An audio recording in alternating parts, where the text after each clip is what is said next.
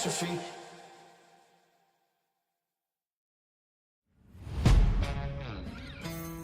Yeah. Let's go. We just gotta go hard. I go the hardest. I bring the pain. Not what you used to. It's all part of the game. Yeah, I just gotta go hard. I just gotta go hard. Go hard. Go hard. Yeah.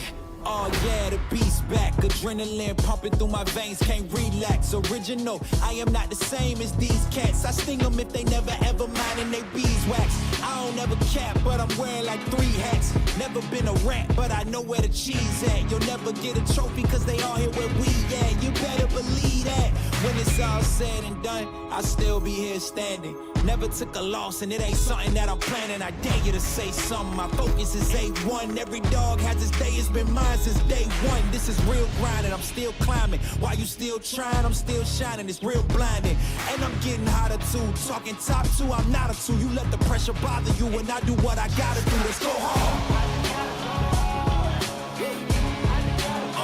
I just gotta go hard. Go hard. Go hard. They ain't coming close to me. Flow is on atomic, I'm starting fires through poetry. The hardest out, staying loyal, no falling out. And if you step into the court, be ready, we ballin' out. Yeah, the coldest of teens, they know what we bring, don't try us. They know in between, we go for these dreams in silence. Hard work, don't mistake it for magic. We been shooting in the gym, this is target and practice. Yeah. And I'm just getting started, get my feet wet. It's all in repetition, ain't a secret. All facts, all black dress code. Pay me my respect, collecting every debt. I go the hardest. I bring the pain. Not what you used to. It's all part of the game. Yeah, I just gotta go hard. I just gotta go hard.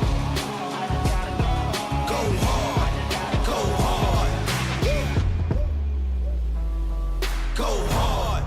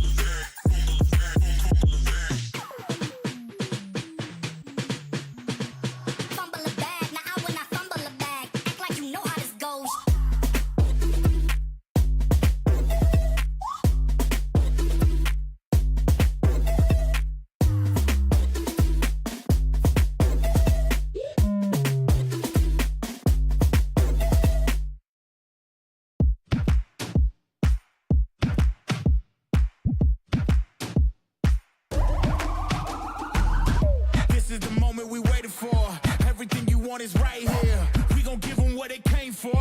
We gon' take it up from last year. Shoot 'em my shot, boy, I'm long range. Me and the team on the same thing. Stayed down, never switched up. Only thing changed was the game. I'm in the zone now. Nothing can change what we on now. When I pull up, know it's going down. Foot on the gas, ain't no slowing down. Aiming for greatness, no settling. Kick down the doors, they won't let me in. Taking no else, yeah, I gotta win. Watch me kick down the doors, they won't let me in. Who running the game now? Foot on the gas, can slow down. No, my team, we holding it down. We know we running it now. Watch the game change. Watch the game change. Watch the game change. Watch the game change, yeah.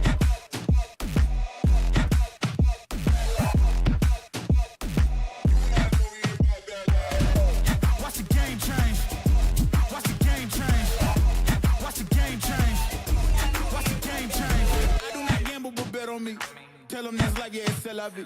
I'm taking a shot for my enemies. I can't waste no more time on my energy. I know they know I got it on lock. Go against me, that's a long shot. Cause I'm counting wins all around the clock. Never doubt me, boy, don't stop. Who do you feel when they make you the monster? I am not scared of none of you imposters. Taking the lead now while they watching. Think you should leave now while the option. Taking no else, yeah, I gotta win. Watch me kick down the doors, they won't let me in. Who running the game now? Foot on the gas, can slow down, no. My team, we holding it down. We know we running it now. Watch the game change. Watch the game change. Watch the game change. Watch the game change, yeah.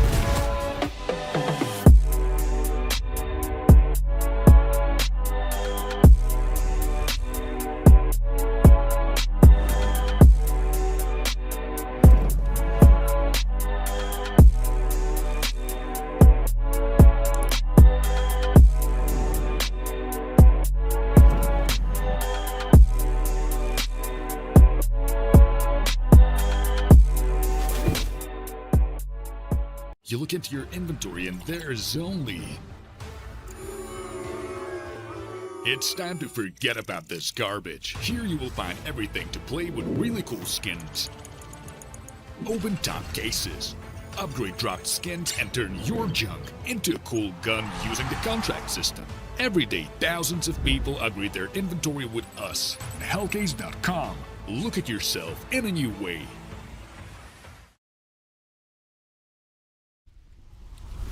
Welcome in, everybody, to the Hellcase Cup. We are into the round of 16 here. Looking forward to getting into the bigger games. The stakes on the line now for these teams. It is myself, Scriv, and Naokai for the early games today.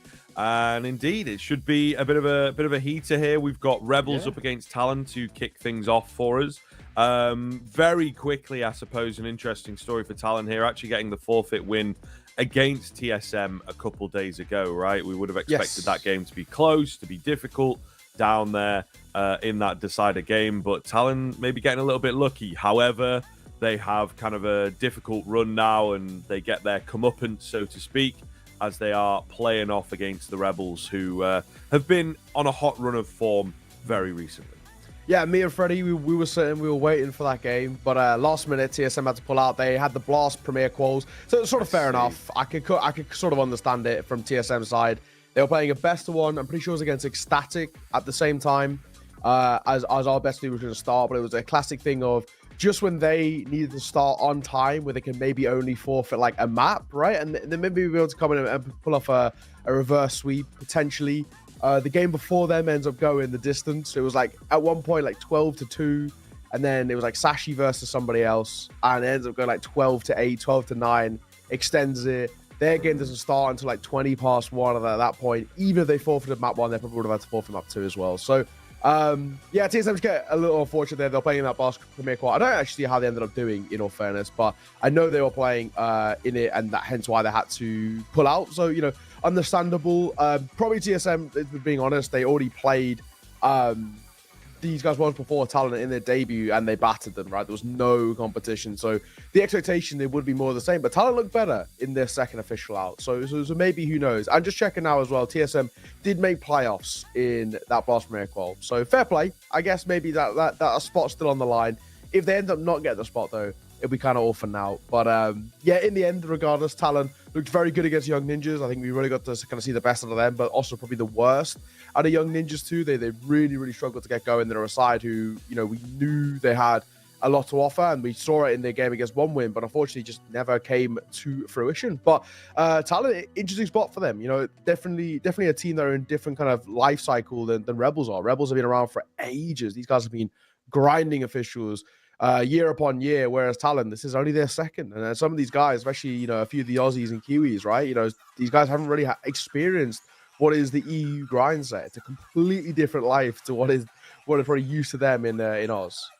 Yeah, absolutely, man. The article came out a little while ago, I think just yesterday, actually, of Azza talking about this team, talking about the potential, and he believes that, you know, the skill is there, but the experience not so much, right? Again, as you say, of playing over in EU, going to give you way more games, way more even just scrim partners, things like this. No kind of ping issues, you know. The infrastructure in Australia is a bit of a classic. I think definitely getting better in recent years, but it is one that when you have a guy on the south and then you've got another guy on the north, like they're going to have connection issues, whereas in Europe, like it's not as much of a problem, especially with a lot of our strong teams being out towards the eastern side. So you're going to get some really favorable games, some really favorable servers. Either way, we are straight into it here. We've got Vertigo to kick us off. Rebels out on that T side, not messing around here, as the game just immediately gets going, as is quite nice this time in the morning for everyone involved. We've got Vertigo picked out by Rebels, Anubis picked out by Talon, and then if it is required, it is Ancient to finish. MHL going to find the first head. Yeah, MHL is definitely the name that we are going to be keeping our eyes on. He was electric in their game against Young Ninjas. I think he finished the series like a 1.8 something at the end, but it was absolutely untouchable in the server. Good to see more from him. Adek going to find one of his own as well. Just a little taps coming through, but then Hazza will get caught. Julie's dropped. Still a bit of presence being shown over towards top A as well, so not exactly committed to either side. Only differences though, bomb is dropped now. Back angle here for Netic.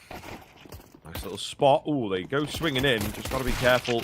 Give this Glock the respect. They're quickly down to the 2-on-2. He's lost his teammate, and he will eventually lose his own head. So, slightly stressful in the middle there, but ultimately all good for the Rebels. Sorry, for Talon. And Rebels struggling to even get the bomb down, ultimately. So, yeah, I think, again, just to kind of continue touching on, like, this team... We are expecting relatively big things in from this squad. I think that there is a fair bit of potential behind them. So if they can bring a solid game to a team like Rebels, which, you know, in the context of the tournament, they are an invited team and everything, right? So yeah, for sure. I think if they can really give a good game here, then we're on for a solid future for Talon. Yeah, I think you're spot on. I'm interested to see what the talent side is like now, because I've caught both their best at threes, right? We caught them against TSM. They got massacred in that game. Then I caught them against Young Ninjas. They looked really, really good. So I'm not too sure which one is the more common performance. You know what I mean? Yeah. Am I going to see them get battered or them do the battering? Who knows? But Rebels are a side that, on paper, you could maybe talk about Talon having a slight edge in terms of name value, right? But it obviously is a big difference. I think obviously MHL for me feels like the more talented player, or probably the most talented player in the server. But there's definitely talent on the other side too. Jumping Glock will get one, and then B9 has been picked up at all for now. So Tech9 was trying to play trigger discipline for a second there, and very, very nearly became a little dicey. For Olymp, no bomb. Not in his control. Has got an M4, but this is asking maybe a little bit too much of him. 1v3. There's damage being dealt towards Hazard and Addict, but I don't think it's going to make a difference. I wouldn't have thought so here. Seems like Olin might even just be saving, to be honest. Going to start moving now. I think he's actually like, you know what? The loss bonus would be more beneficial. Get that AK better than the M4, really. Especially on the attacking side. And there you go. Take another name with you. Only 8 seconds here. We'll go charging in and lose his life, but makes it costly. Makes it pretty costly, in fact. They do manage to recover the rifles back, but yeah, quite comfortable. You can see there's going to be a few players maybe on a struggle. The big thing, of course, for Rebels is that they can break this economy quite easily now. Yeah, you know, it was a complete sort of throwaway round in a sense. Right? We're not expecting anything out from Rebels in that one because they were always buying in towards this. And honestly, getting 3 kills out of it, I don't think it's really all too bad at all. I think you'd be pretty happy with that. Tac Paul's going to come through. An early Tac Paul's, in all fairness, from Talon, but also a buy to follow it. But it is a little bit of a dicier one. We've got a double FAMAS having to be pulled into the equation, since they don't have the money to get those double premium rifles either. A little tougher for Talon, hence why they've called for that conversation. But all in all, still going to buy, still an opportunity. The only difference is that this is no longer considered a sort of bonus buy anymore. It is a force buy. They have, or not force buy, it's a full buy. They've come back into an investment because of how expensive that previous round was. So from what was generally normally seen as this round being maybe whatever if you are to lose it, they actually have to try and take this now. One early fight. MHL not having the impact that he did in the early part of the game as he did against Young Ninjas. He was like 11-1 in the first like 3 rounds against Young Ninjas. So on this map as well, you know, in all fairness, but being tested early doors. Yeah, tough to have that kind of impact consistently, I suppose. Hopefully step it up a bit more, but still doing well. Still, you know, a kill around kind of thing, which is sort of the least that you've got to ask of a player. Exactly. Ooh. AC close on the headshot. Hazard doesn't give him the re-peek. Smoke down here is going to slow things for quite some time as Talent resting on their heels a little bit. Still solo out on this B-bomb site despite a bit of presence, so not quite biting just yet as the smoke starts to go down and some support comes in. Nice little flash. That's got to give a bit of the game away. Keep that flash coming in. They're still committing here on the T side. Further support from behind. So actually a really good rotational play from Talon. Can they make it work? However, look at this stack out of Dupree. Goodness me, it's a nice idea to try and overwhelm. Not going to happen, though. They just don't hit their shots quick enough and get absolutely demolished. The Rebels struggling to get into B there. Yeah, and a massive sort of early round to take here for Talon. That one is probably the most important one we've seen thus far, because that is actually the big swing round. That's the one that's got all the momentum behind it. Like we were talking about coming into it, because economy is pretty feeble still over towards Talon. If they had lost that, economy would have been broken, and we could have opened the door, the conversation, talking about Rebels tying this game up. 2-all, 3-all, whatever it is, but now their economy once again in a tough spot, and Talon should get a 4-0 start. On your opponent's map pick, it's not actually too bad at all. Mentioned as well, as we didn't really touch on it in the pre-show, the veto coming in towards this game. Rebels are picked in towards Vertigo. It is obviously a very good map for them, but Talon have played it. It's one of the few they've played so far. Anubis is our second pick by Talon, and if we needed Ancient, our decider. Talon have got 1 rep on all 3 of those maps.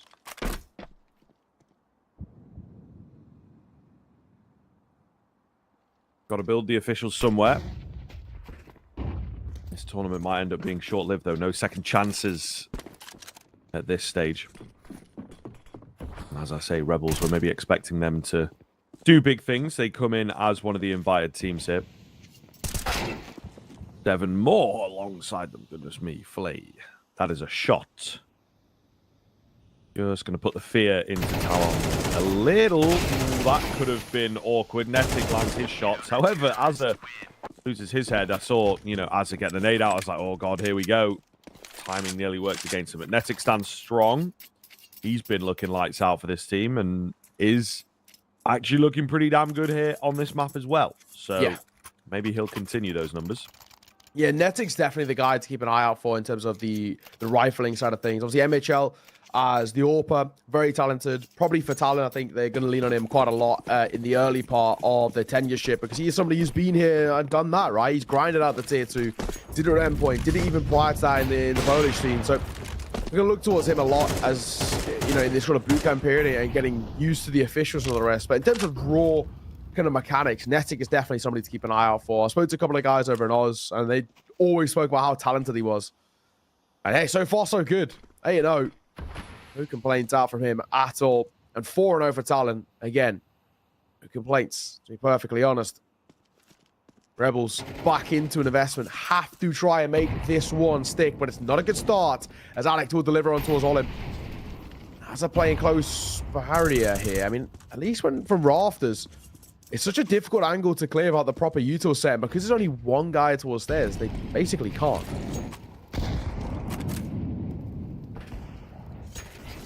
MHL in on that AWP. Looking good here. Boost comes over the top. Oh, trying to make something happen. Into a hole in the wall, but not quite able to land the frag. Kisarek actually takes more damage than he deals. So that is what we would say is not ideal in the world of Counter-Strike. Addict on the headshot angle here. Clean. Goodness me. There's some nice moments coming in here from the Talon boys. KC with a triple kill out of nowhere, though. Okay, hold on. MHL is low HP. Not anymore, he's dead. Oh my goodness. Azza nearly messes it up. That is a 1v5 turned 1-on-1 by KC in a matter of moments. And Rebels just shown us the level that they are able to achieve as well. That's insane. That was way, way too close. I mean, Rebels going to call for attack pause off the back here, because they still haven't got around, and they still haven't even, even getting like a bomb plant is eluding them, right? So they're not even getting the small wins, but that in itself is probably the first thing we've seen so far where we've been able to say, hey, that is pretty incredible. Azza just really making sure that MHL takes that second round. He's looking out for him, but there is the temptation to buy here, I think, for Rebels. When you make a round so close like that, you get this sort of ego in your head where you're like, we can fight these guys. We can actually, take something to them. And we actually are going to see a hero AK brought in by Casey. I don't hate this decision. The rest of the team have got money. We've lost products you can buy in towards the next. It's fine. And even for Casey, you can buy as well, right? You know, worst case scenario is bringing in like a Galil in towards the next round. Not the worst thing in the world. He comes down by Hazard. Actually, there's a little bit of chip damage there, to be fair. And by a little bit, I mean 1. But I don't think it's enough for the information to gather. It used to be back in the beta, but I don't think it is anymore. No, I wouldn't have thought so here. First out through middle. Addict's so blind right now. It kind of works in his favor, though, because he goes unchecked. So funny, in a way. They're coming in behind him now as well, so just got to be careful. There is this late lurk out towards mid. If they can wait for that, get him activated. Oh, God, this is a mess. Oh. This is a mess, but Addict holds his ground somehow. Oh, my goodness. How does he not go down there? All 3 in the end go the way of Addict. And he keeps these frags coming in. Him and Netic looking brilliant. And all 5 in the round. How has he not died? I mean, he really should have died in the first fight. Gets full blinded from the mid player. And he tucks stuff into his cubby. But then the guy who goes over towards the right-hand side just doesn't see him. And, you know, everyone's sort of blind. He gets away with the first. The second jumps over him, so he gets that kill for free. But then the other 3 off the back of it. It's a great ace from Addict, but I cannot believe he even gets away with the first 2. Never mind the 3 to follow that. And how he's not traded from mid, I have no idea. On that late lurk. Innocent, though, will find the first. They may need Addict a little bit more again in towards this one. It's a 6-0 start for Rebels. But, of course, that was a low buy for Rebels. This is the full investment coming back into play. Innocent's got the first. Casey is damaged down to half, however. Nade will come through. Again, a little bit of damage over towards Addict. The spam isn't far off either. Rebels just trying to find any sort of entrance towards the site.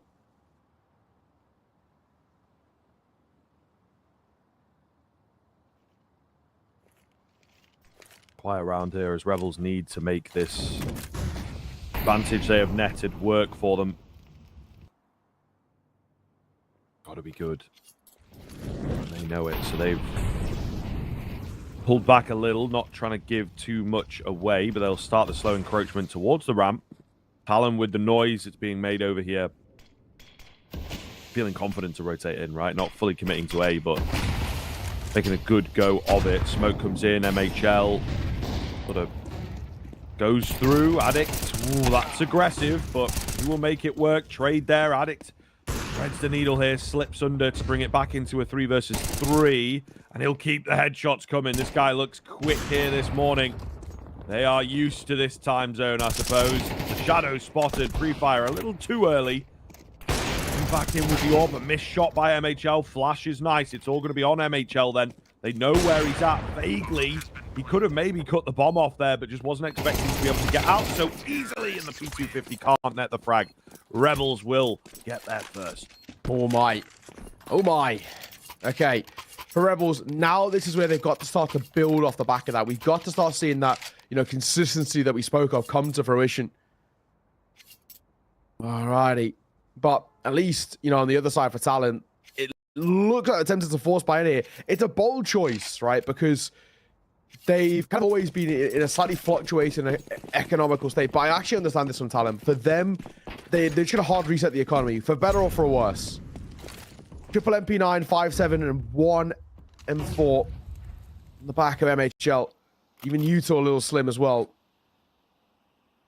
A large part of this for me feels about, you know, resetting this economy, which has always been so awkward. At least the last like 3 rounds we've seen where the whole team's full board over towards Talon, but like somebody's bringing an MP9 or somebody's got a FAMAS with no utility. So this is just a way which they can all even. Worst case scenario, no buy the next, and then full buy M4s the round after. Etic. Top. Oh, verily.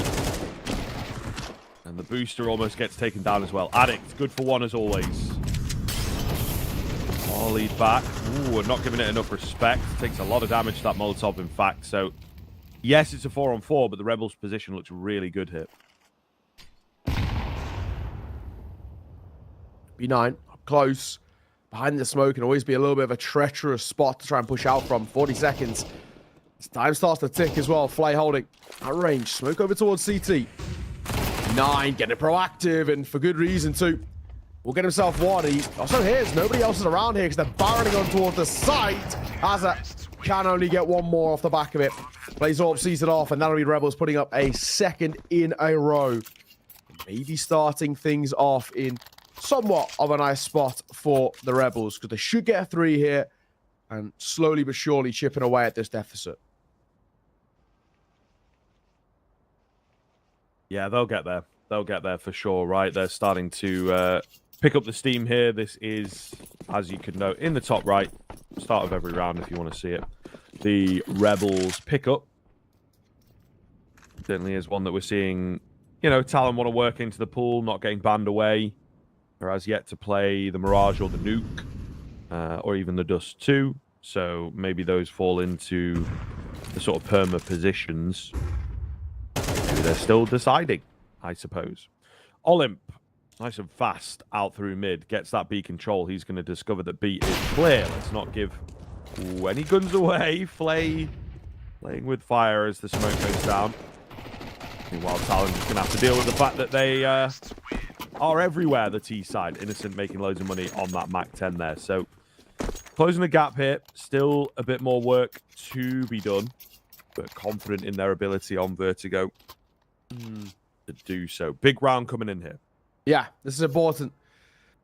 Mac 10 got pretty active there as well. So, you know, a good amount of money left over in reserves for Rebels if things are to go south. They basically should have money for the rest of this half. So if Talon want to extend this lead, or even, you know, just take a lead in towards this second half on towards the T side, and we're going to have to see them do it on the gun rounds. Not a good start. Hazard gets caught up by the run boost. Kisarek flying around, resets himself, and gets the kill. As I just didn't expect that sort of audacity, really. I don't really see the run boost done all too often these days. A lot of people will get held for, honestly. Addict reclaims a bit of that space. Going to try and play up close here. Damage, of course, has been dealt to. Confirmed damage as well. Both Olymp and Kisarek. Not exactly like Talon are super unconfident right now. They know that 2 players are low. Sick. Dangerous swing, man. Without support, without a nade, MHL not quite confident enough to go into the swing himself. Catch onto one, but that's obviously not going to be enough, is it? So we'll see what they can do. Talon actually sticking around. A lot of teams might try and save from here. Is the bomb going to commit? It looks like it will. Gotta be careful here. Oh, the molly down. Kisarek maybe a bit too confident in that Molotov. Casey sort of flanking, but not quite. Might get checked for. He does. And he will get traded out. So it's Kisarek with the low HP against Addict, who has a bit of a guessing game ahead of him now. Unsure of where he's at. And unfortunately, that indecisiveness will allow Kisarek to set up a big win for Rebels. Alrighty. Now Rebels are on track. I mean, bare minimum should be getting up towards the 5th here. But honestly, the way they're playing probably should tie this game up. Not a bad spot that they're in at all. They have, you know, it's taken a while, but they've come alive. See a little bit of an investment coming through from Talon. MP9 for Azza. And to be fair, one for Addict as well. A few upgraded pistols, but still, expectation really should be on Rebels to find this one with relative ease. That'll be them up to a 5th, making it a 1-round game, putting a lot of pressure on towards the final round of the half. If, however, Talon are able to scalp away this low buy into something, it could be great. Hang on a moment, though. Kisarek should get both here. And he will, with ease. Just shift walks his way up. A contact play. Gets 2, looking for 3. Has spotted a couple more as well. He's struggling for them, but good information gained. Addicts MP9 to do the job. So he gets caught, and Olymp gets a double to see it off. This should be done now. Azza caught by the AWP. Just like that. Rebels making a 1-round game. Yeah, feels like we got here pretty quick, right? Talon starting off very, very well, but ended up getting stuck. I would argue, in my opinion, I don't know where you would be at on this, but when you're 6-0, maybe if you lose that second rifle round, I'd take a bit of a timeout, you know, and just try and keep the lead that you have. Like when it was 6-3, take a timeout, work out the next rifle round. But I don't know, Talon maybe rolling through the motions a little too quickly, and all of a sudden they've lost control of the game here. So, for Talon, and they reclaim a little bit of that favor heading in towards the second half with a decent end. Take a lead, even if it's a small one, it's better than nothing. Or I think it's going to be in a bit of a tough spot where Rebels tie this game up, and then we're talking about them really being on that back foot. So far, at the very least, things are in a tough spot. Netic will get a good shot, though, on towards Kisarek. So that's now what is a 5v3, but more like a 5v2.5. I mean, Olympus is basically limping here, to be perfectly honest. He's so low. It should be Talon getting a 7. This is a tough one to lose. Yeah, you would assume so. A little bit of a miracle required by the Rebels. Starts up the ramp. As Talon are ready and waiting. No advanced positions this time around, right? We've seen a couple of rounds where maybe they are a bit too confident, maybe just happy playing a one and done spot, which not quite going to be enough. They say bomb site can be challenging. Smokes come round. Limited time. Lovely little nade. Netic should get one here, if not two. They just walk straight into his crosshair. Beautiful, beautiful for him. All down to play. Hardly any time to work with, and of course the AWP up close is difficult against multiple targets. Talon will squeeze out the lead then. Felt like it should have been a bit of a deeper half for them. Rebels have done very well to pull it back, but Talon shown us that they have a bit of something on Vertigo here. I think the second half is going to be a challenge for Rebels. Yeah, no, for sure. Talon, they actually look pretty solid for the most part. I just think losing a little bit of that momentum has cost them maybe a bit of confidence. Either way, though, still a pistol round here by Rebels. Game absolutely back on. Should most likely be a 7-0 at that point. Unless, of course, it's a bomb plant forced by goes successfully. But that's a discussion for another time. I mean, right now, Rebels find a clean pistol, deny a bomb plant. We're talking about them probably tying this game up. Talon find it. We're talking about them going 9-5 at that point. I mean, that's where things really do get quite dicey. Rebels do like a force buy on CT side as well. Could even be worse if that force buy was to go south. Very tentative slow pistol though from Talon out the gates. Spotted. Freebie for Kisarek. Nobody holding the boost.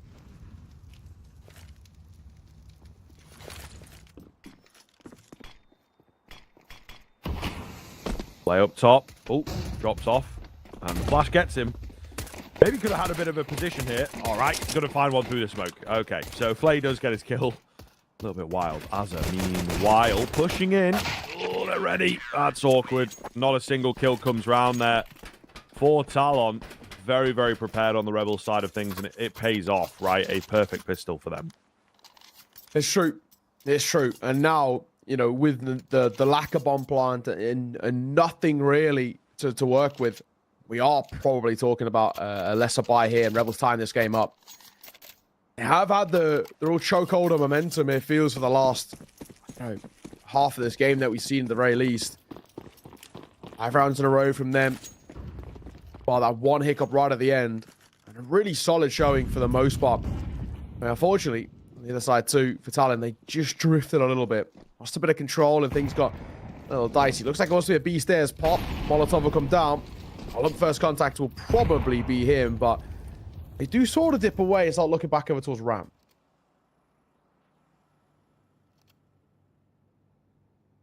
Olymp on the advanced move. Let's see. He wasn't ready. He wasn't ready. 2 in the same spot. It's the old classic. So, not bad, actually. I think Talon will take that, right? They've got an MP9 to make some money with now. And just a slight bit of pressure in the fact that it was only a 1-for-1.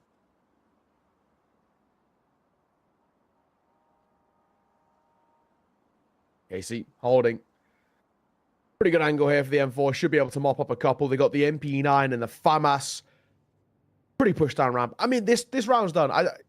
Tell them what we doing. You know what I mean? This feels like attack pause, not attack pause, but some people are still sort of fighting. Now they start to come in. I have a feeling it was just attack pause, not attack pause. Because it did look like maybe quite questionable, right? They're giving up ramp control. They're giving up B stairs control. So where are they actually expecting to go here? They're still holding for this flank. I mean, they're nervy here. 20 seconds, though, fellas. Let's make a move, shall we? Flay seems to have the apt timing. He'll get him behind perfectly. They might have heard him, but I don't think it's going to make a huge difference. They all get mowed down. And that was expected, but a minute ago, Talon took their sweet, sweet time to inevitably die. Yeah, no, I think you're right. A combination of kind of chit-chat and then also really hoping for the flank to come in, get that $600, you know, and lovely little bonus buy, but not the way it goes down. Not the case. Really solid stuff from the CT side here. So we'll see what Talon have been cooking up, I suppose, is the big question now. We've got the AKs out. Got a bit of an early position. Addict's going to eat this nade, though. Yeah, really well done, really well read by the Rebels. They might even have heard him coming through. Second nade is even nastier. If he wants to make a move, flash comes up. He's traded. I'm not so sure I'm a big fan of that move. Yeah, it feels a little bold there, doesn't it? Kind of gifts away a kill for no reason, in a way, and yeah, tough one. Bit of a spam in the wood, nothing behind it.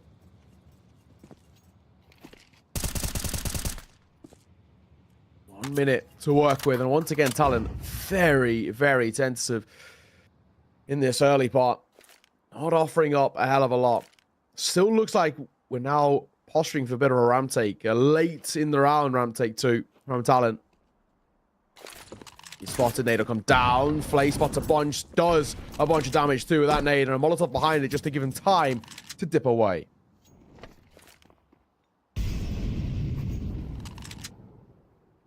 Flay holding headshot with an MP9. Certainly an interesting kind of decision.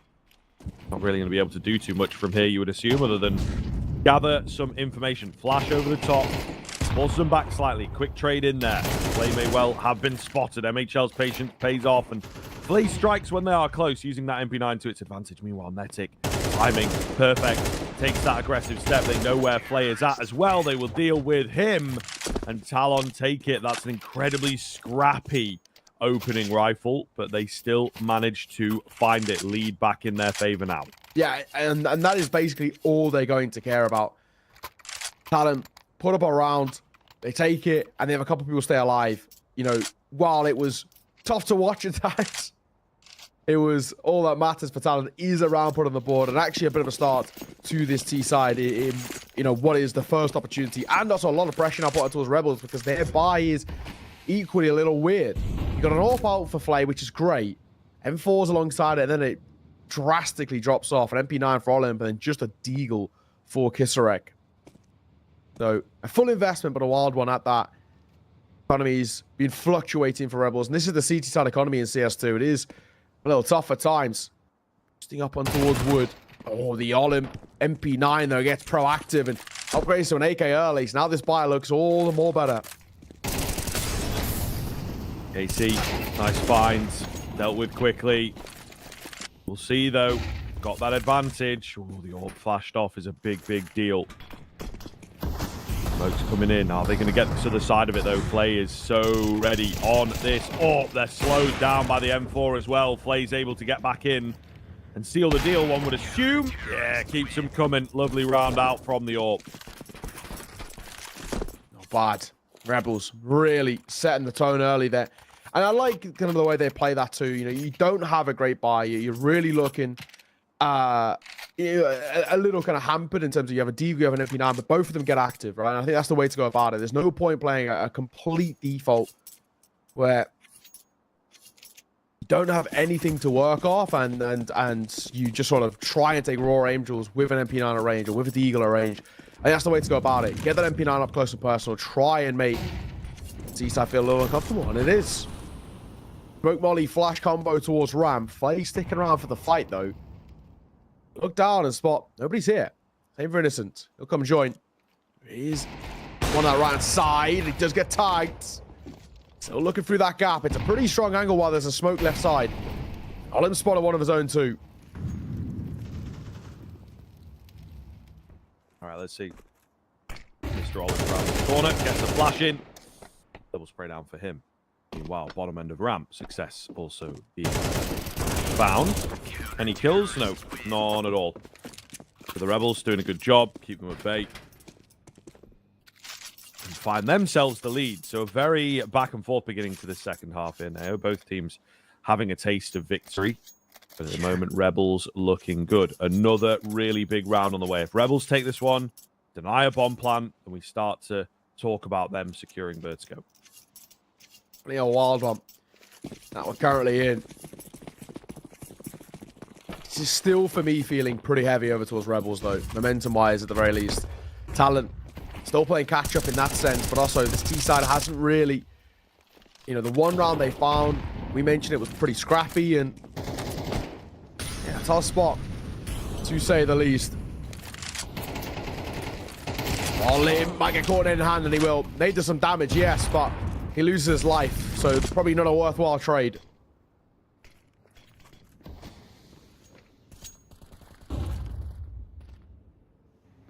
The bomb site again here. What can KC do? Here quite early, I think they are ready and waiting for a move like this, though. So he just has to be careful, has to find that mark, that level of like, okay, this is as far as I can go. Azza not even giving his position up, and it works for Addict. Flash comes in on the contact. Really nice move here from Talon. Ready for the man. Yeah, on. Dicking forwards, Kisarek trying to be the hero, but not going to happen. They're going to move to save, in fact. This B site has looked really good from Talon. Blake and Kisarek. Unfortunately for them, they're just going to have to call for a save. At the very least, we're talking about probably a reinvestment coming through, so it's fine in that sense. And actually even a little bit of money left in reserve too. Not the worst situation in the world. Thankfully, they still have a little bit left in reserve, so they can just buy right back in towards this. But Talon keeping things competitive. If we can start to see maybe a chance here for Talon, they tie this game up. They can get just a little bit of consistency. A back-to-back round will put so much pressure on towards Rebels. That's where we can talk about them potentially even stealing away this map. And in doing so, really sets up the series in quite a positive way for them. 9-0. Like we said, that buy comes right back into play. Around that Sayed AK and the Ada with people. We'll attack pause before we get there. I think for Rebels, understandably, a bit of pressure now on this next buy. This one falls a little flat and things could get semi-dicey. Sort of understand it. All in all, not a bad spot. I think they're telling to put themselves in at least having a semi-competitive T-side. Tackball's done, though. This game getting on its last legs, too. 9-0. Off the call. All right. Money moments here for both these teams. What we wanted from our first game of the day, though, of course. Really explosive stuff. To be honest, very, very impressive indeed. We've got a couple more coming up. Bait versus 9 will be our next game. Sashi 1 win. The last game of the day, actually, and then 0 Tenacity, 9 Pandas sort of in between those. So 4 games in total for today, if you are a Counter-Strike enjoyer. There's plenty of it going on. AO and I for the first couple. Either way, Rebels Talon getting back into things. Bit of a slower start into this round. Not the usual kind of straight face-up that we've seen from quite a few rounds.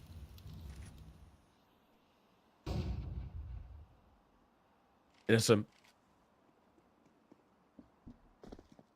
Ain't no close. I mean, early fights that were taken, both sides taking a lot of damage towards that Util, and then they're going to pump the brakes. CT side up into the rotation. Yeah, they actually are going back over towards mid here. It seems maybe even like a bit of a deeper B play. Innocent, he forced off that angle. Orpa Flay swings in. Nice find. He gets away with it. Catching MHL is a big one. Massive scalp to take. Oh no, Hazard.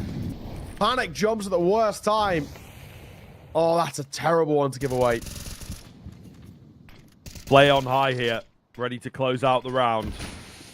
Even the smoke to just slow down proceedings completely. Turns away from the flash. Up high they will go. It was all Fnatic, unfortunately, nothing he can get done.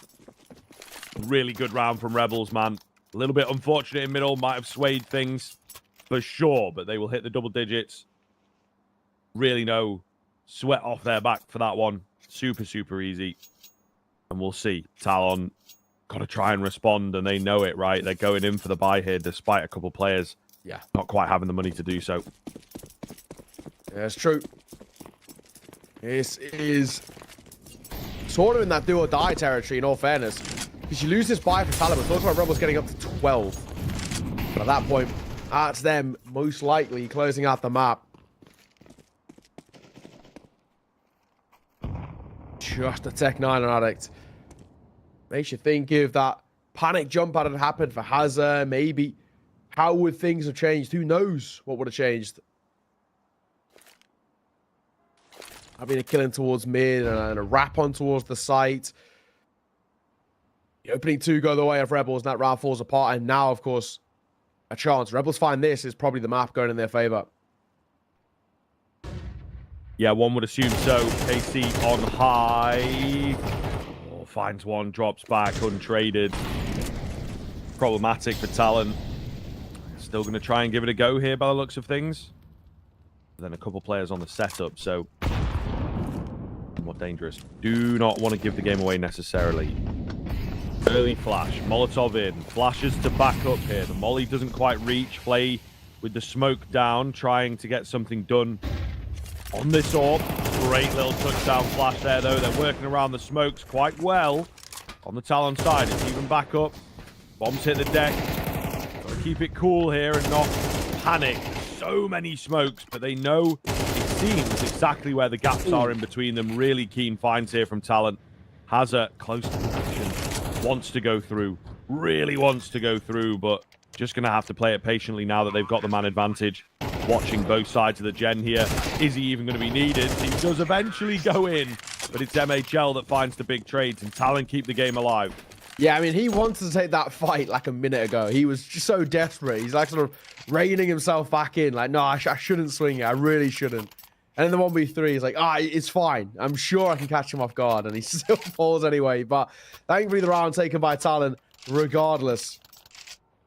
Okay. Where we're at, though. At a 10-all. Now I'll get to look on the other side, too, where potentially Talon starts to put the pressure on because there's no money left in reserves. All right, this is the big thing.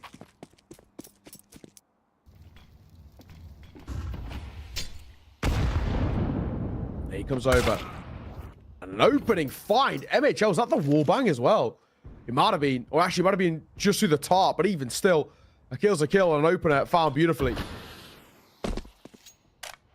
Yeah, they'll take what they can get at this kind of stage, right? It's every kill worth its weight in gold kind of territory.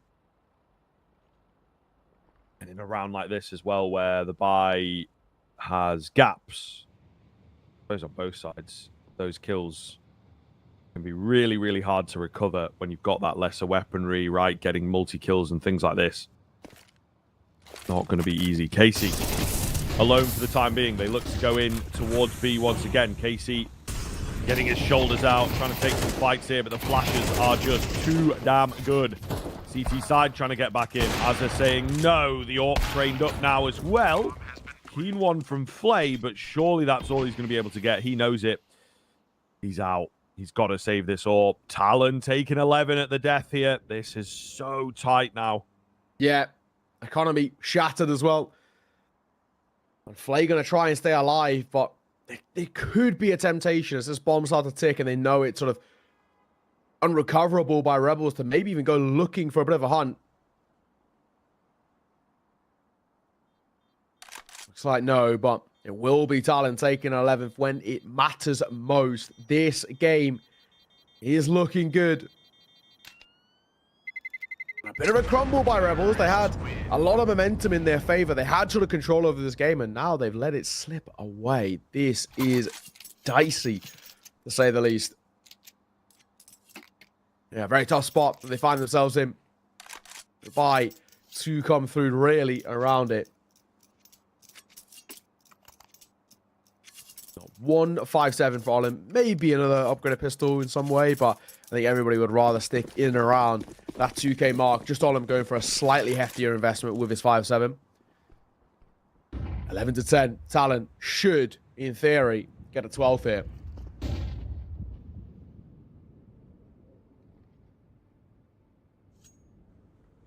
We shall see. Flay on the orb. Got to do something. Got to be proactive. He knows that. This is the angle. Really nice from Hazard, though. Such a great read of, like, you know, contact orb through mid is common. That shot is kind of insane.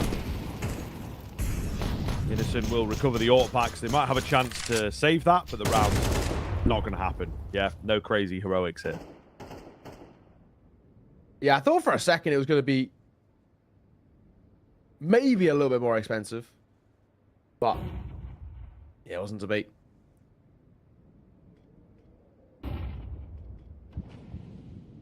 Innocent holding. At least, honestly, if they keep hold of this orb, that's good. But I wouldn't be surprised if Talon go for a little bit of a hunt. They know it was kept alive last round. They know they haven't dropped it this round, so why not? Going to try and pick it up.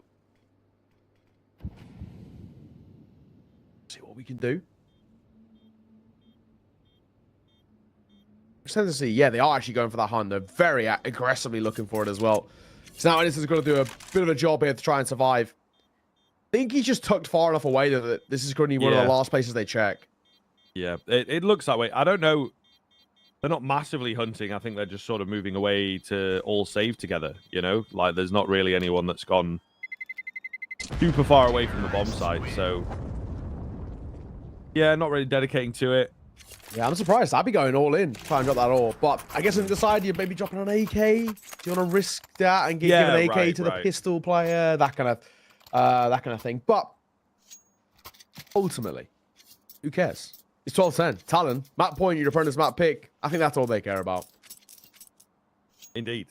Indeed. But yeah, there's two philosophies, I think. Some teams are going to be super aggressive to try and hunt. Other teams are going to be like, it's a flawless round, let's keep it that way. You know, mind games and your own personal confidence that you've managed to do things so cleanly. Especially at the tail end, especially in such an important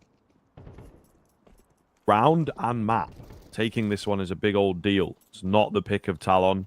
Certainly one of the maps that they have played in their short tenure, I suppose, of officials. But kind of expecting Rebels to take this one, sort of their favorite map at the moment. So it's a pretty big scalp to be taking. Hazard and MHL on this corner, ready to strike. Oh, the boost up. It's the right idea, but MHL, he just couldn't settle on the angle. Now Olin going to try and get a little proactive off the back of it. Shot and a run away, and Olin will just reclaim all of this space. And he actually might catch one off guard here. Seems to be aware of the possibility. And I'll get the kill. That's good. Oh, on flag. Did rattle off for one. Pop shot that comes through doesn't catch him. 4v4, 40 seconds. They're grouping back over towards B behind this stair smoke. Might be a pop here. Casey going to play back 90. Got to try and lock it down. Honestly, a little bit isolated. He has the support of one coming over, but these two, this could be quite a tough hold. Addict in for the burst. Casey out of back 90. Surely goes down here. He does indeed. Not quite going to be enough. Flay trying to get Giddy round the gen. Close angle. Hazard runs out of ammo. Gives him another chance, but still not enough. Down to Kisserek to save it. 1v3. Oh, he might just. He has indeed. Oh, my goodness. The perfect timing. Catches them all completely sleeping. The Phantom from deep within. Kisserek keeps the game going, and overtime is now possible. He's had a good game as well, Kisserek, and that is a prime showing of it.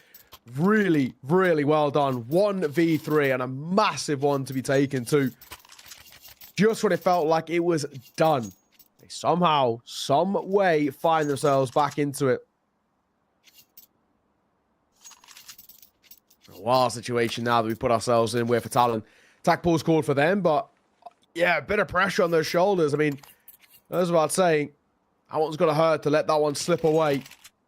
One player caught on the reload. The swing comes in. Triple in total. Beautifully done.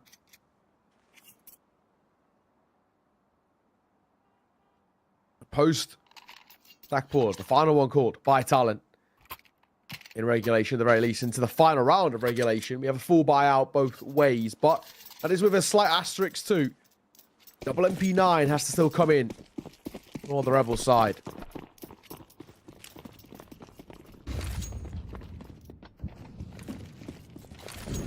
Going quick here.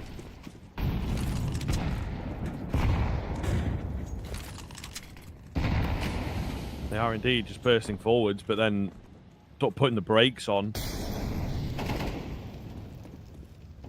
Getting that early control. Rebels unafraid to give it to them. I think this is maybe the change up from Rebels on B is like, okay, let's just play a retake setup from the get-go. And then they might struggle if they don't have the early kills. They might struggle to figure themselves out.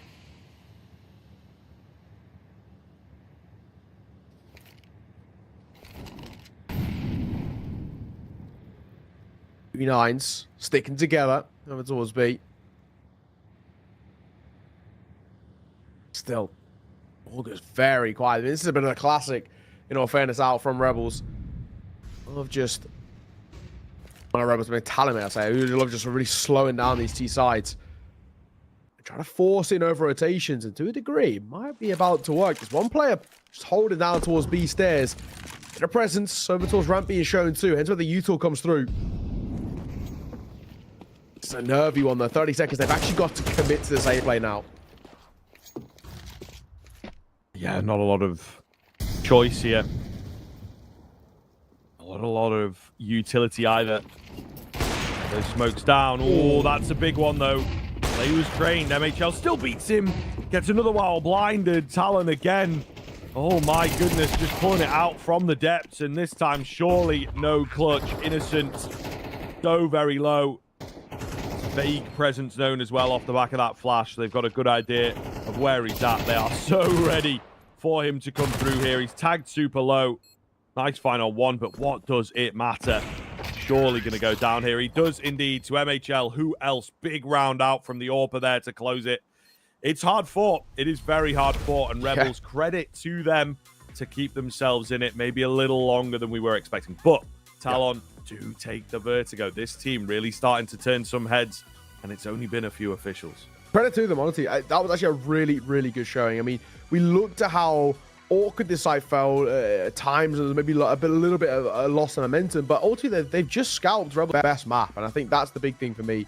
You know, the one map that at least was going to be part of this pool. The other map they're very good at is Nuke, but Nuke was always going to be banned out. It just doesn't seem to be a map that Talon are too interested in playing at the moment, especially maybe not in an EU capacity. So I think right now, you know, you've come in towards Vertigo, you've set the tone nice and early there, you've taken map number 1, and now you go in towards your map of Anubis coming up next. I mean, that is a massive thing for me, where you give yourself a hell of a lot of confidence, and we saw it against the Young Ninjas. They were able to take this map. It did require overtime, but they won it flawlessly in overtime, and they should have done it in regulation as well on the other side. So I look at this now for Talon in quite a positive way, and even if it does go towards Ancients in a worst case scenario, also a map that they have played too. So far in this veto for Talon, looking very good, and beating Rebels early doors in towards this playoffs would be huge.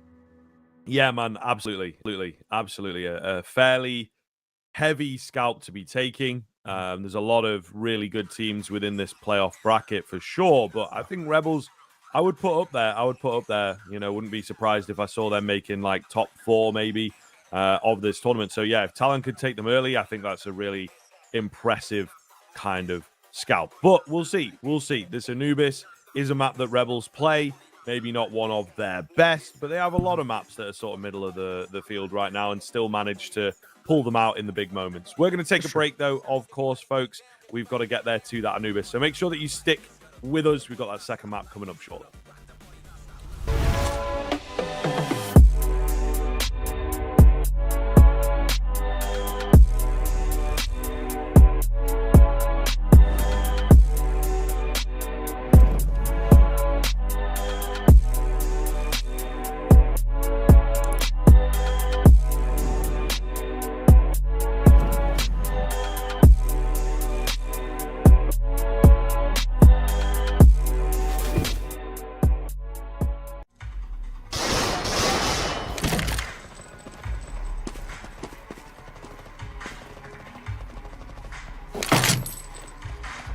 What kind of shame is this? Are you new? Have I heard of Hell Case? Best cases in the world. Book a rookie on me. Don't be shy, come on. Haha, newcomers are lucky today, huh? Hell Case, the best cases.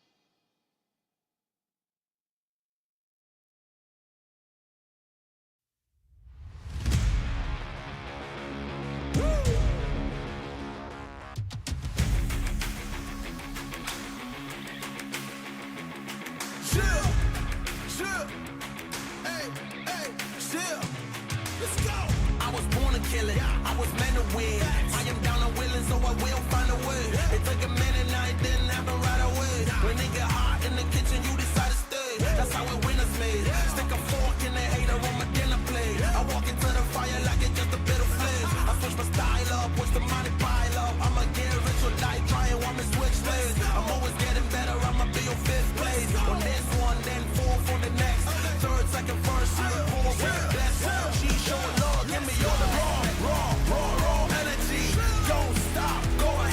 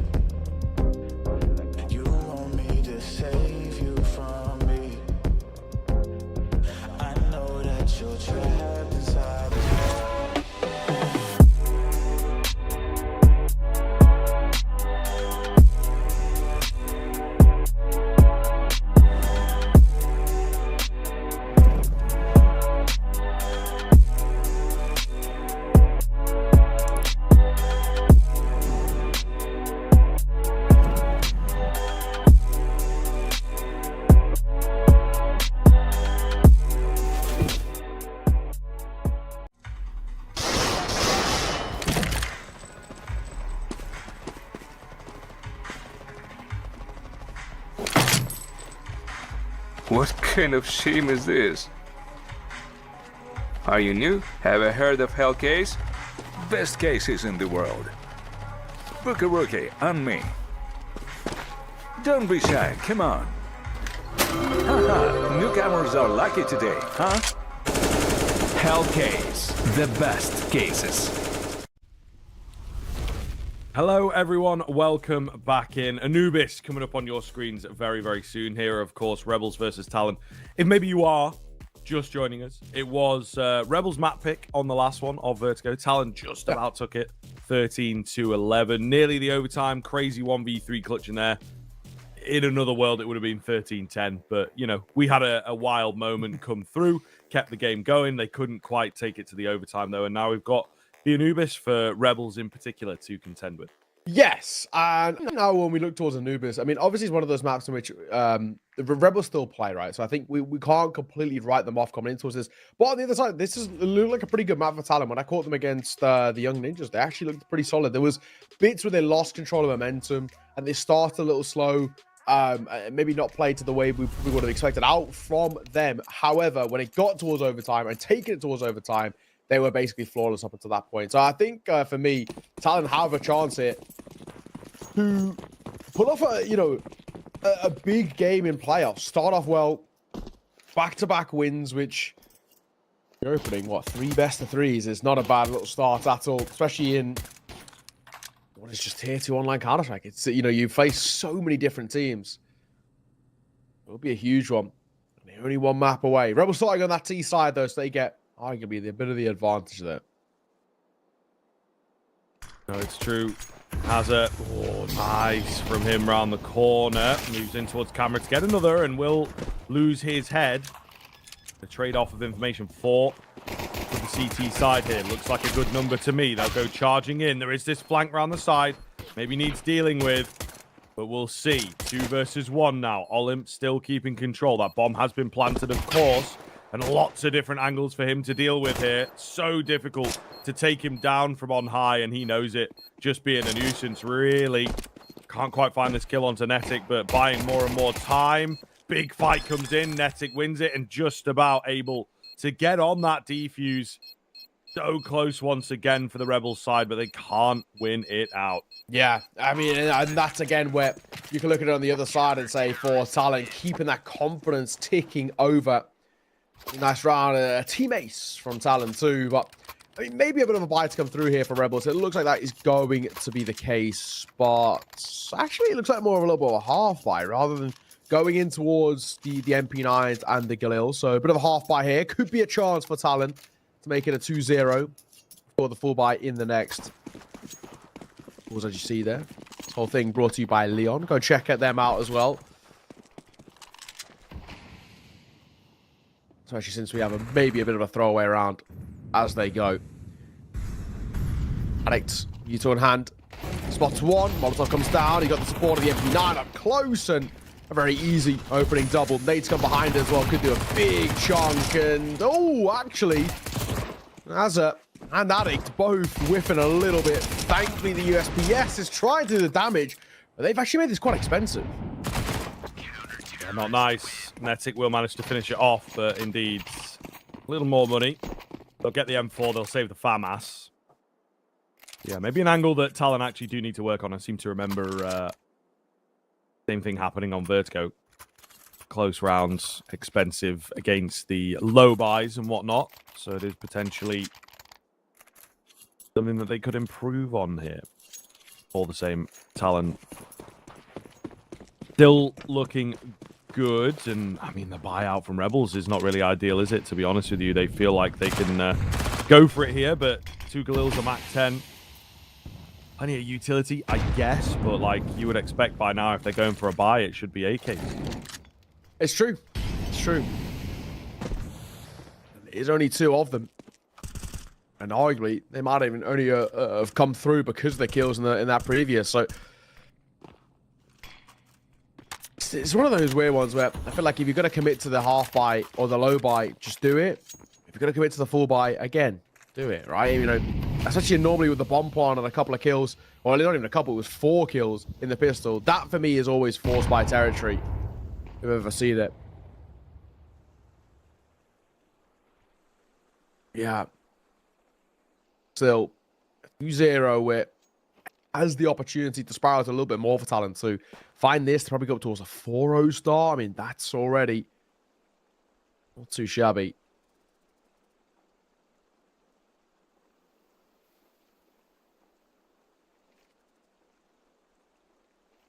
Pathetic. First line here. They're ready for this kind of a play, man. 3 dedicated to the A-bomb site already.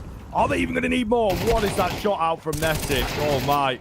M4 goes down quickly, but they're not ready. The other man behind the site, MHL, a little panicked.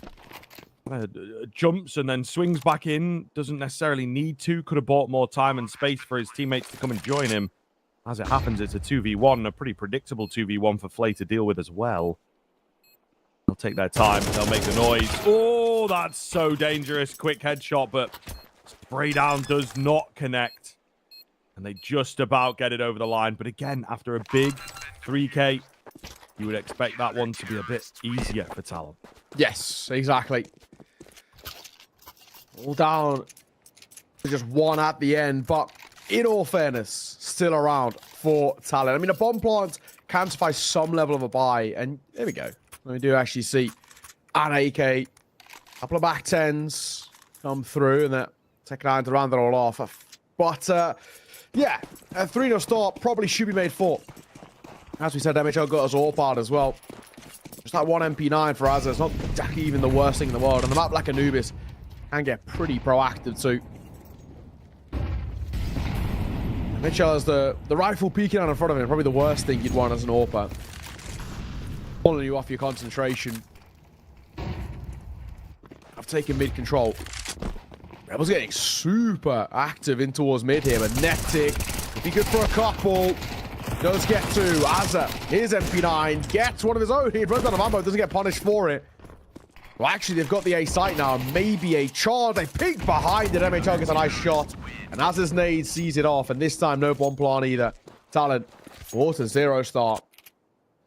Much cleaner in that round. Talon again hitting the ground running here is exactly the same on Vertigo. They went 6-0, and then Rebels were able to get in there, close the gap a little bit, right, and keep that game close. Second half then became very, very back and forth. So Talon's 6-0 actually helped them massively. You know, you might argue that the end of that first half into that second half wasn't quite good enough from them. It was more about the Rebels in the sort of latter 2/3 of the game, but Talon had enough of a buffer to work with. So we'll see if this time they can capitalize a bit harder. Picking this one up especially would put them in a very, very good position. The difference between maps here, of course, Anubis is all about that T side. That's what everybody talks about. That's the most effective and indeed expected to be the strongest side of this map. So if Talon can hit a 6-0 from their CT end, I think they'll be very happy with that. Yeah, I agree. I think considering as well with how this map feels currently in being sort of the only map you can actually probably consider T-sided, just inherently, and obviously the statistics back that too. Here's one where, like you said, right, getting even just an even game on this CT side would be huge. Molotov's going to come down. Not anyone playing in and around dark, but Azra dipped away a little earlier. As that molly fades, he can also drop one of his own. Actually pretty perfectly timed here. Azra doesn't need to fight, doesn't need to show that much presence. Just be a bit of a nuisance, keep attention drawn away. Now they've got to swing through. Labid from Azra. Probably should have got at least the attempt on towards the second, but thankfully, this man's here. MHL. The 3 versus 2. Molotov comes down as well. This could fall fight is ticking. And MHL getting another, looking for a third as well. MHL delivering. This man always steps up for a couple of kills. And they'll pick up an AK as well to try and see off the last. It's over towards main, and MHL seems to know the flash is perfect. Hazza now making a move as well. MHL, as long as he doesn't peer over, should be fine. Spots him.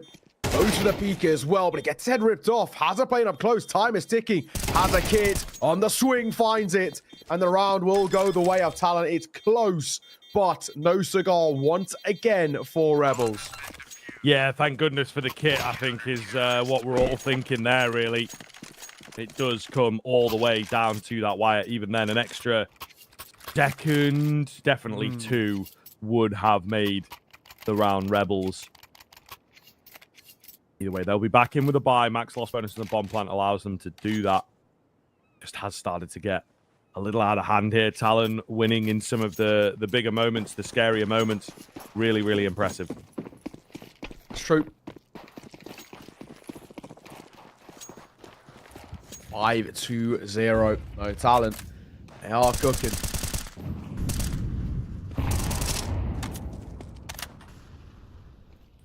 For Flake. I boost up and see if anything's in towards mid, but he's just not being given the fights. Netic, then a little bit further back. The boost wasn't exactly working out either. There's a lot they want to commit towards this mid take. Netic tags 2 but kills none. Advanced position from Hazard. Oh, the smoke down, yeah, and a little asleep. Eyes not on the prize there, so feels like a really good spot now for the Rebels. 5 versus 3, run of the mill. Gonna look to go B, in fact, and Talon have left it abandoned thus far.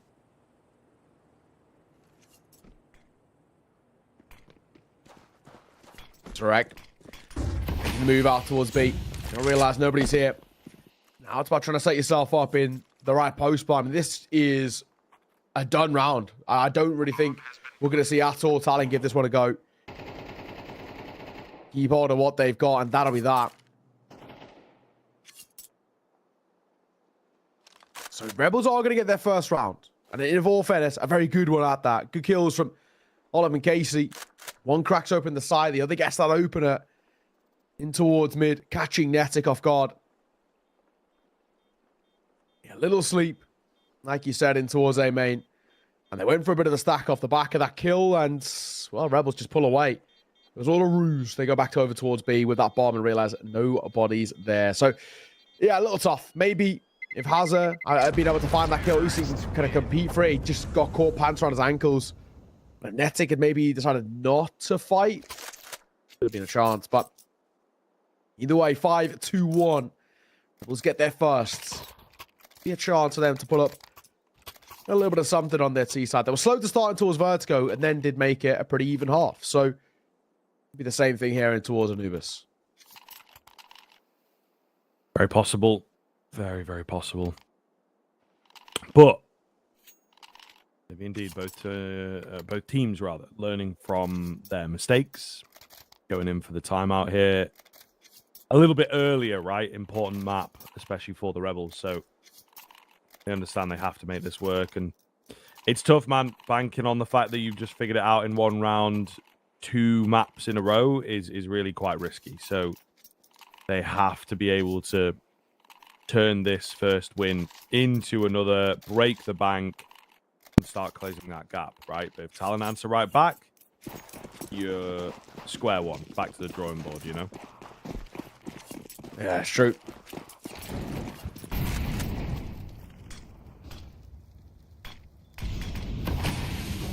Smoke down. Just on the edge of main. That's that pretty shallow smoke, which after a little bit of time, a gap starts to open up.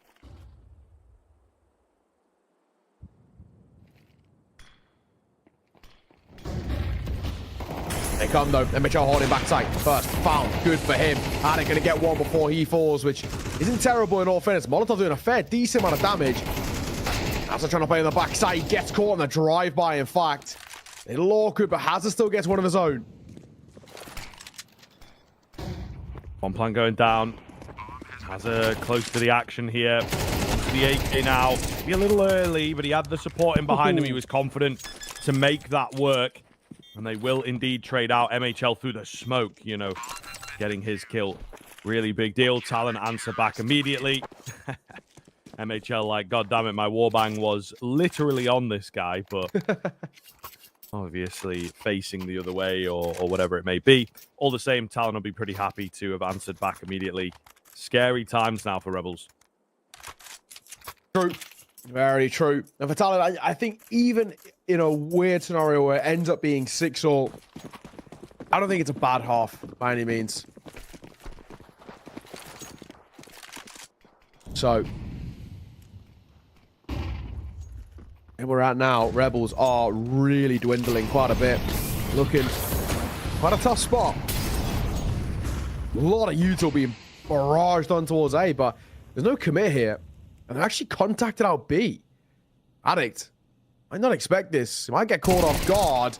We'll get his. I think about the second he doesn't flight. Gets it. They're diving through a smoke, and Az is still here. Causing problems.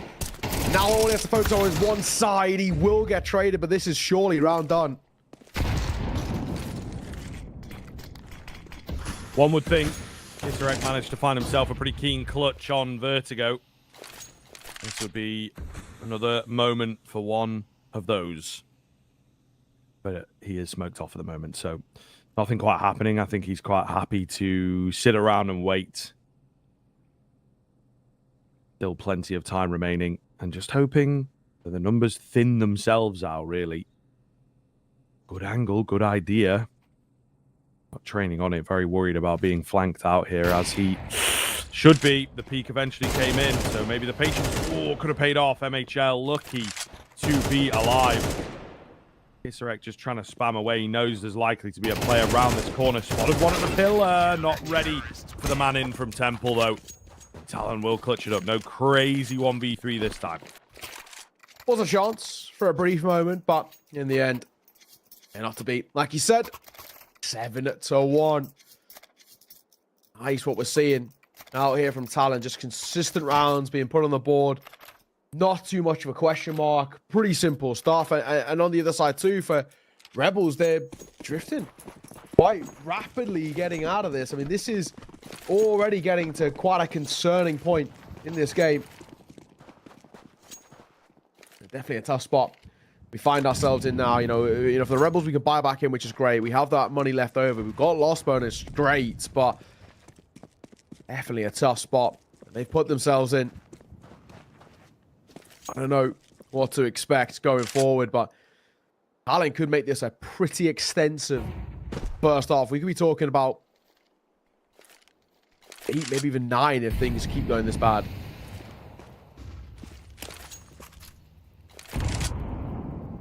Yeah, no, it is true. It is true. It's starting to get out of hand, isn't it, really? And just the way in which the rounds come about, bit of a tense clutch in the previous, but shouldn't the vast majority of the time be a massive worry.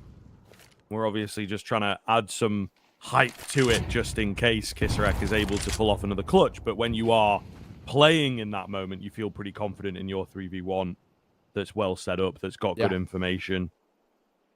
So, not super stressful for Talon. Looks to be an A execute or maybe just an A burst here for this man that's inside. It will be a full-on execute for the boys. Has it. Forced forwards. Awkward angle. Great flashes over the top. Does make life difficult. They all line up. However, not quite ready. Netic's got the support in. MHL here. Bomb been dropped. 20 seconds left. It's Kisarek again in the 1 versus 3. They really are just trying to manifest this clutch, but not going to happen for him again. Talon continue their winning ways. Yeah, it's true. Now we get to a point where this is actually very dire for Rebels. They don't even get kind of bare minimum 4. I think that's potentially where we're getting to the point of talking about the 2-0 really on the cards. They're going to go for their second attack pause. And oh my, I think it goes without saying that the pressure on the shoulders right now for Rebels is pretty insurmountable. In a horrible spot that they're in at the moment. 8-1, 7-round difference. And a crazy showing of potentially we could be talking about Talon absolutely, just crucifying Rebels into taking a super easy 2-0 with a second map in the end with no contest. Because right now, Rebels haven't shown us anything, really. Off the back of this back-to-back tack pause, they went for 2 in a row. What we doing in terms of a buy? Because 2 players are full bought already off the rip. Question for me is, are they going to sell? Because KC Flay, Innocent, not exactly best money to work with here. There's like some level of a half investment. Yeah, maybe a double hero AK, but It's an unorthodox buy. And yeah, that's what they're going for. Double hero AK, and then a few Tech 9s around it. A very unorthodox buy, it has to be said. We'll see what happens with it. Well, I guess with loss bonus, worst case scenario, even if they get nothing in this next round, they can still buy in towards Mac 10s and Galils, so it's fine, but a little interesting. Rebels neither commit nor don't to either side.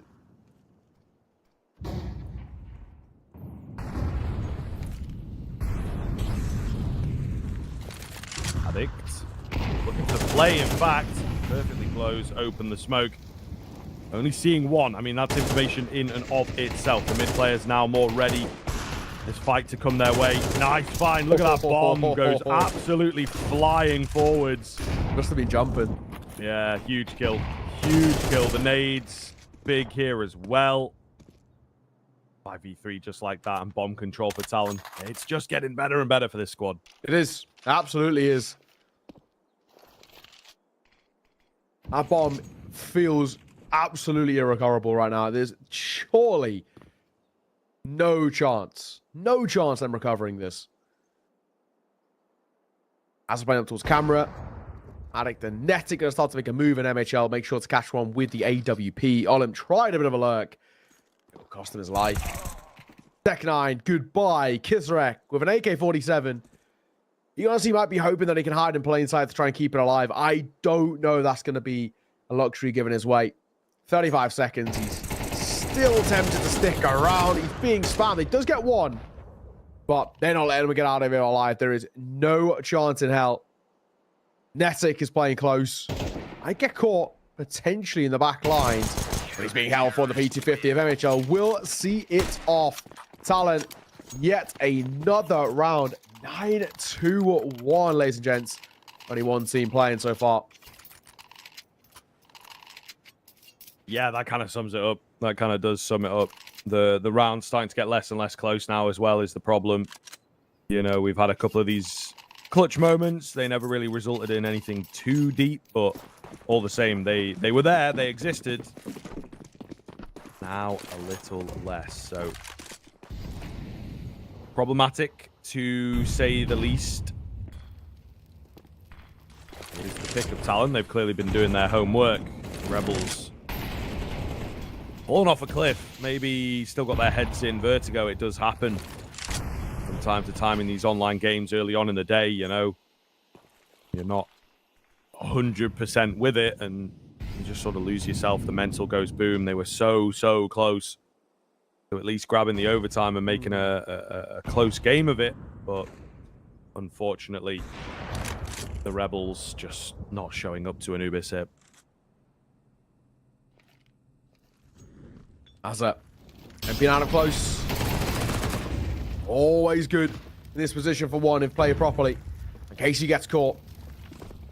5-3 now. Back plat. Oh, hang on a moment. Flay gets 3.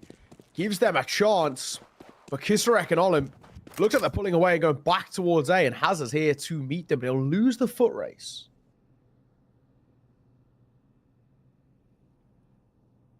Hazard not taking it too aggressively. Unsure as well, right? Is their presence at middle.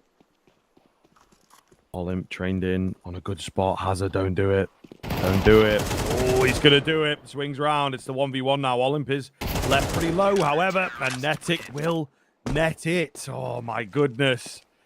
Starting to feel a bit sorry for the Rebels. They just cannot catch a break. The closest they've come for a while, but the bullets just skimming past or getting caught by a stray that leaves them low in the clutch. It really is a difficult look. Yeah, no, absolutely.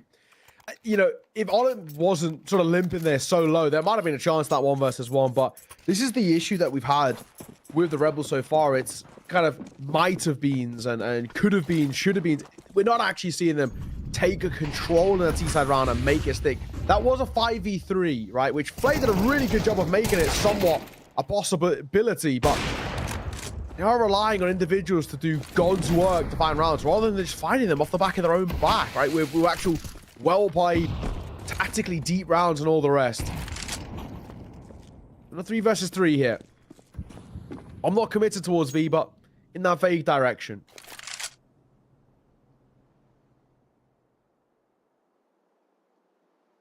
push towards mid. Oh, first head rolls. Casey's so ready for another here. Netic's just crept under. Oh, that's criminal. He gets away with it. 2 versus 2. Deep position. Really deep position for Olymp. Not expected at all. So here we go. Maybe a bit of something. And they've got information that Netic was the mid guy. Let's maybe not commit into him. The 1v1 taken by Olymp. Again, it opens the door to Talon. That's their advantage swing away. He's read this as well. I'm going to go down. Misses the opportunity to deny it. Maybe going to miss the opportunity to deny the post-plant position. But Kisarek, really quite aggressive now. He's going to know, I think, that that was a low and slow smoke. So he has to be around here somewhere. But where is the question for Netic? It's all about the drop. Kisarek not moving. Ooh, he's there on the edge. He's there on the edge. The smoke came out. Could make all the difference here. However, he manages to get it. A panic from Kisarek, and Talon just keep them coming. 11-1. This team looks better and better every time we catch them. I can't believe, again, they get away with it. It's a massive one from Netic. 1v2 turned into a 1v1 with him on half HP, and they make it work. And 11-1. What can you even say, in all honesty, about what has been a brilliant display and a real good showing from a side who have just not pulled any punches? Talon, a near flawless first half. Netic looks great.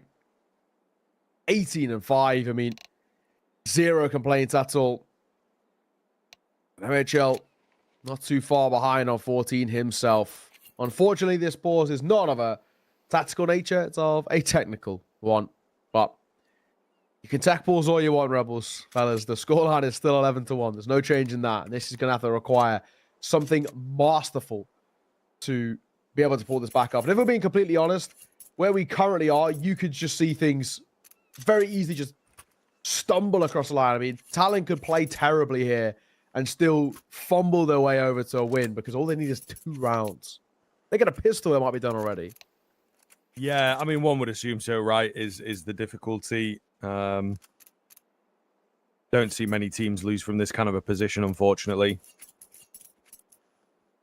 It does happen. So we'll see. Maybe this is one of those times, but that's about all we've got is like the crazy 1 in 1,000 maps kind of comeback that generally only happens at the biggest tournaments of the year with the best teams playing, you know, proving why they are the best.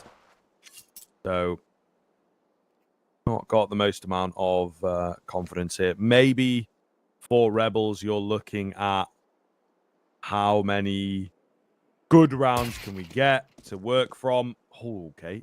And how many nice shots for the highlight reel, Olymp. Clean, trying to track another one here. Just going to keep going, see what he can get away with. He is under. Yeah, and he's caught them in towards middle. MHL. Ooh, okay.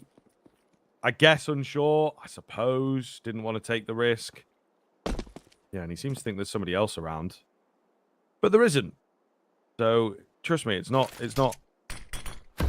you know, too good to be true that there's a free kill here. And he's going to get caught. So, MHL, bit of a miscalculation in this round. Egg all over his face, unfortunately. Looking very good for the Rebels to hold on and maybe indeed give themselves some life. But we'll see. The Glocks still look dangerous close up. That's going to be control taken. And they're going a bit weird here, aren't they? Yeah, they're just they maybe want to exit. Possibly. Okay, I was actually a bit of a fan of that idea, just being totally wacky, 11-1. Eventually going to plant down. Kit available. Another all over the place sort of round. The Glocks, though, this close up could be deadly. Not going to happen for them. Just the IGL of Azza to keep it going. They really think someone's in water. Like, they really four do. different people are like, he's got to be in water. He's got to be behind me. Fellas, it's okay. They can all just be on the site. I don't know. Somebody is spreading propaganda about the... It's like, well... The round's ongoing, and one guy's... Remember, one water, guys. Yeah. Guys. It's like all 4 have been seen on site. Guys, remember, there is 1 water. It's like, maybe there's 4 question marks on the minimap. No, but there's 1 water. Trust me. I know. It's like every single person alive checked water in some way. in that round when no one was there. And yeah, Talon just lose to themselves. I don't think they even really lose to Rebels. They just lose to the ghosts, the voices that are speaking to them, that spread misinformation. But 11-2, Rebels, like we said, need just something miraculous to be able to pull this recovery off. But it's going to be a force buy out for Talon off the back of the bomb plant. So understandably, for me in this one, going for a force buy. And when you've got so many rounds, is kind of the gap between these two teams. Why not? Yeah. Can get behind it. Maybe this is one that's going to work out. Feels like the realms for a force buy as well, with how confident you're able to play. But Flay, on that angle, not only does he get two, he's seen the bomb. They're boosting up. Nice idea, but not going to be able to get too much off the back of it. Olimp loving an A-main push here, it would seem. All on MHL. Take some names, take some guns. Ooh, close. Oh, the bullets were already coming in. I felt like he had the angle there. He had the crosshair placement. All the same, Rebels keeping this game alive, keeping things extended for the time being. Very true. Very true indeed. It's one of those ones where I can understand the force buy. You got a bomb plant. That for you might be enough in terms of internally, but at the very least, now Rebels should get 11-4. Should start to slowly but surely make something of this. But it is on the other side of, can we see and pull off at least enough consistency to maybe give themselves a chance? Pop Flash is going to come over for a main swing. It's Surek taking control with Casey here. The nade actually didn't do as much as I thought it would, but the rifles at range should be okay.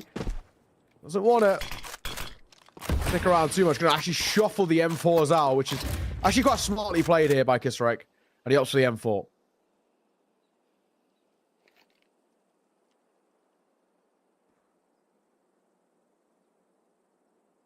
Quiet here from Talon. Not wanting to give anything away, and they maybe feel like they're in a decent kind of position. Wait for that utility to come down. And just rain on in. One molly. But it's all about the bodies. If they can get them in, get those Eagles working for some trade frags, really could get interesting. I think they'd be happy with kind of a bomb plan here as well, right? So small goals to begin with. Kisrek on a good angle, though. When there's no utility, this is a really nice angle. They know about it. They will try and take him. Unfortunately, unsuccessful. And their molly going to be thwarted by a CT molly. Rotations now should be in to try and shut them down. Any kill's going to be good, however. And there's a late lurk in from MHL. Flay a bit too savvy for that. Has her dealt with, and that will be the round. Still, a couple kills. Nothing to shake a stick at. Yeah, exactly. Alrighty. Now back into a true first full bite. For the side, I mean, question is though, can we see Talon see this off, right? Can we see them put up that 12, put the pressure back on towards Rebels, maybe even looking towards making something out of this? But always going to be on the other side where Rebels are continuing this sort of form on the CT side, and both sides looking uncomfortable on what is meant on the T side, on what is meant to be the T side of the map. Very util. T-smoke goes deep, so I can give them an opportunity to lurk out, but all I'm jumping above this, and a Molotov down will stop them going in towards A main, at least for the moment.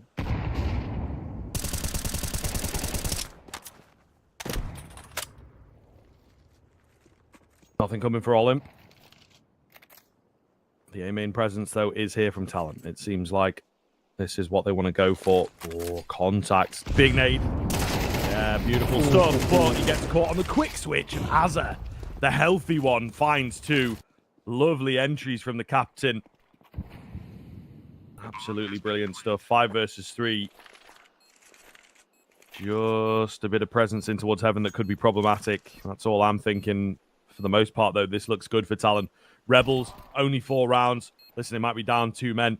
They're going to try and go for this, right? You have to go for it. And Flay, playing well. Netic on the backside is what they are banking on. He jumps a bit early, however. He's lost his teammates as well, so panic certainly setting in. Molotov comes down. Don't think that's necessarily going to reach. It's on the backside of the site. He does well to take 2, but it does not matter. Defuse is there. Flay keeping this one alive. How has this guy got 23 kills, bro? And they've only got 5 rounds. Yeah, I just got to said, Flay is individually having an absolutely fantastic game. Time and time again, being called up in terms of, you know, getting 3, 4 kills and doing it quite consistently. But, man, that's a bad one to lose for Talon. They just gift him the frags. Tough to say. 11-5. At least Talon with lost runners was bomb plant. That always means a buy back in. A good attempt at the end there by Netic, but just not to be. Hazard. An entry, a double entry, but they got a double entry last round. I'm still not going to give them that this round is secure because Innocent going to play behind this smoke.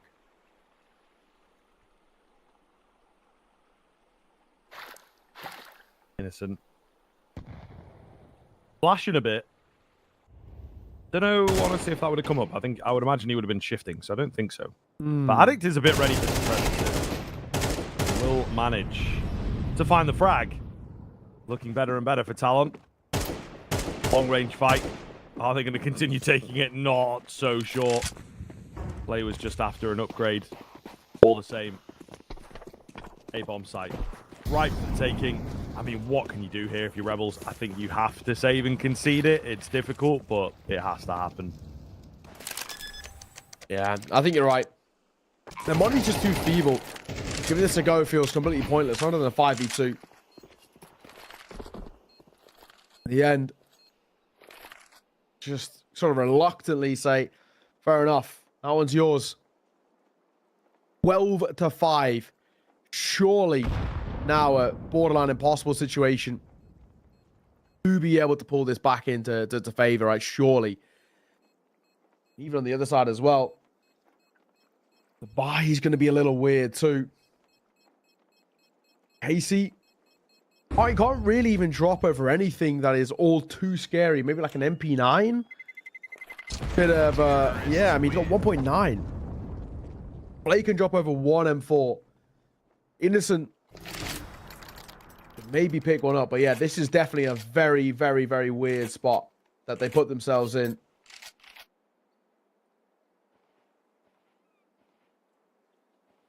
I don't know. This feels done to me. The buy, as we can see, is a little awkward.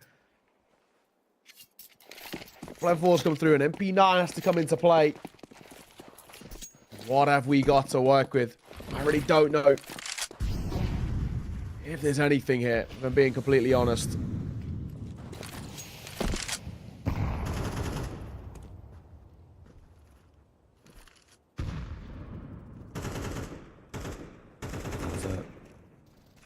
Just taking it slow towards B. Wants this to be the finishing round. A little bit of a quieter game out from Addict here, but Netic and MHL continue to be the focal points of this team, I feel. You know, really, really effective players, and that's showing as much so far in these early officials. Ooh, and that's a little bit of a whoopsie. Nade comes down, only cuts a bit of the smoke, but it's enough for MHL to find that first. It's a wreck. MHL on the trade. The numbers even. Now just getting into that 45-second mark, and we do have to look at how we're going to make something of this. I mean, not a hell of a lot of time for Talon. Looks like they want to finish towards B and leaving one lurking out that kind of water rapid. The rest coming in through main. In comes the Util. Hazard. He's going to be leading the charge. Gets caught by a flash. He's full blind. That'll slow him down briefly. 20 seconds. Not got a lot of time. No, not looking good. Hazard, though, does find a big 1-on-2 Innocent to give them that advantage that they are looking for. It's all in. Kisarek. What can he do from behind the site here? They know about him, but he's been a bit of a danger man as well. Double swing out in towards Dark. Not even needed, though. Addicts with the clean headshot. But yeah, just to give that confidence and that reassurance of finding it. Good information for the CT side, but it does not matter. Talon will nail it in. And they take the 2-0. Really one-sided stuff. 13-2-5. Getting it going. Looked like the T side was a bit harder for them than the CT side was, to be honest with you.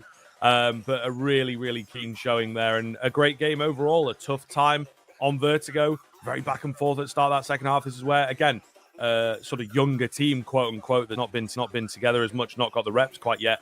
You'd expect them to maybe crumble there. They lose a big round, they have to eco or whatever, and it's like they struggle to get themselves going again. But no, these guys really played well, really kept that Vertigo going, and even after a big clutch 1v3, they managed to close out the game. So I think a great showing of their resilience and mental fortitude. Yeah, and this is now just in general quite good in terms of kind of the litmus test that we're giving Talon to understand where they actually are in terms of the tier 2. You know, it's tough to make a guess when you just look at a team on name value alone. You know, Azra hasn't played Counter-Strike for a while. When he last was in Counter-Strike under Sprout, we know how that went, right? Only lasted like a month, and it really was a kind of a tough showing. Half of these guys, well, MHL's been on the bench at Falcons for a hell of a long time. You know, last time we really saw him in the tier 2 was on the kind of endpoint. And then the Aussies, right? The Aussies and the Kiwis. I mean, the Oceania guys who we don't even really know how they compare in terms of, you know, we know, so as I said, yes, mechanically these guys are good, but legitimately, how actually do they compare against what is the sort of the tier 2 teams in EU? And now we're getting a pretty good justification of how good they are, right? I mean, back-to-back 2-0s, one against Young Ninjas, one now against Rebels is a really good showing us kind of where they are. Maybe not quite TSM level, but TSM have a lot of good talent on paper. I mean, half that team have played tier 1 for quite a while in their career. So it just showcased kind of where they're at. So I think this is really good for however long Talon are going to be here. I think they're giving themselves a hell of a lot to work with and definitely set themselves up for a lot of positives. So I'm liking what I'm seeing. Yeah, absolutely, man. Same for me, right? They look really good. This is our opening game of the round of 16, and Rebels, of course, will be knocked out just like that. So relatively savage on the format here, I suppose, but it does, as we say, start off a little bit earlier. You don't, get jumps into the quarterfinals, and maybe that's where you'd expect a double elimination kind of format to come in. Plenty more games coming up, of course, for today. Loads and loads to go through. We've got Bait 9 as our next one. I believe we're going to have a bit of a break ahead of that one, though, folks, before we get into things, not the accelerated schedule that's being run. It's not awful, to be fair. It's not awful. Maybe about 45 minutes before we are back into the action. Nonetheless, stick with us. Keep that tab open, of course. Keep that stream open. And we'll be back in the near future. See you in a bit.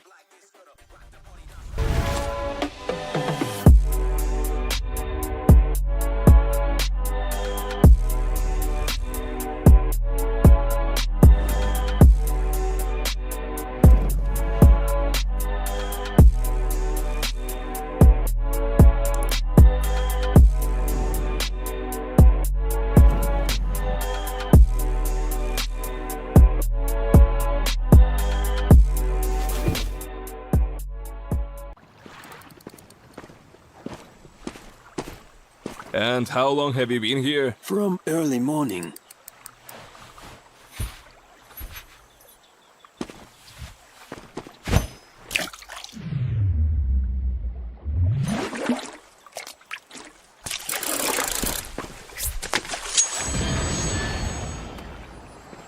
Take notes, kids. Hey, was that a bait? Will you share? Hellcase, don't miss your luck.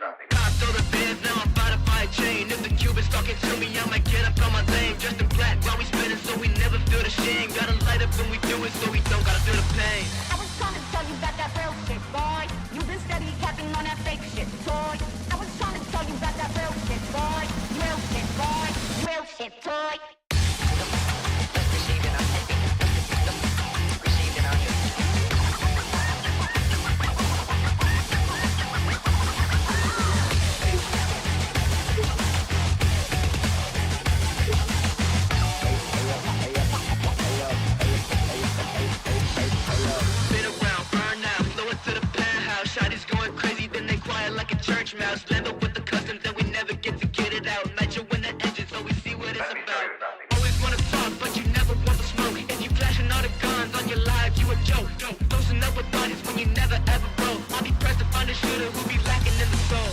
I was trying to tell you about that real shit, boy. You been steady capping on that fake shit, toy. I was trying to tell you about that real shit, boy. Real shit, boy. Real shit, toy.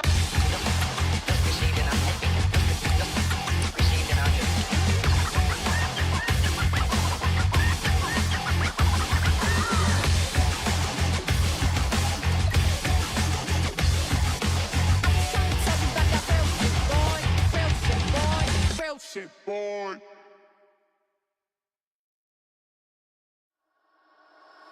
Fumble a bag, now I when I fumble a bag. Fumble a bag, now I when I fumble a bag. Act like you know how this goes.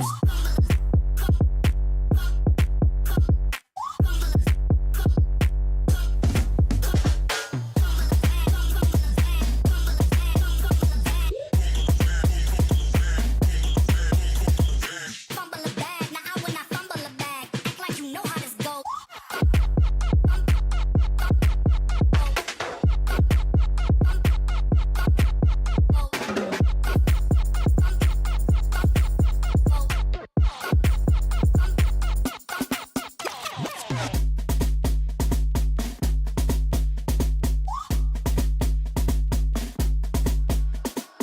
Fumble a bag, now I when I fumble a bag. Fumble a bag, now I when I fumble a bag. Act like you know how this goes.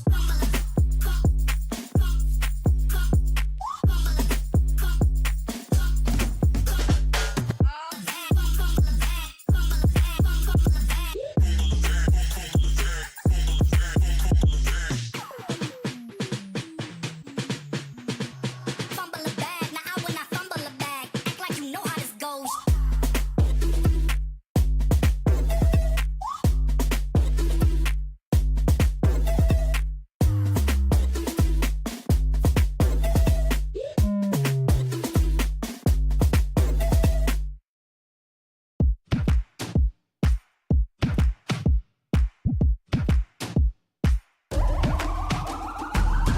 This is the moment we waited for. Everything you want is right here. We gon' give them what they came for. We gon' take it up from last year. Shoot 'em my shot, boy, I'm long range. Me and the team on the same thing. Stayed down, never switched up. Only thing changed was the game. I'm in the zone now. Nothing can change what we on now. When I pull up, know it's going down. Foot on the gas, ain't no slowing down. Aiming for greatness, no settling. Kick down the doors, they won't let me in. Taking no else, yeah, I gotta win. Watch me kick down the doors, they won't let me in. Who running the game now? Foot on the gas, can slow down. No, my team, we holding it down. We know we running it now. Watch the game change. Watch the game change. Watch the game change. Watch the game change. Yeah.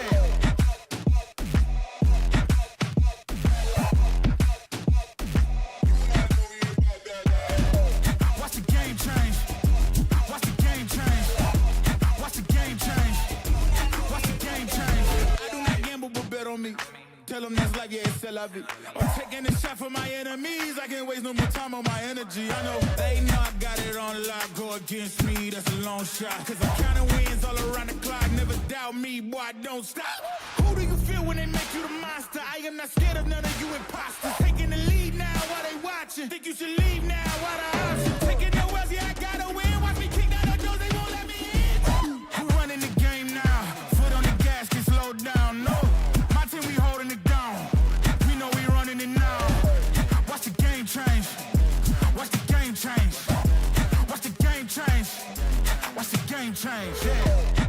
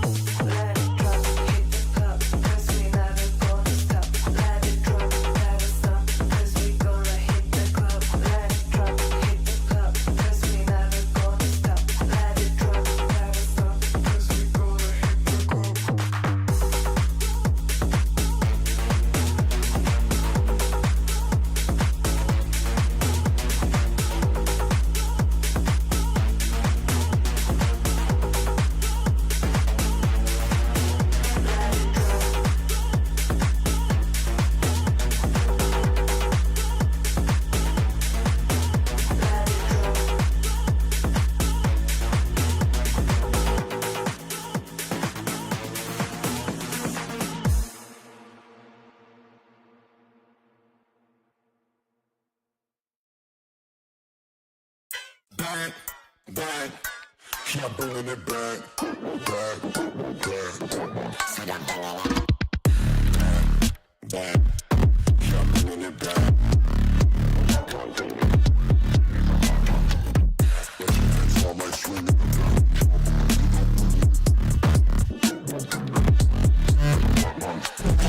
back, back, yeah, bringing it back.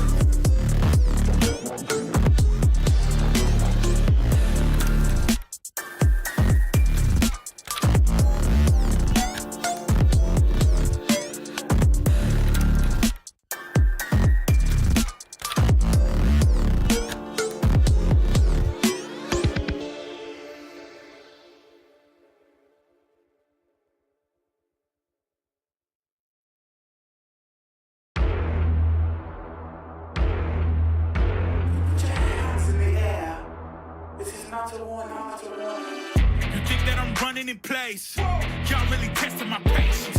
Right before I blow up the spot, I had to get back to the basics. What if my talent is wasted? You see what I'm lacking the placement.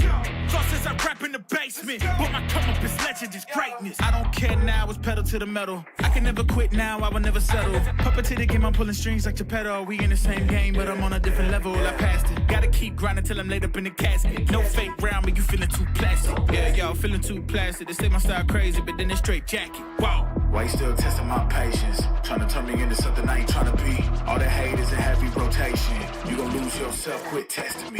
Don't make me lose my mind. Don't make me lose my mind. Don't make me lose my mind, cause I'm looking like Wesley, test me. Don't make me lose my mind. Don't make me lose my mind. Don't make me lose my mind, cause I'm looking like Wesley, test me.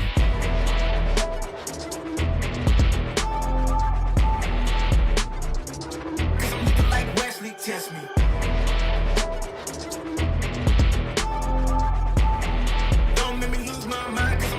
Wesley, test me. Yeah, guess I know no better. I ain't got no chill, so they call me a devil. I know. Look, I am just a man on a mission. If I want it, then I get it, I go.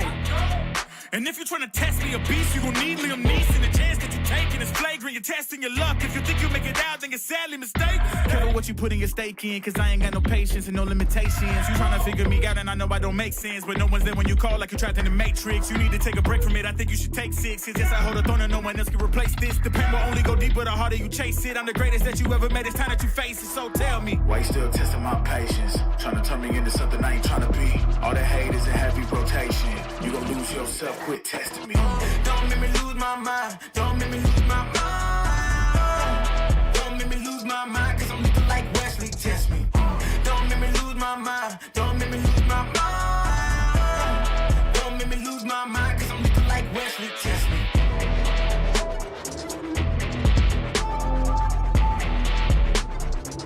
Cause I'm looking like Wesley, test me.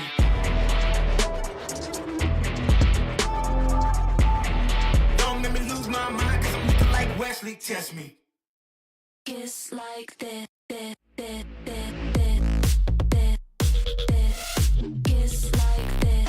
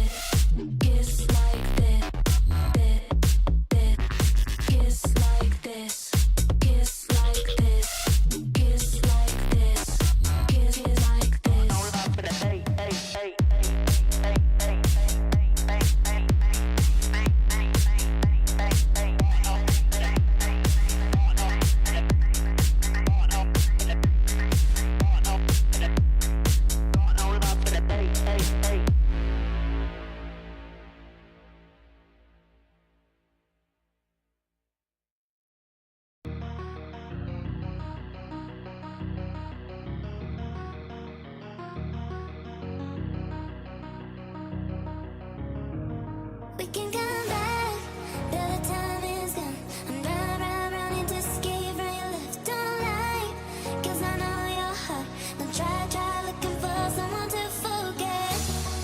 'Cause I gave you my whole life, and instead you gave me nothing. And you let me here lonely. Hey, hey. I was lost on my own way. I will never be the same girl. But someone told me never love stay. We can come back.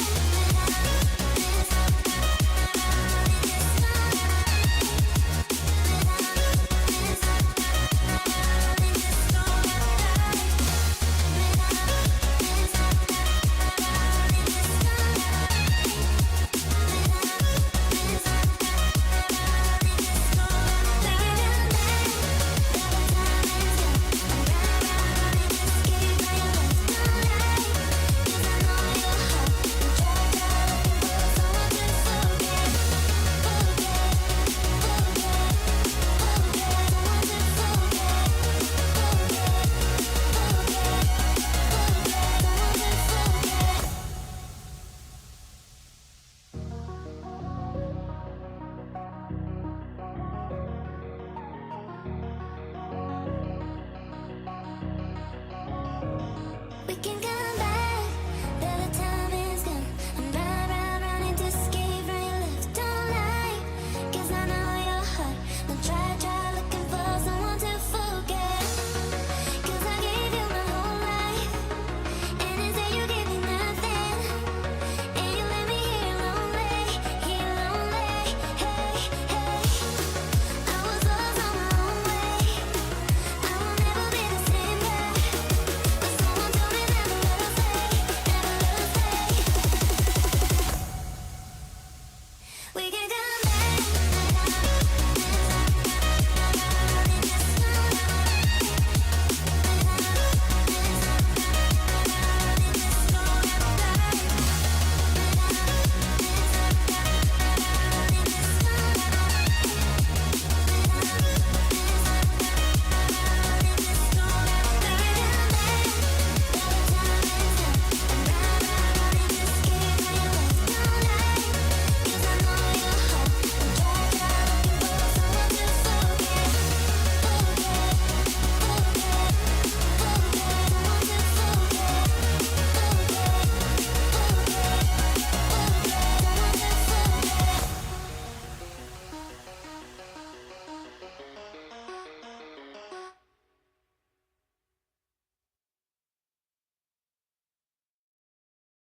Cold like 0 degrees. I'm out the cage, gotta let out the beast. Revolutionary guy, let out the streets. Locked in the cage, I'ma let out the hood, out the hood, out the wake up, get out the sheets. We came from on earth, forget that peace. You take the west side, take out the east. I'ma put him in the cage, never let out the I heard him chat to me boys, move too quick, can't stop for the talking.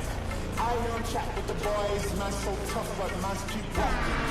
Just too sharp with the boys, white girls gotta tell me I'm awesome, yeah. Hot like fire on the pine, if you wanna touch me, I'm please use caution.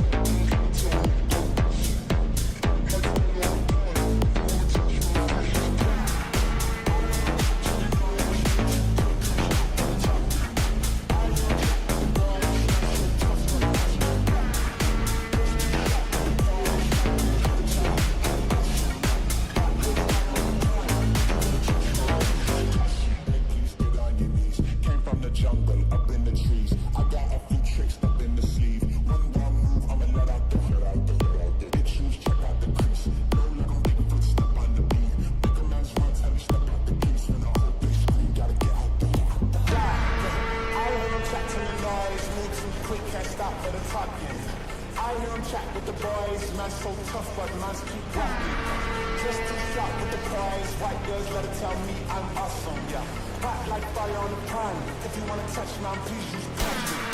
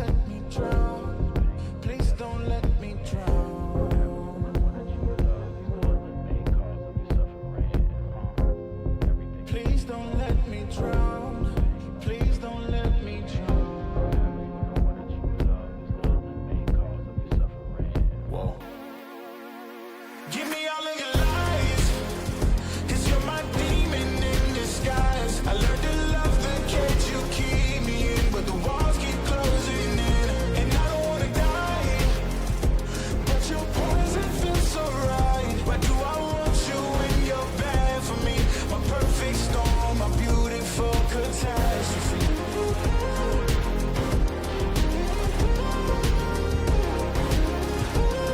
My perfect storm, my beautiful catastrophe.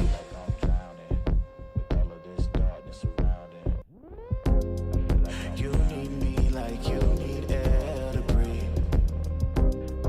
You want me to save you from me. I know that you're trapped inside this wave. Who's gonna save you? Who's gonna save you from me? I can't see you drown. I can't see you drown.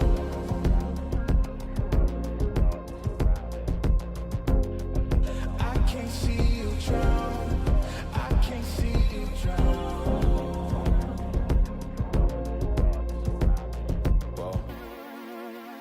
Give me all of your lies, 'cause you're my demon in disguise. I learned to love the cage you keep me in, but the walls keep closing in, and I don't wanna die, but your poison feels so right. Why do I want you when you're bad for me? My perfect storm, my beautiful catastrophe.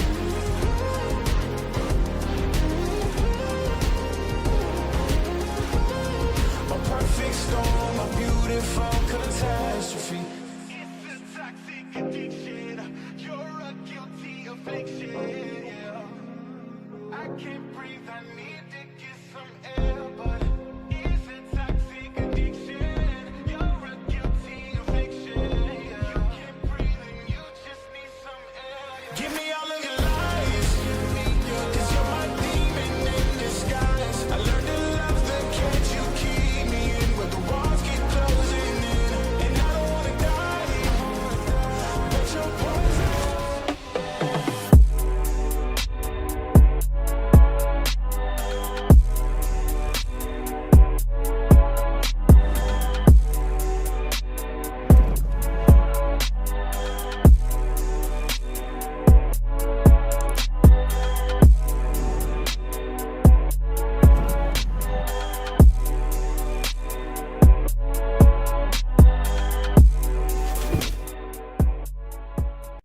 Come on, it's almost yours.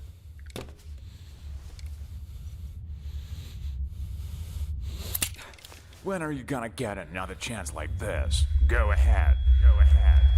Why are you slowing down? You almost got him. Come on. Whoa, whoa, whoa, whoa. What's going on here? So, this is what you decided to do to me, to all of us, for pixels?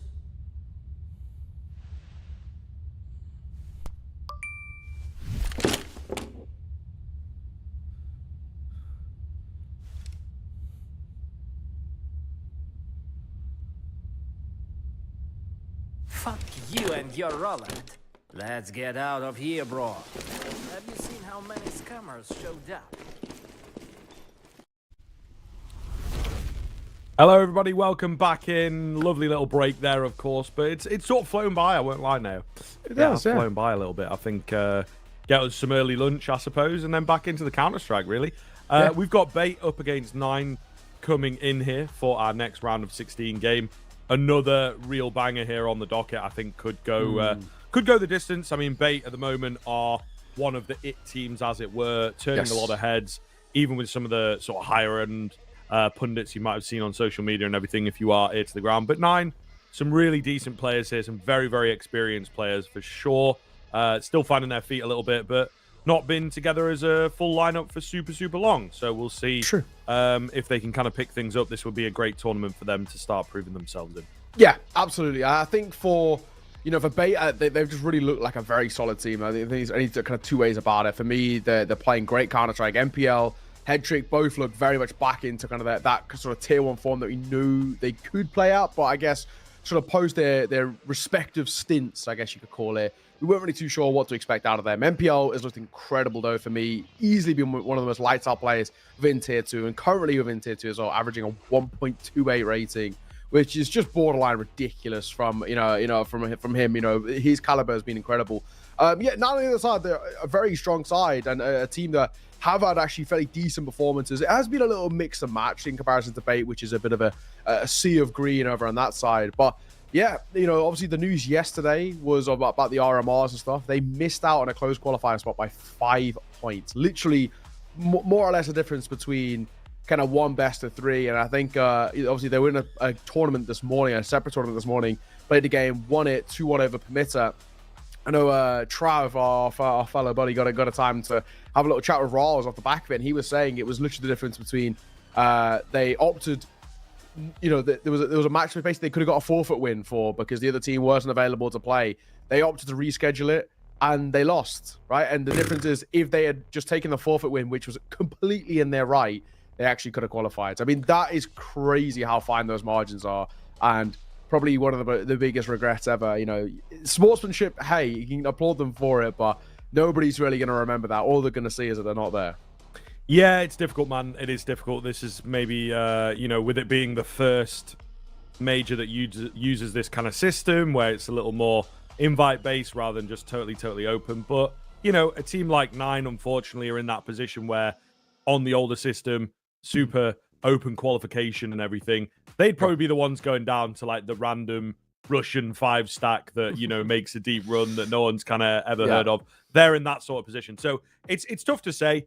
Maybe indeed in a closed qualifier though, there's a bit more of a guarantee of having teams that you're used to, and it would obviously feel good to get there in terms of the progress. And just I think as a player, as a pundit, as a coach, whatever sort of role you have within the community, being a part of the major in your respective role, being a part of that cycle is just such a good feeling, right? Of legitimacy and everything. So yeah, it is a tough old run for Nine, but hopefully it can spur them forwards a little bit, give them a bit of belief in themselves. And this is one of the things as well with where all the rankings are at. It's like, are they going to get sort of soft reset after a major and bring everyone down? Or are the games here going to have an impact and boost them up, lift them up for the next major cycle, So really a lot of questions, I think, into this newer system for sure, but hopefully Nine not going to be too beat up about it.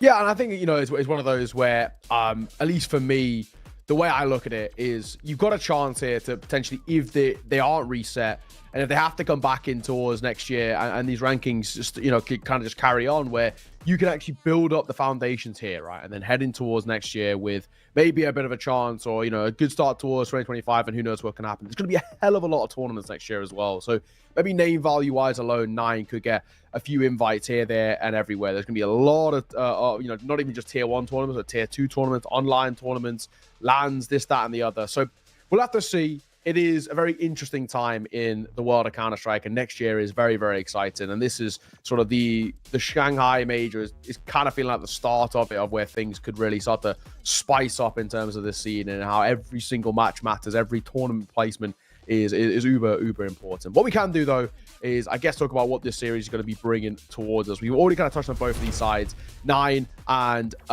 Bait, and we can take a look at the Veto as well heading into it. We are going to be kickstarting things on Anubis. It is picked by Nine. It has been actually a pretty good map for them in all fairness, played it quite a lot. However, this is a map in which Bait really like as well. Granted, at the moment, Bait sort of like every map, so I don't think there's really too much of a debate there. I mean, they're one of the few teams that you can even technically call a 7-map team, because they do actually technically play Vertigo as well, even though it was banned here.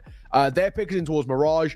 Again, great map for them, but also a map in which Nine play a lot, just very little success. So it's actually kind of a perfect pick for Bait there, in the sense of they play a lot, good win rate. Nine play a lot, terrible win rate. 17%, right? I mean, so that feels like a bit of a gimme. If we do require Ancients, however, could be pretty interesting, because both of these sides are pretty even on it.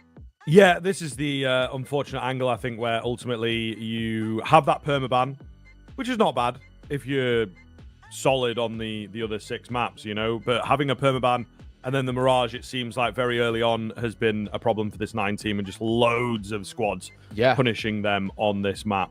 In all honesty, and you just have to look down where it's at. Maybe it's getting a little bit better. Some of the games coming kind of closer, but like have some really weird sort of games in here, I suppose. Losses against Eyeballers who are not looking too great.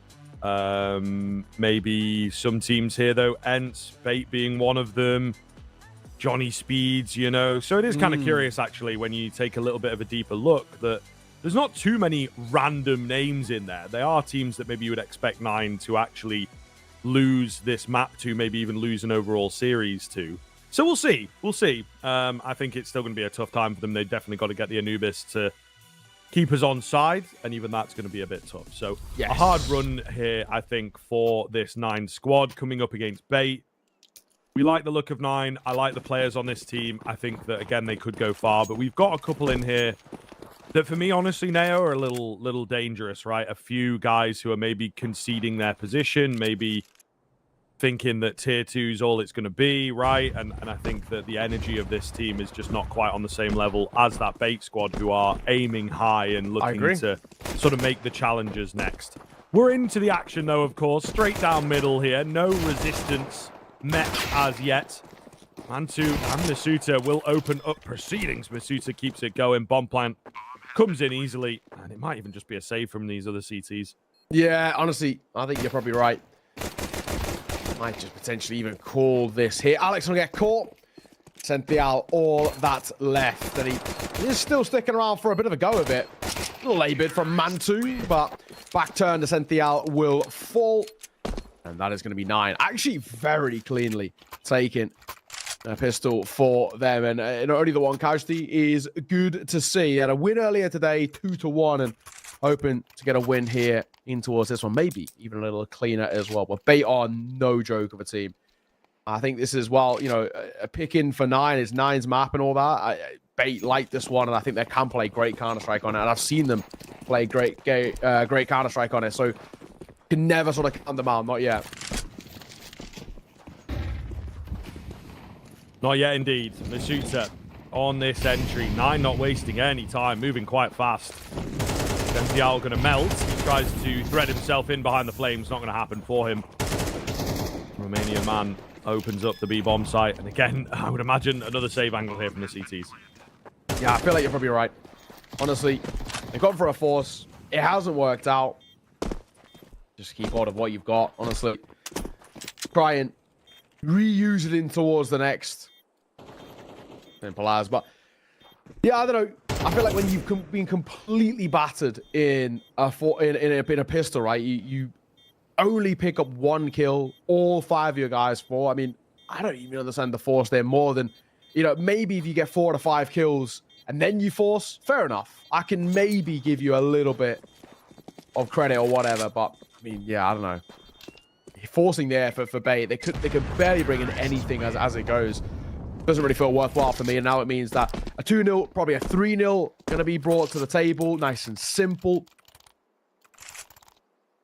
And this 9 side, honestly, like you said, looking very quick out the gate, happy to take fights, and I don't blame them because it's working really well.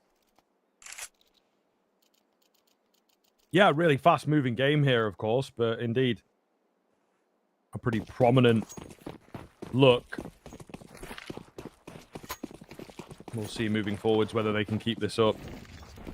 The big question that we have at this point. MPL will keep it going on this MP9, trying to spam away through the smoke. It's a Senthial, though, working his way in aggressively once again. Captain Kurt rolls the first head. Bait, I think, understanding that it's like, okay, they're going to play fast, they're going to play with the guns up, we've got to do the same.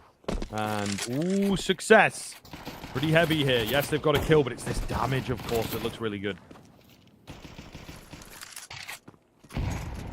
Still, there's contact. One has been spotted before that stroke, I'm pretty sure. 2 over towards Pillar.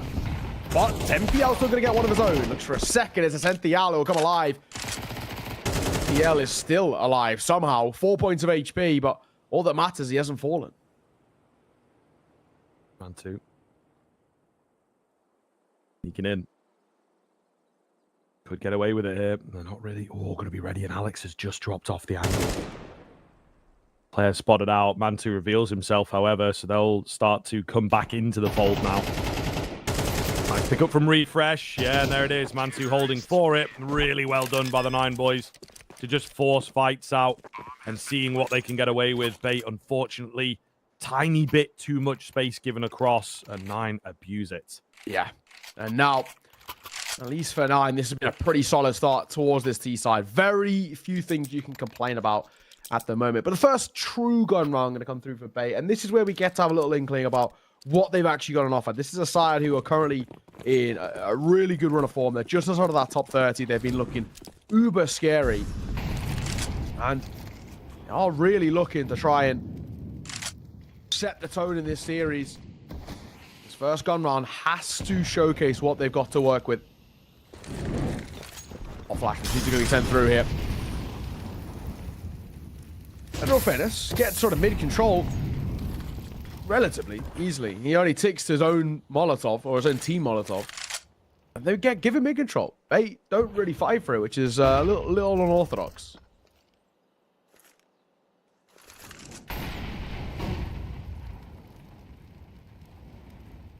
No early fights. Pressure down in dark. Looks to be an area that could get pushed, but Bait not really fancying it. Maybe a late A main move here. We'll see. Utility round. Stopping them up and a burst in towards dark. Oh, this setup is so good. However, not only do they drop 2, they've got that bomb as well. They know that Refresh is around here. Okay, crazy headshots from him. What is going on? It's 3v2. Oh my goodness, Ascenthial's low over here as well. An easy, breezy pickup for Mantu. Just down to MPL. He gets overwhelmed. Goodness me. 9 playing a relentless style. You'd expect a team like Bait to maybe be able to match it, but thus far, they are getting rolled. Yeah, absolutely. Incredible in terms of the aggression being set for from the get-go. Really nicely done by this 9 side. They look so comfortable in terms of their counter-strike. They've obviously come in with a hell of a lot of preparation in towards this, and yeah, so far, so good. Everything is working with ease towards the game plan of 9, and Bait just cannot seem to really even compete. Tough spot, safe to say, and this is definitely a little awkward where we're at, because we'll talk about 9 probably getting a 5-0 start. Already that's not bad, and potentially being able to completely pull away with this, you know, on that T side, showcasing why this map is good for the T side. Dictating the tempo brilliantly. Hendrick. Ooh, could have had an opportunity to ring off at least 1 shot. 5-7 up close, unsuccessful. And the next one to fall. They know that Hedrick's still around. Does well to find 1 and actually able to back off. Hold on just a moment. Masuta's got 1 point of health. They don't know that. They don't know that, though, and I think they're maybe thinking of grabbing the exits. At the very least, they're not barreling in, you know, so going to concede the round. Yeah, they're all going to give it up, aren't they? Maybe a little bit of an exit play there. Alex is trying to get in behind. He might potentially be able to catch 1 or 2. Maybe get an upgrade of a gun.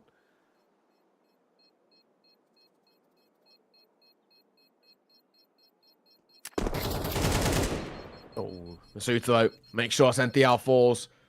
But even, not only are 9 winning these rounds and winning them quite cleanly, they're also getting good exits too. Alex will get 1, but insta-traded. I don't know if that's even worth it. They are going to have a buy here, though.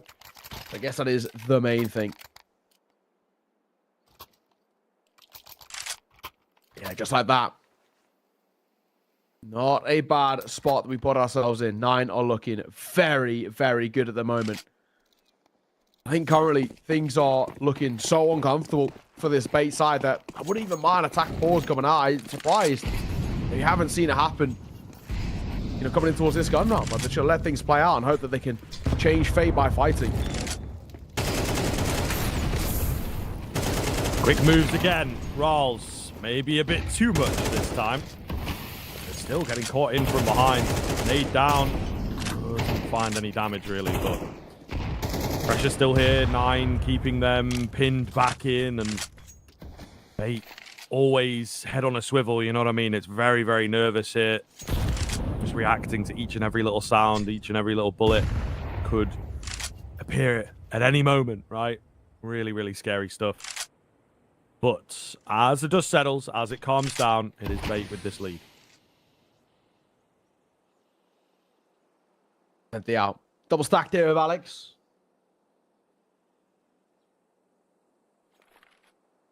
Not a hell of a lot on offer right now. We're inside of that minute mark, and it's very quiet. The numbers favour Bait. Always have to come round the classic one to force a fight back, and nobody swings Mantu here.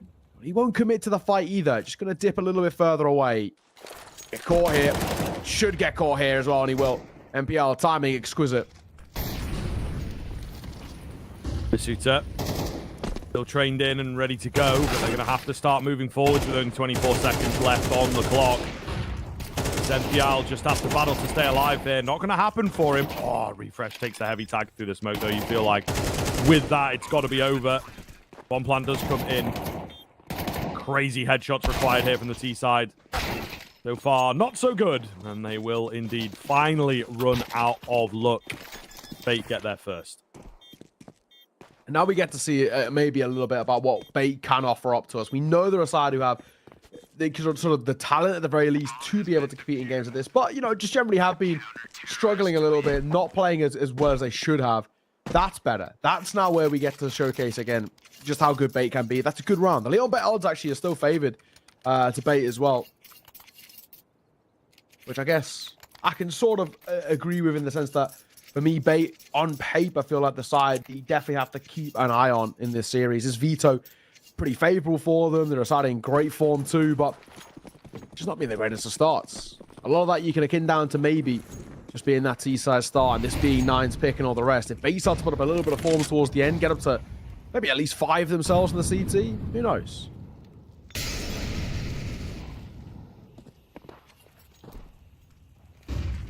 Utility raining on in, bit towards middle as the dark area does not really look as lucrative for Bait as they would want.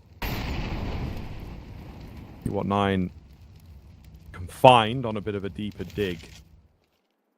And to trained in, ready for this peak, but again, I don't think it's coming. Bait not wanting to squander the opportunity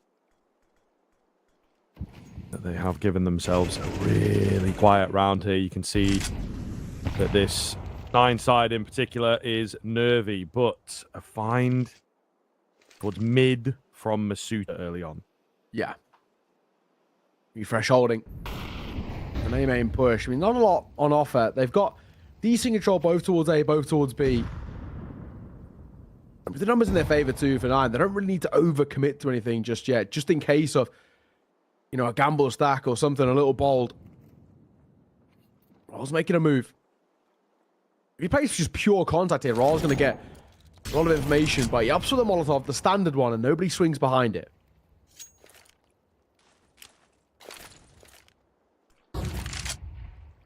Fake out on the flash.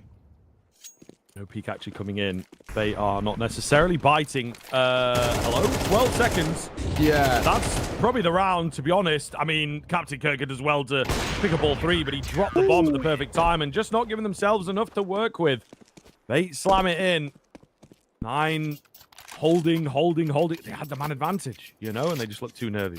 Yeah, very tentative. And it does feel, at least when you look at it, kind of a question mark of why, right? Like you mentioned, numbers advantage, but they had really good map control too. So it doesn't really seem to make too much sense why we're so nervous in that sort of situation. The map control was great. The position they were in was really solid too. All they had to do was just make a decision, but they don't. Oh. It is going to be Bait. A second and maybe even a third as well. Nade comes down. Good nade as well. Real chunky amount of damage. Head trick for the first. Doesn't miss those. No, sir. Looking for a little bit more as well. Not sure if he would have spotted the rifle getting scooped up. But we'll see. Smoke going to go down. Oh, peek towards the doors. Towards the doors. And finds it. That's a bit of a hip shot. Just north enough not to be a leg. Gives position across here. Hedrick with the tag through the wall. MPL with the headshot. Bait coming alive here. Starting to show 9. Indeed, how it's done a little bit. Bit of BM. I don't think anyone's seen that. So just for MPL. Just for him. Refresh will be left in this insurmountable position. What do we do here? Refresh, laboured, and seen off. Great round in the end. And it's the 2 stars who really step up there as well. Hedrick and MPL. And the first orb shot was nice. The second behind it was lovely too. And MPL, the spam, just to really nail in what was a very solid round coming through. And of course, the broken economy now over towards 9, left with really little to nothing to work with, if we're being completely honest. And a few upgraded pistols, but nothing really all too drastic to work with. And it should be Bait making this a 1-round game. That in itself is massive turnaround from a side that felt pretty awkward. Or, no, there's a way to say it. Pretty comfortable, right? And where Bait looked pretty uncomfortable themselves to start this one off. However, honestly, 2 for 2 is not bad for the pistols. Yeah, bomb got itself trapped though, didn't it? Yeah, that's difficult. Moved in towards jail, maybe didn't realize he fully had the bomb. He was on the wrong side of the site to get the plant and reset the game. That's tough. That is tough. But they'll take a bit of damage. They'll take a bit of pressure towards B, the old conditioning, of course. Bait, though, have closed this gap pretty exponentially. So I think they'll be in a favorable position. Again, Anubis is that map where we're expecting big things from the T side. So if they can get 5 or 6 rounds out of their CTN, they'll be happy. It's true. Honestly, I think for Bait, this recovery is incredibly solid right now. MPL's got a lot of early information here. He's been held 4, but MPL, this guy's form is ridiculous right now, and he's starting to showcase exactly why.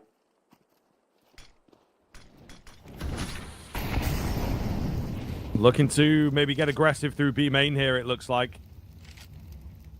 Start to solidify this position. 9 have, lost a lot of their bite. They're playing a very fast game. It looked great. They've slowed it down. They look less comfortable. Masuta 1 for 1. Not going to happen. So what now? Refresh, Mantu, Sound certainly in position to maybe get something going. Lack a bit of that utility, and they've got loads of map control to retake as well. True. Numbers not in their favor. I think the best thing to do here is just group up and, make this early decision, barrel in towards the site and just see if you can do the numbers in your favor. Flip the script a little bit just by trying to overwhelm. Looks like they wanted to do that over towards B. Bomb on the back of Mantu's actually leading the charge here. Might get spotted in all fairness. No util for Alex to work with to try and deny. So he's just got to fight. He plays out via main. This is pretty good. Refresh. He will level the numbers. Alex, 1 for 1 here is not bad. Fighting the second, though, and staying alive in doing so, that is brilliant. Yeah, good stuff. Creates that space. MPL comes in from behind. 7 seconds to get that bomb planted. And Mr. Refresh, he's decided that it's not going to happen. He's trying to survive here. Oh, time has gone. And he will fall.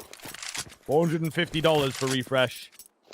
That's a yikes. That is a yikes. Either way, Bait bringing it up to 5 now, evening things up, and maybe even threatening a steal of this lead that 9 worked so hard to get. It's tough. It's really tough. It has to be said. 9 have completely drifted out of this game. They look all over the place, and things are getting very, very uncomfortable. We have a bit of a buy to work. I mean, Refresh, because of his double ego situation, I think the rest of the team just say, let's just force buy here. Even though it is the penultimate round, they could have maybe brought it towards the next. Oh, the util and spray combo from Captain Kirka. Here's a view, a sound, and Masuta get caught. Yeah, really lovely stuff. And the bomb is just on the right side of the smoke here. Yeah. They can see it flashing. They can see it get picked up. A slightly deeper smoke will, make life a lot easier for Bait. Keep control of that bomb. Alex coming in behind. He's with the smoke of their own. Just got to try and get it going, but not looking good. Hedrick holding the angle. And Refresh, there's a rain of bullets coming his way to deny that bomb pickup. There's pressure from behind, a flawless round from Bait. The movers into the final of this first half. A heck of a run back from them. They keep this streak going. Well, what a resurgence from a Bait side who at one point looked completely out of this. They were not feeling comfortable in terms of their counter-strike, getting caught off guard. A lot of awkward rounds as well in this early point. You know, the forced buy, which maybe didn't need to happen. They let things slip away, and now they force 9 into attack balls heading into towards the final round of the half, and a potential for Bait to take a lead before then heading into the arguably more preferable C side. This is a really good showing from a Bait side who have been just uber scary in tier 2 these days. You can really see why right now.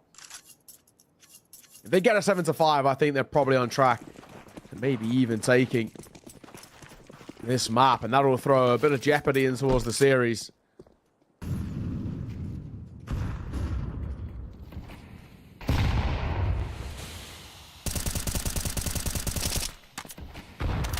Bam through, not landing an awful lot. Again, 9 just dropping way back, super wide default. You know, there seems to be very little direction in a lot of these latter rounds, let's say. But definitely very curious to know if they're able to refine themselves into that second half. You know, they picked into this one. Not necessarily expecting big things. We did say it would be difficult because Bait are good on this map, although not at the top end of their pool. It is one that they play to a decent kind of level, but then they do that with most maps at the moment. That's why they're at the top end of tier 2. But it's this Mirage that's coming up next, right? If 9 don't get this, we feel like it surely has to be the 2-0, you know? Like, they just really do not have a Mirage in their pool, and they are severely abused on that map. So it's true. 6-6, and then they've got to hit the ground running on CT side. It's very, very true. Refresh will catch Alex. Maybe slightly wandering in no man's land there. However, back and forth, 2v2. Refresh should catch the AWPer off guard, and Hedrick will fall. And will thrust them towards Ascential, the youngster in this side. They're trying to clutch them out on a 1v2. Give them the lead heading in towards the second half, but he gets traded out right at the end there. And it will be 9 who squeak just about a tied game heading in towards the second half, and a really awkward one. You know, just the way in which they lost control there for 9 is pretty damning. I think we could probably all agree here that momentum still feels relatively favorable over towards Bait. No two ways about it. And to get a pistol here, and who knows what can happen. Alrighty, let's see. But yeah, good for them, right? They take a timeout, they get the round. I think that's a really positive result. But again, just plays on the mental to be like, you don't really know what's being said in that timeout necessarily, whether it is talk over a set round that you've got just to make sure everything's cool, or whether it's like, yo, guys, let's just straighten it out. What's going on with the comms or whatever, right? It might not be a specific strategy that you've gone over, but just a reset of where the heads are at. That's kind of what it felt like it needed to be for me anyway, and it worked. So yeah, pistol about to get into full swing here as Rawls is holding through middle. Oh, spots one, and that's all he needs. He's like, okay, I'm not gonna mess with this. Let's get out of there. Doesn't want to be overwhelmed. I like it. The calm approach. What have you got for us? Nothing is the answer. Very quickly dropped there by MPL on the drive-by. With that Glock on the move, that thing is difficult to deal with, and that's understating it, really. Sound will get one of his own. Rawls gets dinked, however. Bomb still not down just yet. Messy fight, and the bomb not actually stuck in that plant, and I can see why. Sound is still delivering. Now it leaves it onto a very kind of awkward push for this Bait side. I mean, Hedrick and Incential are playing isolated, and it doesn't work out well for Hedrick. Yeah, damn. I mean, it's tough. It is very, very tough. They try their best here to sort of rotate in and get that bomb down, but just completely overwhelmed. Very well read. Also, super, super clean stuff coming round from the 9 side of things as they will look to turn this into something substantial now. It's true. Let's see what they got. 7-6 scoreline. This is not a round on right now. At least for this 9 side, it's a bit of a nice recovery off the back of what was a awkward showing. Getting quick here, getting aggro. Not really going to work out in all fairness. 1-for-1s, might get a bomb thrown out of this, might get another kill, but no, it's only a couple of kills. Is what it is. It's going to be 9, putting up yet another round. Extending the lead to 2. So despite the awkwardness at times and maybe what felt like a weird situation with how that runner form came forward from Bait, the Reddy's 9 are still in a 2-round lead and still on track to taking their map at the moment. Okay. Let's see here. Should be able to keep this one clean.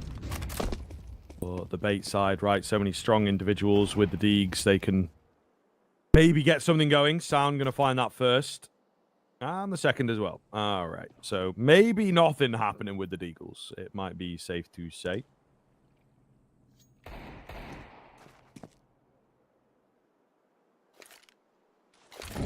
Refresh. Drop an head trick. This one's done before it even really begins, we're being completely honest. Suter will catch MPL. Now they've just Captain Kirker. It did all to do, and nothing he can do in that situation. Mantu sees off a flawless round for 9. The HUD is flipped. Don't you worry, you're not losing your mind here. 9 are on that CT side, despite it saying Bait. But it is a... There we go. There we go. 9-6. 4-9. Now baiting towards their first gun round. Similarly to what we saw in towards that first half, however, first gun round could be where things start to flip and they get back into a bit of control. They are on the T side after all. Ooh, head trick. Head trick. One more here. Should do the job. Downed is trapped. Flash over the top. 2 to get through. And I mean, he brings it close there, to be honest with you. Doing his best. Just needed one of his teammates, you know, to net that frag. But the AWPer doing it all here for Bait. Certainly the most experienced player. Maybe hasn't been the loudest on this team. It is MPL that's been dealing all the numbers, but maybe a CS2 diff. We are seeing riflers, particularly in the tier 2, really take over the game and generally look a little better statistically. The AWPs become a bit more turret style, a bit less effective on the T side in particular. Mr. Rawls, 1v3. It is doable here. It is doable with Alex being low.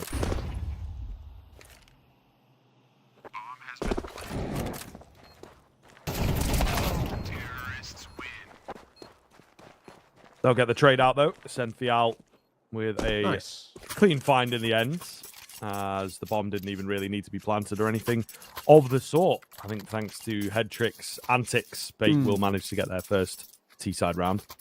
They got the kill towards Alex at the very least, but I think he was just asking a little bit too much. He had to play through that smoke. I don't think he wanted to leave it too late timing-wise, just in case they set up in a really kind of weird or unorthodox spot. Despite them losing still, Leon bet odds are still pretty favorable over towards Bait. They've got their favorite. I'd be inclined to agree with them as well, because gun rounds have actually been very good from the Bait side. However, that one was pretty expensive, so it does mean a couple of Galils, a Mac 10 has to come through for Bait. That in itself, a little awkward. Trying to get up close here. Captain Kirkley in the charge of that Mac 10. Flash is actually ineffective. Onto these close angles. Refresh gonna get 2. Looks for more and he delivers 3 kills for Refresh to shut down that A-pop. And 9 gonna find a much needed round in the guns up to a 10th. Yeah, I don't know, man. I'm not sure it is necessarily needed. Kind of crazy. The A-pop call, like, are you really at that point of desperation? You've actually got the guns out, proven to be the stronger team. Feels like the game, therefore, is in your hands a bit more, you know? But they've gone absolutely wild for it and just completely gotten caught off, you know? It's a bit of a random sort of round. That A-rush, that A-pop can be really difficult to make work, especially that quick, that early on into a round. Down. We'll get to Captain Kirk. He gets two of his own. Oh, though, of Mantu. Quick flick and a find. 9. Put up an 11th, getting ever closer to taking their map pick right now. This is pretty damn good. Pressure on towards Bait. This gun round is everything. Lose this, and we're probably talking about losing the map. It's as simple as that. Now it really does come down to a half-fold position. Mate, all the pressure is on this round here. They can't get an 8th. I don't think they've got any chance of taking this one.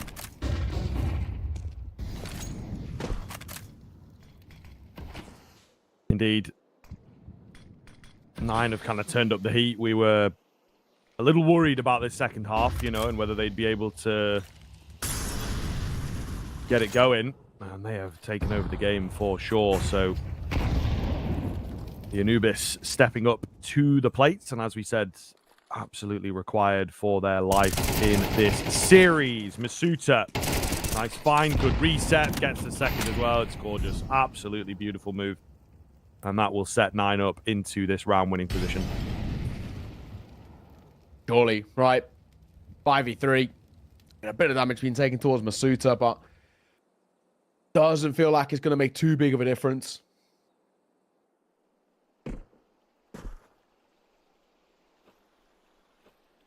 Refresh.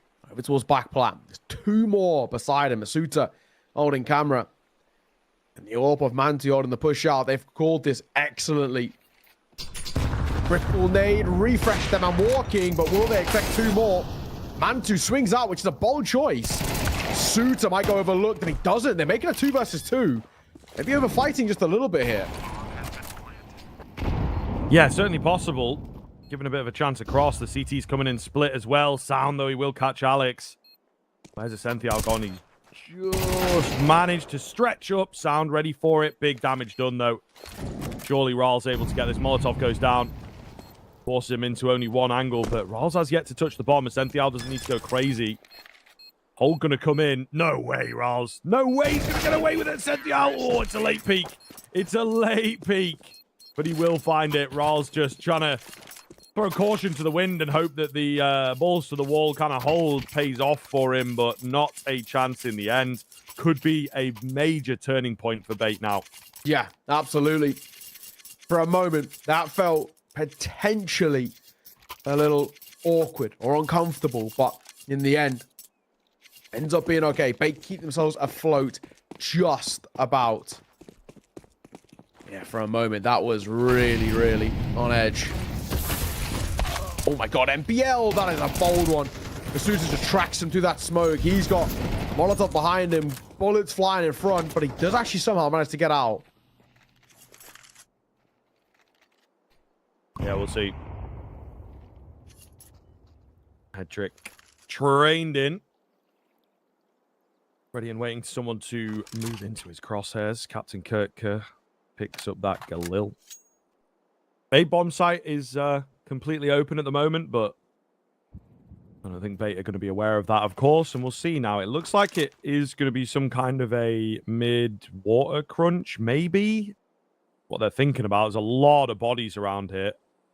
At the same time, it seems like they're more prepared for this than trying to make the move themselves. Head trick not quite fast enough. Molly down, keeps them at bay. They've just got to be careful now. They don't have much presence at mid, don't have much presence from that A side, so a severe lack of information for Bait here. Suta. The shadow actually betrays him there. Hence why they were already spraying before he fully dropped.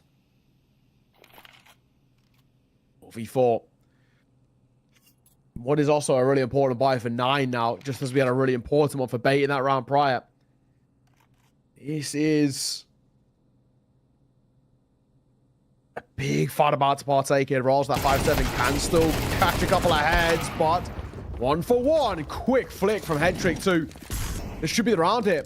I don't really know if Mantu's going to risk this. I'm actually 100% certain Mantu's not going to risk this. He'll be saving.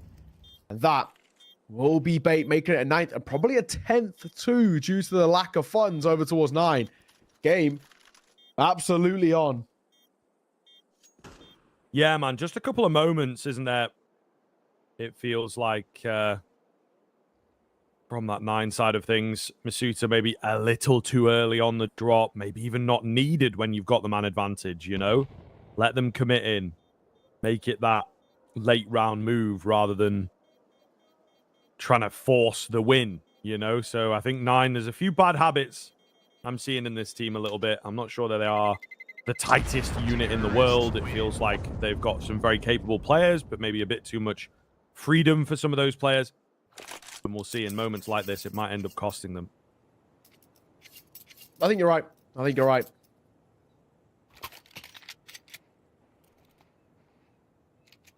Where we're at the moment, though, this is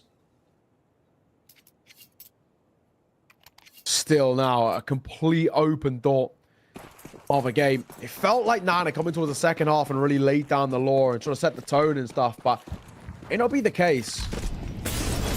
11, this was important. Mantu tries to get proactive and just gets a barrage of utility from Captain Kirker. The Molly and Nade combo, simple and effective. But at the very least, Sounder just pick up that AWP, no bothers.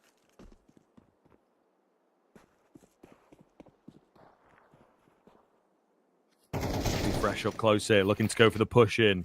Can he get this trade? No. MPL so ready. 3 clean headshots from him.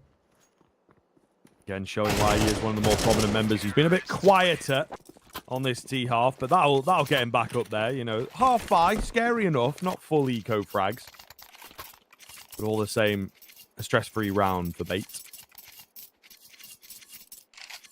1 round at it. That was always a bit of a throwaway anyway. The one thing that has to be said, of course, is just the lack of AWP now in play, right? You know, obviously, Mantu tried to get proactive, doesn't work out. Now we don't have an AWP to work with for 9. Whereas Hedrick, he hasn't had as many opportunities, but he's looked a little bit more prevalent when he has had the AWP in play compared to when he hasn't. And he can't even really contest in that range. Speaking of, there's that first. Looks for a second as well. And a pop shot as well. Alex gonna go down, but Hedrick getting another one keeps things level. Oh, the AWP shot misses. Captain Kirker misses his opportunity, though. Okay, but not that one. What the hell? On another level of reading right now, and big damage onto Refresh. Meanwhile, deep position for Essential on A. One should get planted, and with the low HP bars, this has to be doable. I'd be so surprised if they let this one slip. I'd be so surprised if 9 even try for it, to be honest. And there it is a little bit, you know what I mean? Refresh through that smoke. When's that worked, mate? When's that ever worked for you? 10-11 against one of the top teams in Tier 2 right now. You're 14 HP, 2-on-2, and that's the play you go for. You know what I mean? I think they're just trying to push the boat out a little too much for my liking. Yeah, talking about, you know, a bit of a brazen play there. Just feels completely unnecessary. Now we are all tied square. Mantu just going to survive at 1 point of HP, and he won't be hunted out in this direction. So at the very least, having that AWP kind of reclaim back over is nice.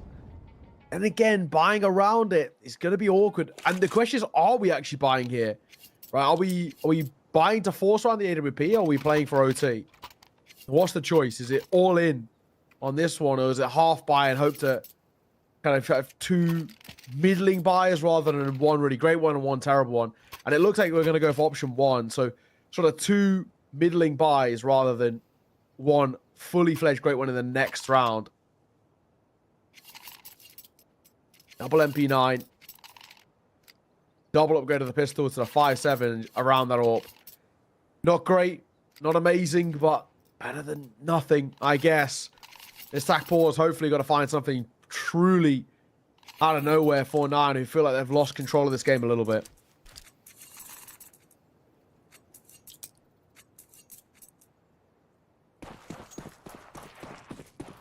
Okay.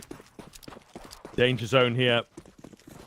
Really, really scary decisions for 9, isn't it? Right? The way that they go with the economy, the way that they look to plant their resources, honestly. 11-7 we were at. For many teams in your head, that is a game-winning scoreline. That is a should be getting this one over the line. So we'll see now. We shall see. Alex trained in towards dark. Bait also feeling the pressure. Not as much movement coming in from them. Alex got to be careful. Molly goes in. Scares them backwards. Spam. No. What can you do with your rolls? Not even done anything wrong there inherently. Just gets caught. Nasty. Really nasty stuff. Masuta on this 5-7. Not at the ideal range. MP9 as well. Not at the ideal range. So maybe just going to have to let them pass and move into A. That's exactly what they do. And a decision to be made. Do we want to go? You've got man down, an AWP, no utility. Do you really want to go for it here or just save this AWP in particular? Alex will go down on the backside, but that's a good reveal of information. Yeah, Pistol going to stick around. Sound maybe try and get this rifle and get out of there, which he will be given permission. Yes, they're not really hunting in. They will now, but too little too late. Might result in a big kill, though. Yeah, Mantu traded out. They'll be fine with that. They're all going to exit together. Sound going to have to find a triple kill if he opts to save, and Captain Kirk is the first one. All that's needed. 12-11. Yeah. Yeah, exactly. Oh, man, that is a bit of a crumble, that has to be said, from 9, who now come in towards us. I mean, they will have a buy. Mantu gets out his AWP, so it's okay. It's not one of those where that AWP being dropped is super damning, because it means they can't really buy back into one. They can. So that in itself is fine, but my God. Awkward spot. Bait are 1 round away from just stealing this map.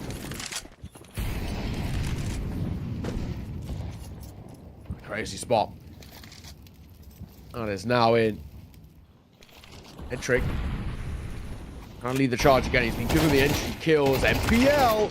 Quick drive-by for a double. MPL making a light work of this B-hold.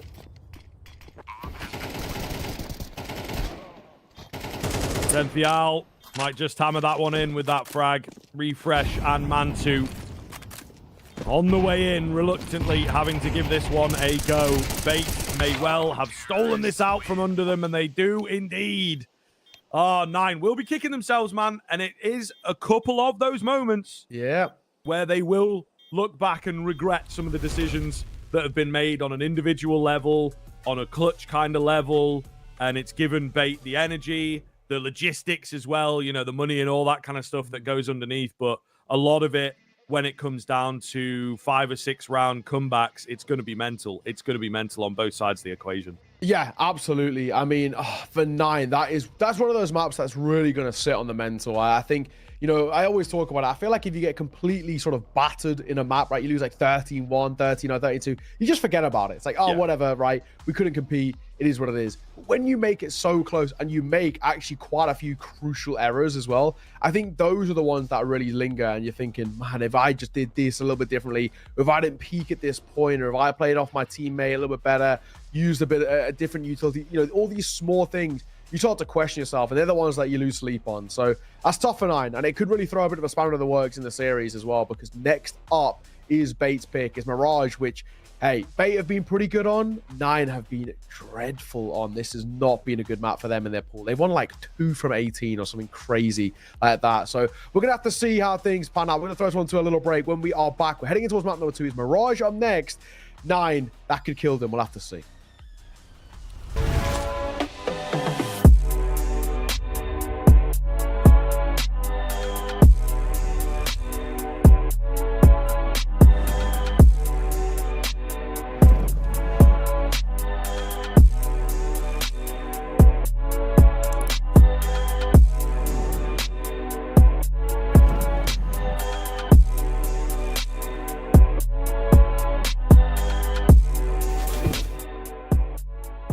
You look into your inventory and there's only... It's time to forget about this garbage. Here you will find everything to play with really cool skins. Open top cases. Upgrade dropped skins and turn your junk into a cool gun using the contract system. Every day, thousands of people upgrade their inventory with us. Hellcase.com. Look at yourself in a new way.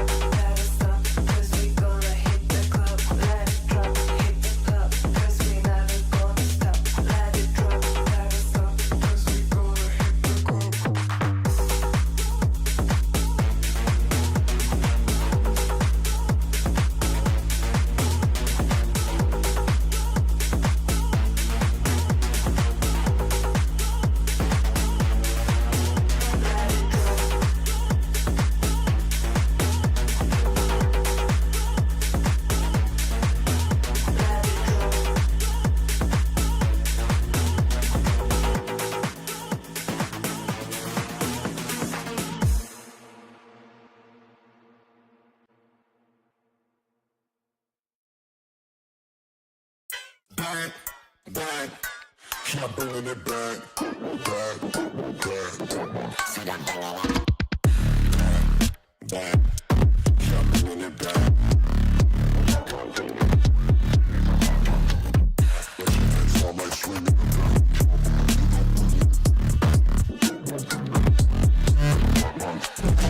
Back, back. Keep bringing it back.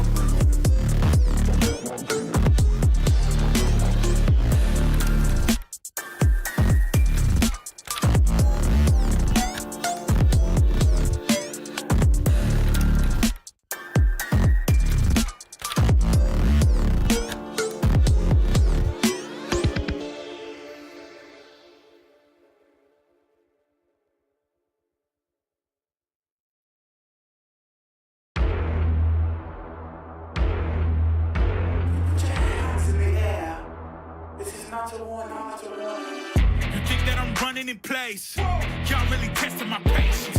Right before I blow up the spot, I had to get back to the basics. What if my talent is wasted? It's sick, but I'm lacking the placement. Thought since I rap in the basement, but my come up is legend, is greatness. I don't care now, it's pedal to the metal. I can never quit now, I will never settle. Puppet to the game, I'm pulling strings like Geppetto. We in the same game, but I'm on a different level. I passed it. Gotta keep grinding till I'm laid up in the casket. No fake round, but you feeling too plastic. Yeah, y'all feeling too plastic. They say my style crazy, but then it's straight jacket. Wow. Why you still testing my patience? Trying to turn me into something I ain't trying to be. All the hate is in heavy rotation. You gon' lose yourself, quit testing me. Don't make me lose my mind. Don't make me lose my mind. Don't make me lose my mind, cause I'm looking like Wesley, test me. Don't make me lose my mind. Don't make me lose my mind. Don't make me lose my mind, cause I'm looking like Wesley, test me.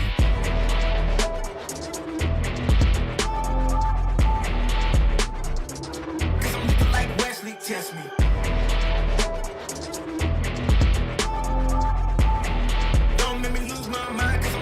Wesley, test me. Yeah, guess I know no better. I ain't got no chill, so they call me a devil. I know. Look, I am just a man on a mission. If I want it, then I get it, I go. And if you're trying to test me a beast, you gon' need Liam Neeson. The chance that you taking is flagrant. You're testing your luck. If you think you make it out, then you're sadly mistaken. Careful what you putting your stake in, cause I ain't got no patience and no limitations. You trying to figure me out, and I know I don't make sense, but no one's there when you call like you're trapped in the Matrix. You need to take a break from it. I think you should take 6. Cause yes, I hold a throne and no one else can replace this. The pain will only go deeper the harder you chase it. I'm the greatest that you ever made. It's time that you face it. So tell me, why you still testing my patience? Trying to turn me into something I ain't trying to be. All the hate is in heavy rotation. You gon' lose yourself, quit testing me. don't make me lose my mind. Don't make me lose my mind. Don't make me lose my mind, cause I'm looking like Wesley, test me.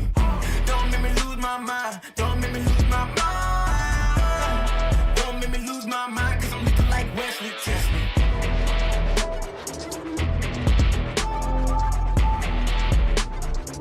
Cause I'm looking like Wesley, test me.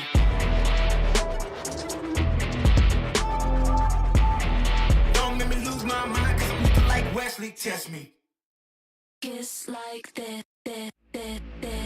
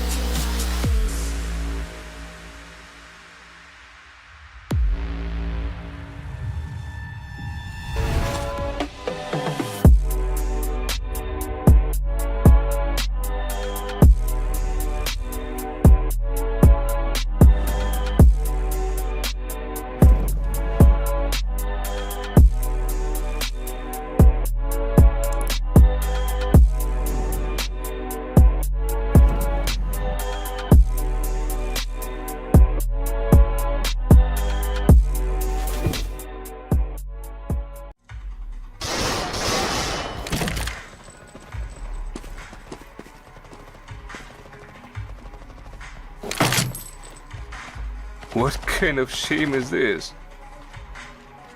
Are you new? Have you heard of Hellcase? Best cases in the world. Book a rookie on me. Don't be shy, come on. Haha, newcomers are lucky today, huh? Hellcase, the best cases. Hello gamers, welcome back in. We are moving swiftly on into our second map here, of course. Bates breaking the hearts of 9 there. It looked good for 9. 11-7 on Anubis, their own pick. We were like, okay, this should be all good. And then 1 or 2 clutches go against them. A couple decisions here or there in the late round. You know, a few players that maybe needed to rein themselves in slightly. And it breaks the bank. Yeah. They lose the momentum. Fate have got the mental game. And they take over 13-11 finish with a keen run of 6 in a row. Yeah, and it's just one of those. We have to look at 9 and how they sort of fell apart and how things drifted out for them, and maybe ask questions about what they can bring in towards this map. It's just not a good one for 9 is the real awkward thing for us. We just know it's just one in which they've struggled with in the past. No two ways about it. They played it quite a lot, but just to very minimal amounts of success. And that is, for us, the real awkward thing. Let's see. For Bait, I think off the back of that map number 1, it goes without saying that we are expecting them to take a 2-0 hit. Yeah, one would think. But not going to be easy. 9, definitely capable. It's one of those things I did mention. Sure, the Mirage does not look great, but if you take a look under the microscope, some close finishers, some really good Mirage teams in there. Not necessarily losing this map to lesser teams, let's say. If there were a few in there that were like outside the top 100, then I'd be like, nah, okay, it's not really. But they're losing out to more teams that are a bit higher than them, that are a bit more proficient and actually like to lean into this map. So we'll see. There is hope in there. Maybe not so much in this round. Masuta, a lot of it hinges on him. Goes down a bit too quickly. Has bought some time, I suppose, to stop the bomb plant, but down through from Connector. I think he wanted to go a bit further round, try and get a ramp flank. Not going to happen for him. He's spotted out now as well. So all the information on the cards for the T side. Trying to swing in, double peek it. Beautifully done. Finish off the CT player. Nothing that can happen. Bait start off well. Yes, exactly. Not bad for Bait. Kickstart the momentum. Nice and early doors. Get this tempo going. Start to set the tone as well in towards your map pick. It was, you know, a little scrappy and a little awkward at times. Very back and forth with momentum. Was flipping between these two sides quite heavily in towards map number 1. This is good, right? Now we get to see just a little bit of a showing out from Bait where they can come in towards this T side and really showcase what they've got to work with. Force Spy going to come through though from the CT side. We know how I feel about those, especially considering they've left B completely empty, and that's where the bomb's going.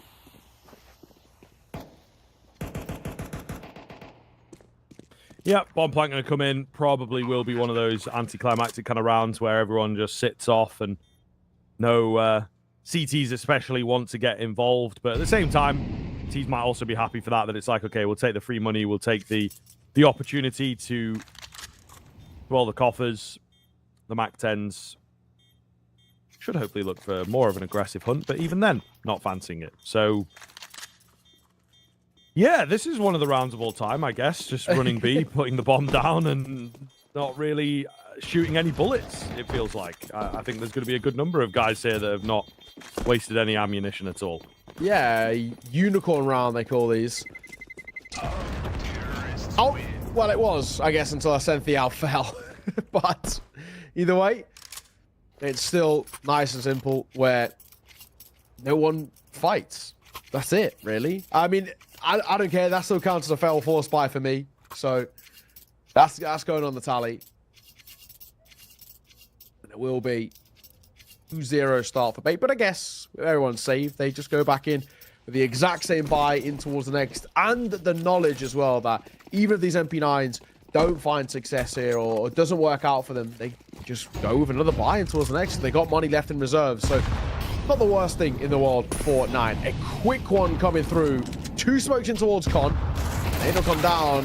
But, oh my god, Captain Kirker meets everybody in towards top Con. They should know B is basically empty. They do, but actually the bomb is still dropped in a really treacherous spot here. Yeah, this is problematic. Oh, Alex with a big one. Still, though, everyone remains pretty low. NPL, spam, nearly there. It's the right idea. There is a man in behind it. They're not able to find the bullets. Rolls with a really dangerous spot. Game breaking.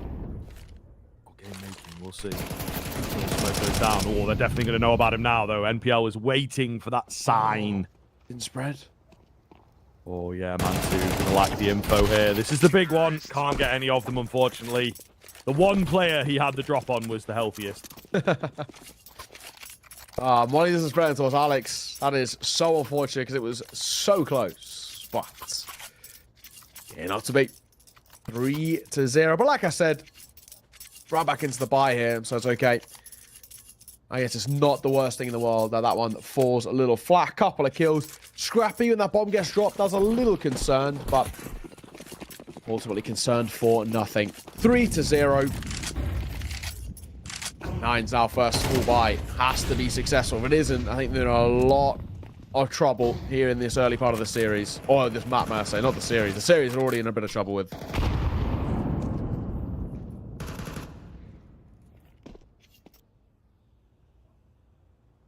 Rolls creeping forwards. Oh, as if. Gonna get the drop. No one watching for him. The two-man peak as well. So this could be really dangerous. Yeah, the late mid-crunch. Pretty nice from Nine. Have to keep it together, however. Oh, it's quickly falling apart. Head trick. He's also in late. Same sort of logic, right? The lack of info, the lack of preparedness for him, and all that work done is quickly nullified. Now down to 2 versus 2, which is very doable both ways. The issue is that both Mantu and Refresh are tagged. Even Alex, Nakalil, it's still a possibility. They double stacked B here. Are they moving up short? Oh my god, they might be. This could work massively against them. This is a timing play. And Headtrick probably about to tuck his head just under. The boost comes through. That has been heard. They'll know about this. They've got to know there's a short player. And they do. Orb gets a leg as well, just to make matters worse. But a smoke will come down. Oh my god, he wanted to shoot, but he doesn't. And this will allow a plan to come through. Mantu might just go through that smoke, and he will. Molotov down towards top con. Bomb planted open as well. Good moves here from Alex. Really good to not cross con. He knows what's up. Playing in towards a ramp, playing the headshot angle. No way! How's he not seen? How's Mantu, sort of looked away from that, didn't fully commit to it? You saw him do the little double take. Wow, I really would have liked to catch it from his perspective, but goodness me, Bait coming away, big clutch up. And Nine, again, in that position where they are maybe unable to catch a break hit. Yeah, real big round to be taken too for Bait. But down to an awkward situation. I do like the call they make in that mid round of the 2v2 where they make noise running away from mid. They come back in towards that position, take the control on it. Yeah, it works well. Leon bet odds are very one-sided. 1.07 to a 6.6. Pretty crazy one-sided display there. I'm inclined to agree, I have to say. This feels very much in Bait's hands as Nine are struggling, not only in the game itself, but now also financially here too. Yeah, we'll see. Refresh up high. Looking to be the danger man on this sort of hero M4, as it were. And it works for him. And again, a late round mid move here from Nine.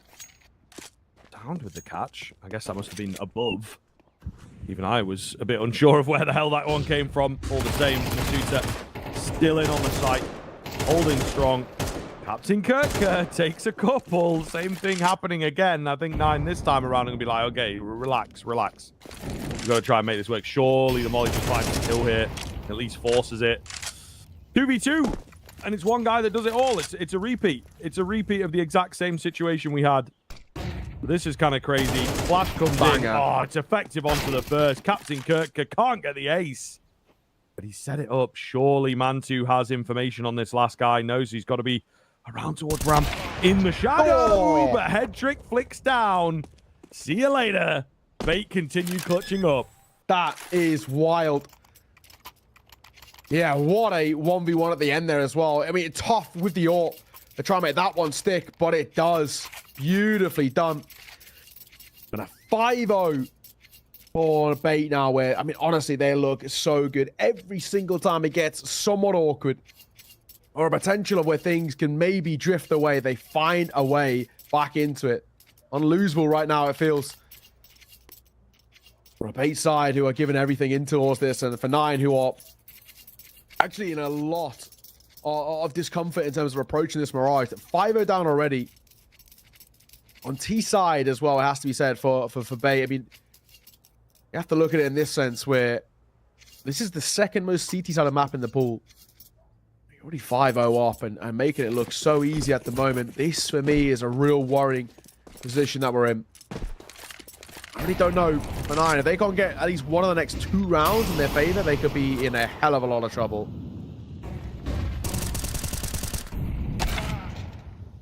Okay, Sound with the double through the smoke. Hello. All right, kind of out of nowhere. Could be a big one for 9, one would assume.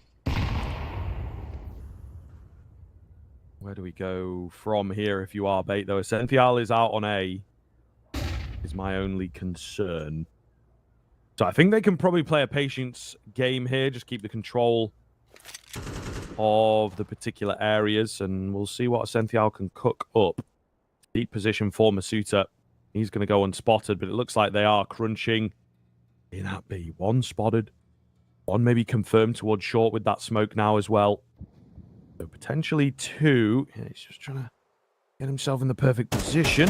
Oh, that's a little difficult, but he still manages to make it work. And Masuta is, yeah, a little bit like, maybe I should have been watching for that. Hopefully no one brings it up. I'll just save like nothing happened.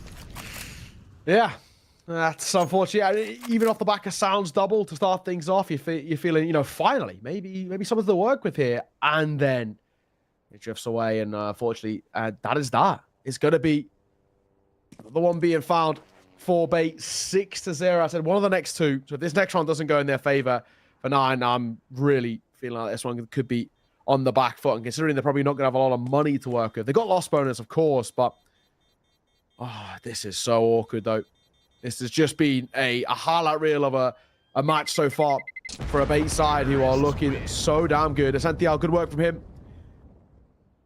As bait find the B-bomb site and find the round in their favor. And a 6-0. Not attack pause this one. It's of a technical nature. It does feel like it might not make a difference towards how this one is feeling.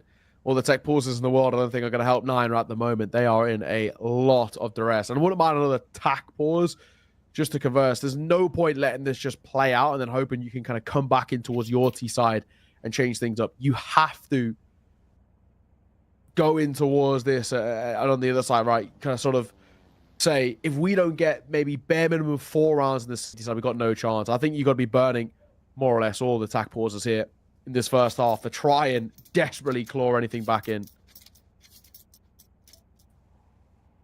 Yeah, man. It, again, is another sort of checkout, I think, similar to our first series of the day. It just seems to be these teams can't really keep their heads together, you know, for the second maps after losing 1.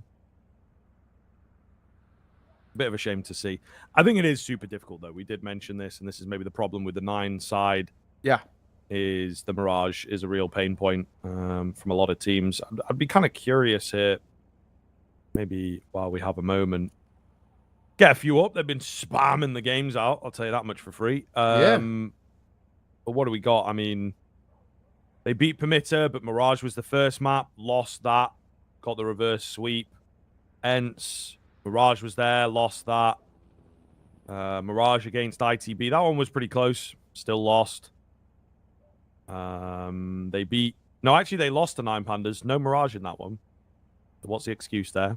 Into the breach again. Lost the Mirage. Like, you know, it seems to be in pretty much every single series as well is part of the problem. Everybody, Eyeballers, Passion UA. There's one here where they go down to Permitter, but no Mirage, you know. So a really difficult kind of look for this team in the sense that I think they are capable of some really solid results, you know. Masuta, Mansu, Refresh all got top-level experience. Maybe didn't quite make the cut, but still have that higher level. Yeah. Sound's got loads of potential behind him as a player, and Rals has been around this tier 2 block for a while, should be a good sort of in-game leader. But I think, again, maybe what happens on this team, and I'll kind of let you come in on this, I think. It's a few too many voices maybe for my lanky. Refreshed also IGL'd. I feel like the likes of Mantu and Masuta are going to be a bit like, you know, we've got experience. We should know what to do here. You should listen to us based on that. So I think there's just a bit too much going on in this team, and it doesn't quite make sense, like role-wise, experience-wise, etc. Yeah, no, absolutely. I do feel like there probably is quite a few too many voices. They got a lot of big characters here, and it obviously isn't clicking. And I mean, you know, obviously some bold choices in players too. Masuta had a bit of a troublesome time in the last few, right? I mean, no two ways about it. Last few teams for him have been not exactly, I think, what he would hope or expect of the rest. And, you know, for 9, there was a few choices made in terms of when they try to build this side. And I think, just for me at the moment, aren't looking like the team who have a lot to offer, at least not in this map. Only wins they've got are against Nexus, and that was a couple of months ago, and then Rosso Maha, who I've never even heard of. Doesn't really speak too positively. This is a wild round, though, while we've been talking. As it's all down to one man, and it will be the first round taken for 9. So they went for an A stack, and Fate just unfortunately walked straight into it. Yeah, for sure. I mean, it's kind of a classic after the longer pause, go for that rush move. 9 also expecting that to be the case. And they put up a pretty good wall. So fair play. Now just a case of whether they can keep it going. When you argue the more conventional Counter-Strike comes back into play, it might be hard for 9 to figure it out again, but we'll see. They have a propensity towards middle. Maybe that's something that they change up, is trying to get pressure onto the sides of the map. Spam through the edge of the smoke. Doesn't quite find anything. That in itself is kind of information, though. Meanwhile, Essential, he has the spot, but you just see that nade come over the top. He's been caught with smoke in hand, unfortunately. So looking good for 9. They take the first. Rolls with the damage. Nearly the frag. I don't know if you will have heard that. Wasn't necessarily a dink in there. He's now just battling to stay alive as the rotations come round. Molotov. Try and scare someone away. Alex will get caught. Feel like this one could be drifting away from potential Captain Kirker. Would need something quite special, but it's not to be. It all puts on towards the AWP. A 1v4 turn, 1v3. 50 seconds short. Bombing is back, yeah, but likely. But makes it there now a 1v2. They're gifting him fights here. Yeah, a little bit weird. Head trick gets the smoke down. Should find this plant. Could really help them into the next round. Oh, he's going open. You know, if you're gonna go for it, you might as well try. He gets it down, but nice little move from Refresh. Spots above the smoke. And they will find the round. Still taking some damage, and as I say, the bomb plant helps the case ever so slightly. Just means they'll have some pressure in this follow-up round. Not going to be a fully fledged buy. So 9 in with a chance to close the gap for sure.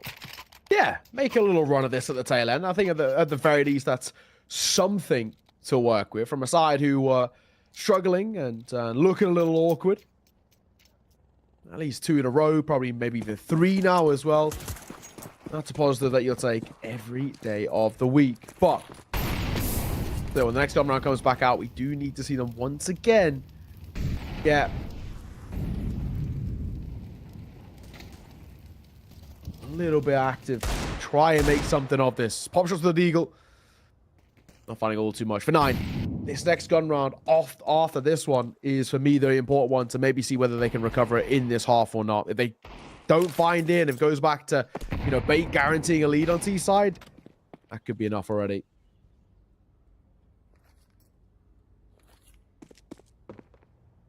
Interesting. Ascential's already tucked into a sandwich. He's already sort of got out here. Might be unseen. Might have been unseen. Refresh is playing a very safe angle, though. Yeah, he's got to be ready. I mean, he's going to come in from Palace. Sempial catch onto one. Opportunity there onto Masuta. Long old spray down. Sempial, meanwhile, trying to find one of his own. But unable thus far. Support coming round. And a good find from Rolls. Just Alex remaining. Should be fine here. It's a fair few low HP bars, though. 1 or 2 more bullets land cleanly, and the round could have been very, very different. Masuta. Lucky. Very lucky. And he'll take it, though. Relatively scot-free. All right. Now, this is the one that, for me, feels like it matters the most. I can at least see another gun round put on display. Then maybe there is a chance to work with. We could even potentially be discussing the likes of a sort of a 6-sword. That would, at the very least, kind of bring things back in towards a somewhat okay position. I have a Galil in play, at the very least, for Alex. So he feels potential in terms of the firepower difference between these two in this round. Mantu for the first. Alex and that Galil tried to creep through the smoke. It very rarely works. And that time it doesn't. But Captain Kirker, good trade. Trick spots one out towards jungle. Looking to confirm the kill. It's big damage again. Hello. However, yeah, how's this happen? Captain Kirker on the spin around. Careful, it is being watched for. Still wins out the fight. Drawn attention away. Bomb plant comes in. This looks a hell of a lot better now. Clean one from Ascenthial. Might just do it. Feels like a potential save angle, but they're confident in the refresh flank. Nade is minimal. I don't know, man. I don't know. They're not giving you anything. Surely you just have to move away here. And they will indeed. Save comes round. Bait back on the board. Ah, well.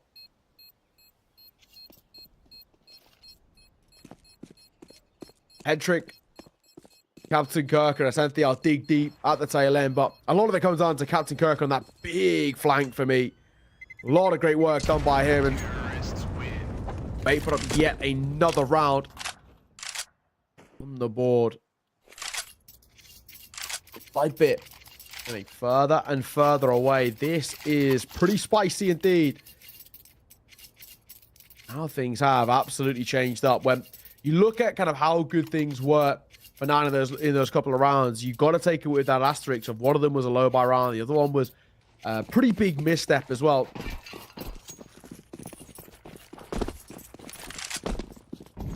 Wow. Go to a round. A bit of money left in reserve. It's not the end of the world if 9 lose this, but it doesn't really matter if they can't compete in the gun rounds regardless.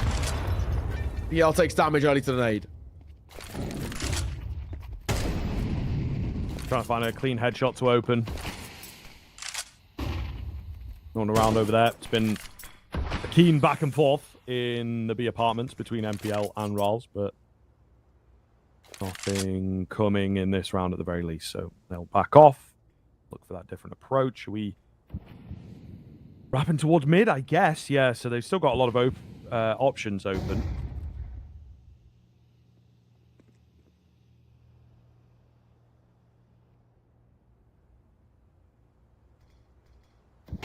There two.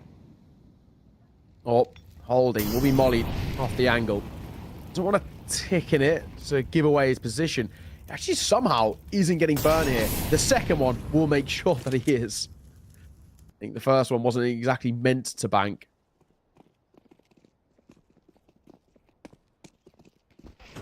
Refresh in a CT. Here's him coming. Nice find from him. There's a couple trades back and forth here. Will end up being even. Bomb goes down. Lovely little nade in off the wall there. The flashes, the mollies are quite clean here from Bait. Their late round utility looks nice. That nade doesn't quite do too much. Flash going to keep them at bay here. And again, feels like another safe situation. Overstep, however, leaves Mantu with a kill. Is it going to be enough? Captain Kirker on the angle. Shooting away. Yeah, and he knows, man. Mantu's like, for God's sake, he's going to see my barrel. How do I do this? How do I even get around this corner and find the frag? Hoping he was maybe going to run out of ammo. I guess doesn't happen. Bait find 8. All right. I think for that, for me at the very least, 8 already on T side. That feels like enough. Surely. On the second most seats on the map in the pool, I can't see any world in which 9 can get back in towards this. I mean, they are just looked a little all over the place. Masood has an MP9 coming in towards this last one. Even if it goes 8 to 4, it's going to require some real heroics to dig deep on this T side. Molotov will burn Alex. The flash doesn't give him the first kill, but he does a lot of damage.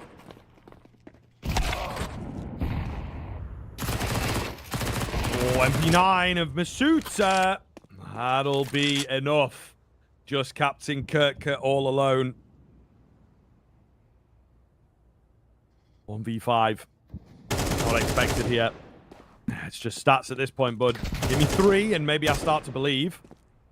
It's 2, but it's taking a fair chunk of HP, and yeah, I think now they realize there's a couple low HP players here. Can't really take too many chances. I don't know. Seriously, one more. Yeah. He gets it super clean without taking any damage. It really is on. It's true. It is true. Because of how low Suter and Mantu are, you absolutely cannot count this out. Towards window. 40 seconds. But he's wrapping over towards B. The only issue is the B player is deep apps here. So I feel like it's going to make things really awkward. He's just never going to clear him. He's never going to have time to clear him, basically. Yeah. Oh. Doesn't see the barrel. I think it was just there on the screen briefly. Yeah, it's a bit of a shame. Rawls plays it well, knows what's up, covering his angles right, and just ultimately buying time. Still 8-4 does feel good enough for Bait. Their pick, their control.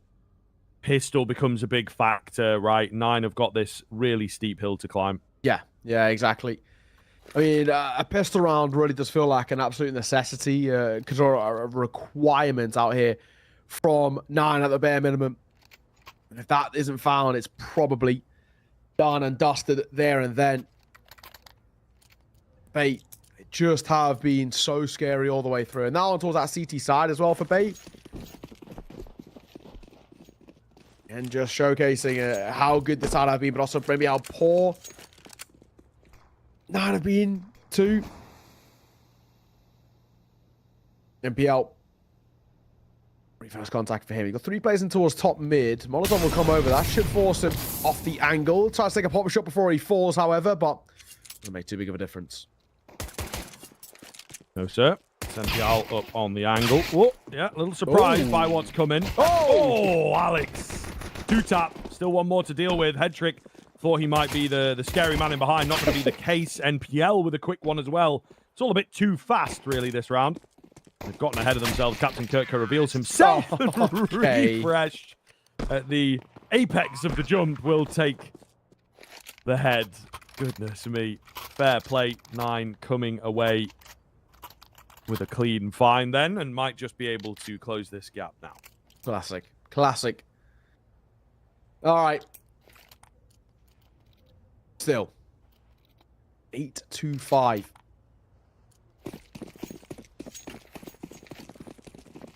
Still a lead over towards Bait. Even though the HUD says 9, it is Bait. Don't you worry.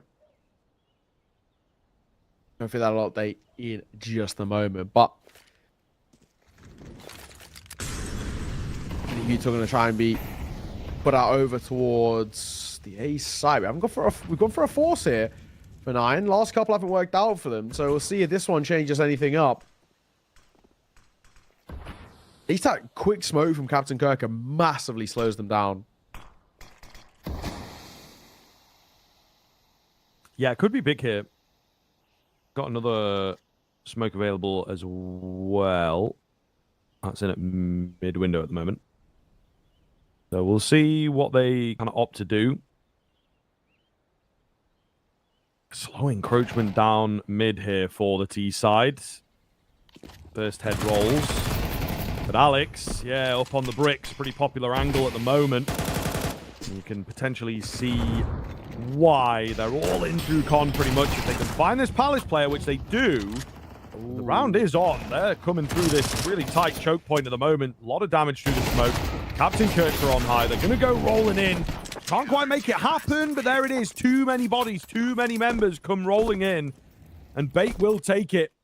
Really big find from them. Absolute steal. Put 9 right back where they started. That is down in the dumps here. No money to speak of either.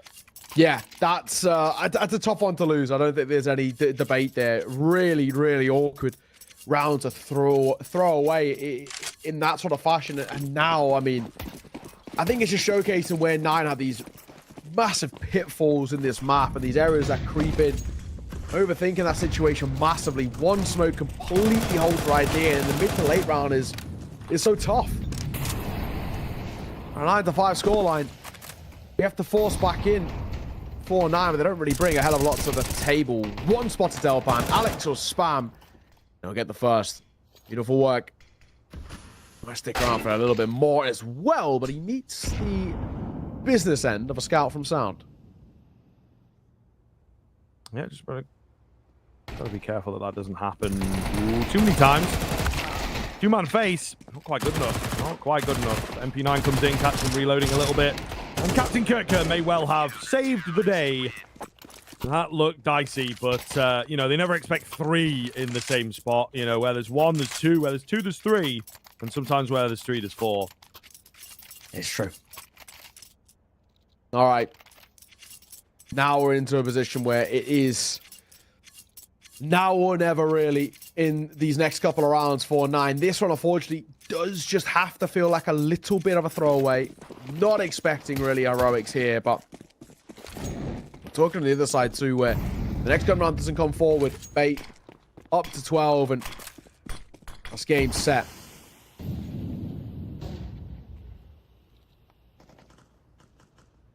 BL making a move aggro in towards mid.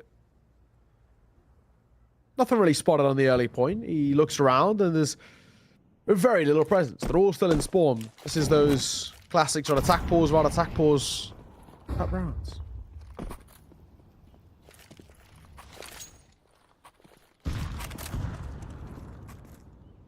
Yeah, looks that way. Got that one flash. Gonna have to be the best flash you've ever seen. But get that CT guy, push him back, force the bomb plant. Who knows? Who knows? Ra's doing the best fake you've ever seen in your life as well. Just one Glock over there trying to draw everybody's attention. Okay, now it's not a good fake because he died. That's not what you're supposed to do. Oh, wait a minute. Wait a minute. Maybe it worked. It might have worked, kind of. I don't think so, unfortunately. If they had like a smoke to just cover off the CT guy, they could have focused stairs, but yeah, it's unfortunate. The timing on that was pretty insane. Yeah. Maybe like a decoy with him as well. Who knows? He could have really sold it a little bit, but one of the few times the decoy is worthwhile, but in the end, as expected, a very easy round for Bait and 11th on the ball for them. 2 away now, and this gun round is make or break. You know, lose out on this one, and that's it. Bait find match point, and your economy once again in the bin. The definition of now or never in this one. Hedrick has let them go in towards mid, and he's more than happy to not fight all too much.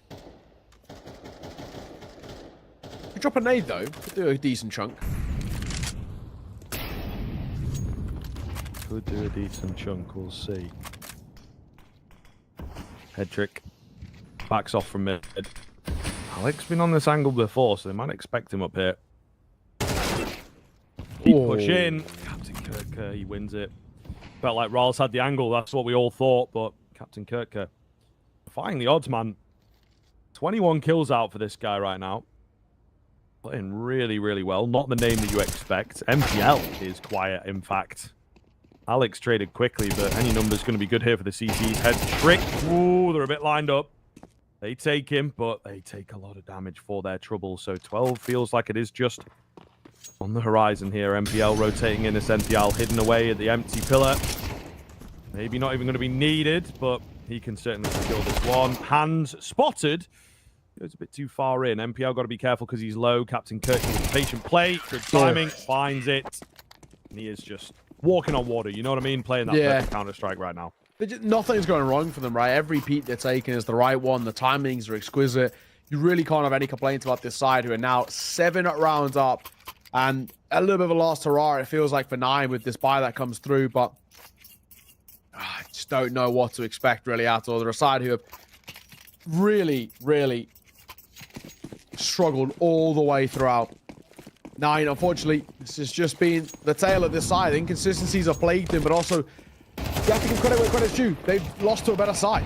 They are in currently great run of form. They've looked incredible, and they've been playing great Counter-Strike and deserve a victory here. Close running towards map number 1, but map number 2 was anything but. Opening kill goes to Captain Kirker, who similarly still seems to have absolutely no holes in the gameplay for him right now.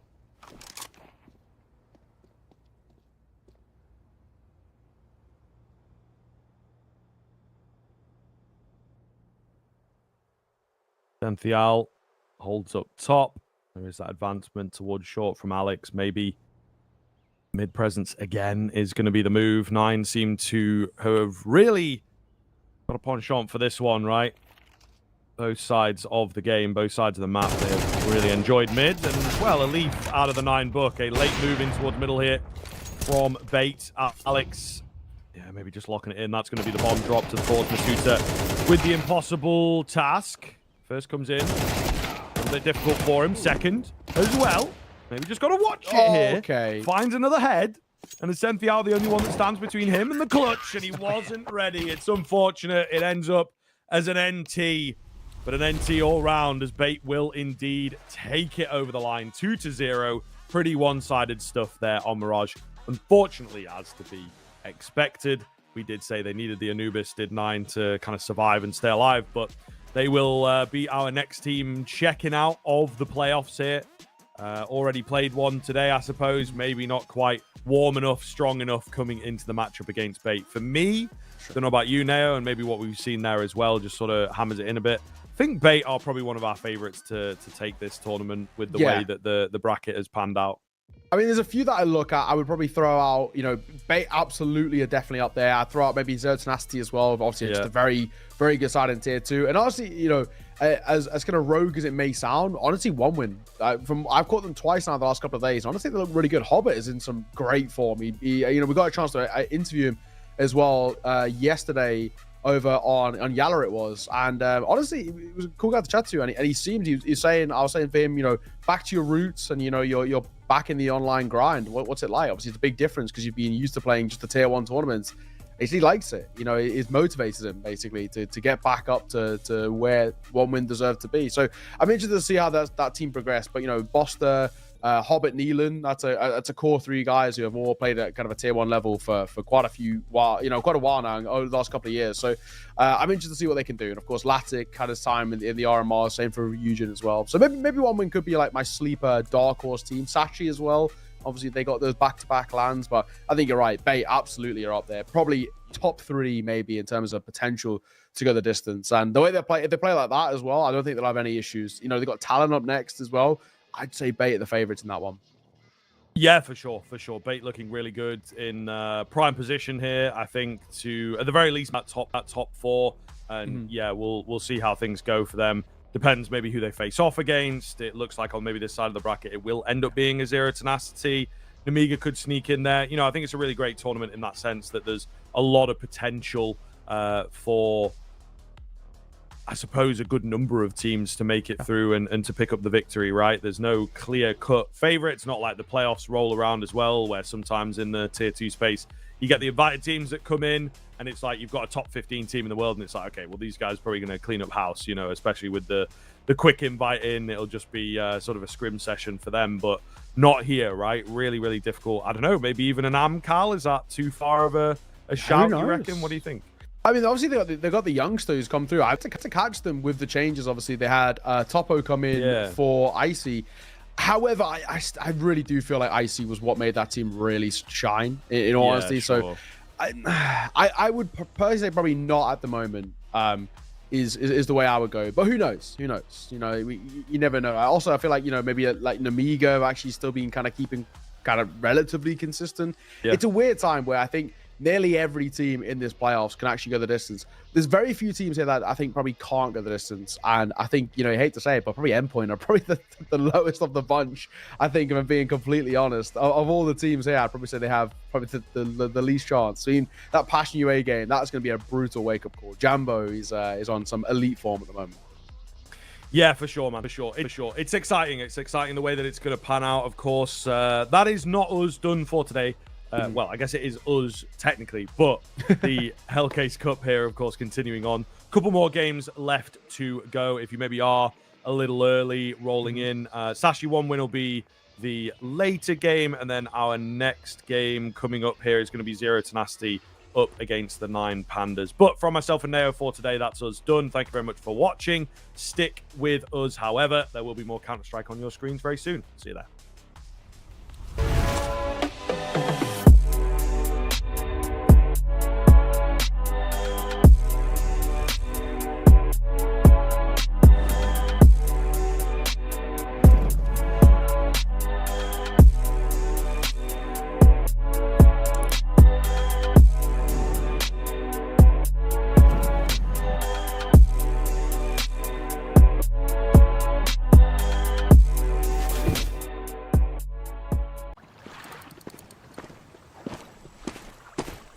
And how long have you been here? From early morning.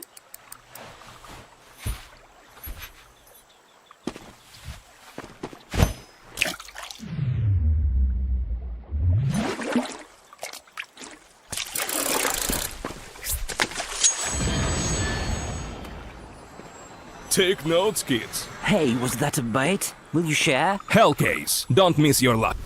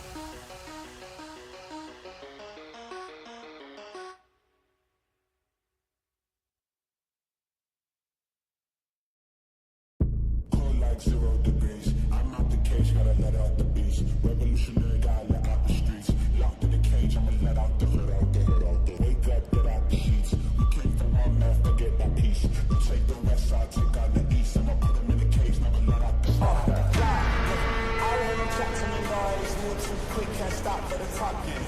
I hear him chat with the boys, man's so tough, but man's keep walking. Just too sharp with the boys, white girls gotta tell me I'm awesome, yeah. Hot like fire on the pond. If you wanna touch me, I'm please just touch me, touch me, touch me, touch me, touch me, touch me, touch me, touch me, touch me, touch me, touch me, touch me, touch me, touch me, touch me, touch me,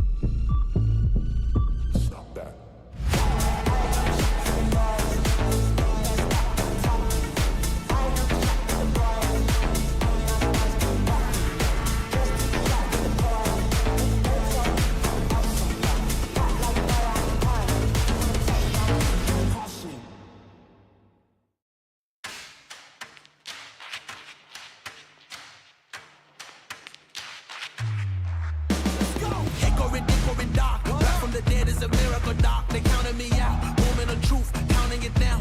Underdog story was down for the count. Back on my feet, back with a mic, back on a beat, back with a family that bang in the streets. The game on lock, I stand with a key. Standing my ground, I am planning to flee. Standing my ground, I am planting my feet. Taking a stand, embracing my destiny, shaking his hand. Flipping the script, changing the plans. Off to the top and I'm taking the fans. Making them jump, making them dance. Making them jump, making them dance. We about to change the game. We out here taking names. Let our voices rise. Let them reach the skies. We about to change the game. We out here taking names. Let our voices rise. Let them reach the skies.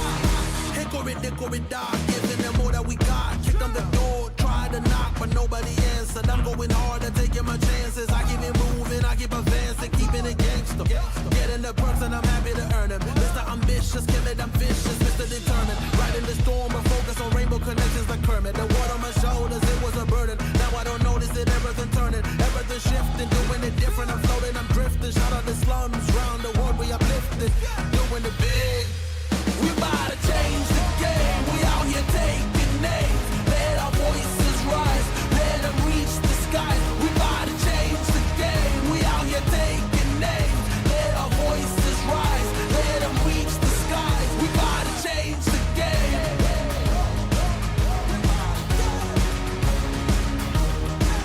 We about to change the game.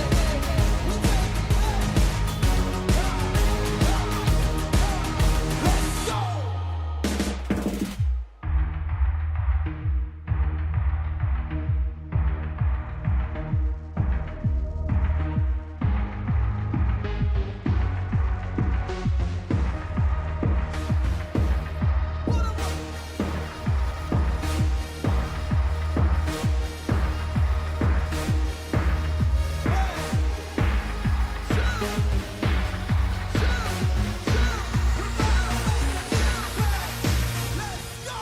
We about to change the game. We out here taking names. Let our voices rise. Let them reach the skies. We about to change the game. We out here taking names. Let our voices rise. Let them reach the skies. We about to change the game.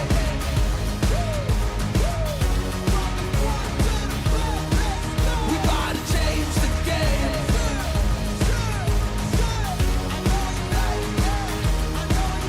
Let's go.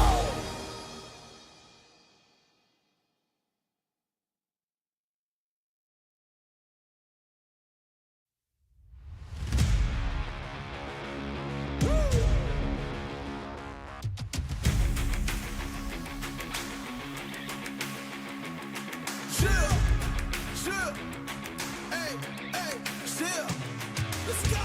I was born to kill it. I was meant to win. I am down and willing, so I will find a way. It took a minute, now it didn't happen right away. When it get hot in the kitchen, you decide to stay. That's how it winners made.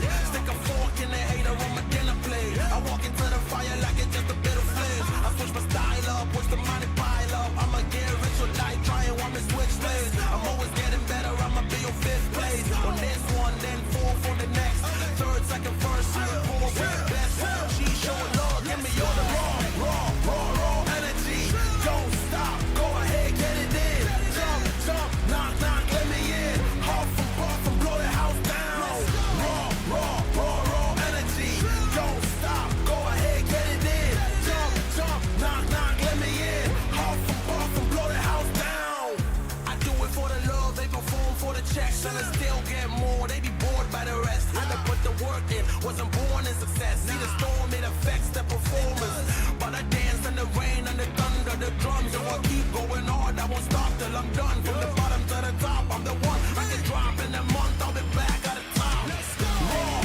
Raw energy. Don't stop, go ahead, get it in. Jump, knock, let me in. Huff and blow the house down. Raw energy. Don't stop, go ahead, get it in. Jump, knock, let me in. Huff and blow the house down. Yeah, we blow the house down. Yeah, we blow the house down. Big moves, we shake the ground. All the greats who came before us, we about to make them proud. We've got to make this count. Take the ball and raise it now. Make noise and crazy loud.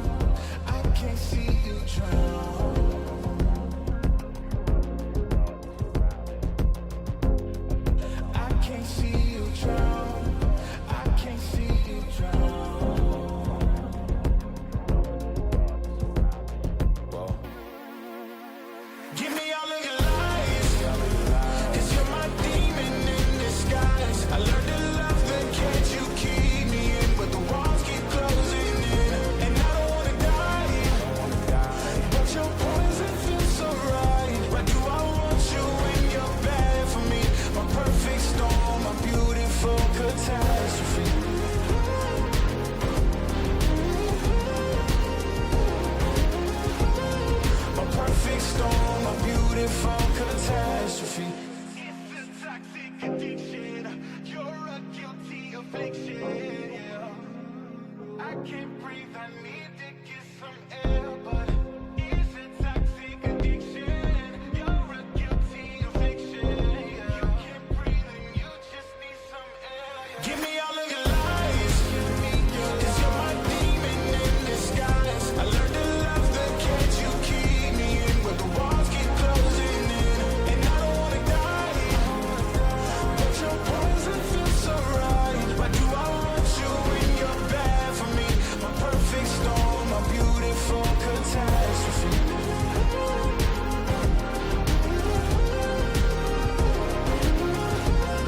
My perfect storm, my beautiful catastrophe.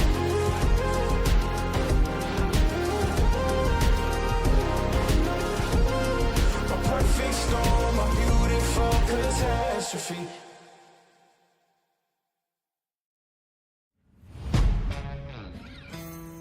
Yeah. Let's go. We just gotta go hard. I go the hardest. I bring the pain. Not what you used to. It's all part of the game. Yeah, I just gotta go hard. I just gotta go hard. Go hard. Go hard. Yeah. Oh yeah, the beast back. Adrenaline pumping through my veins, can't relax. Original, I am not the same as these cats. I sting them if they never ever mind and they beeswax. I don't ever cap, but I'm wearing like 3 hats. Never been a rat, but I know where the cheese at. You'll never get a trophy cause they all here where we at. You better believe that.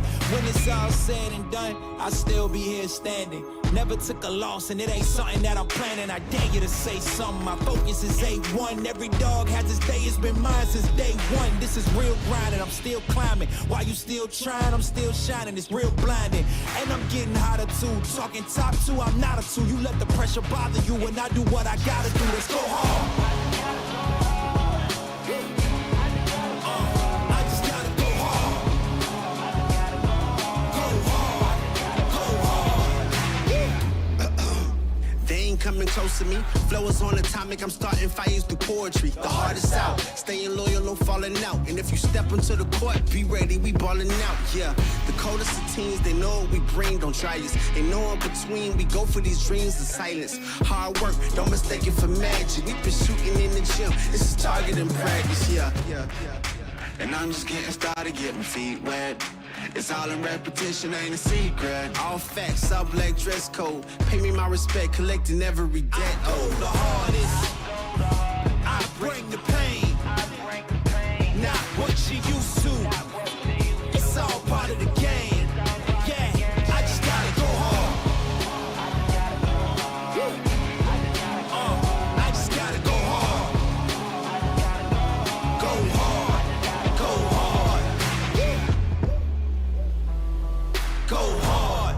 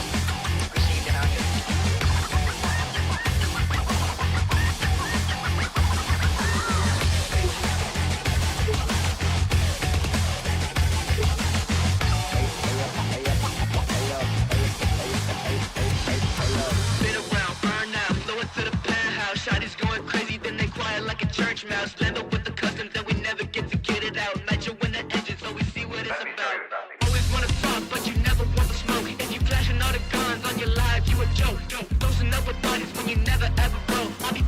the shooter who be lacking in the soul. I was trying to tell you about that real shit, boy. You been steady capping on that fake shit, toy. I was trying to tell you about that real shit, boy. Real shit, boy. Real shit, toy.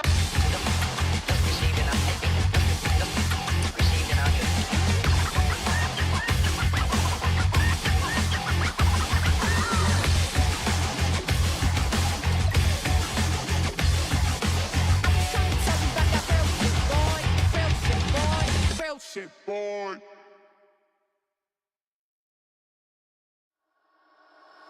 Fumble a bag, now I when I fumble a bag. Fumble a bag, now I when I fumble a bag. Act like you know how this goes.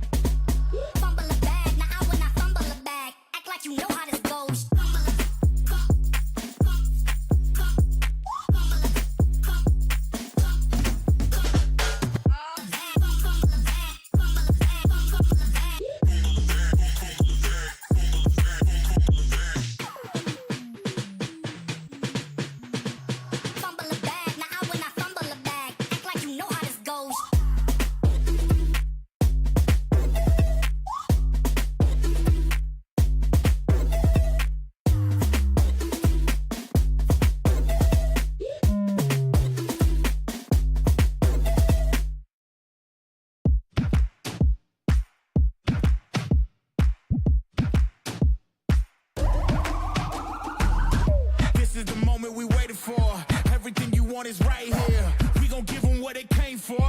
We gon' take it up from last year. Shoot 'em my shot, boy, I'm long range. Me and the team on the same thing. Stayed down, never switched up. Only thing changed was the game.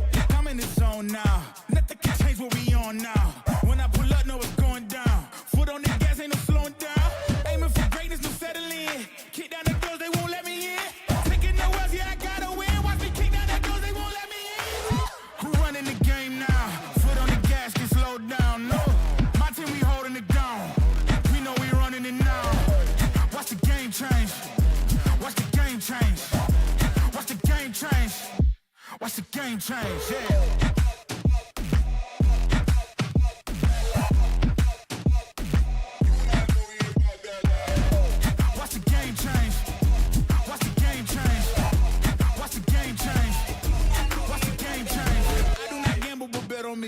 Tell them that's like, yeah, it's love it. I'm taking a shot for my enemies. I can't waste no more time on my energy. I know they know I got it on lock. Go against me, that's a long shot. Cause I'm counting wins all around the clock. Never doubt me, boy, I don't stop. Who do you feel when they make you the monster? I am not scared of none of you imposters. Taking the lead now while they watching. Think you should leave now while the option. Taking no else, yeah, I gotta win. Watch me kick down the doors, they won't let me in. Who running the game now? Foot on the gas, can slow down, no. We holding it down. We know we running it now. Watch the game change. Watch the game change. Watch the game change. Watch the game change. Yeah.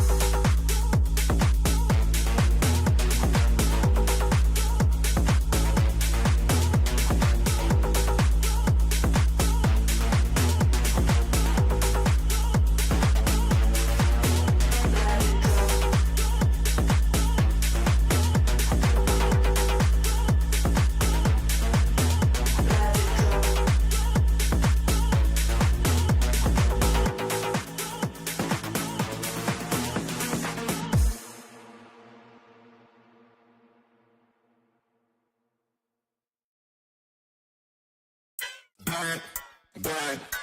Keep bringing it back, back,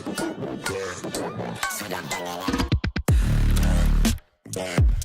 So I'm bringing it back, keep bringing it back.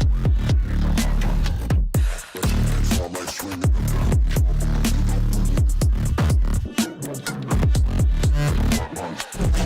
back. Keep bringing it back.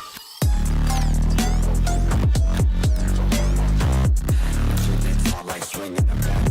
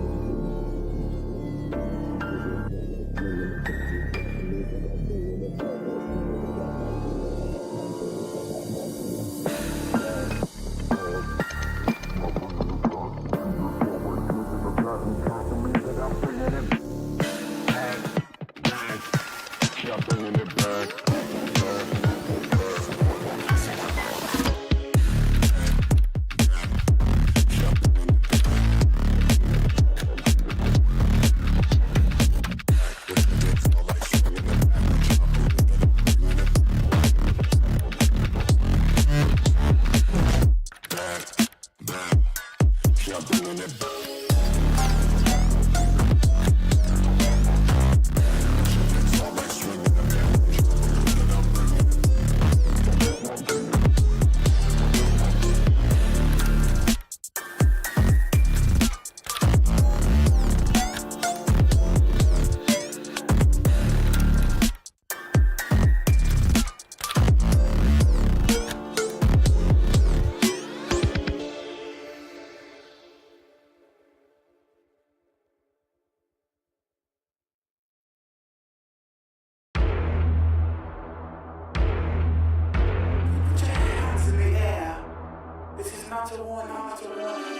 You think that I'm running in place? Y'all really testing my patience. Right before I blow up the spot, I had to get back to the basics. What if my talent is wasted? It's sick, but I'm lacking the placement. Thought since I rap in the basement, but my come up is legend, is greatness. I don't care now, it's pedal to the metal. I can never quit now, I will never settle. Puppet to the game, I'm pulling strings like Geppetto. We in the same game, but I'm on a different level. I passed it. Gotta keep grinding till I'm laid up in the casket. No fake round, but you feeling too plastic. Yeah, y'all feeling too plastic. They say my style crazy, but then it's straight jacket. Wow. Why you still testing my patience? Trying to turn me into something I ain't trying to be. All the hate is in heavy rotation. You gon' lose yourself, quit testing me. Don't make me lose my mind. Don't make me lose my mind. Don't make me lose my mind, cause I'm looking like Wesley, test me. Don't make me lose my mind. Don't make me lose my mind. Don't make me lose my mind, cause I'm looking like Wesley, test me.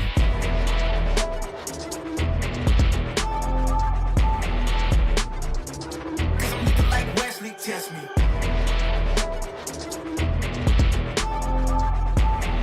Don't make me lose my mind, cause I'm looking like Wesley, test me. Yeah, guess I know no better. I ain't got no chill, so they call me a devil, I know. Look, I am just a man on a mission. If I want it, then I get it, I go. And if you're trying to test me a beast, you gon' need Liam Neeson. The chance that you taking is flagrant, you're testing your luck. If you think you make it out, then you're sadly mistaken. Careful what you putting your stake in, cause I ain't got no patience and no limitations. You trying to figure me out and I know I don't make sense, but no one's there when you call like you're trapped in the Matrix. You need to take a break from it, I think you should take 6. Cause yes, I hold a throne and no one else can replace this. The pain will only go deeper the harder you chase it. I'm the greatest that you ever made, it's time that you face it, so tell me. Why you still testing my patience? Trying to turn me into something I ain't trying to be. All the hate is in heavy rotation. You gon' lose yourself, quit testing me. Don't make me lose my mind. Don't make me lose my mind. Don't make me lose my mind, cause I'm looking like Wesley, test me. Don't make me lose my mind. Don't make me lose my mind. Don't make me lose my mind, cause I'm looking like Wesley, test me.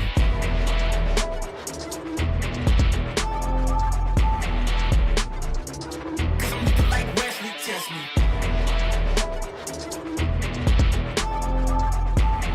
Don't make me lose my mind, cause I'm looking like Wesley, test me.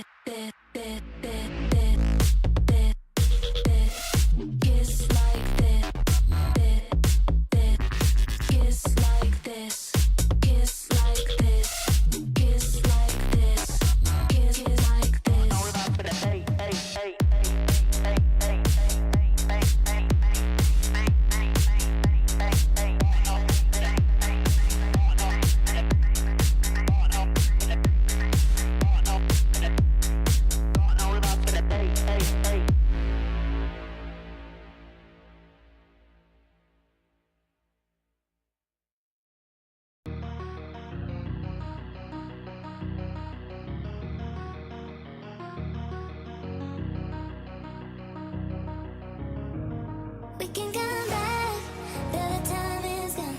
I'm running to escape from your left. Don't lie, 'cause I know your heart. Don't try looking for someone to forget. 'Cause I gave you my whole life, and instead you gave me nothing. And you left me here lonely. Hey, hey. I was lost on my own way. I will never be the same girl. But someone told me never to stay.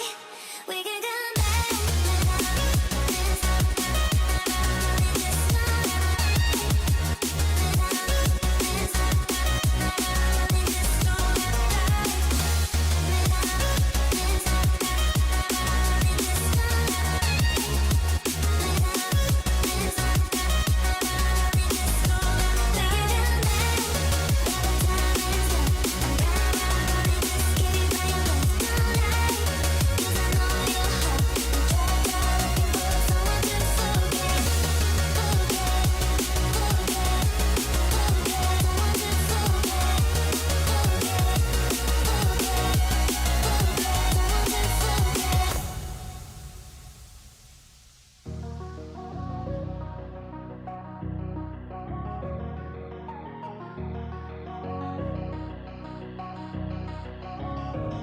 We can come back, but the time is gone.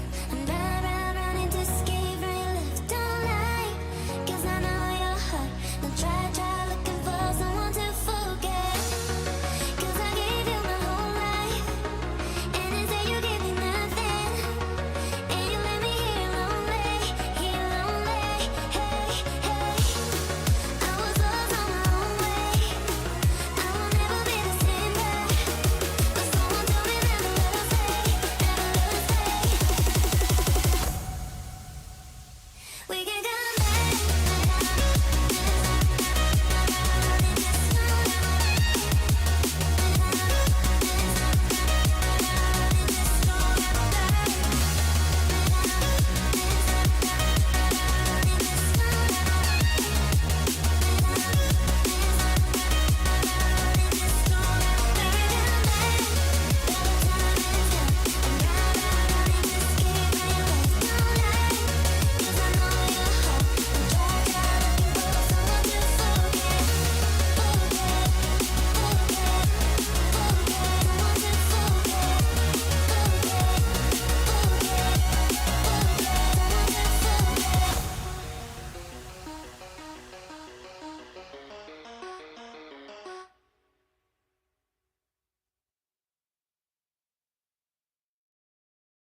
Cold like 0 degrees. I'm out the cage, gotta let out the beast. Revolutionary, gotta let out the streets. Locked in the cage, I'ma let out the hood, out the hood, out the wake up, get out the sheets. We came from all man, forget that peace. You take the west side, take out the east. I'ma put them in the cage, never let out the start. I hear them chat to me noise, move too quick, can't stop for the talking. I hear them chat with the boys, man so tough, but man's keep walking. Just too sharp with the boys, white girls gotta tell me I'm awesome, yeah. Hot like fire on the pine. If you wanna touch me, please use caution, caution, caution, caution, caution, caution, caution, caution, caution, caution, caution, caution, caution, caution, caution,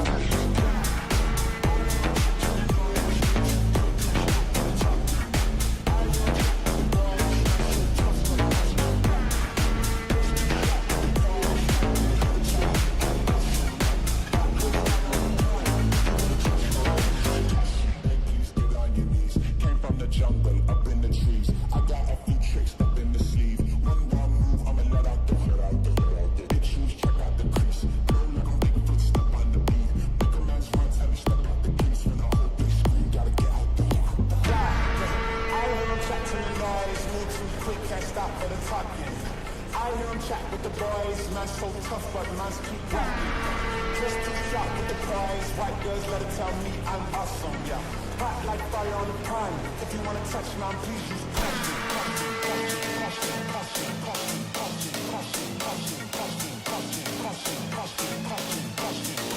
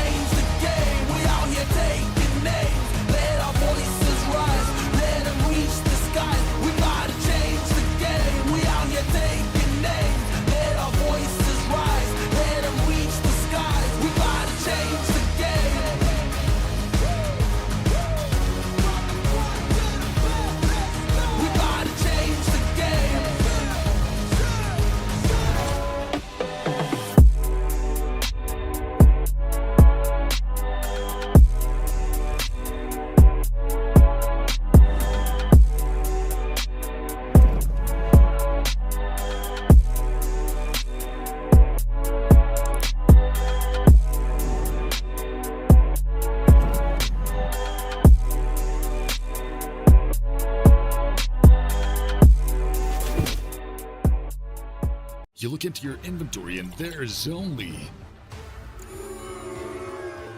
It's time to forget about this garbage. Here you will find everything to play with really cool skins. Open top cases. Upgrade dropped skins and turn your junk into a cool gun using the contract system. Every day, thousands of people upgrade their inventory with us. Hellcase.com. Look at yourself in a new way.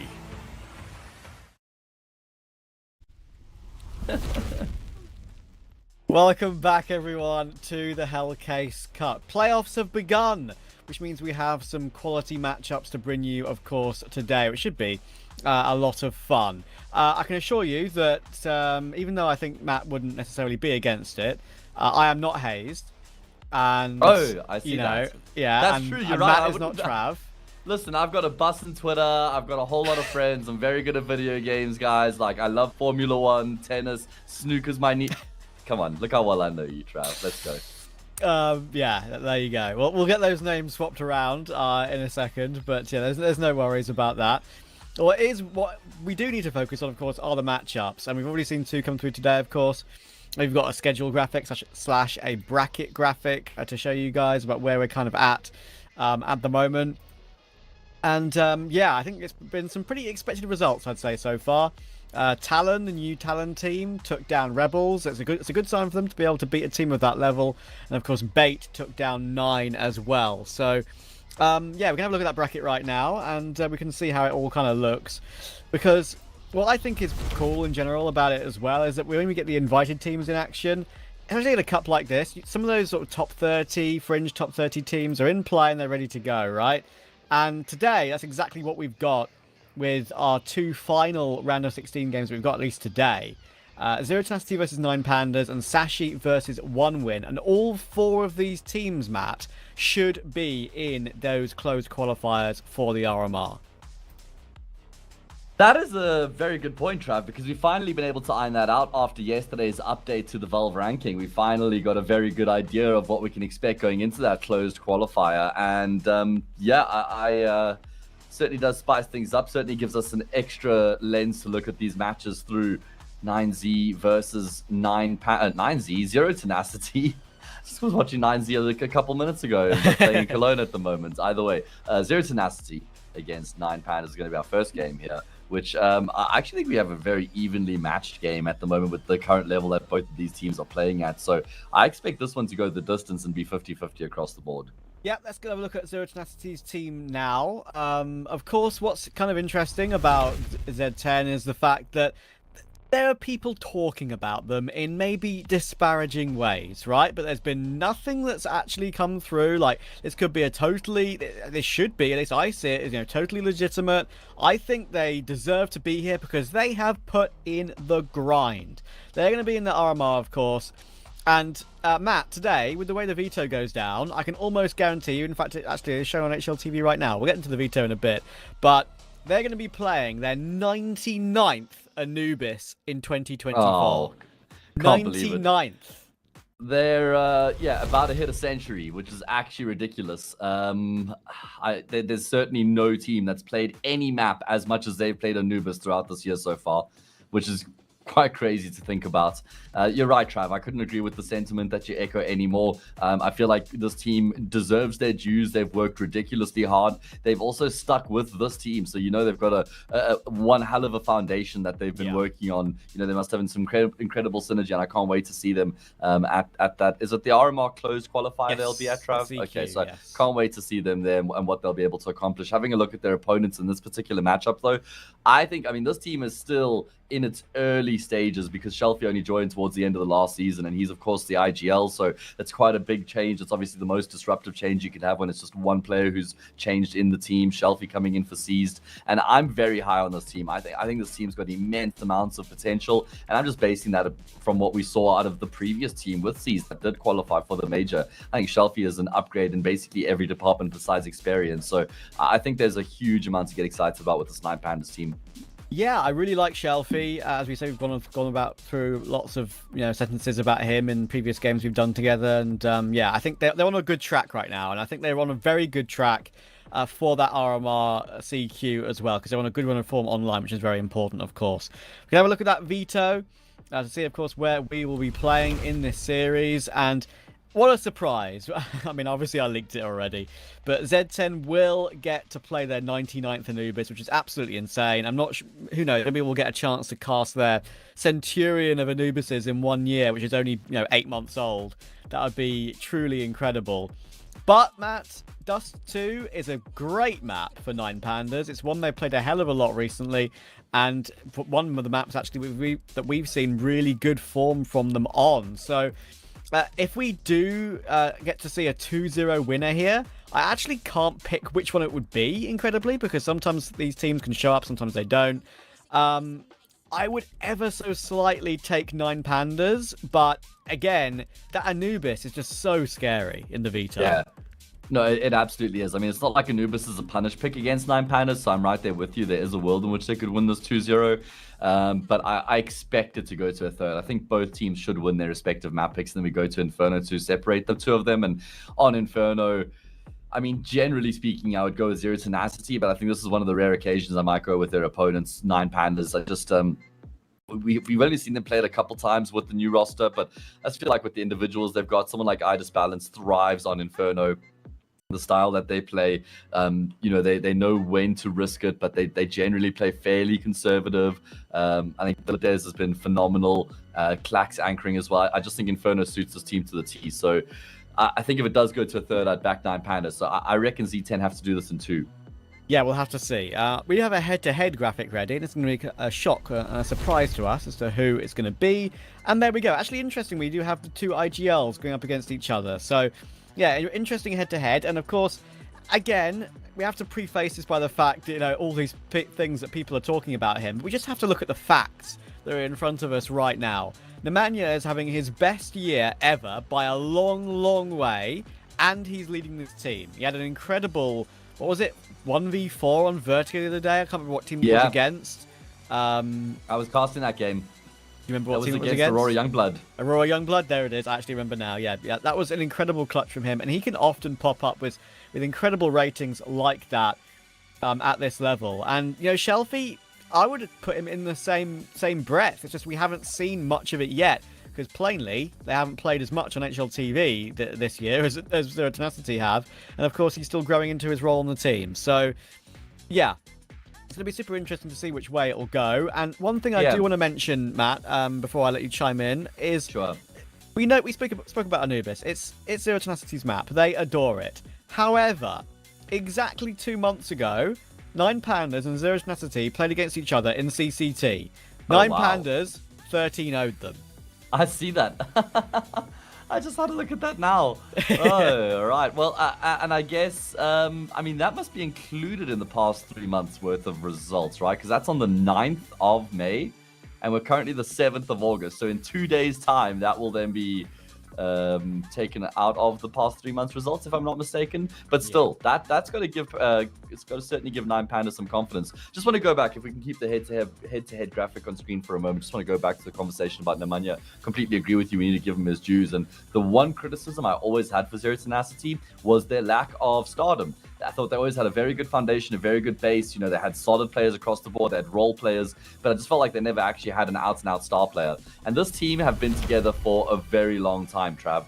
They've been together as an entire team for basically 2 years with all 5 players. Yeah, right. Of course, the core goes back over 2.5 years. Yeah, 4 players. So for me, I was always like, when do they actually make a decision and pull the trigger on the roster change to try bring more firepower into the team? Because they've just been hovering around that 80th to 60th place in the world rankings on HLTV. And I feel like they've been together for so long that they would have tried everything they could have to break that ceiling and see if they can, climb up higher in the ranks. And I thought maybe they need more firepower.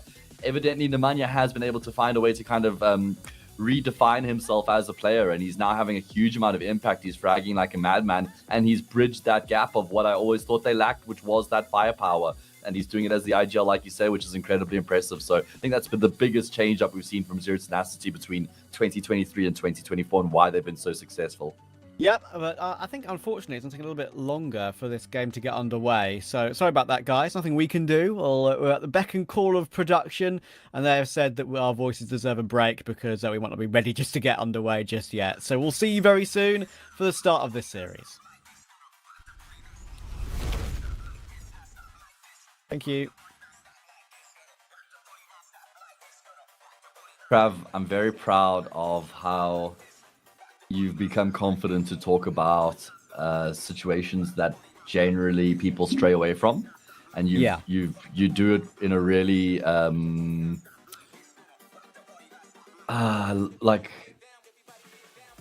I'm trying to think of there's so many words that I could use, but it's done in a very amicable way. You know, it's like you acknowledge it and respectful. Respectful is another word. Wait, I've got it. Hang on. Yeah, you've got it. You know what I'm looking for. Without finding the right word, I hold the middle ground and see it from both sides of the story each time. Yeah, but you don't just stray away from the topic for fear of the controversy and talking about it on stream. Because it's right there. Everyone's thinking about it. Everyone's talking about it in chat. But it's just the retard casters, excuse the word, who are just acting like that's not a thing.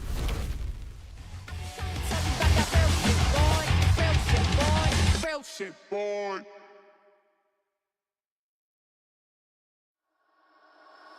Fumble a bag, now I when I fumble a bag. Fumble a bag, now I when I fumble a bag. Act like you know how this goes.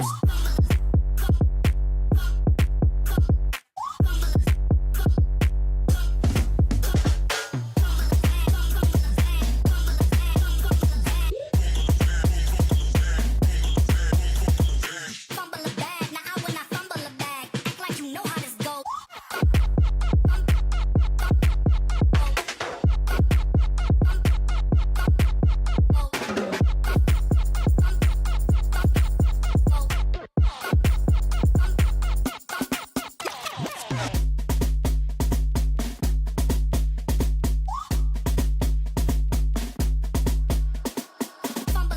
I when I fumble a bag. Fumble a bag, now I when I fumble a bag. Act like you know how this goes.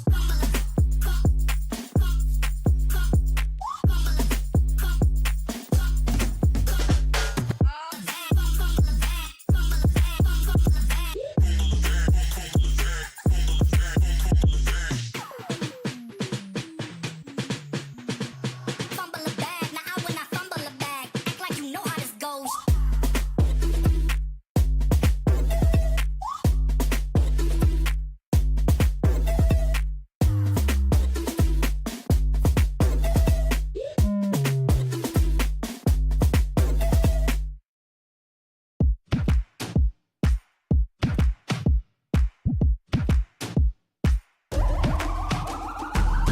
This is the moment we waited for. Everything you want is right here. We gon' give them what they came for. We gon' take it up from last year. Shoot 'em my shot, boy, I'm long range. Me and the team on the same thing. Stayed down, never switched up. Only thing changed was the game. I'm in the zone now. Nothing can change what we on now. When I pull up, know it's going down. Foot on the gas, ain't no slowing down. Aiming for greatness, no settling. Kick down the doors, they won't let me in. Taking no else, yeah, I gotta win. Watch me kick down the doors, they won't let me in. Who running the game now? Foot on the gas, can slow down. No, my team, we holding it down. We know we running it now. Watch the game change. Watch the game change. Watch the game change. Watch the game change. Yeah.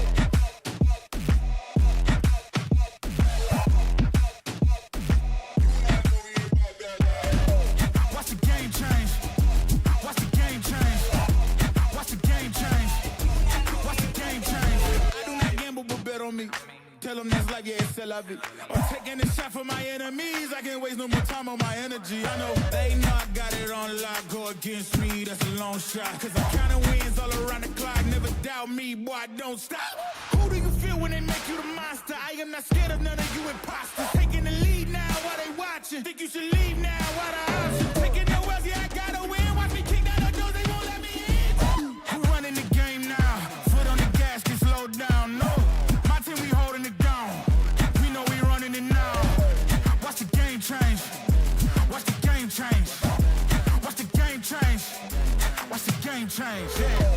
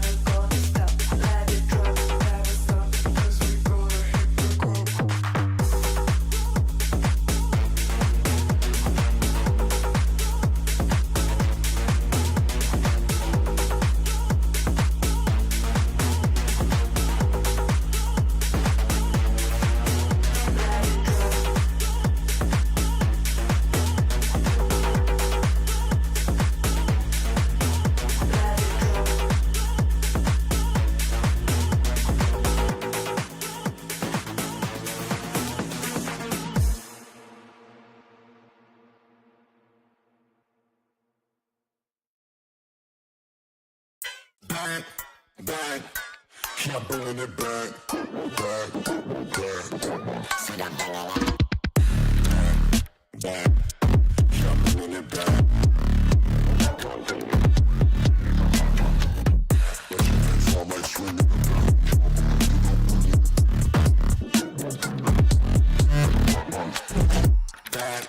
back. Keep bringing it back.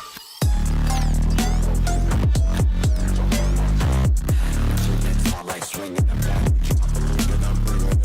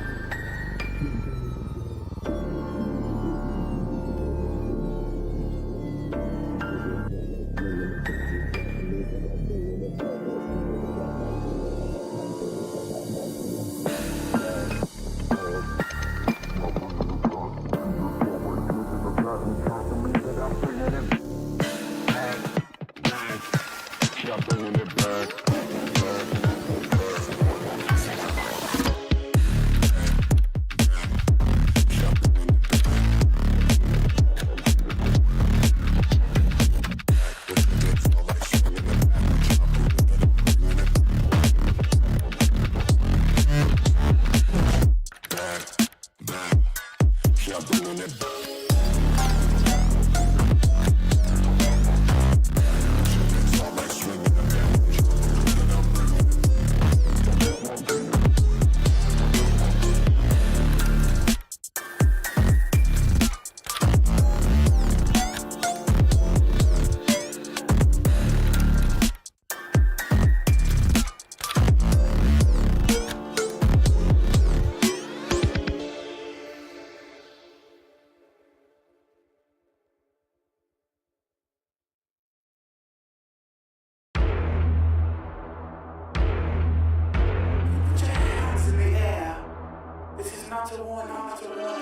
You think that I'm running in place? Y'all really testing my patience. Right before I blow up the spot, I had to get back to the basics. What if my talent is wasted? It's sick, but I'm lacking the placement. Thoughts as I rap in the basement, but my come up is legend, is greatness. I don't care now, it's pedal to the metal. I can never quit now, I will never settle. Puppet to the game, I'm pulling strings like Geppetto. We in the same game, but I'm on a different level. I passed it. Gotta keep grinding till I'm laid up in the casket. No fake round me, you feeling too plastic. Yeah, y'all feeling too plastic. They say my style crazy, but then it's straight jacket. Wow. Why you still testing my patience? Trying to turn me into something I ain't trying to be. All the hate is in heavy rotation. You gon' lose yourself, quit testing me. Don't make me lose my mind. Don't make me lose my mind. Don't make me lose my mind, cause I'm looking like Wesley, test me. Don't make me lose my mind. Don't make me lose my mind. Don't make me lose my mind, cause I'm looking like Wesley, test me.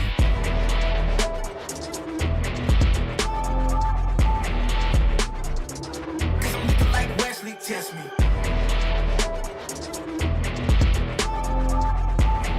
Don't make me lose my mind, cause I'm looking like Wesley, test me. Yeah, guess I know no better. I ain't got no chill, so they call me a devil, I know. Look, I am just a man on a mission. If I want it, then I get it, I go.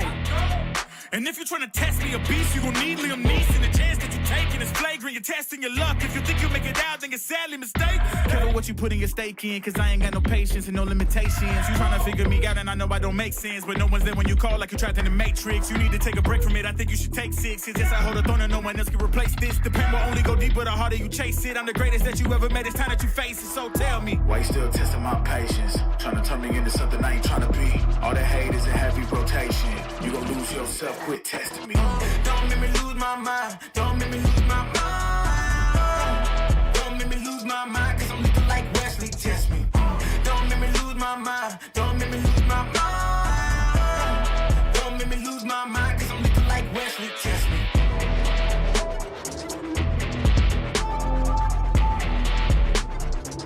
Cause I'm looking like Wesley, test me.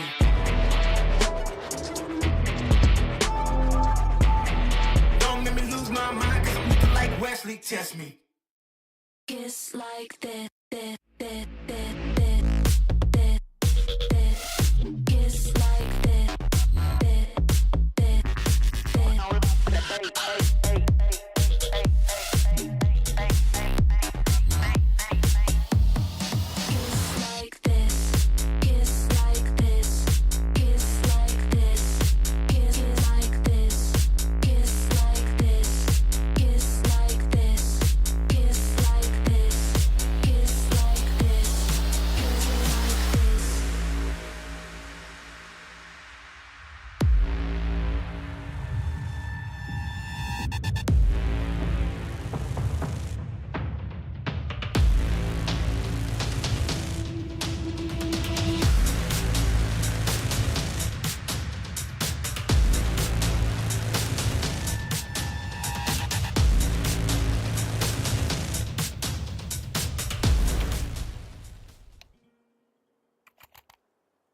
Welcome, everyone. We can only apologise for the delay.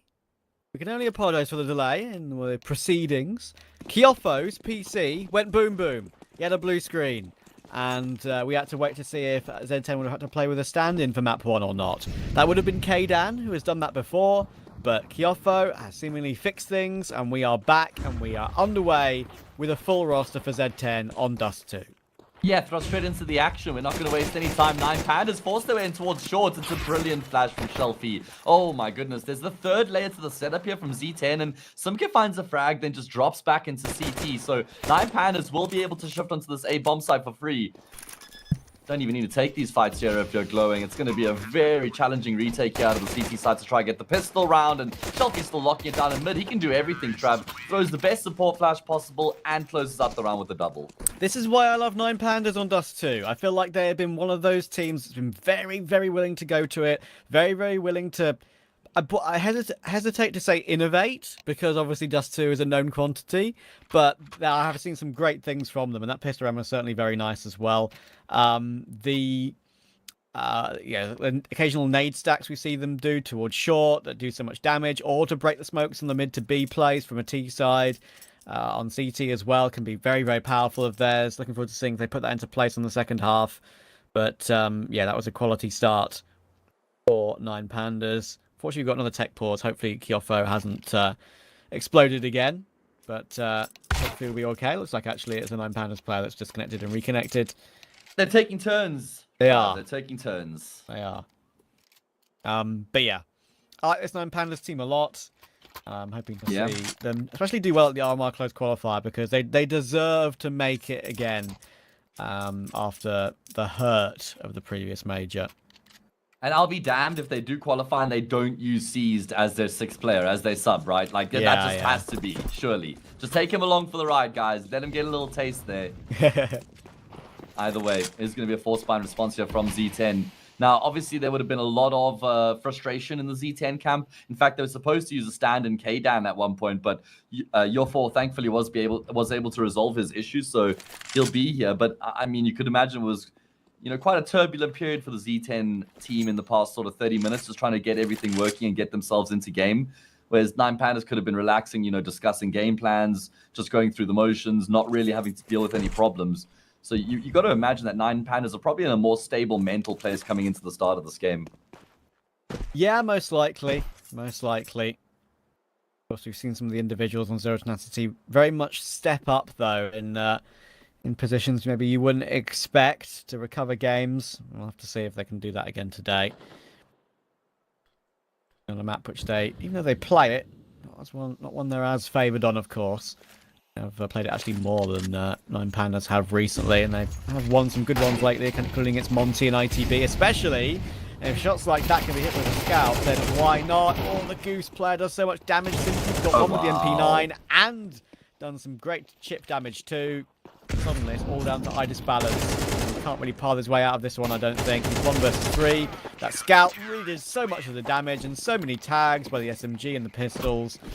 They will win out their force bite. Isolate and overwhelm, the strategy there from Zero Tenacity, just having the numbers towards the A bomb site and very good support util coming through from them as well, just barreling the flashes up. 9 Pandas is caught out in the open and just got picked apart. There was too much going on, too many different targets, like a pack of hyenas there were the CT side.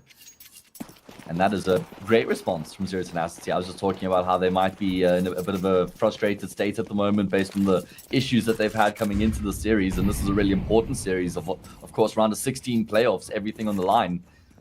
But they've won a really good force buy. They just level things up off the bat. Yeah, and it also helps in terms of the second round for Z10. They're only up against Deagles. Idis Balance has only got a Glock. He's got Kevlar, so I guess the idea is to pull out just some, I suppose, pick up a Deagle from a teammate. He's still got 1,000 left over for the future AWP. Apologies if you can hear an alarm right now. It's outside my house, absolutely. One of the rare times we actually can hear it. Yeah, it's someone needs to get control of their car, I think, right now. Well, at least the alarm is working. a good sign, isn't it? No, it's a good sign. Either way, alarm bells here for 9 Pandas in the round because they've lost a couple players. They're going to try to continue to make something work here towards the say bomb site. But Sumcare and who is the Brit Monster? They're just standing back to back out in the open right now and brawling with everybody that comes their way. Finally, Clax will be able to drop. Okay, both of them. So they both end up dying, but it's in a winning cause. Yeah, fair enough. I mean, to be fair, I think while I like the idea to stand sort of one player up, one player down, so you've got to literally take down a tower in front of you, it is a bit brash just to stand in the open when you could get Jiggle Peak 1D'd, especially if a player's got Snap Tap working well, right? So that's you can be certainly very accurate with that. Are you a Snap Tapper, Trav? I am not. I've not got a keyboard that has that feature, and I don't actually plan to either, to be honest. You know how to counter strafe is what you're saying? Yeah, I'm not a noob. I am. Yeah. You know what I will say is this conversation has created a lot of conversation around counter-strafing. And there's probably most people playing the game without realizing that counter-strafing was even a thing. So maybe it's actually inadvertently going to help raise the floor of the scene because now more people out there are going to be counter-strafing, learning about it. So that's the angle I'm going to try and take. You know, super positive, and it benefits the scene for that reason. And I'm talking about the lower levels, of course, the premiers, the matchmaking, the Twitch chatters. Okay, can you just repeat what you said about the lower levels? Because I had to fully mute for a second. Apologies. Oh, no, that's okay. What I was saying is that I think Snap Tap is good for the Counter-Strike scene at large. Not the pro scene. Doesn't really make much of a difference there. Counter-strafing is something, you know, they'll all be able to do perfectly. But I think there's a lot of people who play the game in matchmaking or Premier or other sort of levels who don't know about Counter-Strafing. And I think it's probably good just to shine a light on it for that regard. I don't know, man. I'm just trying to take like a positive angle on this. I understand that's a positive swing. Yeah, I mean, I understand that's a positive view on it. My opinion genuinely is it should, because obviously, if there's a keyboard that has this feature, you can't ban the feature. It's in the keyboard, like it'll exist for online play forever. So you're absolutely right; it's unbannable for people lower tiers of Counter-Strike, online Counter-Strike, and of course in the casual scene, amateur scene. But for pro scene, I kind of want it banned, and obviously, if it's then banned in the pro scene, pros won't use it in online games. At least quite a lot will, especially the good pros when they have to play on LAN and they can't. It'll mess them up. Yeah, you need consistency for sure. Will make you lazy if you use that keyboard. Come on, guys, don't be lazy. Either way, important round here. 9 Pandas won the pistol. They've lost 3 in a row since then. They've got the weapons they so desire to work with now. AWP can play on Idis balance, and he's gotten into pit already as well. It's a really strong position to get the AWP into, especially with this, the CT's not aware of that threat. However, Z10 are just stacking numbers towards short right now. And that's exactly where 9 Pandas are going to head eventually. There's a player in lowers as well. I feel like Zero Tenacity have a very good idea of what's going on in this round. Oh man, AVN played that perfectly, but just doesn't get rewarded. And how does that miss? I think maybe that was a counter strafe there that made that AWP slightly less accurate. Who knows? Clax is trying to escape up toward B with the bomb. It is dropped, but there should be enough manpower here for 9 Pandas to make sure that's herded back away again. But hang on, Brute Monster is boosted. It's getting a bit dangerous now, and Shelfie's missed his first opportunity. There can be a double swing with Brute Monster and Kyofo. And Kyofo, finally he'll be spotted out. Now they realize what's going on. He's trying to delay them from getting that bomb up toward the site, but Shelfie's just going to escape with it. And there should be no issue in the round now. If I'm not mistaken, you can't boost up on that box by yourself, right? I know you can't. So I was a bit surprised that 9 Pandas didn't just immediately realize that both players were in that corner. Eventually, they will get the second kill there as well and close out the round. And I think that was some really good mid-rounding from 9 Pandas as well, because you could see the plan was to get the AWP posted in pit and then just try and come up catwalk into the A bomb site. But there was a lot of stern resistance, and after glowing kills AVN Lowers, who, by the way, didn't do anything wrong. He hadn't over-aggressed. He was constantly just holding that off angle, making sure he was stopping the rotation back through tunnels from the T side, but Glowing just wins an impressive gunfight, and then 9 Pandas kind of realized the opportunity that it presented itself to them at that point, and they took advantage of it. So, yeah, good mid-round decision-making from them. They win the gun round, and now they have an opportunity to break that CT side economy. Yeah, I was absolutely amazed how long Kyofo stayed alive behind that box, and kind of were happy to leave him there. So, listen, if you want to hide there for a little bit before we finally take you down, fine by us. We're not going to let you get out. But in the following round, it's a good start. Nemanya's found Dilladez nicely. As you can see, he tried to make his way out mid pretty sharpish by the looks of things. And Simki got his kill as well. So, early 5v3. Important to get a good 5v3 on the CT side. Also important to turn your bloody alarms off. Still going, Matt. Still going? Oh, we can't hear it anymore for what it's worth. Okay, good. As long as it's not coming through on TeamSpeak, that's all that matters. Oh, maybe a little bit. Okay, I spoke too soon. But it doesn't matter, Trav, because your angelic voice just drowns out that alarm sound. We're all good. Either way, let's see what's going to happen here in the round. 3 versus 5. It's not like 9 Pandas have many options available to them.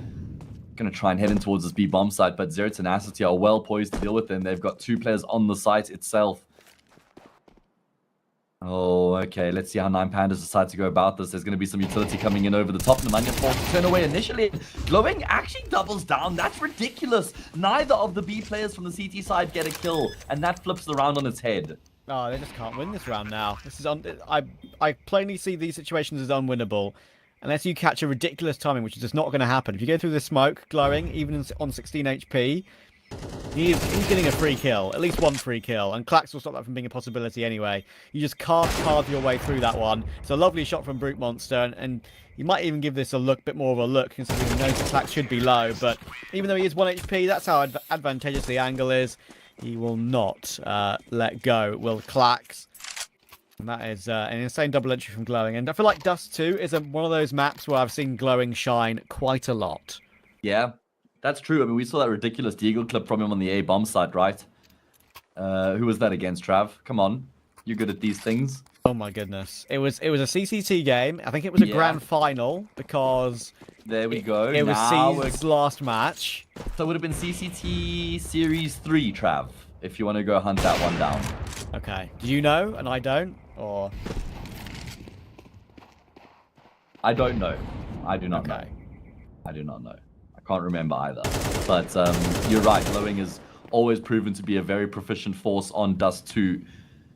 And 9 Pandas have, been able to level up the scoreline, and they should be able to edge themselves in front here as well, considering they're just playing up against the pistols.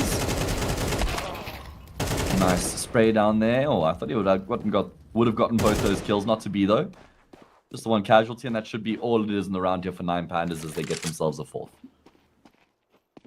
It was Mouse and XT. Okay, there we go. Of course. Yeah, it's a little while ago now. Surprisingly, it's back in May. 9 Pandas won that one, of course. As I said, I'm pretty sure that was their last ever match with Seized, and they won a tournament, which was pretty chill, pretty nice. And almost pretty chill.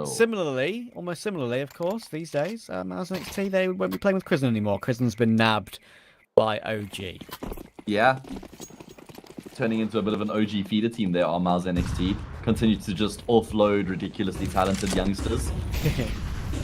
Oh, okay, Glowing needs to charge towards outside. He's so far ahead of the game right now, but the support flashes from the CT side are perfect. Must have been Simka's support flash there, and he gets both of those kills. Stops the round cold in its tracks. It was looking like Glowing was really far forward. I thought he would have caught them off guard, but that flashbang was wonderful for the CT side.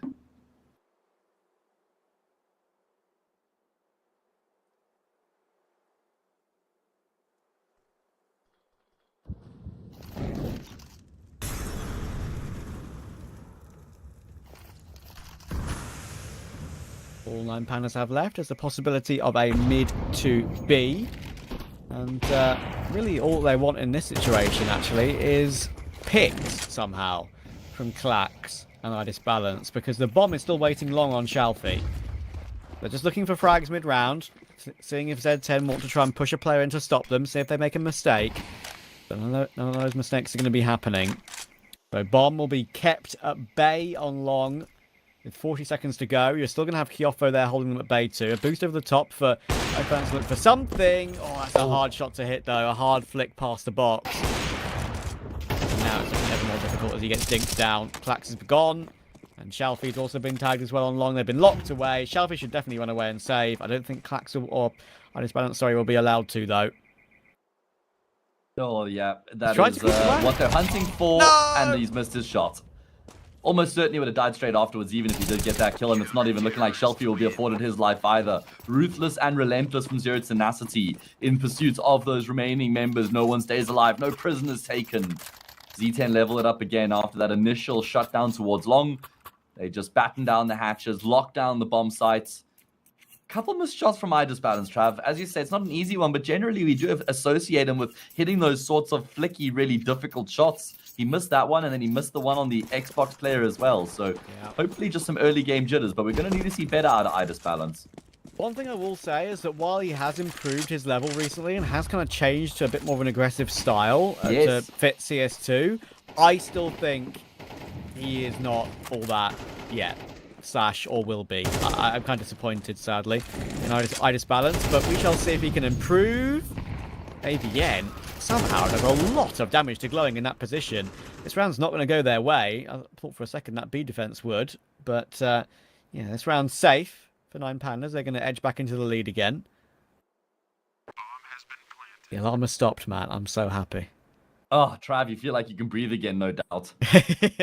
The worst part is that, like, just to, I don't know, it's maybe hard to explain. Brute Monster tries to save his AWP, and he can't. Is that obviously, like, I have talkback through my microphone, so like I make sure I can hear myself, like side tone. And as I'm speaking, sometimes when my voice goes above a particular pitch, I can hear the alarm, then I can't. I can hear the alarm, then I can't. So it's really difficult to actually speak clearly. So whoever turned that alarm off, thank God, I appreciate you. Just be careful. Make sure you're not getting ahead of yourself, because sometimes those alarms have like a built-in timer where if it doesn't get tended to, it turns off for like a minute and then starts again. We have one that has that, so you're absolutely right. Let's not count our chickens before they hatch. But Trav, that does sound like it would send you into psychosis. Just the alarm coming in and out of audible range. Either way, we push forward with professionalism, and I tell you who's being professional right now. 9 Pandas. That was a great round to take. It certainly was. Well worked. Good response as well after they lost the round just before that. Not shying away from those early gunfights. This time they go their way. And if they win this, Trav, then that puts them in a supreme position.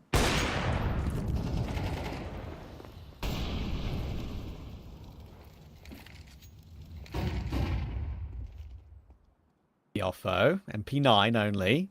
Now AK. A kill on Clax and gets an upgrade.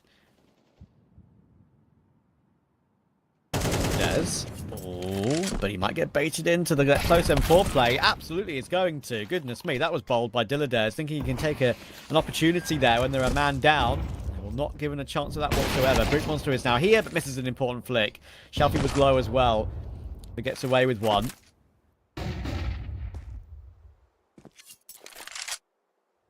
It might have to be Kiofo again. Hopefully no blue screens at this exact moment for Kiofo. He's going to be mollied out from the middle of the site, and that's going to force him into the open. But look at the deagle of Simki. I mentioned this box, we mentioned this new angle, so many different angles that can be played around this site right now, and Glowing has managed to find the Mania. Simki is yet to pounce. Oh, it's a whiffy spam with the deagle. The other two players are relatively low. I just found it so stuck. Finally gets taken down. It is going to be all down to Shelfie. He is toward Long. He's going to try and play the headshot angle to make this one as winnable as possible. It's a lovely first shot on Simki, and now he can just play time. But it doesn't even matter. He's going to go for it and hit it anyway. Easy for Shelfie, even on low HP. I'm not even entirely convinced Shelfie would have been able to see the diffuser had he just stuck it, but I guess he picked up the AWP, so it made sense. I just think, was it Simke who picked up the AWP? It was, right? I think he needed to just hold down a line and not swing as aggressively as he does. Maybe even just wait for his teammate to help him in that 2 versus 1 there, because he's got the massive advantage with the AWP at that range, but great clutch coming through from Shelfie. 11 and 5 is the IGL. This is what you get. You get one of the strongest fragging IGLs out there in the tier 2 space right now. Funny enough, against one of the other strongest fragging IGLs, Nemanja, right? So certainly neither IGL is going to be handicapping their team in that department, that's for sure.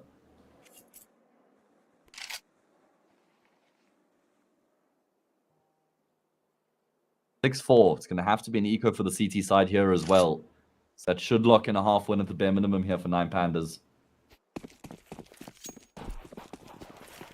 Yeah, great recovery on that round. One of those sort of rounds that looks like they can just get out of hand.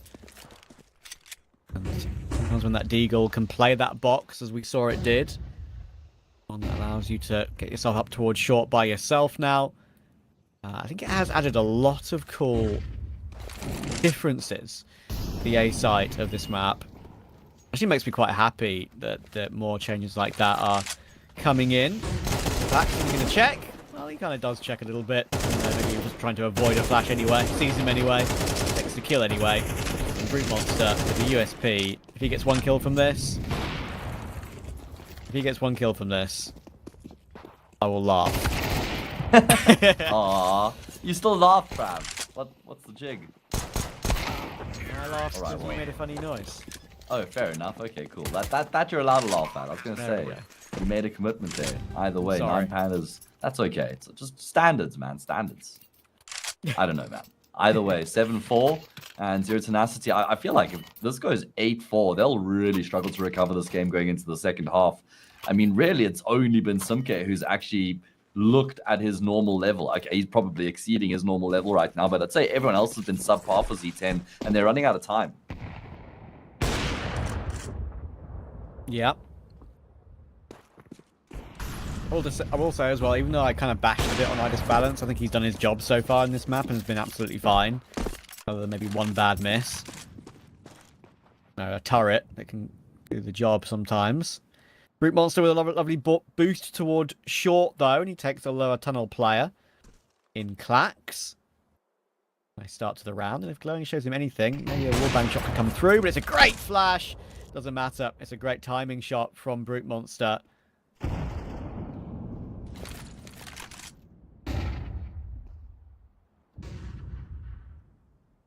Looking like they're on course to get themselves a 5th. Brute Monster's all doing wonders here for his team in the round. In this past situation, 9 pandas in a 5 versus 3 decided to go towards that B bomb site. That's not really an option to have available to them, and AVN is making moves as well. Good timing on the aggression. Here's footsteps being made mid. He hears there's a commitment mid from the T side, so decides to activate on that flank. And he gets a kill for more as a reward. Yeah. It's not like Shelfie and Dilladez have anything going for them here in the 2v5. And I think Z10, I mean, I hesitate to say favourites, knowing I know 9 pandas are good on the CT side of this map, but, you know, slow start for 9 pandas on the second half. You know how fragile the CT economy is and how T-sided I actually think this map is. I think Z10 are very happy with the position they're going to be in with 5 on the half, but hang on. Double Smoke's in the same place there towards double doors. And they're going to have a very fast tunnel flank to deal with. But Shalfie's won 2 straight-up duels. Simke's going to be the main man here. I think Dilladez may have heard it. Sure, he's only 60 as well. Good Molotov. Actually going to force him back for now. Maybe 9 pandas can set up in slightly better after-plant positions. As you can see, they're shifting around the site right now, trying to find those after-plant positions. And Dilladez has found the 1 kill. Now they've got headshot angles to play as well. But it's going to be down to Dilladez, and he can't hit the shot on Kiofo. That was the main one. Simke's got the kit. It's all going to be good. And blushes are spared for 10. A great recovery there. Great recovery attempt, I should say there. Falls short, but Shelfie with the double just continues to put up good numbers throughout that half. 14 frags is what he finishes with, only eclipsed by Simke with 15. 7-5. You think this is pretty 50-50 going into the second half from here? I don't know why I have a feeling, but I actually would give Z10 a slight edge from here. I don't know why. I don't know why. I think 5 on CT is good, especially for the first map of the game.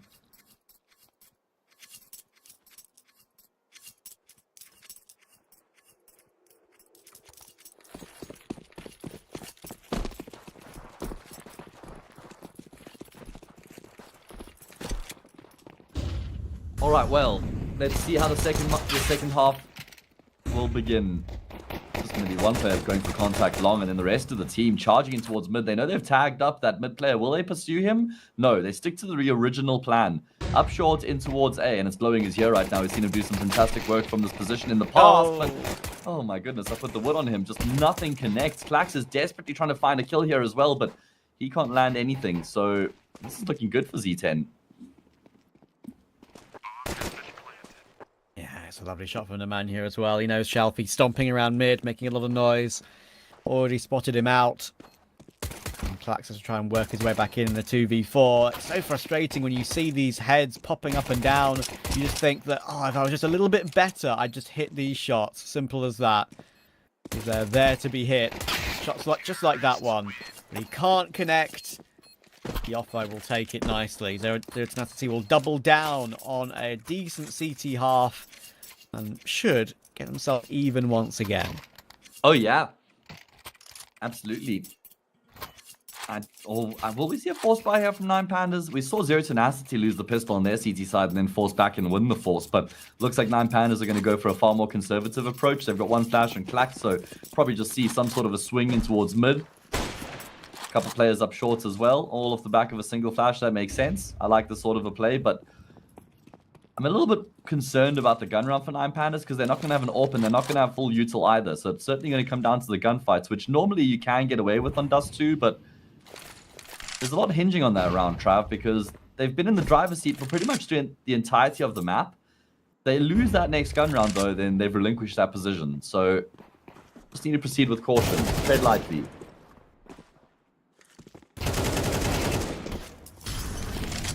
Yeah, get Simpi out of there. Let someone else take over. Make sure they don't go down. Now AVN, get out of there. Let someone else take over. There we go. The off-fire will deploy. Simpi will then go back for a cheeky last. All 5 players alive for Z10 against the full eco. And Pandas will get their bite out. And they'll get Idis balance on a glass cannon gun round AWP as well.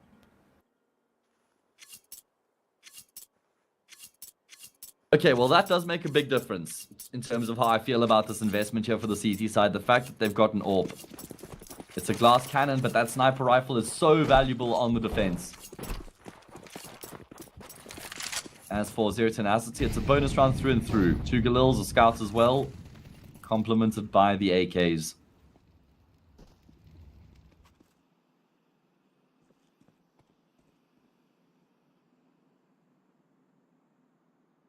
I feel like Zero Tenacity are such a strong T-sided team in general. It just doesn't really matter what the map is, and comes down to the synergy that they've got and just the reps and the experience. They've been in so many different situations. They've ironed out so many different protocols that nothing is unfamiliar to them. Nothing catches them off guard anymore. And I feel like they've got so much depth on their T side as a result, just because of how many games they've been playing. So many options to fall back on. But the option here for 9 Pandas is 3 players in the B bomb side. This is unorthodox, Trav. Yeah, and it might completely catch Z10 off guard because there's 2 coming from mid, sure, but there's a lurk out long and a player lower tunnels with the bomb. Simki will now shift up, but they've only seen 1 toward B, if I'm not mistaken, at this point. Yeah, I think so. They might just want to have a look in this one, and they'll get completely surprised by what's on the other side. Simki will take Shelby, though, but in comes the Dilladez position, and it works out for 1 and the Dink. So low, he can't get away. Glowing catches him. And now 9 Pandas will know what's going on because the bomb was not on that player. As we said, it was lower tons, so they have to go elsewhere. Nemanja tries to escape toward that elsewhere, but he goes straight into the scope of Idis balance. It's now down to Brute Monster. Go for the AK instead while he has the chance. And as you know, unfortunately, he's getting triple flanked from short, and Glowing will take it in the end. 9 Pandas, that was a very, very nice read. Yeah, I mean, worked out perfectly, right? Having that extra player makes such a big difference at the end there because of the fact that Zero Tenacity end up trying to go into that B bomb site, and they do get some kills in the process, but there was just so much firepower there for 9 Pandas to respond, and yeah, they keep majority of their players alive as well, which will bode well for their economy. I called it a bonus round for Z10, but it actually looks like they're inclined to... Surely they're not going to save here, mate. Surely not, right? Wow. There we go. Thought there so. we go. It's actually just not ideal either, though, because now Brit Monster has to play with the Scout in back-to-back rounds. If they lose this 9-7, then an Eco 10-7, and they haven't really had like a full gun round yet in the second half. So kind of one of those rare situations that it does suck a little bit for the T side. Yeah, I agree with that. At the same time, though, I'll be real with you. This is fine. Right, they've got 4 rifles and a scout, and Brute Monster can hit dirty shots with a scout. Anyone can hit dirty shots with a scout on Dust 2 especially, right? So I actually don't it's a shame not to have the AWP, but I'm not too bothered because look at the play they're choosing to make as well. They've got 4 up toward long wall very, very quickly. Balance needs to be ready. He does put that scout to the floor, but he's not ready for the Mania being so close, and now it's awkward for Clax. Can he get away somehow? He's got 1 bullet left, make that 3. And he can't connect any of them. Simkey will take both the entries as Glowing goes down towards short as well. It's a great catch. Although there's a very fast long flank with Shelfie. Going to be looked at, and now they see he's in pit as well, so Simkey knows he just doesn't need to face at any point until it is absolutely necessary. With Dilladez kind of locked out of the round, I think that's 8-all. Certainly is, right? I'm just looking for exit kills here. Are they actually going to have a crack at it? I mean, they've been able to root out one. Chopo's been naded down low. There's also a smoke here to try and enable Shelfie on the cross. Dilladez is leaving this one as late as he possibly can, but there's no kit. There's no kits. There's no chance. I feel like I appreciate the effort, but that was certainly an oversight there from 9 Pandas to even go for the retake in the dying stages there. Unless there was a kit short. I think... I'm just going to quickly check it back. I think one of them did have a kit. There must have been. I'll watch it on the stream when the delay catches up.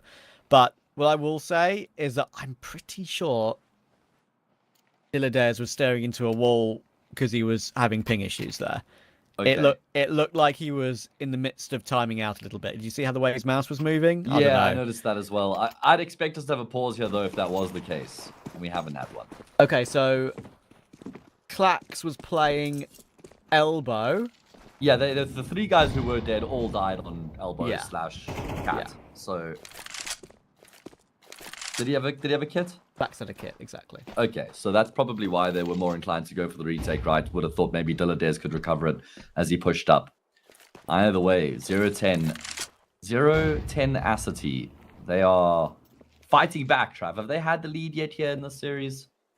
This map, at least? I'm not sure. Honestly, I can't remember. 9 Pandas won the T-pistol, that's for sure.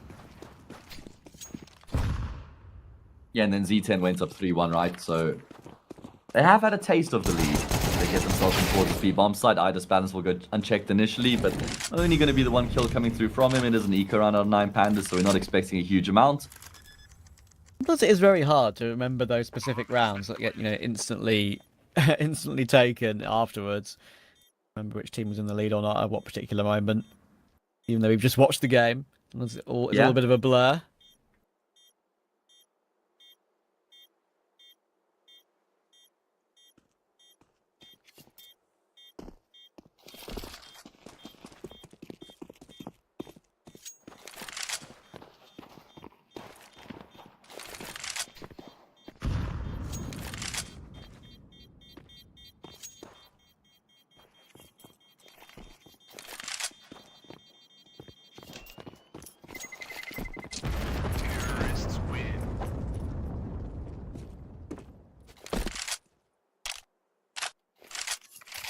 Well, Nasty will have a taste of that lead once again.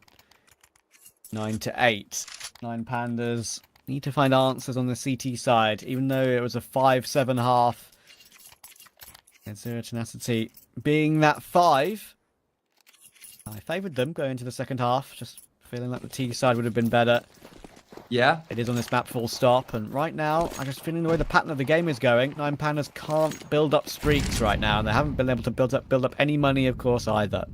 Even when you align it with the fact that Z10, like I said, have been a very good T side in general, everything kind of points in the direction for them to be the favorites to close it out from here. But 9 Pandas will fight tooth and nail, and they've got themselves a key opening frag here as well.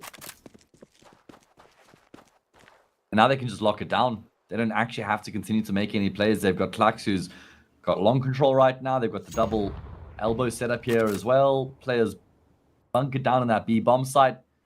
Z10 are going to have to work hard to try and find a way to get back into this round because 9 Pandas aren't offering them anything.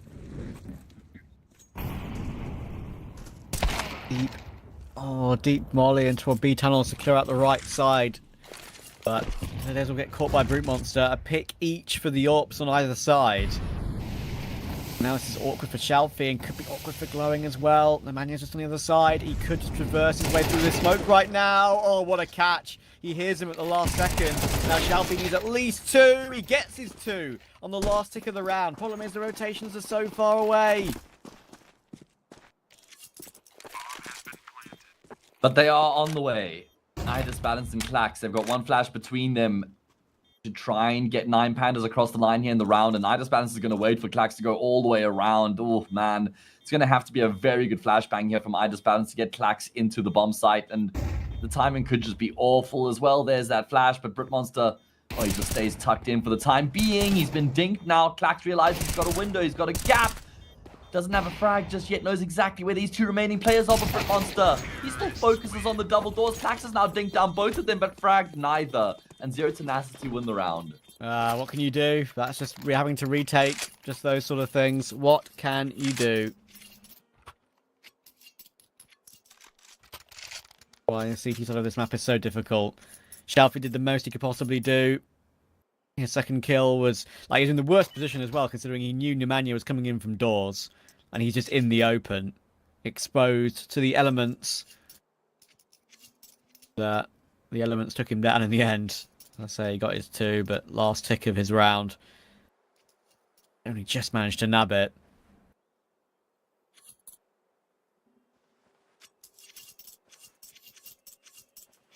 It's always going to be difficult, right, to try and get back into that B-bomb site. I mean, Klax landed some nice shots, but unfortunately not in a winning cause.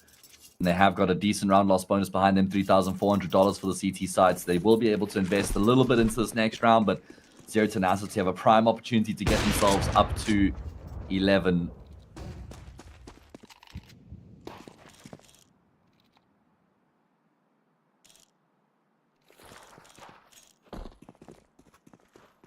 And this is 9 Pandas map pick as well. After this, we go to Anubis, and we've already spoken at length about how ridiculously good the Z10 team is on Anubis. So it's not a map that 9 Pandas can afford to head into being down 0-1.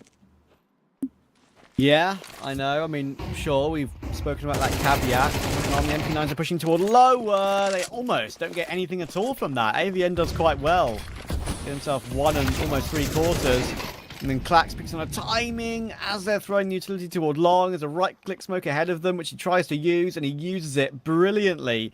Gets away with 2 kills and his life with 73 hit points to spare. And having that to spare is incredibly important. Because there is, of course, still a low glowing, and he'll get taken down by Brute Monster. That's a great pounce from Idis Balance on that Molotov. It's going to isolate Idis Balance, but Kyofo doesn't think he's pushing that Molotov, because it didn't even touch him at all. No sound cue of it. 9 Pandas will win an unlikely round that could very much get them back into this map, because it gives Idis Balance a free AWP as well. And look at what it does to the economy of Z10. Oh, Klax is the hero there. He hasn't done a huge amount on this map so far, but that double kill was phenomenal. As you say, perfect timing coming through from him, and he gets out of dodge with his life intact, with most of his life intact. Really good stuff coming through from 9 Pandas, locking down the bomb site. Despite the lack of weaponry, and it's another opening kill here for Idis Balance. Oh my goodness, just everything slotting into place here. Zero Tenacity have spent all their money, but they've gotten off to the worst possible starts in the round.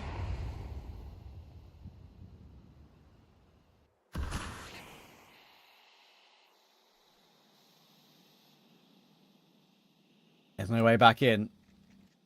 Indeed, going to try and find an angle, but Klax is keeping a very close eye on it. It's 3 for Klax. There's a reason why he may have been on the list of some of the top teams for an upgrade in the future. But he's stuck with it, and he's going to have an RMR close qualifier spot to prove it once again. As will Z10, of course, but been a great little mini recovery from 9 Pandas. It can't just be these 2, though. They can have possibly a chance to get to 11 for free. Hard work's not done.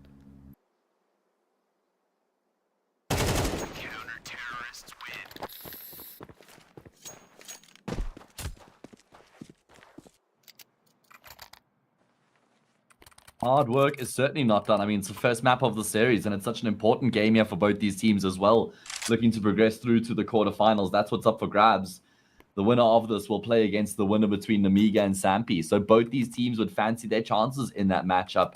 And then you'd imagine that Bait should be in the semi on this side of the bracket as well. So it's a long road ahead here. Yeah. 9 Pandas have a prime opportunity to get themselves a lead here once again in the dying stages of this first map. Yeah, Bait. I would say Bait is probably one of the favourites for me in this particular bracket. Shalfie's about to farm some ecos. He's up to 21 and 12. He does like going for those easier frags, doesn't he? He might even get the ace. Oh, it's been nabbed by Glowing, but it's fine. It's fine. Glowing needs them more than Shalfie does. Look at that, Matt. Isn't that incredible? It's 3 rounds. Only 3 rounds. And, of course, the first one they won was on a half buy, so they got all the guns for free. And in those 3 rounds, they've gone from no economy at all to 9 and 8k. Incredible. Yeah, to ballers. People I want to be friends with. My goodness, okay. And if they win this round here, Trav, they're almost guaranteed to lock in the map at that point. And it's not like ZTN have everything they could hope for either. They don't have an AWP, and they've got a couple Galils in on the action here as well. So let's see what they can craft. What can this T side bring together? Plenty utility, that's no problem. What is the call from Nemanja in such an important round? Oh my goodness, that nade is a juicy one. Perfectly timed. Flash is going to cause Kyofo to not just look away, but then eventually get blinded by it anyway. Great piece of initiative taken there by 9Pandas. They've really started cooking in the last few rounds. They've turned up the wick. They've turned up the wick and they've found some nice aggressive plays, and they're keeping Z10 at bay. That's a lovely find from Iris Balance as well. I've been critical of him, but he stepped up for important opening frags and mid-round frags in this game. Might be in the right position to deal with the long players as well. Tagged through the edge of the wall, and he does not need to face anymore because Klax is in a fantastic position, so that's a mistake. Midas Balance. They should expect Klax here, surely, right? Because of the kill he got a little bit earlier on. I'd imagine they have to clear everything out the entire way through. Big frag out of Nemanja, but as you say, Klax pours some cold water on the round because Britmonster, the guy who has to trade, is so low. Klax will be able to get himself in towards Pit, and that nade doesn't finish Britmonster off completely, but brings him down as low as 5 points. Well, Klax is now going to seek refuge in the smoke, but Britmonster's hunted him down. Oh, can he get to the bomb site is the question. Dilladez is trying to chase him down. And Britmonster prioritizes trying to get onto the site. Yeah, but Travi's going to have to use the boxes to get up to short or go B. Can he go B? Is there enough time for this, Trav? Yes, there is. 9 seconds, 8. Oh, only just. Okay. Great heads-up play coming through from Britmonster. Oh my god, I hate this. They're going to win this round. I can just see it coming. On 5 and 3 HP. This is going to be one of those absolutely horrible ones. Are they aware of Nemanja? They're not aware of Nemanja. No, 9Pandas. This was an absolute gift. And they have not taken it. They're going to throw it out the window. Brute Monster was timing Shalfie. He's gone back out the window again. He hears him running in and he hits an instant headshot. 8 HP between the two of them. That's one of the most unlosable rounds I've seen this year. And they found a way to chuck it out the window. Oh my goodness, such fine margins there. It worked out perfectly for Zero Tenacity. Just going in towards that B bomb site at the last moment. Britmonster jumping around the corner as Dilladez tries to hunt him down, and he gets around. If one bullet had connected there from Dilladez, the kill comes through, bomb drop round over. But that is not the reality that we live in. Matt, and you said it, Trav, you can feel it. You could feel it that the round was going to be won by Z10. It was set up perfectly for them. I'm angry. I just had a feeling, you know, even when the Klax was dancing around in Pit, and it was so comfortable, he leapt his way into Pit, right? And got taken down to 14 HP. Like, I just had a little feeling that it was going to spiral from there, even though I had, you know, I've got no prior information, I've got no script, I don't even know the future of the game, even though, you know, I've got logs available to me. Like, it's just, I just didn't know, but I had a feeling. I hate the fact I was right. I'm sure 9Pandas hate it even more. Oh yeah, I tell you right now, there are 5 people who hate the fact that you're right more than you do, Trav, and it is the players on the server right now, I guarantee that. Alright, either way, there's still a chance here. Whoever wins this gets themselves to map point. Z10 are down by a man as they look to try and go in towards the say bomb side. Smoke cleared out, your 4 exposed, and 9Pandas is going to force the issue at this point. Sumke is on the opposite side of the planet to his teammates, and he's completely surrounded. He's got 40 seconds, though. You know what happened last time? AVN only gets 1 this time. Okay, it's a lot harder to lose now. But they have at least given Simki some space to go for a plant. And when they do give Simki space, he's been doing pretty well this game. He's up to 21 kills in this one, but Iris Balance holds the angle. And 9Pandas find a way to at least get their map point first, as they should have gotten a few minutes ago. They'll breathe a sigh of relief, as you say, the fact that they've gotten to map point here in regulation. They should have had 2, But at least they'll have one, and it's not like Z10 are going to have the best buy to work with here either. At least they get that extra $500 from the bomb plant itself. Might just edge a couple people over the line here to get some AKs like Simka and Yofor. 12-11. One chance for 9 Pandas to close out their own map pick. What a back and forth affair we've had here so far. Neither team been able to build up any serious momentum.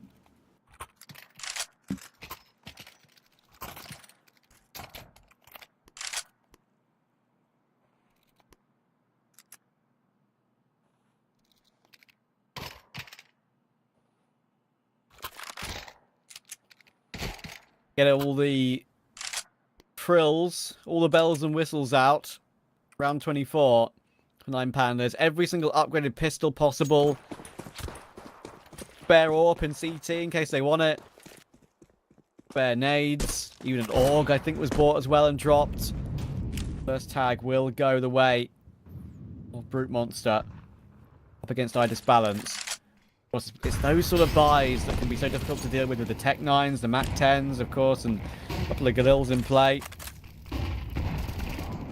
That's a bit of aggression, though, and there should be a refrag from Short. Kyofo's trying to catch Glowing before he falls away. You can see him racing in for the trade, but he's not going to be allowed to get it. Vax has full control of long doors, and he might just try and find a timing out as well. And I think he's made one step there by accident. However, Brute Monster has not heard it, and he's going to continue to push his way forward. They've cleaned out the map right now. Oh, They're ready to deliver. There's 2. Wow. Hid the entire time. Kyofo and ABM are not expecting that. It's down to Brute Monster, and he's been deleted by Dilladez as well. Very slow game and quiet game for Dilladez, but he's stepped up exactly when necessary. All right, talking about stepping up when necessary. The lights have come on a bit later than necessary, but they will be on. Trav, yeah, like you say, we didn't see a huge amount from Dilladez throughout that map, but the triple kill from him was very good there to close things out and get 9 Pandas across the line. They must be breathing such a massive sigh of relief after they dropped that 2 versus 4, I think it was, with such low health on both those remaining members on Z10. Z10 probably also kicking themselves a little bit, right? Because it looked like they were destined to go on and win that map, and then they lost to the half buy. So both teams a little bit shaky at some points throughout that map. Yeah, absolutely. I mean, I think 9 Pandas will just be glad they can forget about it now, of course, after that incredible round that they found a way to lose from the jaws of victory. So that's something good for them, of course. They did find Dusty. We knew how important it would be. You're absolutely right. We mentioned it already. Going into Anubis, of course, even though 9 Pandas found a way to beat them on it, 13-0 last time they played a few months ago. That's a little while ago now. Things have changed a little bit in terms of, form and stuff like that. So we're getting ready to see the 99th Zero Tenacity Anubis this year. We're going to go to a break. When we're back, we'll come back for it.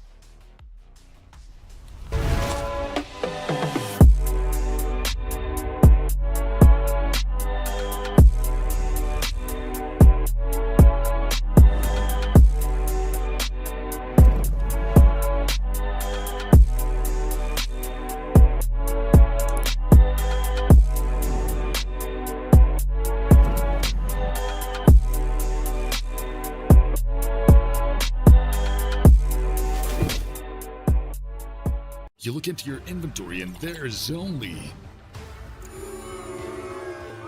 It's time to forget about this garbage. Here you will find everything to play with really cool skins.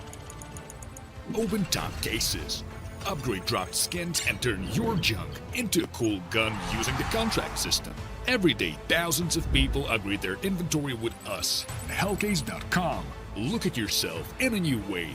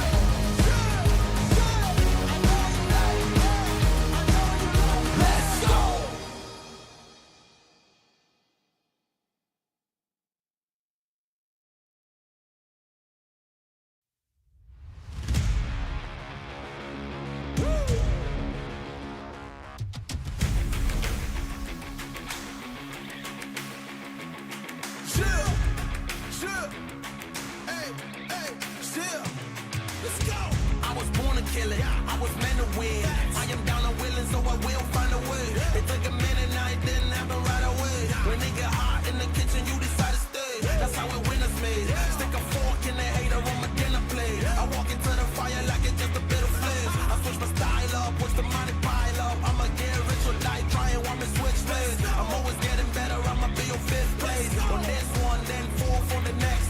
3rd, 2nd, 1st, you and Paul with the best. She showing love, give me all the raw energy. Don't stop, go ahead, get it in. Jump, knock, let me in. Huff and puff and blow the house down. Raw energy. Don't stop, go ahead, get it in. Jump, knock, let me in. Huff and puff and blow the house down.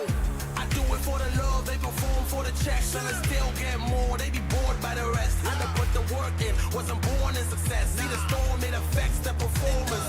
But I dance in the rain and the thunder, the drums. So I keep going hard, I won't stop till I'm done. From the bottom to the top, I'm the one. I can drop in a month, I'll be back at the top. Raw energy. Don't stop, go ahead, get it in. Jump, knock, let me in. Huff and puff and blow the house down. Raw energy. Don't stop, go ahead, get it in. Jump, knock, let me in. Huff and puff and blow the house down.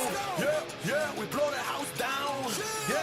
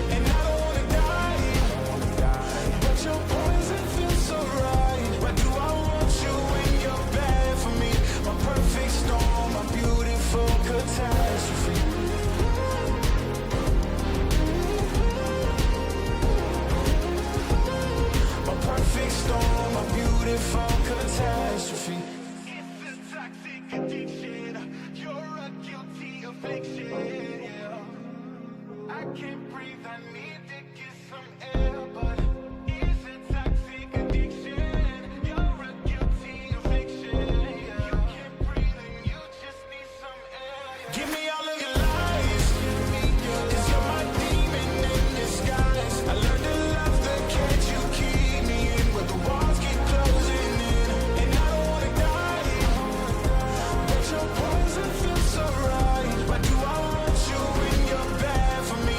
My perfect storm, my beautiful catastrophe.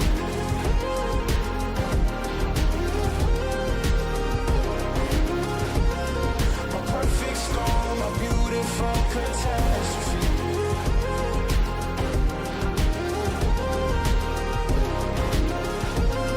My perfect storm, my beautiful catastrophe.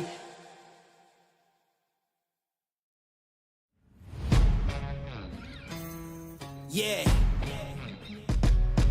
Let's go. We just gotta go hard. I go the hardest. I bring the pain. Not what you used to. It's all part of the game. Yeah, I just gotta go hard. I just gotta go hard. Go hard. Go hard. Yeah. Oh yeah, the beast back. Adrenaline pumping through my veins, can't relax. Original, I am not the same as these cats. I sting them if they never ever mind and they beeswax. I don't ever cap, but I'm wearing like 3 hats. Never been a rat, but I know where the cheese at. You'll never get a trophy cause they all here where we at. You better believe that. When it's all said and done, I'll still be here standing. Never took a loss and it ain't something that I'm planning. I dare you to say something. My focus is A1. Every dog has his day. It's been mine since day one. This is real grinding. I'm still climbing. While you still trying, I'm still shining. It's real blinding. And I'm getting hotter too. Talking top 2, I'm not a 2. You let the pressure bother you and I do what I gotta do. Let's go hard. I just gotta go hard. Go hard. Go hard. They ain't coming close to me. Flow is on atomic, I'm starting fires through poetry. The hardest out, staying loyal, no falling out. And if you step into the court, be ready, we balling out. Yeah, the coldest of teens, they know what we bring, don't try us. Ain't no in between, we go for these dreams in silence. Hard work, don't mistake it for magic. We been shooting in the gym, this is target and practice, yeah. And I'm just getting started, getting my feet wet. It's all in repetition, ain't a secret. All facts up.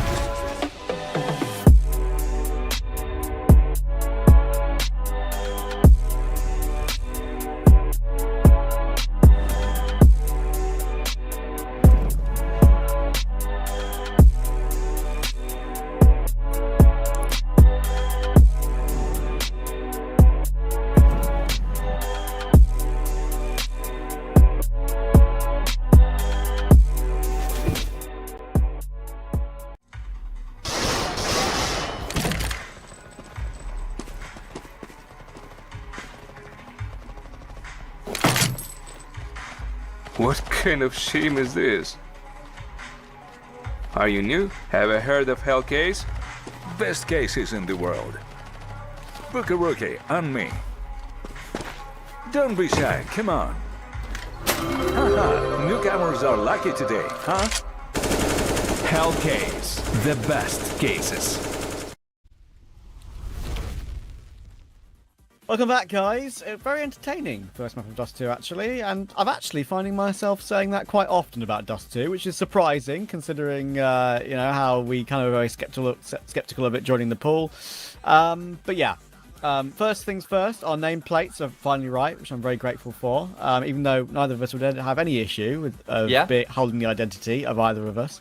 But yeah, what I will say is that I think 9 Pandas, they have a chance to take this 2-0, but knowing what Zero Tenacity's Anubis is like, this is going to be their 99th in 2024. Whoever gets to do the Centurion is going to be a lucky man. It might be us, who knows. But yeah, I think I get the impression we have quite a lot of legs left in this game. It's also their 60th in the past 3 months, Trav. So they've just got all of the reps on the map. It's not like it was towards the start of the year they were playing it most. It's been as of late, actually. I will say I got to cast them against Aurora Youngblood, and they got 13-6 on the map. That was their most recent result, Trav. So is that a once-off? Is that something that might be replicated here by 9 Pandas? We're going to find out right now because the game's ready. So let's jump into the map. Yeah, that is the one thing which I've, they're not unbeatable on the map. They have good streaks and they beat really good teams. ITB, Koi, Sashi especially, Bait, Fnatic, like all these rosters very comfortably as well. And especially if you start off series like that, then why the hell not? Simki, he's going to make it a third as well. He was blind for the first 2. I don't know how fortunate that was. The third was definitely a bit more skill-based, I feel like. And it's going to be a great start for them if they can clean up these last 2. Simki is on for the ace. Jiggling behind the cake. What a place to be. I mean, he was absolutely the best player on Dust 2 for Zero Tenacity, and he's opened up his account splendidly here on Anubis as well, showing that was not an anomaly. And not normally the player you would look at for Zero Tenacity and expect to put up the big numbers. I'd say he's probably the guy who blends into the background the most alongside AVN, but been popping off today.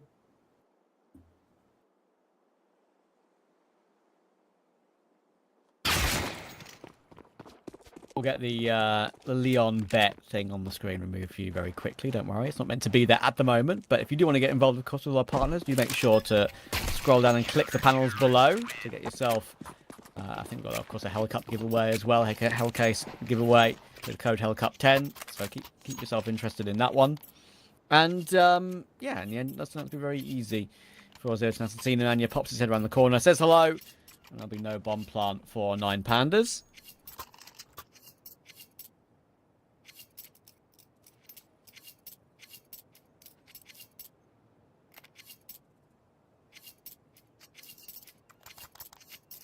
Of course, third map will be Inferno if we do go the distance, which seems very likely. I feel like 9 Pandas will grow into becoming a strong Anubis team. They just haven't really played the map much. They were keen to play it. Remember, they played it in, I think, like 1 or 2 of the best of ones in that last chance ESL Pro League Season 20 qualifier. I'm pretty sure they played it a couple times there. So that shows that they do have a certain keenness about them to try play this map, because that was in best of ones where they get to ban 3 maps, right? So I'd imagine it's something that they do fancy themselves on. Yeah, for sure. No doubt about it. And 9 Pandas are going for the full force here. Again, it's quite hard to see exactly what they've got. They're going by shape. I think that's 3 Mac 10s, a Deagle and a P250. Yeah. And it's going to work out for a 2-for-1. They should be able to get a plant as well. The Manion's going to try and run Clax down, but he changes the position of the plant and still finds Idis Balance as the Manu. That's a really important one. Glowing, don't ask me how he's managed to find Brute Monster. Now it is only down to Clax. I think they must have assumed that he's gotten away. Manu's convinced he could still be behind the site, but nope, he's off towards CT, and that means that they can probably have 1 player defuse safely here. Oh, yeah. I mean, they know for a fact that he's here. It's going to be that 10-second defuse, so Clax is hoping he might just be able to make something happen here. Yofo's run out of ammo. Oh, no. My goodness, but Clax has run out of time. He just gets that kill, but unfortunately isn't able to pivot to Nemanja. So defuse will come through in time, but it's a good attempt there from Clax.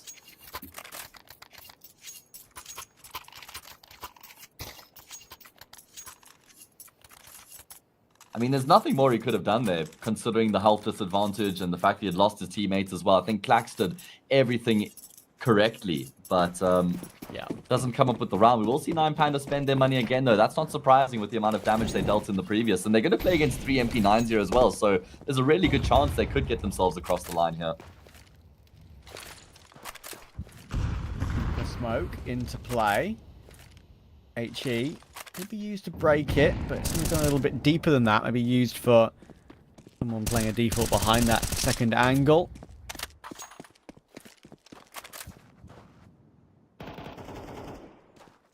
Oh, first duels will come through though, and Simki get his 1-for-1.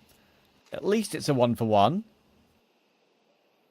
Bit frustrating for him to lose his M4 so quickly and not be able to escape, but in Panda's case, they're happy to as you have mentioned, continue up the pressure. They know the damage they've done to the Z10 economy. Keep it up on the T side. We've got 3 rifles in this 4v4. I've got some really interesting positions to work with as well here. Do 9 Pandas. 3 players grouped up, just clustered together in towards mid. They go. They're going to wrap around onto the B bomb site. You barely even see this once in a half throughout the T side, but it's just the situation. That's what's offered up to them, and they've taken full advantage. They're not going to ask any questions as they now start to commit in towards this B bomb site and realize that Zero Tenacity must be committed in E-Box right now. So they're just going to smoke it off entirely. They're not even going to take the gunfights. Nemanja will, though, and AVN through the smoke is found glowing. So not a bad way for them to set things in motion. Nemanja activates, and oh my goodness, the two of them have just retaken full control of this B bomb site. Yeah, and Shalfie's going to be separated as well from the rest. Nemanja could get taken down here, but Shalfie is not even going to swing for it. Oh, that's ugly. He finds Nemanja, but no more than that. So Tenacity get a very clean 3-0 start. And yeah, I think playing double E-Box there, I feel like 9 Pandas, they paths it well to find their way onto a site. And once again, they're going to get another plant, of course, which will afford them another buy. It's not great utility.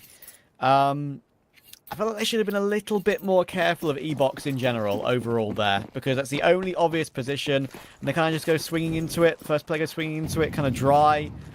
And of course, then the second player's kind of isolated, planting the bomb with no support. Nemanja didn't expect him to be out already and so wide on the site already once they'd taken that opening kill. So I think AVN getting that kill through the smoke just worked out perfectly for Nemanja to activate. They just played the situation to perfection between them. Nemanja will go searching in middle again. 9 Pandas continue to invest. They get better and better investments as well because of that round loss bonus that increases each time. Continue to find bomb plants, and it's going to be another split trap this time and towards the A bomb site. They continue to end up in such good positions. Surely one of these positions eventually has to work out for them. Yoff will be caught out in the open, and that puts Britmonster in an awful position. He'll go down, round over. Finally, 9 Pandas have cracked the code. Yeah, 9 Pandas, they're smart. They'll know what Z10 are made of on this map. They'll know what could be ahead of them. You know, and knowing what another team could be made of course, can help out a lot long term in terms of just in general doing your research, looking at all the games Z10 have played. Of course, it will take a long time to go through every 99 demos from the year, but they're specific good wins, perhaps. And they'll know that Z10 often are beatable. Just they have a very good record, it being their most played too. I think there'll be a lot of teams around the world, actually, even maybe the top teams in the world who'll be watching Z10's Anubis, knowing how much they play it and how good they've been on it. Yeah, true, you're right. Probably innovate on the CT side a little bit as well. I mean, there's certainly enough material to go off of. That's for sure. Let's say that. Let's say that. That's one way of putting it, right? There is no shortage of demos if you want to study what Zero Tenacity do on this map. It certainly isn't a secret, and I guess they have to just try keep things fresh, right? Just tweak things slightly, change up their positions, just change up the way they start and finish rounds so as not to become predictable. You don't actually have to change the strategy themselves, right? You just have to change how they look to your opponents.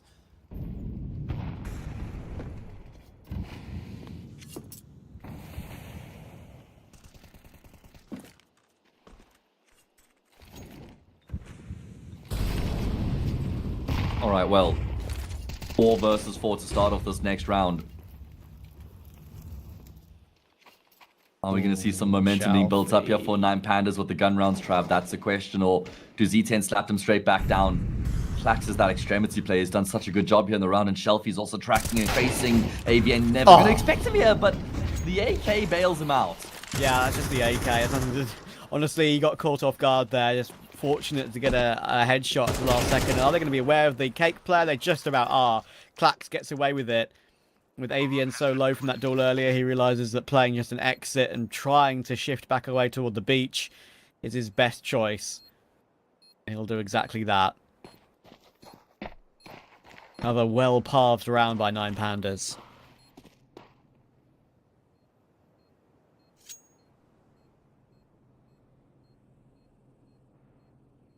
There we go. Answers my question. It's going to be momentum here for the T side.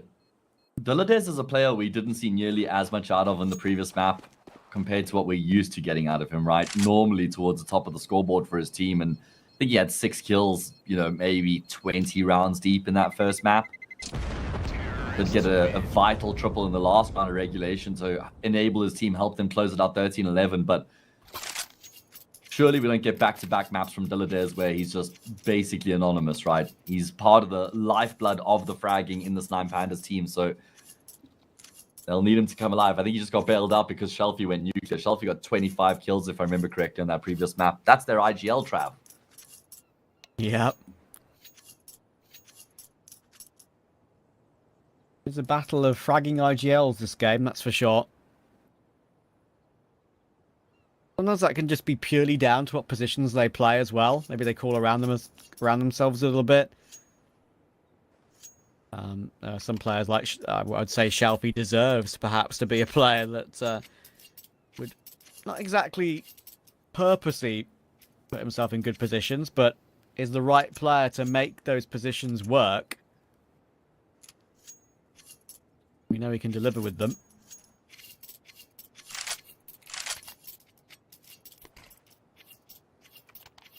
Yeah, I just love this pickup, and I think that could really elevate 9 Pandas to the next level. I'd say breaking into the top 20 is a very realistic goal for this 9 Pandas team. What do you think about that? Yeah, I think so, especially if they make the major. I think they've got the talent for it, no doubt. Yeah. I mean, you look at some of the other fringe teams in the top 20. We've got Big, Aurora, 3D Max, and then it gets like NIP, Eternal Fire, Falcons, Furious. So I think 9 Pandas, at their best, would give any one of those teams a good run for their money.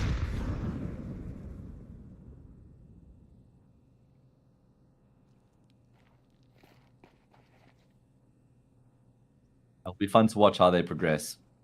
Yeah, I think they're a very good team to keep track of as well, because they've got the pedigree of technically making it to the last major. Well, maybe. I mean, he could at least find a kill here, but that's not going to be much to celebrate.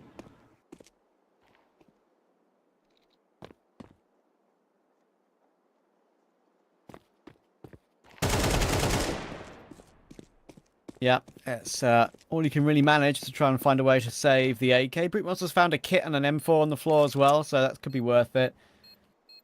And if 9 Pandas want to hunt, they probably could be more players, but no more than that. Wait. No. No! Pop up the phone trap.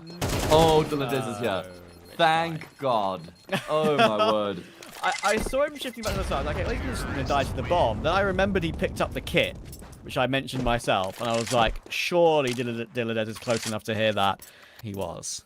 I saw the most egregious ninja defuse the other day. I think it was it Passion versus Sinners? It was Passion against somebody, and it was on Ancient, and the T side just departed the site with like 15 seconds on the clock because they saw the CT running away, so they thought it was round over. But then Yambo came back, and he had a vengeance. He stuck the defuse, and he ninja'd it out. So I've got some trauma, so I was fairly nervous there. I understand. We've all had trauma over one of those happening in our lives before, whether it's a cast or in a game. Nice shot, I just balanced. Nice bit of space taking toward A main. Kyofo will go down, but Brute Monster Delta's delivering in round 7. Oh, man. And they continue to deliver as well. There might be more here from Brute Monster as well. There is. The Authors are doing it all right now. 4 frags in the round so far. All of them coming through from the sniper rifles. And that will continue to be the case. Idus Balance has got himself a 3rd. And he's removed Z10 sniper from the round. And now the rifles can polish things off. And he will not get past Idus Balance either. My goodness, Trav. I mean, you highlighted him a few times on Dust 2, and you spoke about how you've seen an improvement from him and how he's taking more initiative. And I couldn't agree with that more. I've also noticed it in the games I've been casting from 9 Pandas. He's been more keen to get his hands dirty. I used to describe him as a bit of a princess AWPer. He likes to be in the back lines, and he wants to be set up and close out the round. But now he's been just electrifying, and I feel like he adds a whole new layer to this 9 Pandas outfit when he's playing like this. Yeah, absolutely. I actually really do agree with that. I would, there's an opinion that's in like the back of my mind that if Idus Balance doesn't show up well at big events like Qualifier, then maybe he'd take a gamble on someone younger and unproven. Kyofo pounces at the right time there. Maybe try and put a smoke down to try and collect the gun. Look in mid right now. There's players going past smoke. It's likely to be awkward. And Nemanja will get his kill with the 5 way too far away to make that Mag 7 sing anymore. And Diladez is going to clear it up. Should be no issue now. But yeah, like I would say that there are 2 players in particular, Aurora Youngbloods AWPer, Grix and Fenneman from Cybershock, these 2 young AWPers from Belarus. I think they are definitely ones to look at for the future. They've got the bomb toward B if he wants to. He will. He should, right? He's got money and he's got an AK. That's the dilemma. Does he want to carry the AK through into the next round, or does he want to try and roll the dice here and see if he can inflict some extra damage? We know Nemanja with an AK is a very dangerous prospect, but it is an interesting point you make there. I think it's around a long time, soon after having brought... I agree. And I feel like Ida's balance is trending upwards, but I do get the sentiment of the conversation. I do think there is something to discuss there should they fail. Basically, in meme speak, is Ida's balance overrated and debated? Basically. Why? I don't think so yet, but in time. Yeah. I think, Ida's balance isn't old, don't get me wrong, he's not old at all, but one of the younger up-and-comers could be a cool choice. And there's a lot of them, for the future. Indeed. There are a lot of them. Bit of a menace outside A, and Kyofo has been struggling with it. You can see his KD compared to Klax's. It's been that duel often, isn't it? Kyofo finally got one over him with the Mag 7, but it was on an unimportant round. Klax doesn't actually... he doesn't want to go any deeper on this. Little does he know, he has a lot of space to work with, and probably more than maybe his entire team even realise, because they're finally bringing the bomb over. Z10 haven't budged at all. And, well, they're going to be a bit far away on the gamble, because Klax is in deep here, and the bomb's going to be planted. Yeah, he's going all the way into beach right now. They'll never expect him to be as far forward as he is. I mean, it does kind of look like they're clearing angles out systematically as they make their way forward. That is a massive kill to set the round, or should I say the retake in motion. Klax is going through a flank of his own right now. I mean, it's all about the timing. Shelfie is just stuck behind the cake. Can he eat it as well is the question. He can. Good first headshot being landed. He's ready for the next, but he can't collect it, and they know where Klax is. Time ticking away. There's kits on both of these remaining players. The kill will come through, and Zero Tenacity have made it work. Yeah, that is...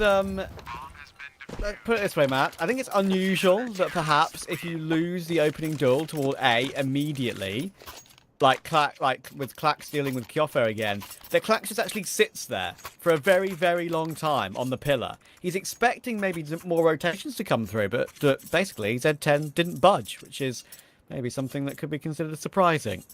Yeah.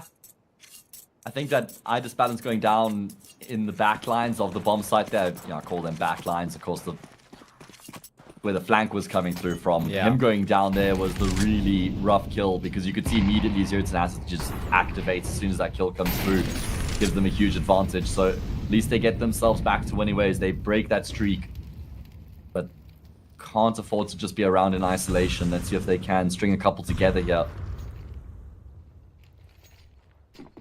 I feel like we haven't seen much aggression on the CT side here from Zero Tenacity, which generally, I think they tend to make more moves than they have in these past few rounds. Pack will get one. He's got his gun up in time. Unfortunately, Ida's balance is the one who pays with his life to get the info, and Klax will not expect Nemanja to be here as well, but it doesn't look like he's going to commit anyway. He's low, so it makes sense. Yeah, 3 versus 5 HP if that duel was to come through, but Klax has recovered the orb. That's the all-important one, though. Simki goes looking toward B main, and Glowing will take him. Shalfie found AVN in the midst of all that. Nemanja is going to be stuck, and he's going to run into his death straight up. 9 Pandas find the way. 9 Pandas now at least a tie on the T half, but we know Zero Tenacity, their T side, they've recovered. I mean, there's so many instances of this, of course, because we know we keep banging on about it. 99 this year, this is on Anubis for them. But yeah, I think 9 Pandas will be very, very aware that Zero Tenacity are going to have a very good T side. And on a map like this, I really think 4 is actually enough for a team as good as Z10 on this map. And they could get more, of course. A round like this with the MP9s, the 1M4.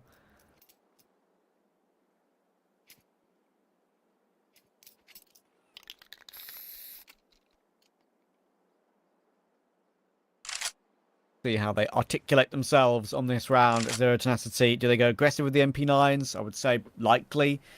This is one of those rounds where I'll have the ability to buy something similar or slightly better in the round after. You can see 2.5k on Kyofo, only 1k on Simki, and obviously they have invested a little bit extra. So lost bonus is in a pretty decent spot, and in comes the aggression toward mid. Thankfully, Dilladeres, even though he's half blind, catch Brute Monster in the meantime, and helps out toward Nemanja as well. Okay. Disaster averted. I did the classic, and Trav, I know you'll have something to say about this. Hold on. Focus on the round for a moment. Yofo unfortunately can't make it of his position. If Dilladeres gets this kill, round's as good as done. Trav, I knocked my water over, and Trav never keeps his water on the table, guys. Yeah. I know this for a fact. He's got a little section off on the side there where it's safe. And listen, it was somewhere safe on the table where, you know, normally there wouldn't be any problems, but my light fell over, and then my light fell and knocked the glass of water over. So oh, that's a nightmare. that's where it all fell apart. But thankfully, the computer's on the table, so there was no threat about water falling on it, so we're all good. All's well and ends well. I'm back. Yeah. My mouse pad's wet, which sucks. But Exactly. Now that truly is my pet hate. That is the worst I would part. be screaming at you right now. I wouldn't because I'm not that kind of person. But you know, yeah. Any condensation of any drink or anything on the mouse pad. I don't even like putting my phone on my mouse pad. I even go that far. The mouse pad is for the mouse. That's why it's called a mouse pad, Matthew. Yeah, but they've gotten so big at this point, Travis, that you can't avoid putting other things on them, okay? I know the pads desk pads. I know they're desk pads. I understand, but... Oh, but yeah, all right, we're good. We're good. I'll have to just blast with a hairdryer or something. Either way, are Zero Tenacity getting the hairdryer treatment from their coach at the moment, Trav? No. No Alex Ferguson treatment for them? Not yet. Not yet. Okay. Yet, though. Keyword. Sorry, Sir Alex Ferguson. True. To get the Sir in. Sir Andy Murray. Sir Lewis Hamilton. Sir David Attenborough. My actual goat. That's the real goat. The real goat. That goat is That thrown knows around a all lot. about goats. Indeed. Goat is thrown around a lot, but that's my actual goat. Yeah.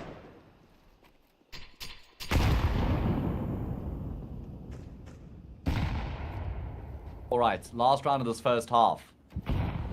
9 Pandas have dominated these gun rounds, guys. They've lost a single gun round here, and they've won 7 rounds in that period. Lost the first 3 of the map, but it's been very successful since then. Nothing being offered up. I feel like 9 Pandas have generally been able to get some opening kills earlier than this, so let's see how they go about their business with all 10 players left alive on the server. Yeah, 9 Pandas have had a quite impressive T half here, considering that Z10 had a good start. I think they've read the game very well, as well. Yofo, he's at a struggle though. He's been owned by Clack pretty much every single round, it feels like. But for an unimportant round when he had a Mag 7, Avian and Emmanuel are trying their best. I just balance just goes charging in with dualies. Look how low Des is. USP comes out 1v1. Brute Monster knows he's low. USP is out. Clack says has to hit an absolute banger here. It's looking unlikely, but he's struggling with it with the USP. Finally finds it. And in a round that looked like it was going to be comfortable, in the end, basically thanks to Nemanja, again, always seems to find a way on Anubis. It wasn't. Such good discipline there from Nemanja not to peek the right side of the bomb site from his perspective, because that's exactly what the T player was holding for. Can't remember who it was, but he was hoping the swing was going to come through on that side of the site, and it just doesn't. So at the end there, Nemanja is able to pick apart the team, and then eventually he does perish, but he's done his job. 5 rounds on the board for Zero Tenacity. I mean, that feels like baseline for them, right, on the CT side of this map, but doesn't inspire massive amounts of confidence. I said It's like, okay. I said it last map. I was wrong, because 9 Pandas found a way with some incredible rounds. I'm more committed to it with this one. I think Z10 find a way to win the map from here. I'm very, very confident in it. Brute Monster is going to try and brute force his way in, but Glowing is going to stop him. Clax. How you know Trav is just not a biased caster at all, because this guy is he enjoys 9 pandas, and both times he's doubled down now on Zero Tenacity's T side to come back and win the map. So let's see. Either way, Glowing, he has got something else in mind. Yet Trav, some beautiful kills coming through from him. Dilladez has run out of ammo, and the knife will come through. I wonder, did Clax just let Dilladez try to get the knife kill there? Did he not kill Simke? I don't know if he was shooting or not, man. Either way, that was comical, but 9 pandas win the pistol. Does that change your perspective all of a sudden? No. Okay, alrighty. Genuinely, I mean, I've been wrong once. I'm happy to be wrong again. It's all good. Yeah. Oh, I mean, you've got to stick your neck out there sometimes. Part of the job. Yeah. Last night, Atro predicted it would be a 2-0. And he wouldn't say for who. That was his prediction. 2-0. I see. How can we make fun of each other if there's no chance of being wrong or minimal chance? That is hardcore fence sitting. I hope he gets a cushion. If that was an Olympic sport, then Romania would have a gold medalist right there. Sorry, Atro, love you, bro. Dilladez. Oh, the lineup. Easy for the Glocks. That's 3 for Dilladez. So that's the eco cleaned up comfortably. That makes it 9-5. Not the time of day. You know. Not too far away from that. Trav, it's actually 8-5 where I am right now in the world. I know. That is pretty crazy. That is pretty crazy bar. How did Dilladez... Why don't we just get those FAMAS kills like 30 seconds quicker? It would have been accurate. Goodness gracious. I mean, if you think about it, there's so many... We had a long tech pause. If that was 30 seconds shorter, you know? Yeah. Maybe start... Who knows, Trav? But here we are, 1 minute late. We still have a date. The question is, who will come out on top of this one? Because it's the playoffs. Round of 16, quarterfinals up next. 9 Pandas lead the series 1-0 at the moment, and they're in complete control here on Anubis. If they win this gun round, surely then, Trav, surely then you start to get very concerned for Z10. Kelpie, I think, knows Nemanya's on this left corner as well. Oh, nope. No, he doesn't. Oh, I have to check that, Shelfie. That is a very common position. Agreed. I just balance. I don't necessarily favour him with an M4 A4 either. Doesn't scream rifler to me, or A4 player, to be honest. Don't ask me why. Watch him get 3 kills now. Leg. Yeah, that's how it kind of works out, actually, when you have to look straight down. The leg kind of goes a little bit invisible, a little bit see-through. Looking his way forward at his balance, and again. Forward. That's so brave. He got like 80 damage on 2 separate players. Unfortunately, it took Glowing to finally take him down. So they got the A-bomb site here. Do Z10, and Mind Panda's a long way away with not really anyone close on the rotation, I would say. But for one, while they have 1 kit on Dilladez and Nemanya's low, they're going to need to find a kill in the next 15 seconds to make this worth it. I mean, they might get it in towards mid. Here we go, they do. Okay, so does that change the optics of this retake here? 3v3. They don't have much money. They can get a full buy in the next round if all of these players stay alive. But it looks like they're going to feel this one out. They're still not overcommitting. They're kind of just keeping both options open. They're keeping both options on the table. If they get a kill here, A main, then they probably go for it. If not, well, it actually looks like Clax is going back to join up with them. He'll try and flash his teammate forward. Your fool will die, but there's no chance, guys. You have to just call it a day here. That was just unnecessary. I thought maybe he was trying to pick up a gun, but gives up his life for free, does Dilladez, and Z10 win the vital gun round. That's not aggressive exits. That's just aggressive. Nonsense. Aggressive nonsense. Yes, exactly. Yeah, it was not exactly as I would have liked there by 9 Pandas. I think a save would have been a lot better. Their economy is now in a rough spot. Sure, they have some form of a buy. It's probably why they went for it like that, but it is throwing away some residual cash. I know Brute Monster was a glass cannon AWP, so I get it. Like, if you nabbed him, maybe you could get stuff onto a defuse, but the other teammate was just too far away. Really make it doable. Don't forget, of course, you can scroll down and use code Hellcup10 by clicking the banners below the stream. Stuff involved with the Hellcase Cup. Of course, we've got our crowdfunding in place as well. Quite a lot added to that crowdfunding pool now for our teams, of course, in this tournament. Pretty cool. Yeah, it is. Dynamic prize pool. We love that. Shelfie just misses out on an opportunity. He will keep the player locked in, and he has such a really...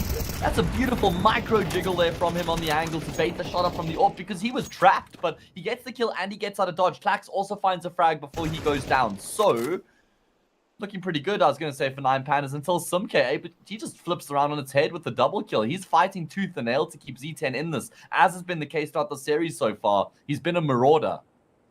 He's been unbelievable, Clax. 21 and 8. He's won basically every single A main duel on T side, but for one that didn't matter. Now Shalfie's retaken basically that position. Simki is ready. He's got utility as Simki. That would be a lot of the utility belt that would be lost if he goes down here. They do have enough, technically, on the other side of the map, but there we go. So 4 flashes and a smoke left. Lemony going in toward mid. It was going to be a split, but Glowing's keeping a very close eye on it with a very nice tight angle. Brute Monster last alive. And he should get caught as well. He tries to get away, and, well, he chooses the wrong direction. He's just hoping after he tagged Glowing that Glowing wouldn't be on the angle any longer, but he's still just hung around there because he's a ball up. And that is going to be a 10th round here for 9 Pandas. I love the angles that they're holding there, by the way. Firstly, it's Shelfie, who's holding A main. He's just got the pillar to his back, but he's out in the open. It's such an outlandish off angle being held there, and he gets the kill for free on Sumke. You could see Sumke was just never expecting that gunfight, and then Glowing's off angle as well was perfect, where the players coming through from mid just get caught off by his weird position. So just really good little positions being taken up by 9 Pandas on the CT side. Even Shelfie, how he got that frag on the bridge player and then baits out the shot from the AWP with that little jiggle. You can see 9 Pandas there. They're gaming right now, man.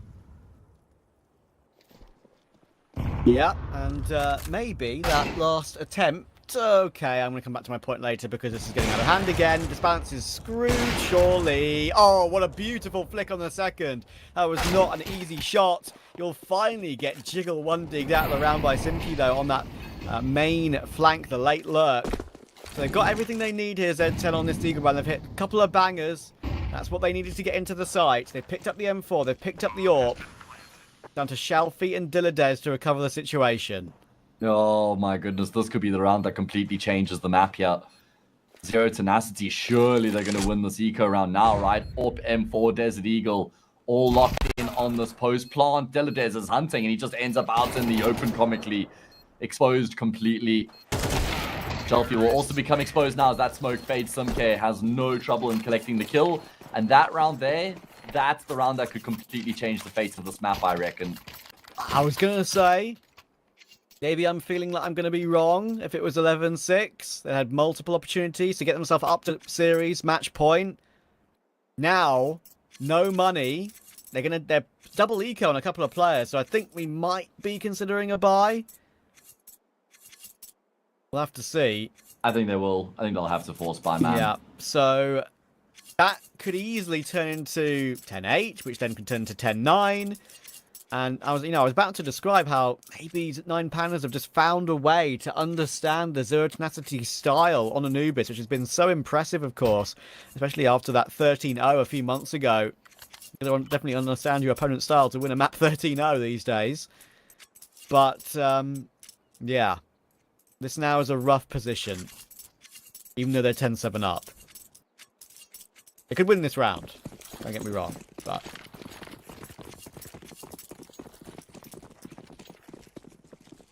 Well, let's see, Trav. As you say, things could spiral here for 9 Pandas if they lose this force buy.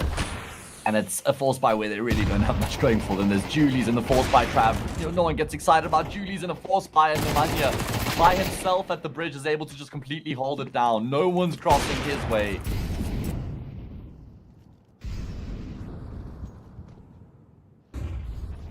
Well then, I think we know what we've got ahead of us. Surely a singular 5-7 and a singular M4 is not going to do anything in a 2v4, but Dilladez got a nice line with this smoke, using it pretty well with a 5-7, but maybe went a second too early. I think he knew it was probably about to fade. I reckon he maybe could have hid a little bit longer, perhaps, behind it, wait for Shalfie to get a bit closer, but neither works, and they probably wouldn't have won the round anyway. That's just me nitpicking, thinking of opportunities that could have come through. And now this is going to be 10-9, very, very quickly, before we get that next bout of weapons coming out for the CT side.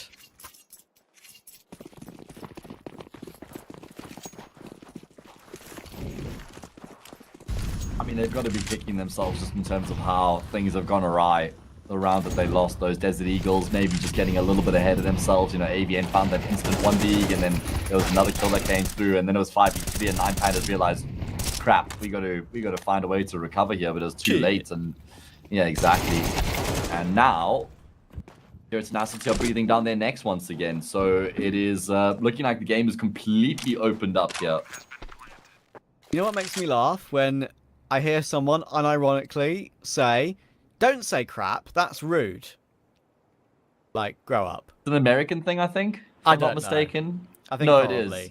Yeah, it is. Like, crap in America is apparently quite a rough swear word. But I mean, Isn't it like what's a word that used to be really rude that kind of isn't anymore? I'm trying to like one that's safe. It's a word that's safe for broadcast, but I can't remember what it is. Oh, I've completely forgotten what it was. That's annoying. It was basically just a slang word for an idiot. That's pretty much all it was. But I don't know. I can't remember. It's like an old-fashioned word that my mother told me when I was young. You know, Sheriff, did you know that it used to be a rude word back in the day? I was like, did it really, Mum? That's crazy. Ah, sheesh. You know, I once called one of my co-casters a nonce on stream because I thought that meant moron or idiot. I didn't realize it actually meant little kitty toucher. So. Oh dear, Matthew. There we go. I know you learn that was something rough. new every day. He just messaged me straight away on Discord and said, "You know what nonce is, mate?" And I was like, "A moron, right?" He's like, "No." I was like, "I'm so sorry." And funny enough, it was a British person as well, so they knew exactly what it meant straight away. Either way, you learn. You live and you learn. You live and you learn. Brute Monster, well, he's learning, and he's stepping up in this series. This is his 10th kill of the game. He's had a number of very important kills and frags at certain situations. He's recovered this one again into a 4 versus 4. Caught Shalfie. Shalfie will be annoyed by that one. How that particular fight went down. You could see how it did. And re-smoking toward main. Vax will know the timing on this. He might just have to try and play in front of it. And that's exactly what he's going to do in case someone tries to take that position of the map. But obviously, this position has a timer on it. Can't stay here forever. Look at Zero Tenacity right now. They're all grouped up in Canal. They're ready and raring to go. It's all ice balance. I've been impressed with him so far. There's a lovely can strafe on the first, but he's gone way too deep on the second. And Simki will punish him for it. But Glowing, of course, is going to be here. They have to be aware of this being a possibility, Z10, you would think. But look at this angle being used by Simki. Oh, Dylan has no idea. That's just map knowledge there by Simki and Zero Tenacity. And now Glowing, he might not even get a chance to pounce because Klax has been removed. Glowing's position is never going to get a chance to be activated. And that's how I feel, Matthew. Yeah, that is some accurate onomatopoeia of what we're feeling right now because it's completely fallen apart here for 9 Pandas. They've cooked their goose and what's overcooked. Who let them cook? And, well, as for Zero Tenacity, they're cooking up a storm. It's been a fantastic recovery here on this T side. I love the way that they just work their way as a unit, as you say, geographical knowledge working out in their favor. And that's down to the reps, Trav. That's because they played the map a couple times before. Terrorists win. Reps, mate. 99 of them. 90 bloody 9. You know what I checked the other day? 99 Anubises in the year. Vitality hasn't even played 90 maps. There we go. Yeah, not surprised. Because obviously they don't grind. They grind in the Prac server when there's no big S tier events on. They obviously they don't play the low tier circuit, and rightly so. They've made it, but you know, it just shows you the difference of teams that have to try and grind their way up. That's just an incredible difference. 99 Anubises alone compared to not even 90 maps total. I do love that we've got such an active tier 2, tier 3 scene, honestly, in the game. You know, there's always Counter-Strike going on. There's always online cups and tournaments. You can always play yourself into form. You kind of have to actually manage your workload. You have to make sure that you don't commit to too many tournaments and end up playing, 3 officials a day kind of thing. That's where I think general managers in tier 2 teams have actually never been more important.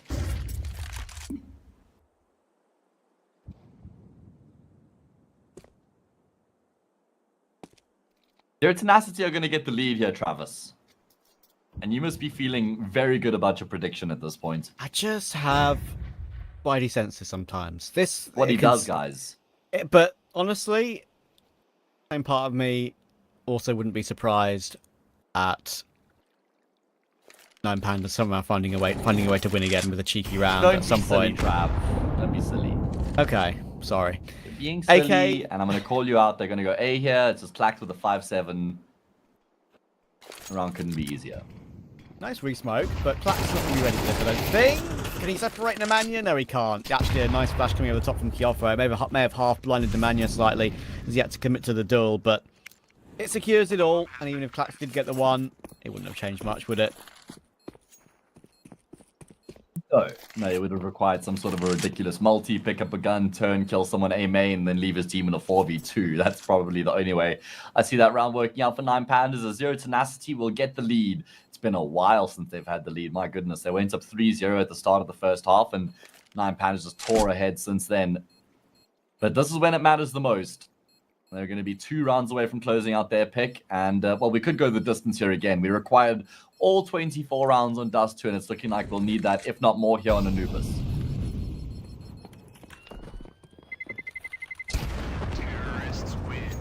Incredible.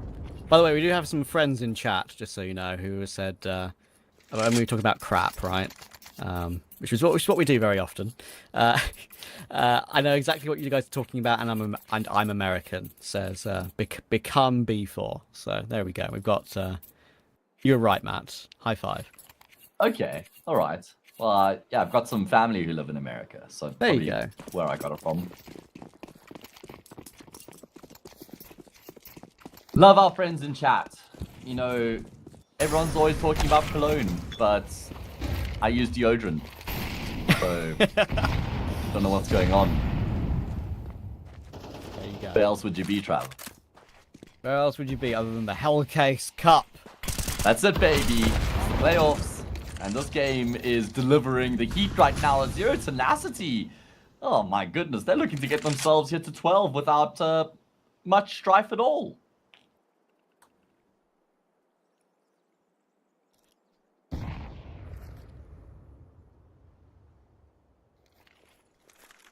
If they do go on to lose this map without having one another after losing to that full eco, then that would be so brutal for Nine Pandas, right?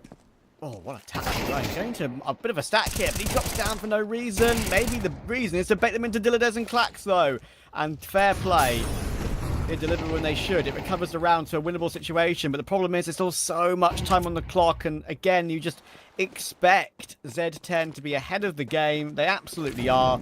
Simki's on the full rotation. He realizes he can get away with the bomb, and the plant can come through comfortably. Dilladez has that kit. They have an incendiary. They have a nade.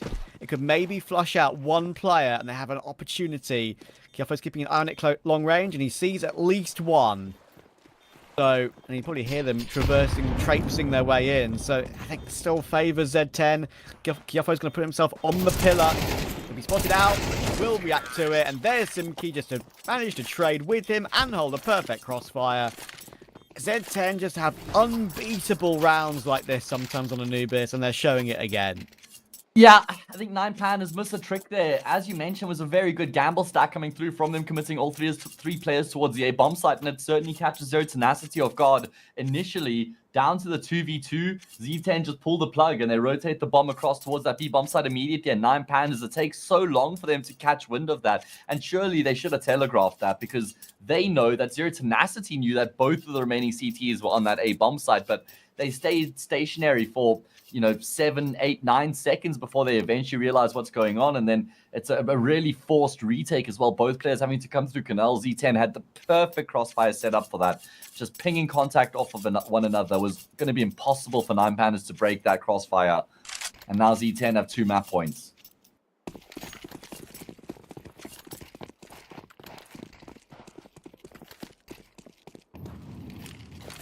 Yep, and this doesn't surprise me actually in the slightest. Let's see if Z10 can close us out and take us to what could be a very interesting middle ground decider. Nine Pandas do love their Inferno recently, but Zero Tenacity play it a lot and aren't bad on that map at all either. Hang on. Okie dokie. They're going through smokes for no reason on random timings, blowing you out of bullets. That's a risky peek. But it's a 5v2, and they're both tagged down to barely over 50 health between them. All right, well, like I said, we're going to need all 24 rounds. That is going to be the case. Zero Tenacity will have one more chance here in regulation. All 5 players stay alive. A revitalized approach coming through from 9 Pandas as they thrust themselves forward. Look for early gunfights, and they all work out for them. Money, no problem here for the T side, but what do you think, Trav? Overtime or bust? What's it going to be? Come on, bring out the crystal ball. I need a prediction. Bust. He's called it. Let's see. Double orb setup is going to be implemented here by 9 Pandas. Nice. Wields that second. Why not do it now? I like it. I think they got a rifle in spawn too, I'm pretty sure. So they can just pick it up for a retake if needed.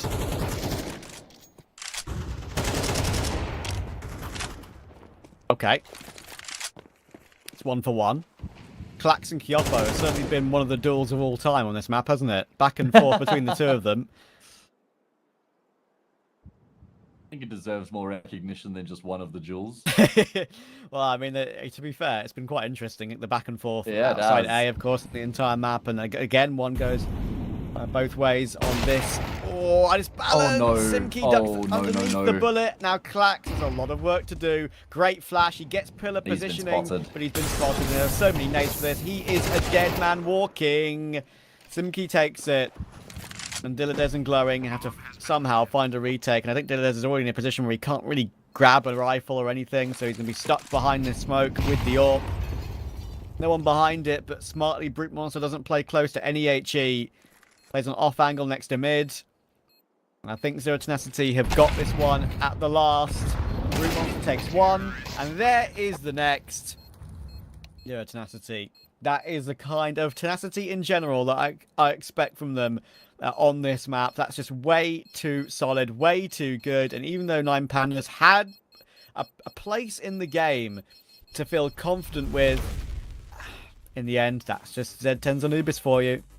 Yeah, I mean, mate, 10-6 up on the CT side playing against the Eco. You can't squander that. You can't afford to give that up if you're 9 Pandas, and they do, right? So, yeah, that just really sucks for them. It means we're going to Inferno. They've got a small break now to try and reset themselves and get over what's just happened. But at the same time, we've got to sing the praises of Zero Tenacity. As you say, they have all of the tenacity to recover that 10-6 deficit. If we look at it from the opposite side, a different perspective, it was a fantastic recovery from them with barely any room to work with. And your prediction was bang on, by the way, as well. You had faith and you were absolutely on the money, so there we go. Well, there you go. When it happens, you've got to enjoy it, that's for sure. Got to make the most of it, yeah. But yeah, as I mentioned, now we go into an Inferno Decider. Very interesting to see how this one pans out, of course, because 9 Pandas have only lost it once recently, but 3 of them are post-player break. They had a 13-0 against Beterra. We did that one. That was certainly remarkable.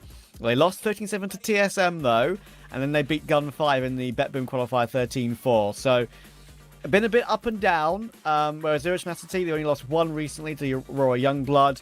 But the other 4, should be mentioned, are just 2 separate teams in DMs and Eyeballers. So it's really up in the air. I couldn't call it. A slight edge to 9 Pandas for me due to the level of opposition they played. But we'll see what the answer will be and who will advance to the next round of playoffs after the break.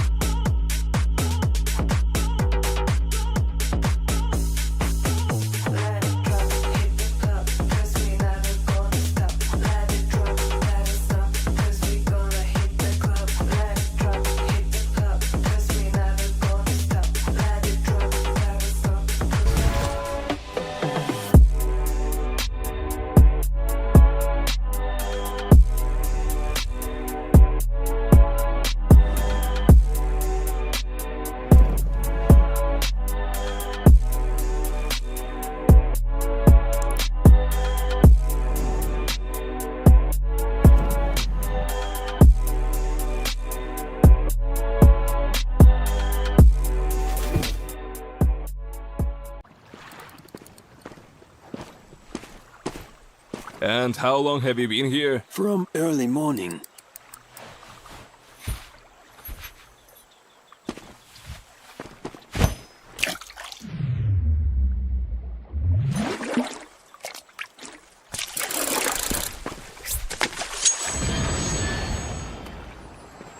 Take notes, kids. Hey, was that a bite? Will you share? Hellcase, don't miss your luck.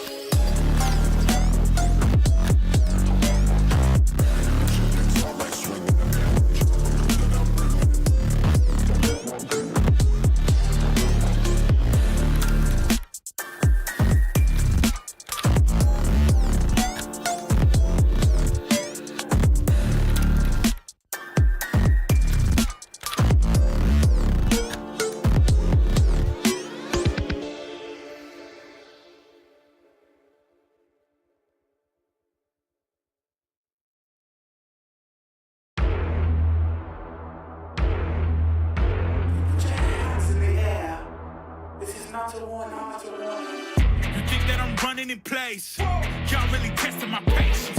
Right before I blow up the spot, I had to get back to the basics. What if my talent is wasted? You see, but I'm lacking the placement.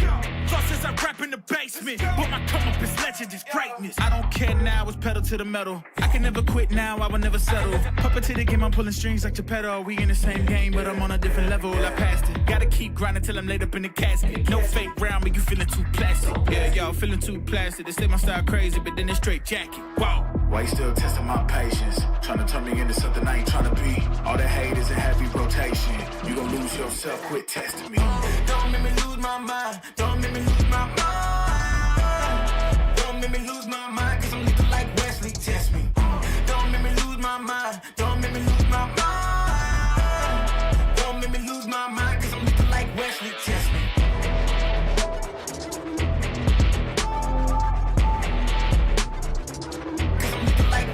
Test me.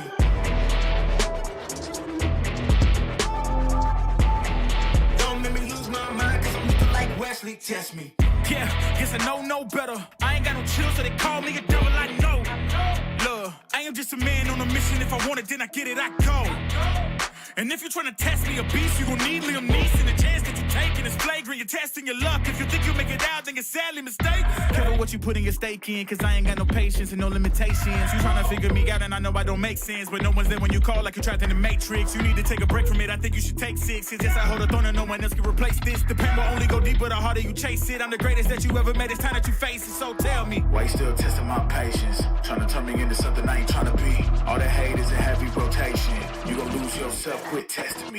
Don't make me lose my mind. Don't make me lose my mind. Don't make me lose my mind, cause I'm looking like Wesley, test me. Don't make me lose my mind. Don't make me lose my mind. Don't make me lose my mind, cause I'm looking like Wesley, test me.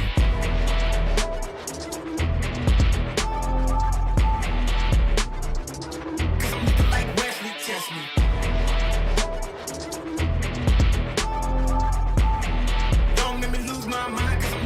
Wesley, test me.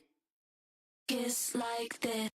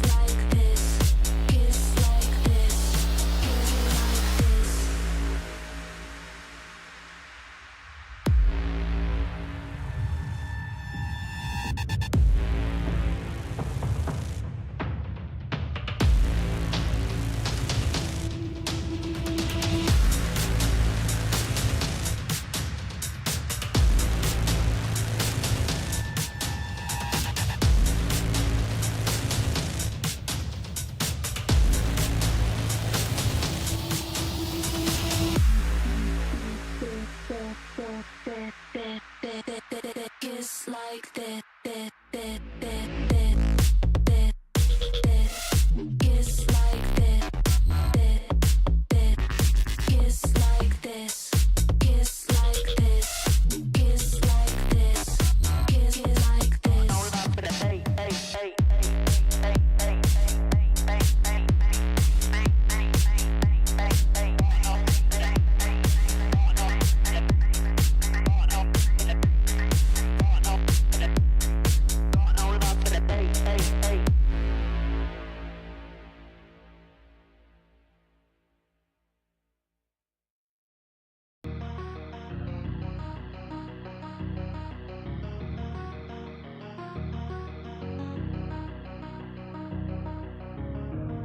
we can come back, till the time is gone. I'm running to escape from your left. Don't lie, 'cause I know your heart. Don't try looking for someone to forget. 'Cause I gave you my whole life, and instead you gave me nothing.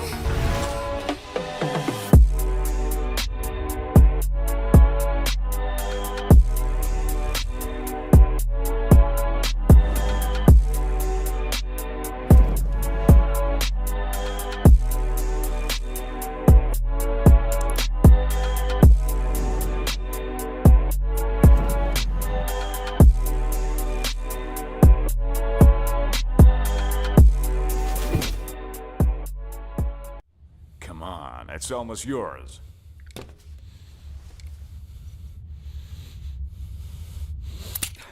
When are you gonna get another chance like this? Go ahead. Go ahead.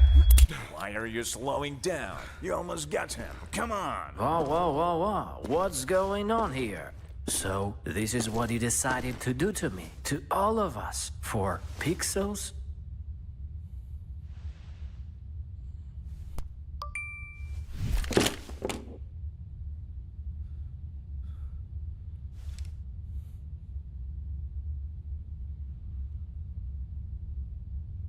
Fuck you and your Roland. Let's get out of here, bro. Have you seen how many scammers showed up? Third map decider in playoffs for Hellcup 10. Zero Tenacity and 9 Pandas having a bit of a ding-dong here. 13-11, 13-11. Both maps went either way. And I wouldn't put it Inferno past being maybe a long overtime map as well, because these two teams feel very closely matched right now, Matt.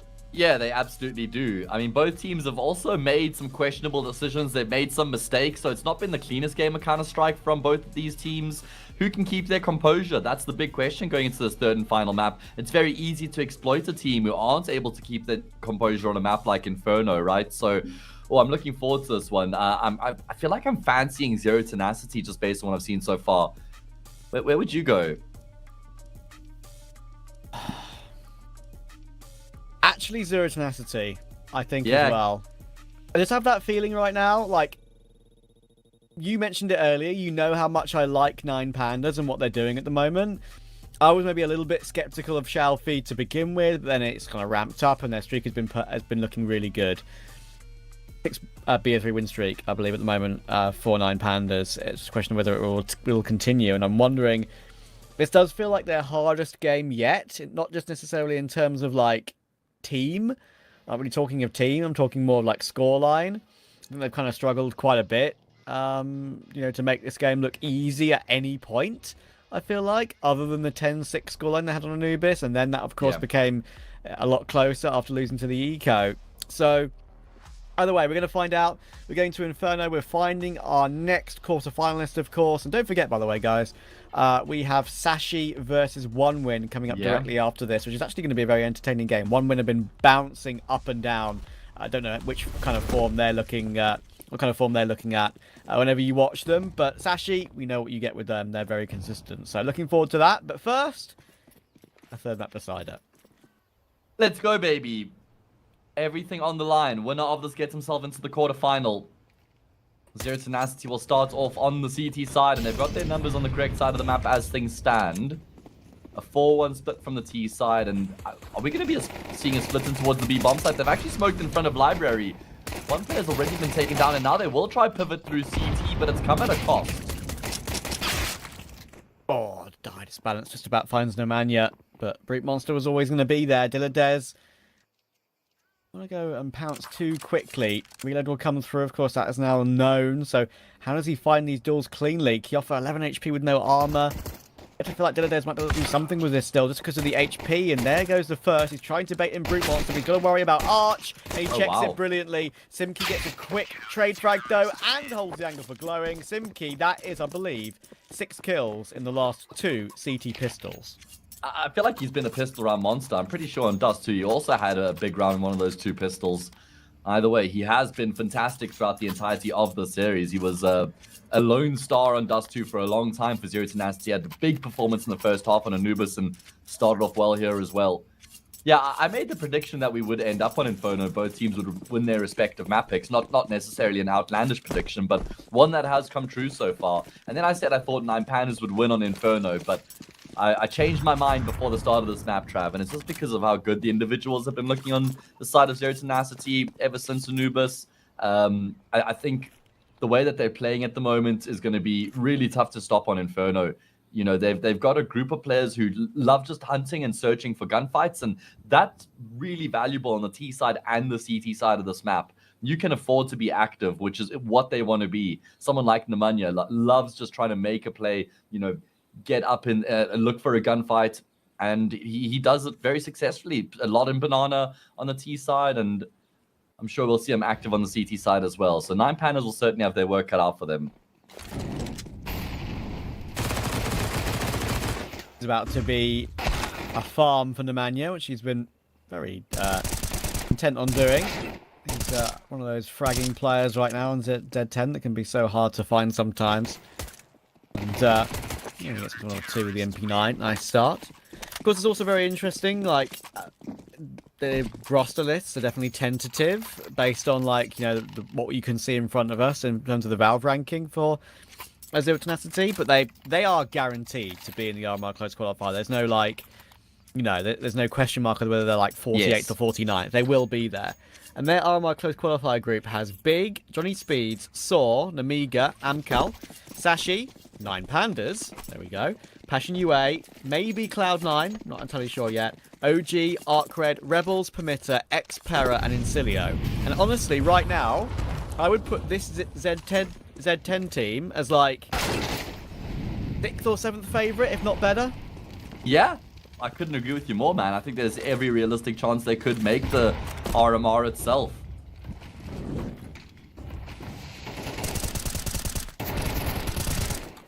Been in amazing form the past sort of 6 months kind of thing.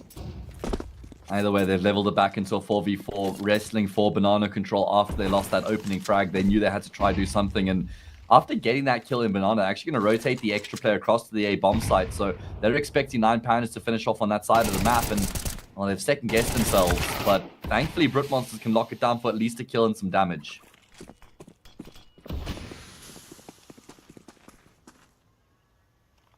Going to be mostly down to Kyofo here, you would think. AVN's 1 bullet from death. He has to find a ridiculous timing to find 1 kill, you would think, here. Of course, they're going to leave Simki toward B just in case. So think AVN, yeah, as you see, he's going to go back out now. It's at a timing where he's lucky not to get taken down, but it might not be in a timing where he's going to be able to help out Kyofo on the side. He's going to be going through short. The MP9, of course, should be able to eat up Shelfie. It's equal in that sense between the two of them. He finds Addis balance first, and that's perfect from Kyofo. Having one SMG on the side, it always feels like it could be enough on Inferno at every given situation. And look at Kyofo. He's playing it so smart. He could have taken a straight heads-up duel there, to be fair, against Shelfie without even worrying he's very low. But Shelfie's going for a fake. Going for a fake when he could have held the defuse. Or held the plant, Based off of nothing. Based off of nothing, he's gone for the fake. Then Simki will even get the kill before the round ends, but it's after the timer. Oh, goodness gracious me. That is a disaster. I don't know, man. First of all, such good work coming through from Simki there with the MP9, or was Yofo. Yofo, rather, excuse me. I can't believe he finds both those kills and stays alive as long as he does. Shelfie eventually gets the trade, and he's got like 6 or 7 seconds at that point. It's not like there's been any pressure from Simki, the last player who's rotated back round. So it's not like there were any footsteps or any info for Shelfie. I don't know why he faked there. A bit of a rush of blood to the head. What a gamble. Yeah, I mean, I'm surprised too. And that's not something that I really expect from Shelfie. I feel like he's got his head switched on in those situations very often. Maybe there was a communication that we're not to know of course, that spooked him. Maybe expected the rotation to be faster. But yeah, he played himself. Leaves him with no money. But who needs money when you've got one Tech 9 on Dilladez? Oh dear, the round's done, Matt. In 15 seconds. Okay, well, I feel like 9 Pandas deserve a round. So, just kind of balances things out here that they're able to make this one work. Half investment. Steamroll the defense on that A-bomb site. No problems at all. No prisoners taken. And that will be their first on the board. And the money is bleak here for the CT side. Z10 have started every single map either 3-1 or 3-0 up, by the way. And then 9 Pandas have been able to win what's normally the first gun. This time it's the half buy. But very similar starts to every single map in the series so far. Yeah, and of course, I mean, speaking about recent results for 9 Pandas and Z10 on this map on Inferno, 9 Pandas is very good. I think their only loss is to TSM. And post-player break, of course, they also did beat Batera in Challenger League 30-0, but that was also a weakened Batera, so even though 30-0 is impressive, it's kind of an expected win, expected to be dominant. When it comes to Z10, 4 of their last 5 games have come against Eyeballers and DMS. So you'd kind of, you know, for me, that doesn't show much about them when it's only two separate teams over 4 matches. Not much of a sample size.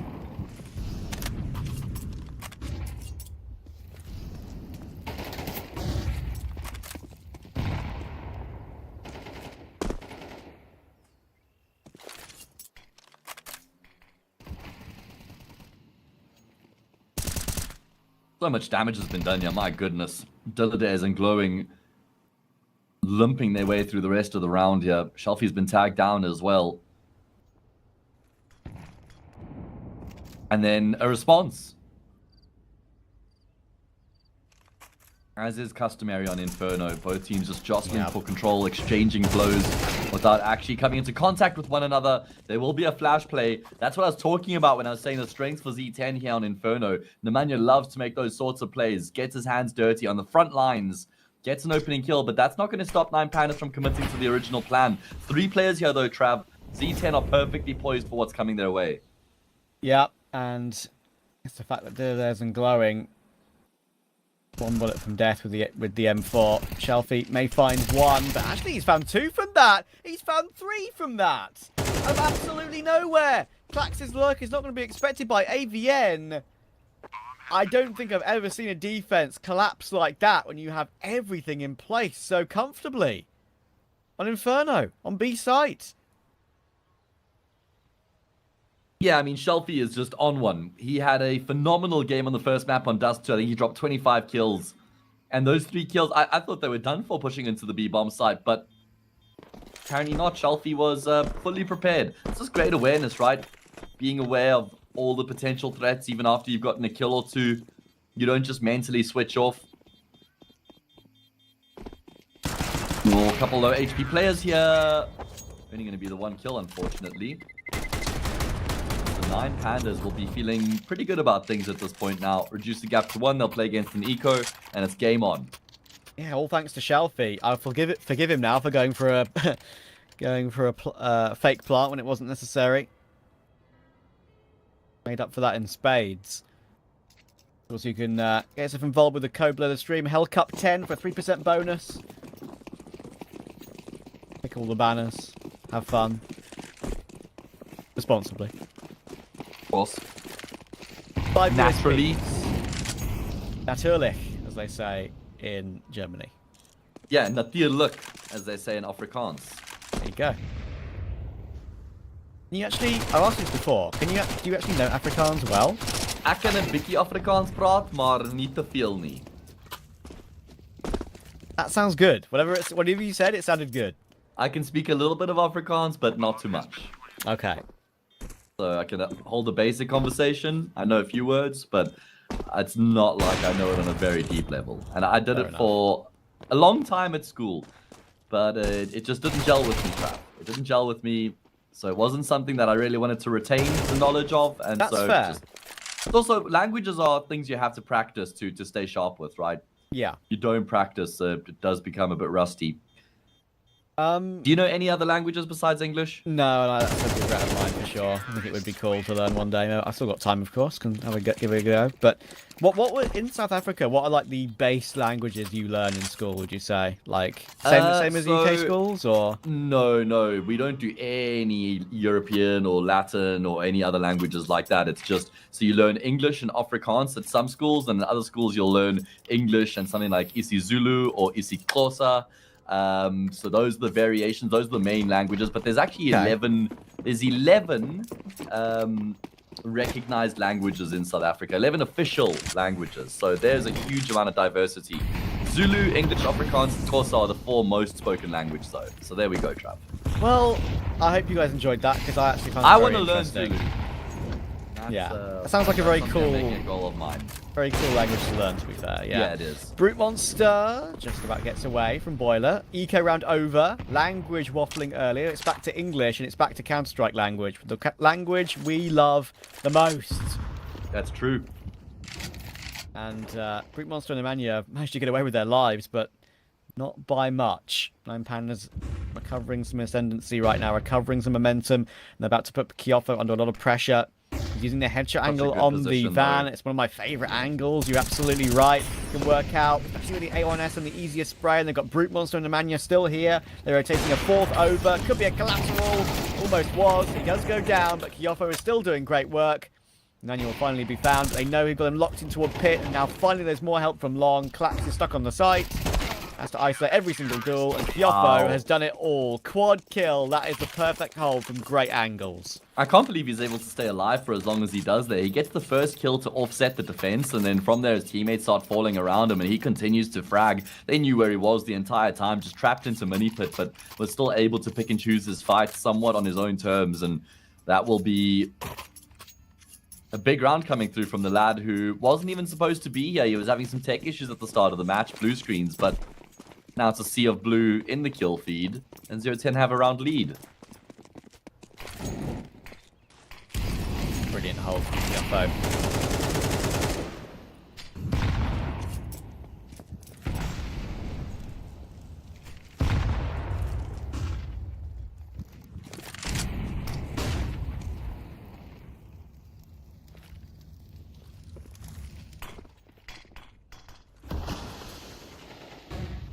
Simki will take deep banana control.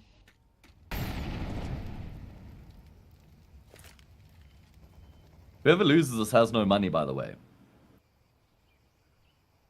Very true.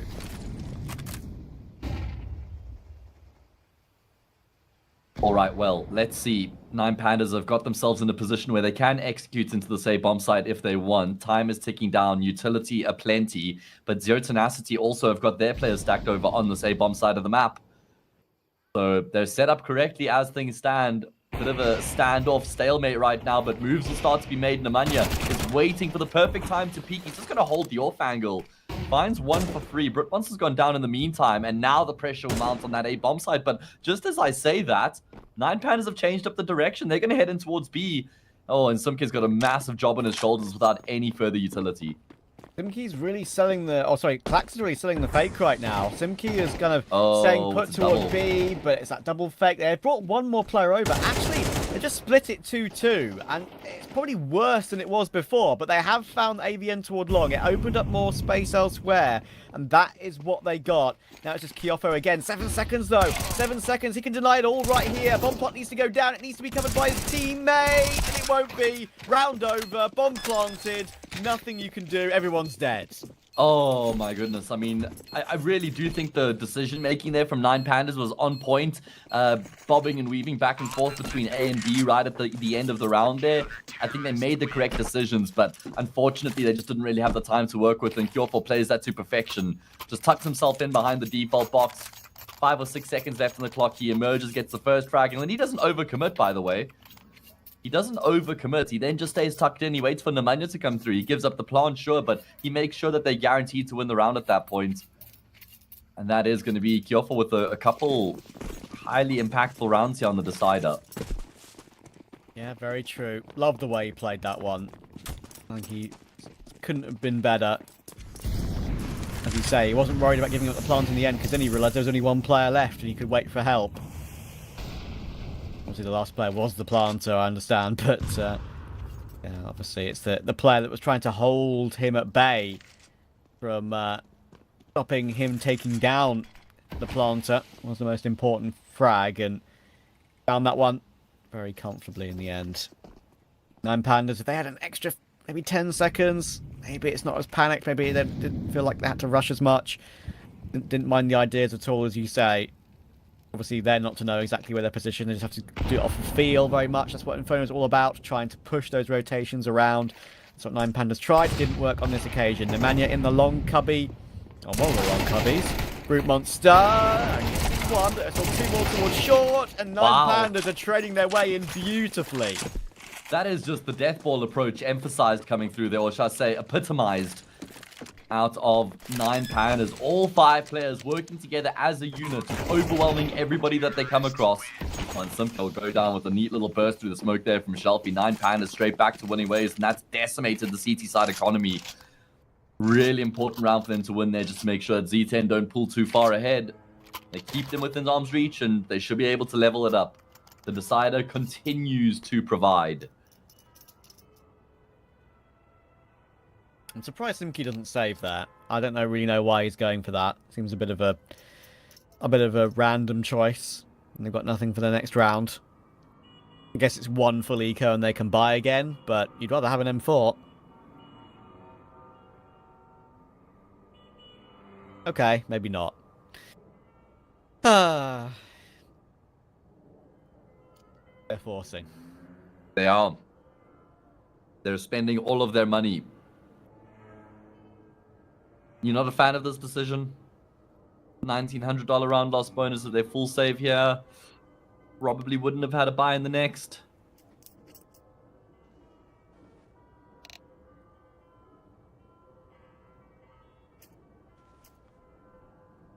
Yeah, I mean, you're right. If they go for the force here, Simke absolutely should have just committed to the save to carry the extra firepower through. It's just, they would have had 2 M4s. Like, I just don't get it. Makes no sense to me.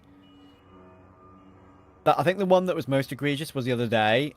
Like, maybe it sounds like I'm holding a grudge here. I've got no grudges. It's just one of those decisions that I hate. But do you remember that? I think were we together? I can't remember. It was Nuke, it was 9, and it was Masusa. And he had a full belt of utility, and an AK, and armor to retake the A site. It was a 1v2 that was very, very winnable, and you could buy next round anyway. He chooses not to go for the clutch properly, and then just sticks around toward outside red when he didn't even need to play aggressive exits. He died at the end of the round, right? And he died. Yeah, we were casting them together. It's like brother. Yeah, you got my... Please save properly, guys. If you're going to choose to do it, please. Yeah, looking for extra kills is just not worth it. The risk-reward is just not worth it. If you've committed to the save, it means that you've given up any chance of winning the round, right? And if you die after trying to save the gun, you might as well have gone for it because maybe you could have won the round and then died doing that anyway. Died with a purpose. Anyway. You stand for nothing, you'll... If you don't stand for anything, you'll die for nothing. Good saying. I like that one. Ooh, map 10, taking all aggressive control, top banana, and Shalfie's found a way to not to just get one, but two. Dillardez will deal with Simki, and then they team up toward Demania, and I've got to say right now, 9 Pandas, maybe understanding just the style of the game, they're really going for a pack-based system, and right now that wolf pack is eating good. Yeah, that's exactly what it is. That's what I was going to say as well, is we've just seen these two teams clash in a massive way with numbers on either side of the map now. In the previous round, we saw it towards middle there, and 9 Pandas just rolled 0-10 Zero Tenacity over. And now they do it towards the top of Banana as well. It got close, though. Don't get me wrong. Klax and Dillardez both 1 bullet from death, but ultimately, they've got 4 players alive. I mean, it'll be a struggle to keep all 4 of them alive here, but 9 Pandas able to get across the line against this force, and now Z10 will have to eco Trav, and there's a prime opportunity for 9 Pandas to garner the lead. Yep, nothing saved. And 9 Pandas running riot. It's like every single Zero Tenacity player has had a stick of bamboo in their hands. And we know the Pandas can't resist that.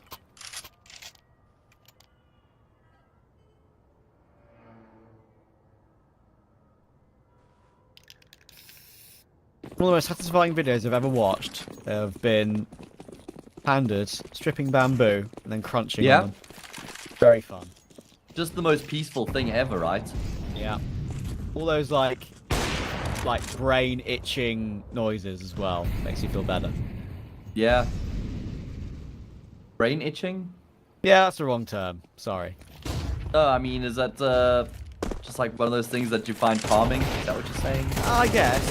Brain itching wouldn't be the most calming thing in the world. That's okay. I think the world would be a better place if everybody just watched that video of pandas eating bamboo and stripping it and just living their lives. If we all watched that video just before and after our day had started and finished, then I think the world would probably be a better place. Everyone would be a lot calmer, a lot happier, a lot more peaceful, Trav.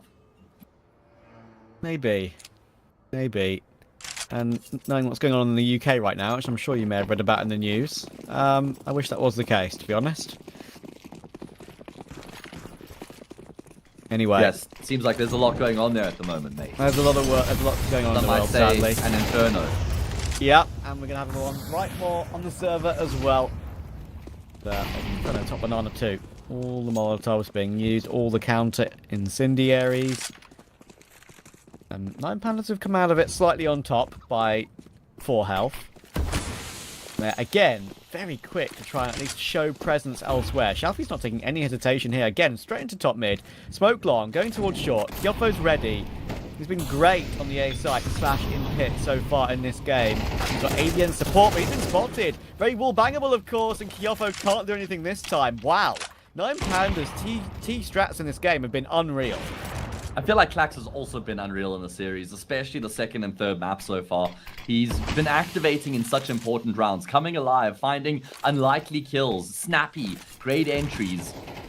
Job not done here though. Britmonster and Nemanja, they're going to give this one a crack. Of course, it is the last round of this first half. They don't have a kit, they don't have utility. Do they have a chance? Surely not, right? They only had a chance if Brute Monster somehow managed... Okay, Wait. Come on, guys. It's 2 bullets. It's 2 bullets, guys. Dillardez is 43 HP. And Emmanuel's picked up the AWP. Okay, it's okay. Gee, whiskers. I was nervous. That was nervy. But yeah, the only way that round would have been possible was if Brute Monster hit like a jumping AWP no scope through the smoke. So, didn't happen. That's a 1 in a million. And 9 Pandas. Look at that streak at the end of the half. 4 in a row. Completely changes things here. Great stuff from them to give themselves a 2-round buffer going into their CT side. Is it going to be enough is the question. quite a lot of utility coming into this round from the T side. There's a couple flash, or just the one flash, a couple smokes and a molly, an upgraded pistol for Brook Monster as well. It's always the AWPers. Always the AWPers. What is their secret? Are you a P250 enjoy on the pistol around T side, Trav? Sometimes. Actually, this one actually really depends how I'm feeling. Like, okay, yeah. Sometimes I'll just buy it straight up. It depends what strat I'm going for. If I'm going for a long-range duel, overall, I think I prefer a Glock. But if I'm feeling that my aim's good, I'll try a P250. And then it's usually not. But there we are. Confidence is what it's about, mate. Yeah, well, I appreciate. I'm also not an AWPer, so I mean, it's the rule, isn't it? The AWPers always. I'm an AWP IGL, so. Hell yeah. There we go. All right, yeah. Mr. Warrow 2K. I just like the spotlight. That's what I do. Cadian, probably better compared to Masked from Permitter. You know. Yeah, true. He's a rifler now, but fair. I know, but he was an AWP IGL. Okay. Massive pistol round here. 3 kills coming through. My goodness. Zero Tenacity have moved a lot in this round, Trav. They've moved a lot. They haven't found any contact, and the moment they do, they're just basically all dead. It's just AVN left, and, well, there are a couple barrels around him right now, and he might want to crack one of them open because he is not going to be too happy right now. Yeah, that might be the only way to get a bit of happiness back in the last few rounds for Z10, depending on what your preference is, if there's any of your preference behind that bar, because, yeah, Zero Tenacity, they've been struggling to get a handle hold on what 9pan has put forth on their T side. Pack-based mentality played so well. Pure firepower from 9paners, and that's what makes me excited about them, because they can do both things. They can play slow methodical rounds, they can feel out rounds, and sometimes they can just explode and totally catch you off guard. And yeah, I know Glowing's had a poor game. One player from each team's had a poor game in terms of AVN and Glowing, of course, but it doesn't really matter. Like, the other teammates have kind of done their job at any given moments. And 9paners win this round with all 5 players alive, which they could do. Oh, Shelfie goes a little bit too far, but he wanted another kill with the MP9 to get a bit of bonus cash. But still, they're in a good spot here. I mean, you could make an argument for the fact that we shouldn't even be here in a decider right now, because 9pandas were up 10-6 in the anti-eco, and Anubis lost that round and then went on to lose the map 13-11. However, that cannot, they can't dwell on that. That's going to be left in the past. They're now 4 rounds away from winning this round of 16 playoff game. And if they win this gun round, I mean, I wouldn't say it's completely done and dusted, but they take a massive step in that direction.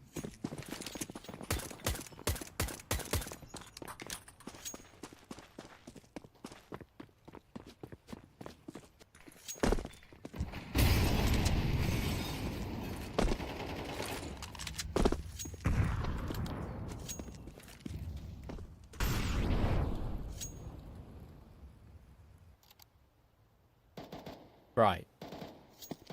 This is the round for Z10. Streak needs to be broken. 9pandas have been superb. Fighting for that spot in the next round in playoffs. Obviously, that the possibility of maybe a semi-final with Bait, for example, that we spoke about, would be a cool game. Clax, they'll be hearing this utility being thrown. They'll be seeing it being thrown as well. They'll know he's probably playing from Balk, going by the trajectory of the nade. This is a really bold call. Yeah, that's actually well picked up on, Trav. It's a very brave stratcher from Zero Tenacity and such an important round. To go for the bulk burst in a must-win round on the T side. What is this from 9pandas? Is Cadian calling? What is this gamble stack? There's 4.5 players on this bomb site right now. Is that going to make a difference? Trades initially favor the T side heavily. Oh my goodness, they haven't even been able to get another kill. Back in Prit Monster's peak his time to perfection. Everyone here for 9pandas, and it ultimately doesn't make a difference. Wow. Brute Monster timing that one so well. He just hears everyone. He hears everyone running around toward long, and he's like, okay, if I'm here, I may as well try and make this round even more comfortable than it probably should have been. And it absolutely was in the end. I like what Clax tried to do, but it didn't really help out for much in the end.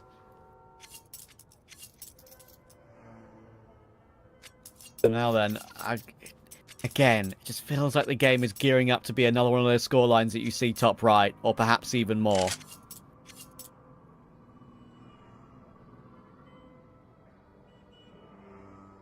Yeah, perhaps we need more than just the 24. I would not be surprised, Trav.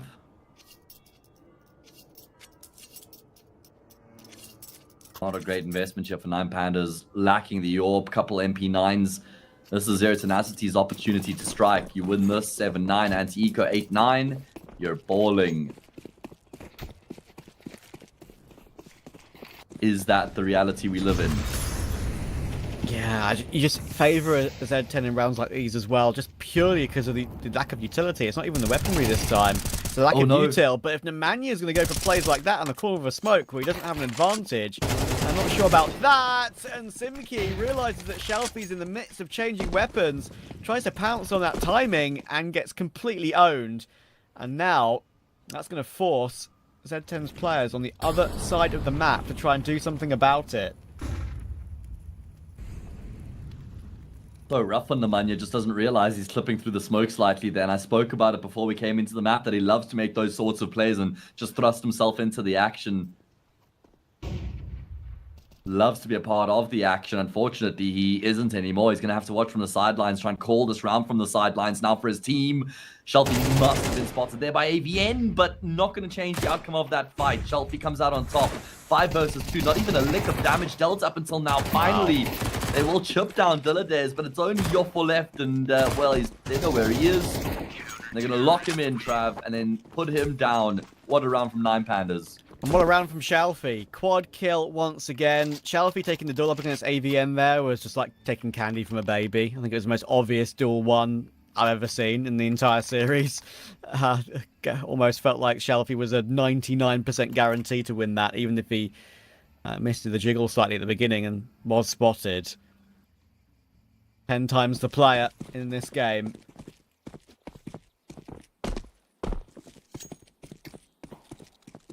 Hopefully we'll fix the lag for you in a second. It's the same on my side, in case you're wondering that. Yeah, but Hitchy, glad that you mentioned that because I'm used to this just being my internet, Trav. So I fully just thought it was this is like the server though. This looks like the server / the game because you can see like the player model was moving when he was trying to I feel move, like the players would have pulled their knives out and jumped back to safety though if they were experiencing this. No, it's the like I'm talking about. It's maybe the observer POV. It's kind of what I'm talking about. Yeah. Yeah, fair enough. That makes more sense. A PowerPoint slideshow is what we're watching right now, frame by frame. We get to dissect this round. A lot to break down here, Trav. They hear the gunshots. That shows that the observer's on high ping, and it's settled down. So there you go. That's a very good example of what like watching the game on high ping would look like. The sounds are not right. Yeah, basically. Well, glad we were able to figure it out and iron it out. And if there was ever going to be, I was going to say, if there's going to be a round we could have such a technical problem, this is a good one for us to iron it out. So, back into the game we go. 9 Pandas get themselves up to 11. Yes, Trav. They got the 11-6 this time. They did. That's what they weren't able to do in the previous map. Yep. Is that going to be the difference? We'll see. Well, if they win this gun round, it's almost certainly as good as done, right?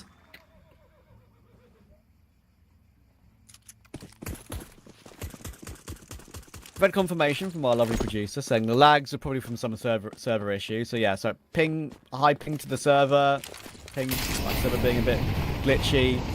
That's exactly kind of what it looks like. So thankfully it was resolved quite quickly and it didn't seem to affect the players either. So all good. That's not good though. Glowing gets caught by Simki. They're just going to maybe pounce toward B. I thought they might because they saw where Shelfie was and there was a reasonable assumption that maybe he'd be the only one there, but they've got the 5v4, oh, they got the 5v3, and I think that'll probably be their decision made. Well, 9 Pandas are actually just re-exploring in towards Banana, and Zero Tenacity have decided against pulling out of Banana and trying to go A. I mean, they do well to just send one player into the A bomb site to see if there's any further resistance there before they make a decision. But Z10 absolutely going to keep themselves alive here on Inferno by winning this round. And there we go, Nemanja will just feel out the B bomb site, see that there's still some presence on that side of the map, and send his troops into A. I must say, Z10, they don't shy away from a gunfight, Trav. Even in a must-win round, they're still looking for very early gunfights.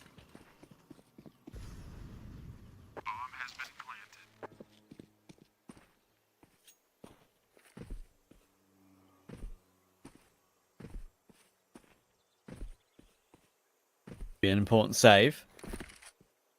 9 Pandas. Have enough money to buy if they lost these 2 guns anyway, but it's going to make a big difference. Midas Balance might get dropped an AWP rather than having to buy one himself. Get more utility. There's also no reason for Z10 to hunt on a round like this, because they need to build up their own funds. It's across the map right now. They're checking the season spawn, sure, but no one went anywhere near B. Guffer only just survived for the bomb blast on 2 HP. There we go. Repurchase can come through. Starfield might be the one to drop the AWP, not sure. There we go.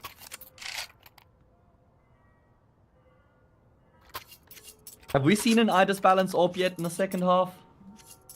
I'm not actually sure that we have. I've been looking out for it, so... That's a good point. Scrolling back through the scoreboard on HLTV, if he has had one, he hasn't gotten a kill with it, so... And he loves the AWP on the CT side of this map as well, by the way. He fancies himself on a peek down middle. He's not afraid to look for an early fight, and Zero Tenacity have been offering up plenty of those, so we could see an early clash between them.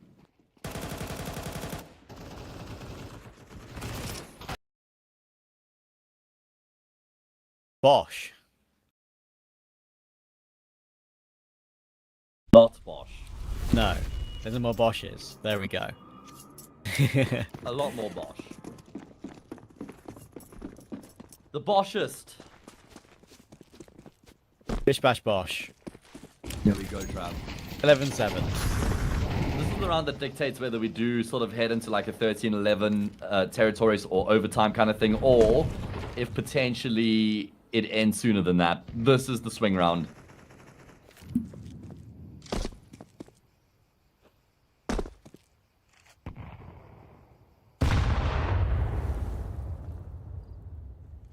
Goodness me, a lot of damage has been taken. Z10 have won a few rounds in a row. Simki stayed alive. He's down to 7 armor now. So let's keep an eye on that. More nades could perhaps break that. And either 1, he'd be 1 HP, or 2, he'd have no armor and be low HP, even worse.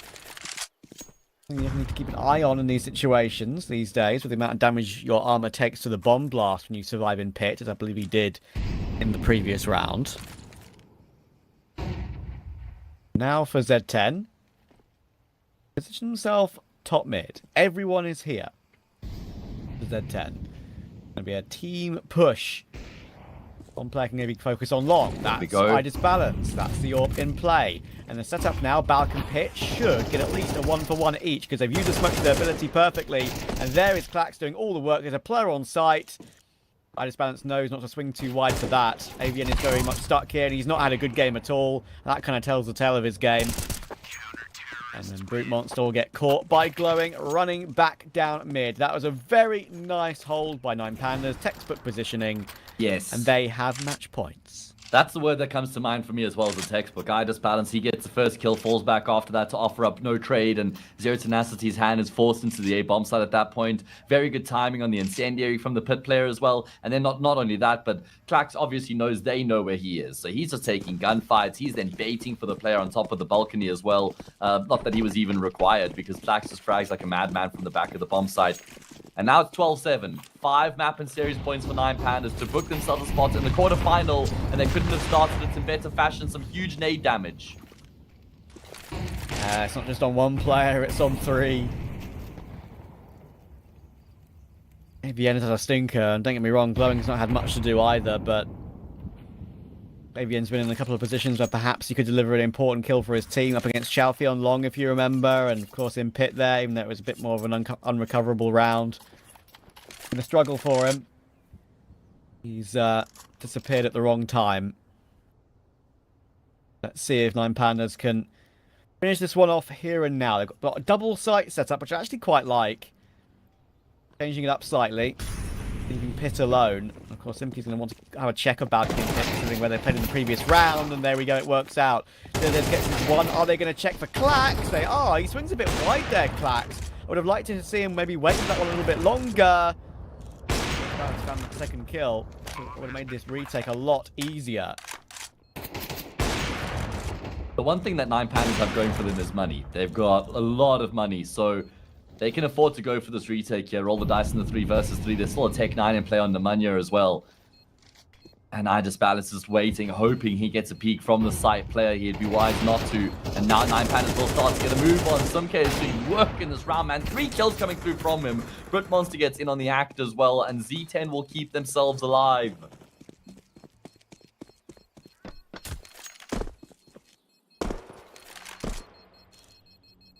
Wow. Just about. In the end, it actually does come down to Klax. It's the fact that he doesn't get one. Obviously, you can sometimes feel like it's very easy for you to be pre-fired when you're playing that close box on site. Yeah. Every single T player kind of has a right eye peek from you if they're coming from short or dropping down toward pit and playing from that pit position. Why you probably feel like you need to peek sometimes, but... Probably be proactive, right? Yeah, but this time it doesn't work for Klax. Gets caught off. So there's the buy that can come through, like you said, but there's a little bit of residual funds across the board. They probably wouldn't be on much if they are to lose this round, so... Of course, no, it's saving. absolutely eco territory, yeah. So, yeah, this is a very interesting situation now. Pandas might have... We don't include this one. 2 gun rounds. They're lucky. Right, well, let's see if they'll need both or more or less. What is that? I don't know. That is confidence aplenty. He will still get traded out. At least there's a frag that comes through from Z10 to take Klax down, but Dilladez is also in position and he's going to hang around here. Oh, he's taking a tick to the molly. He's trying to pick up the AK. That's cost him his life, Trav. I think he gets that kill with the A1S. Shelfie at range will go down as well. And the round has completely fallen apart for 9 Pandas. It was looking pretty good initially with those first 2 kills, but 0-10 just answer back emphatically. Goodness me. Nemanja with his 2 impactful mid-round kills. He's been a bit quieter in this game as Nemanja, but he's stepping up when he needed to. And yeah, that's so frustrating for Dilladez. I thought he was absolutely fine there. I was just shocked by seeing Klax trying to phase an apartment smoke in a round like this. I guess he's thinking, listen, we've got some rounds to spare here. Maybe I can try something a little bit more random. And it did work. And he almost got away with a second. But it is a round of almosts for 9 Pandas. Dilladez was an almost, Klax was an almost. That could have changed things. Nice Balance is trying to save in the kitchen. And he will be fine.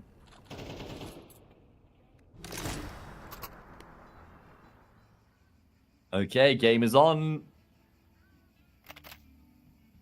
Klax spends all his money as soon as the round has started here. I have a suspicion he's going to sell that gun, right?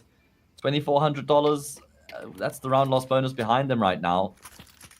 Oh, it means he's going to have to settle for like an SMG or a pistol in that next gun round. Gives them a little bit of firepower. They've got that AWP that they've carried through as well. I guess at this point, if they don't come your side of the map, you just save that rifle and carry it through, right? Oh, he's that's going to try the to get idea. aggressive. Him and Idis Balance are combining, Trav. He's loving that aggression, isn't he, Klax? He's trying just to be extra proactive, extra assertive with that 1M4, and well, it's worked out again on a pretty random place on the map, it feels like. At that timing of the round, it's mid, it's common, but not right then and there. There's about taken down, but they don't know Glowing's there with the P250. That's a free gun, an AK for Glowing. Shelfie will get removed, but Glowing has an opportunity to do something with this now. He's going to try and take that assertiveness again, and he gets himself his 1 out of bullets on the second. Brute Monster had his Tech 9 out. Only just got away with it, did Brute Monster. Klax brings some bullets in the smoke as well, and still somehow does a lot of damage to the Banana player. That sets up Idis Balance to take the shot. And it's all down to Brute Monster to stay alive. AWP in position. This is the position you'd want him to be in. The smoke is nice from Klax, though. It gives him some space to work with. Arm spotted. When does Brute Monster pull the trigger? The answer's now. It's AWP versus AWP. Idis Balance versus Brute Monster. But now he switched to the AK, and the AK is going to win it out. He's got a kit, and he has won the game, has Idis Balance. 9 Pandas are through to the quarterfinals. Oh, all right, production. Sometimes I need you guys to just double check and make sure that I'm all ready before we swap to the cams, please, because I don't sit here with my lights on. And Trav, there are missions to turn on, but let's not take away from the ending of that series. What a result coming through there from Nine Pandas in the most unlikely round. They finish off the series 2-1 is the result. They eliminate Zero Tenacity, shatter our predictions, and they will march on to the quarterfinals.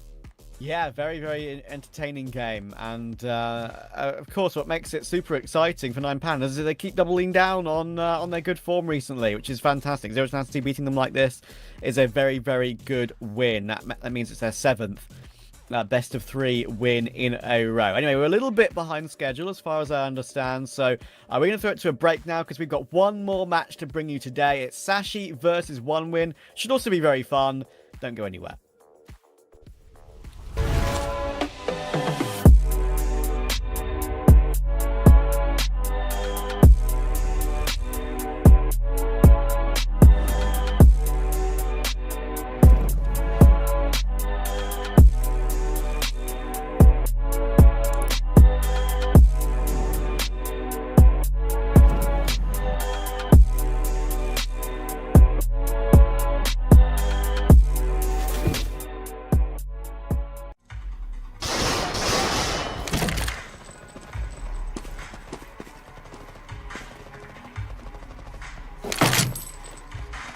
What kind of shame is this? Are you new? Have you heard of Hellcase? Best cases in the world. Book a rookie and me. Don't be shy, come on. Haha, newcomers are lucky today, huh? Hellcase, the best cases.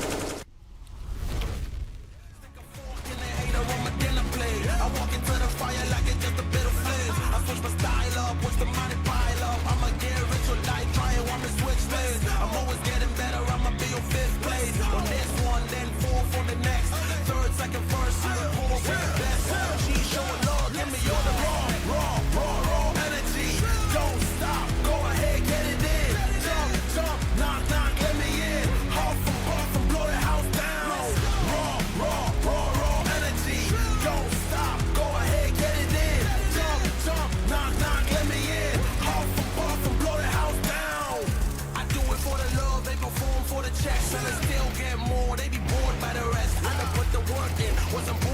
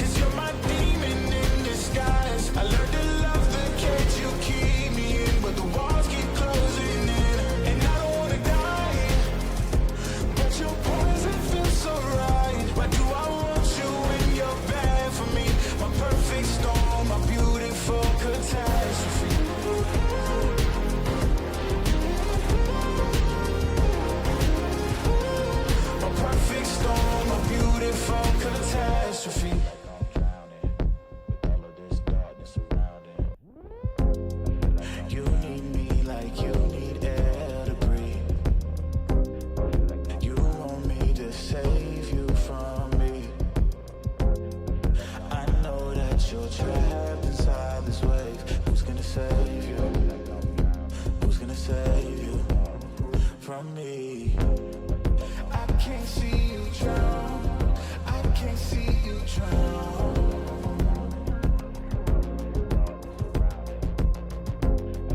I can't see you drown. I can't see you drown.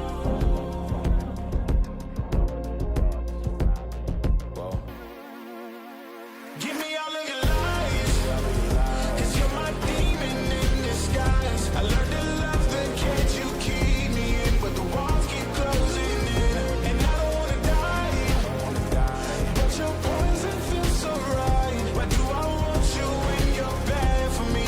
My perfect storm, my beautiful catastrophe.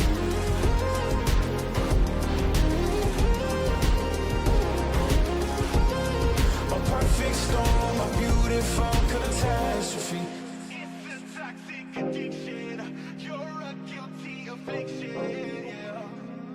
I can't breathe. I need to get some air, but it's a toxic addiction. You're a guilty affliction. Yeah. You can't breathe and you just need some air. Give me all of your lies, 'cause you're my demon in disguise. I learned to love the cage you keep me in, where the walls keep closing in, and I don't wanna die, but your poison feels so right. Why do I want you when you're bad for me? My perfect storm, my beautiful catastrophe.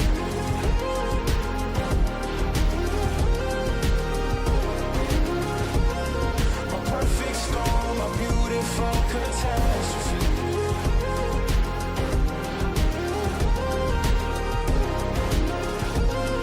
A perfect storm, a beautiful catastrophe.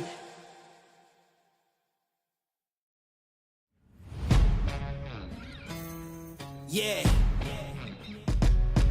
Let's go. We just gotta go hard. I go the hardest. I bring the pain. Not what you used to. It's all part of the game. Yeah, I just gotta go hard.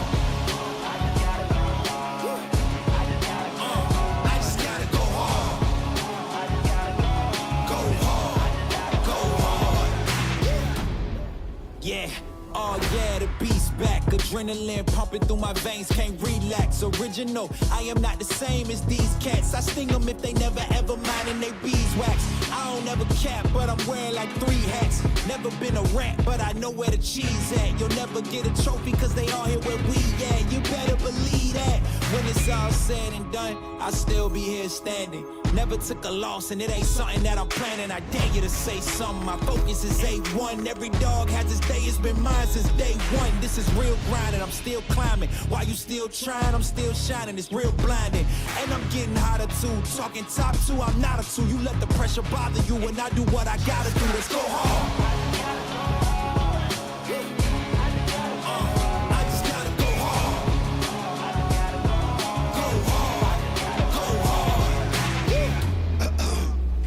Coming close to me, flow is on atomic. I'm starting fires through poetry. The hardest out, staying loyal, no falling out. And if you step into the court, be ready, we balling out. Yeah, the coldest of teens, they know what we bring. Don't try us, ain't no in between. We go for these dreams in silence. Hard work, don't mistake it for magic. We been shooting in the gym, this is target and practice. Yeah. And I'm just getting started, getting feet wet. It's all in repetition, ain't a secret. All facts, all black dress code. Pay me my respect, collecting every debt. Oh, the hardest. I bring the pain. Not what you used to. It's all part of the game. Yeah, I just gotta go hard. I just gotta go hard. Go hard.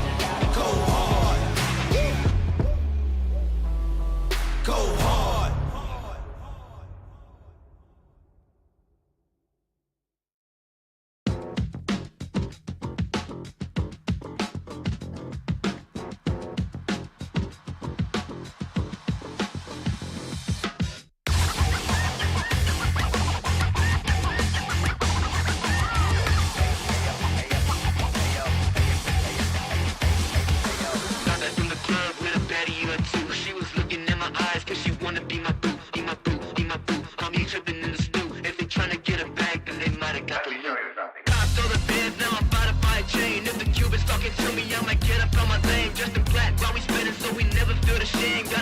when we do it so we don't gotta feel the pain. I was trying to tell you about that real shit, boy. You've been steady capping on that fake shit, toy.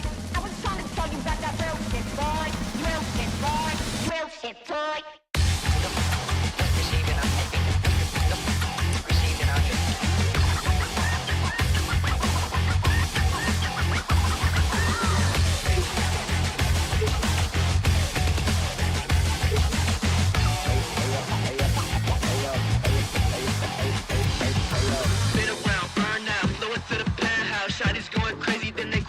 Church mouse, land up with the customs and we never get to get it out. Match it when the engine, so we see what it's about.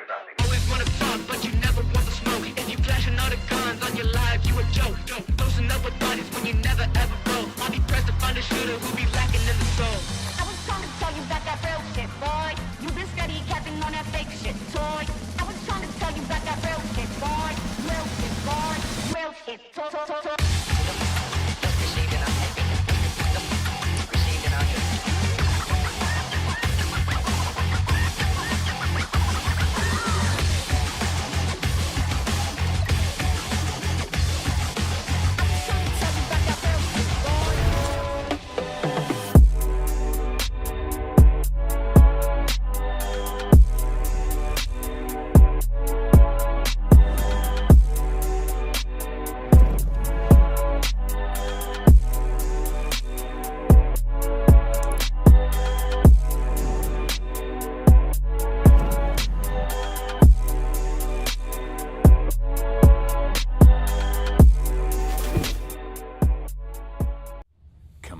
It's almost yours.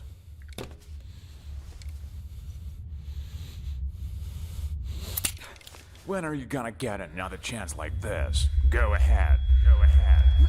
Why are you slowing down? You almost got him. Come on. Whoa, whoa, whoa, whoa. What's going on here?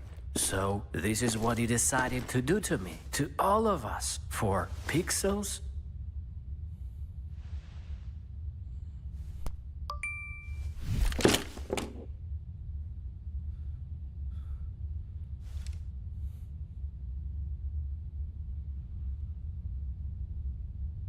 Fuck you and your Roland. Let's get out of here, bro. Have you seen how many scammers showed up?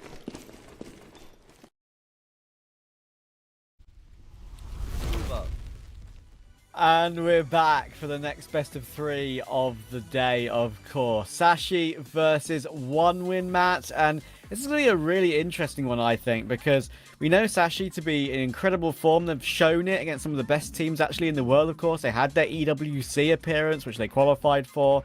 And One Win are kind of not there yet in terms of consistency. So where do you think this one's going to go? Well, it's a weird one because you'd imagine with the names that one would have in their team, consistency wouldn't normally be the problem that you would have with the squad. You'd imagine they've got a very solid foundation, you know, quite a high floor. Players like Hobbit, Buster, and Nealon, for me, would be the 3 that would really form that foundation, but they just have been a bit scratchy as of late. Sashi have been decent, but probably not as good as we've seen out of them in the past as well. So I'd say both teams probably not, you know, not at their best, and One Win further from their best than what Sashi are at the moment. Yeah, we can have a look at the rosters, of course, and then we look at Sashi first, just have a quick discussion about them. Obviously, it's a very well-known team now at this point because of what they kind of put forth in these recent times, and of course, these two teams, as I mentioned before, will also be in the RMR close qualifier, so they've got nothing to worry about in terms of their ranking. They will be trying to ply their trade to make it to a major. And yeah, there's some known names here, Matt, that we've been covering for a very, very long time. The likes of Iceberg, Cabby, and Quez. That sort of core, you know, he's been around the Tricked teams and so many times over the course of history and covered them lots and lots of times on that old Tricked roster back in when they used to play their trade in ESEA Advanced. And Quez has always been a player that I've loved quite a lot, purely because he plays a lot of the tough roles. Yeah. I feel like he does them very well.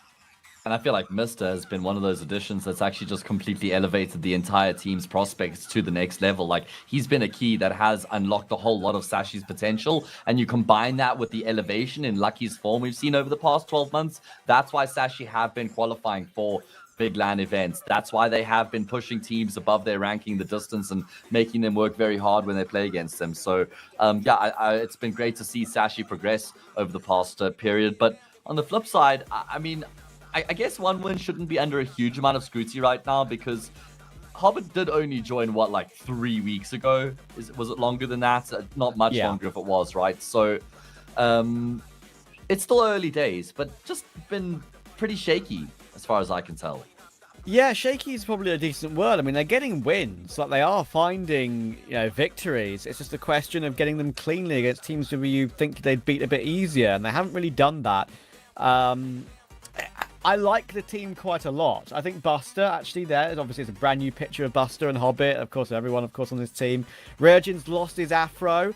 Feel like maybe he's lost a bit of the power that he had as well, because that his form has kind of dipped slightly. Maybe he's playing slightly different roles on this roster.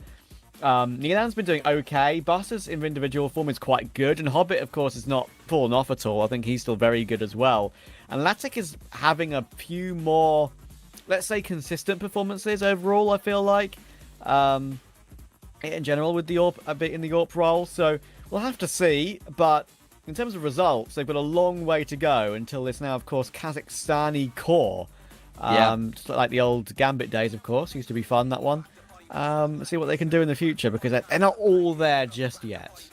Yeah, as you say, highlighting Ryujin, he is certainly one of the concerns at the moment, because when you look at this team, you think there might be a lack in firepower, and you think that Ryujin has to be one of the young stars who does up the numbers and increase the firepower in this team, and we haven't seen that as of late. Either way, let's have a look at the veto, Travis. Let's see what maps are going to get played here in the series. Okay, Ancient picked by 1win. Vertigo also picked by 1win.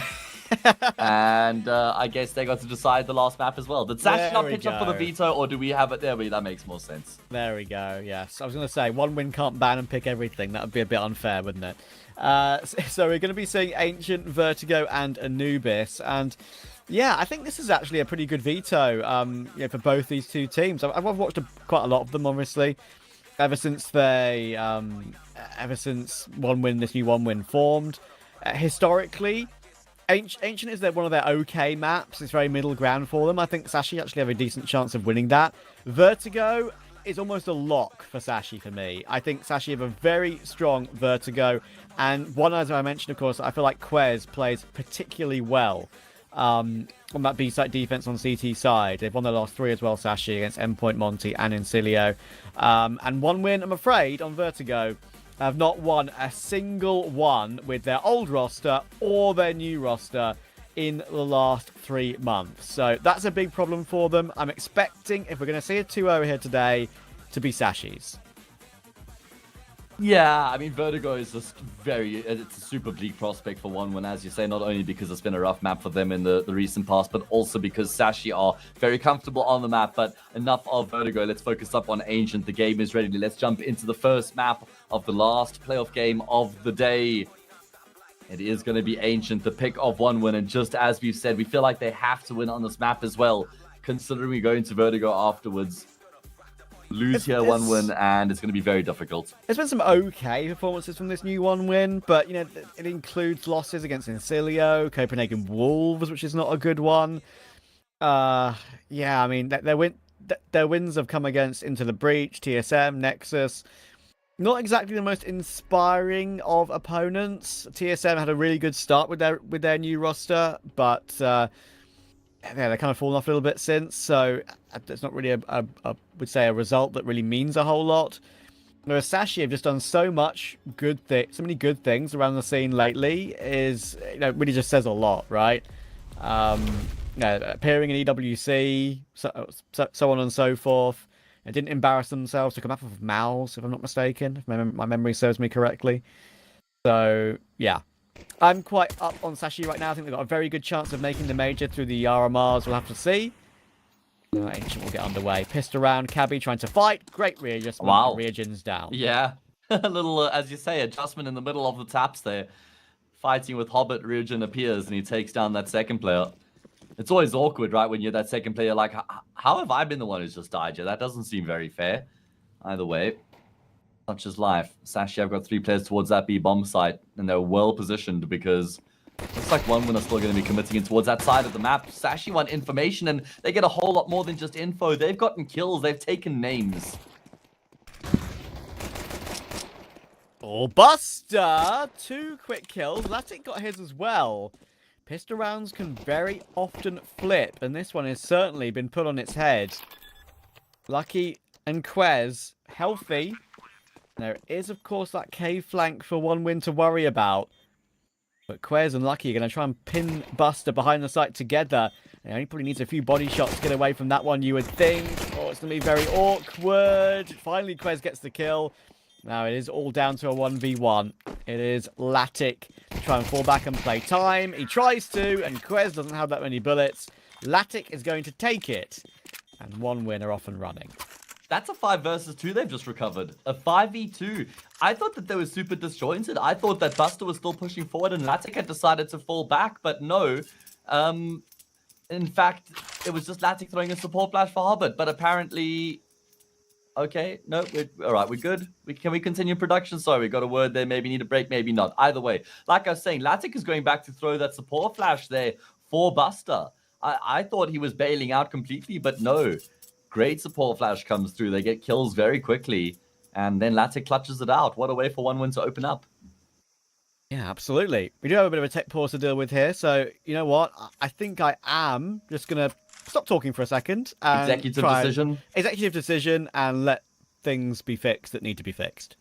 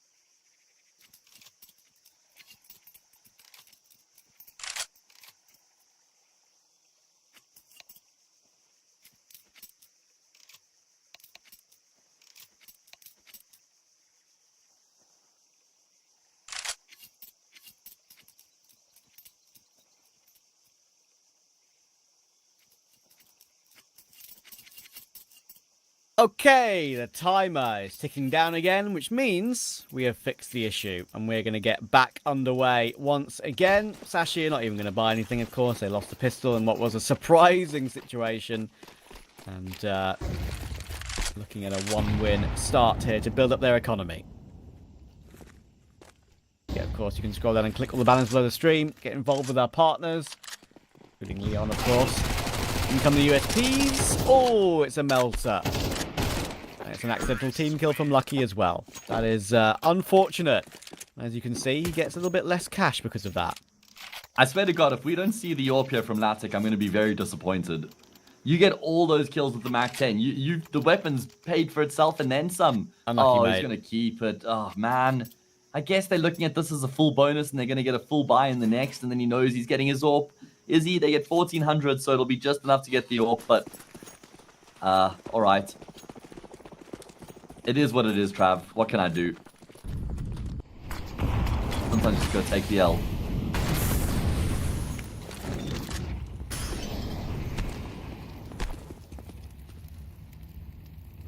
Sometimes you do. Sometimes there's nothing you can do. And I understand why we wanted to keep it, wanted to play a bonus round. I mean, I would prefer the AWP, to be fair, but... You know, 2 MAC-10s on an Ancient, it can be very, very powerful.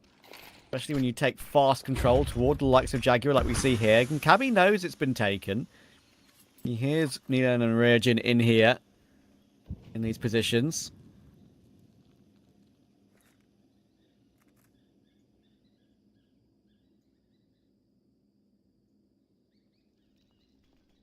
Alright, well... This is great patience. Nice patient from 1win, but as you say, Cabby, very good awareness from him, and he doesn't continue to extend either. There is going to be aggression in towards mid coming through from Hobbit, and that will net him a kill back. important frag, but he'll be traded up. Cabby in position, continues to do work in the round here for his team. Pressure will shift onto that B bomb site. Yeah, time ticking down for one when they've got some utility and they've got 2 Mac 10s.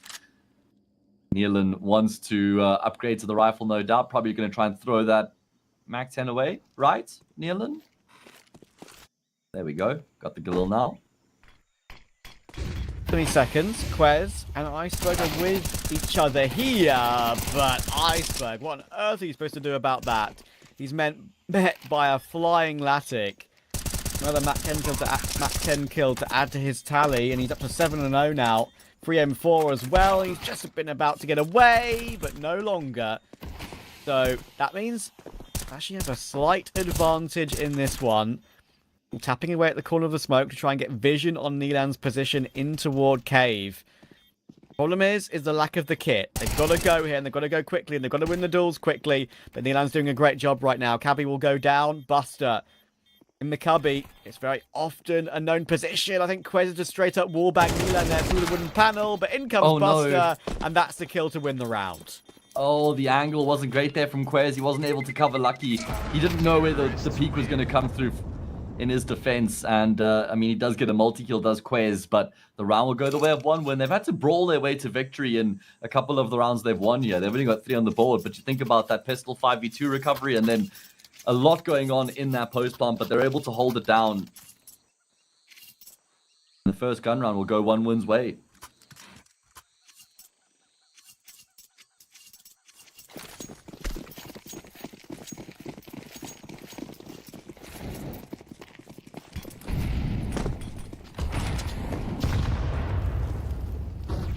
Rough start for Sashi. Needs one win. We know they need this one. We know we're not confident in their Vertigo whatsoever. And that's based off of, you know, eye test, let alone HLTV previous matchup eye test. Not seen some good stuff from them on that map. A bit of a struggle for them. Which is a shame, considering, you know, Hobbit and Buster in various editions of their career have been a lot of success on that map, especially Hobbit, with the original Gambit youngsters. That's true, you're right. I mean, they were the best team in the world at one point, at least as far as their level went, and I think they carried the map forward into their Gambit days as well. There's a bit of a half-buy here from Sashi to try and make something happen with. Upgraded pistols and an MP9. They've also got an opening kill. OneWin have been really happy to take their time in these T rounds so far. Just very slowly and methodically move their way forward. No early unnecessary risks. Happy to get control and then just pause. Really burn the round down as they move their way forward.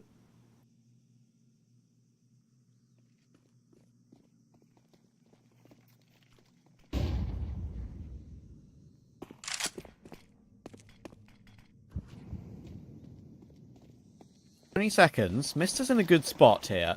Yet to frag in the game. They have actually faked the plant, though, and that's very good awareness from Nilan. Even though Ryujin was coming in from that position, he's made absolutely doubly sure he wasn't going to get pounced upon there. It's made this round a lot safer. Good reaction from Hobbit. Doesn't look like he's getting pushed upon, though. Could be a kill for the MP9, but Ryujin gets away with it. Lots of damage done by his teammates as well. Means that they will survive with 3 players alive. It hasn't been very clean from OneWin, but that doesn't matter. As long as they get the points on the board and they're able to keep their composure in these situations where things do break down a little bit. Communication's being tested, but they've been able to pass all the tests so far. Lucky's got his AWP now. Yeah, go ahead, mate. Yeah, true. Sorry about that. Something that I think is important to mention is, of course, Sashi are the defending Hellcase Cup champions. They won Yes, Hellcup they are. number 9. Indeed. And actually, Matt, this is a rematch from a game that happened in Hellcup 9. yeah, and as well, I think it's important to mention, I think their sort of the bracket is very, very clean as well. I'll get into that in a moment, because Ryujin and Hobbit have won their opening duels. They're going to take the B side. I love this. And, yeah, look at Buster. He's already on the flank. Oh, look, he's heard it, though. So that's a free kill back. They've got a kit on Cabby, but he's been removed. Look at that. You know, the Hobbit holding hands. Lucky's going to be miles away. And I have to say, if you can now mention what you love, and I'll talk about the bracket.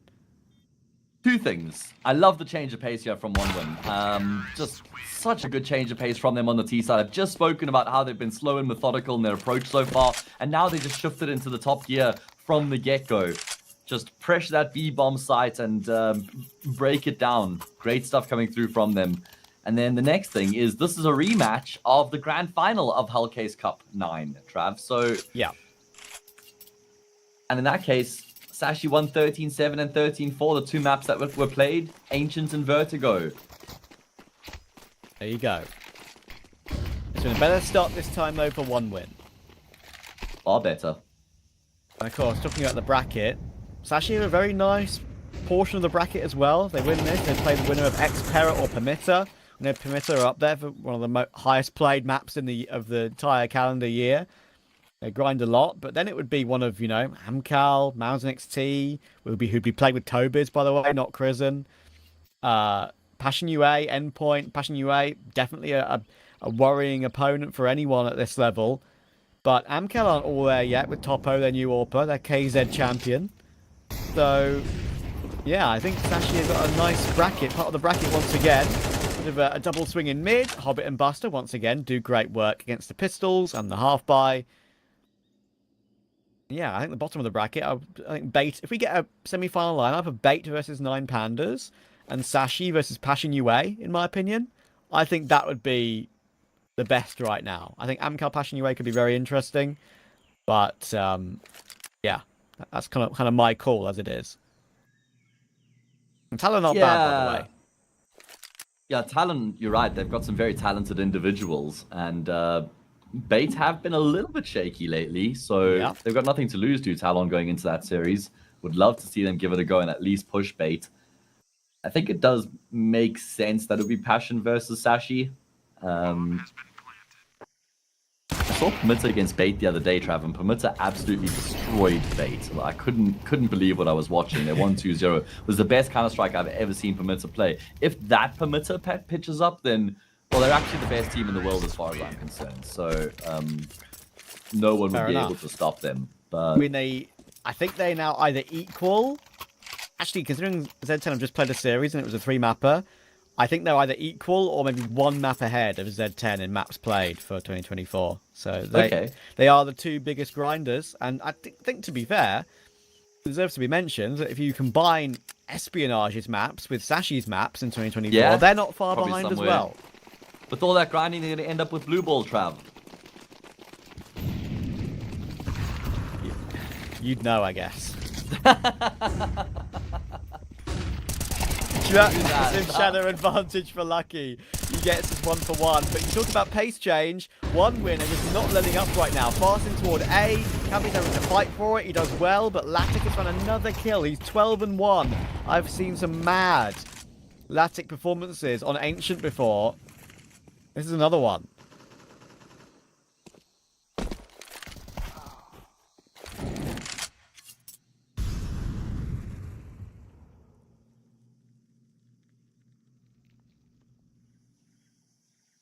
v2, however.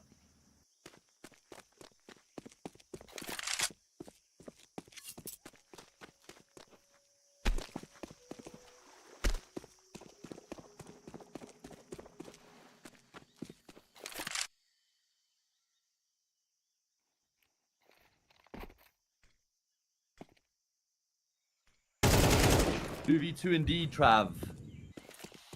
And Hobbit extends. It's quite... I mean, not the normal way to go about it, extending as much as he does there in the 2 versus 2 to get complete map control, and he gets the frag for free as a result. It's only Cabby left now to try and find Sashi's first round.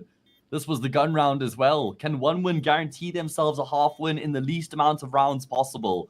Cabby doesn't have a kit either, Trav. He has got a smoke grenade, but he's hunting for a kill before he gives up his position. OneWin are offering nothing, though. Yeah, it's done. You can't even go for it. What a clinic OneWin are putting on right now. I think they're making every single correct decision thus far. I mean, I know that sounds easy to say considering they haven't lost a round yet, but that was insane. And another situation where it feels like Sashi didn't do necessarily a whole lot wrong. Yeah, I know. It kind of feels like they have had some decent starts to the rounds. They've been able to get themselves in good positions, but they just haven't been able to convert any of those positions into round wins themselves. So that's a huge problem. Look at the money here for 1win. They've got plenty cash across the board. It's going to have to be another half buy here from Sashi, and things are now getting out of control, Trav. It's code red.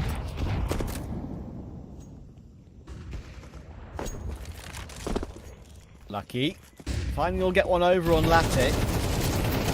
An entry, perhaps, for Sashi to work with. I say that from the CT side's perspective, because we need one of those. Been answered back, but Buster, 21, Reagin, 1 HP, but a great catch. Reagin is happy to tap away, hoping his teammates can trade him. He's one, he doesn't mind, he's just going for every single duel as Reagin. This is the Afro Reagin I'm seeing once again on the server. The power has returned, 1 HP, still getting all these kills. Ninan will catch Cabby. No decision seems to be going right for Sashi right now. Lucky will try and save, but there's so much money for 1win to hunt him.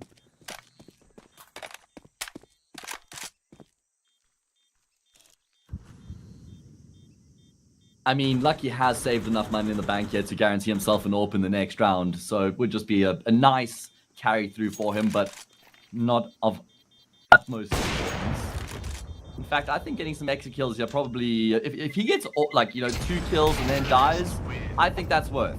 But he's only going to get 1. Hobbit just steps into the scope and takes his head straight off. And that is going to be 1win up to 8. What a blistering start to this all-important playoff match here for the 1win team.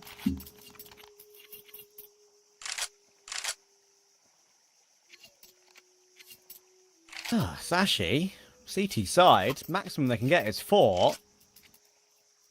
Be thinking about Vertigo already, to be honest. Be a much better home for them at this rate. Goodness me. And Lactic, I've got to give Lactic his dues, by the way. He's been a player that I criticised recently, saying, he's kind of like, what did I call him recently when I did a game with you? Like B-Tech Deco or something? Yes, like, that was exactly it, yeah. Yeah, and like recently, tell you what, he's been popping off. I mean, he's game against Nexus, he dropped a 29 and 13 map. He get like plus 10 against TSM, went 33 and 19 against ITB a week ago. That series was an absolute nutty one. Over 3 maps, he went... Oh my goodness. I think, like, what was it? Let me check. That's 74 and 43. Yeah. Like, this guy's kind of farming right now, and so are his entire team, to be fair, in this map. Mr. 0 and 9, mate. And it was... Oh, Ryujin actually did catch a glimpse of Quez's head, but he doesn't realize it. He doesn't register. And it's another advantageous position and situation here for Sashi. Like I said, they haven't been without these opportunities, but none of them have been converted. This time, they've got that man advantage. They've got a kit, they've got utility, everything they can hope for here coming into the retake. But time's ticking away. The bomb's almost halfway gone already. Smoke will be smoke thrown at the front of A main. Incendiary dropped in as well. All the utility raining in, but that bomb is so far taken at the moment. They're going to have to get on the defuse soon. They're fumbling. Nealon is just out in the open. Mo's down 2. Latta gets a double as well. Round over. 1win up to 9. You say they're fumbling, but if you fumble, you had to have had possession at some point. Have Sashi had any possession of this map at any point ever? I don't think so. That's true. More tripping over themselves, I guess, would have been a better way of phrasing and trying to describe it, because as they start to actually commit to the push into the bomb site, that's where they get picked apart, where they're trying to, figure out what angles they're going to clear out, what little util they have left to work with, where they're going to throw it, and that's when Nealon just peeks. And they trip, and they fall, flat on their faces. They're down to pistols again. I really hope Mister gets a few soon, because he's too good a player to be 0 and 9.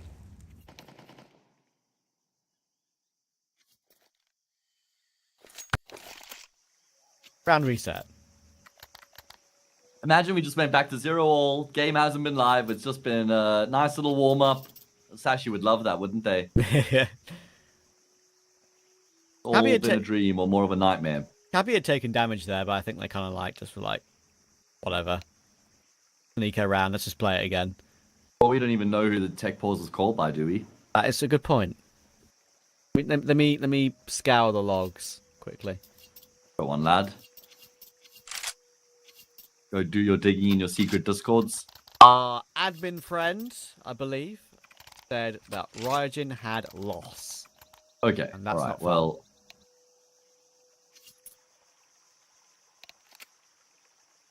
Alrighty, 9-0. It's going to have to be another half buy here from Sashi. When do they just throw the book out the window and go for 4 spies?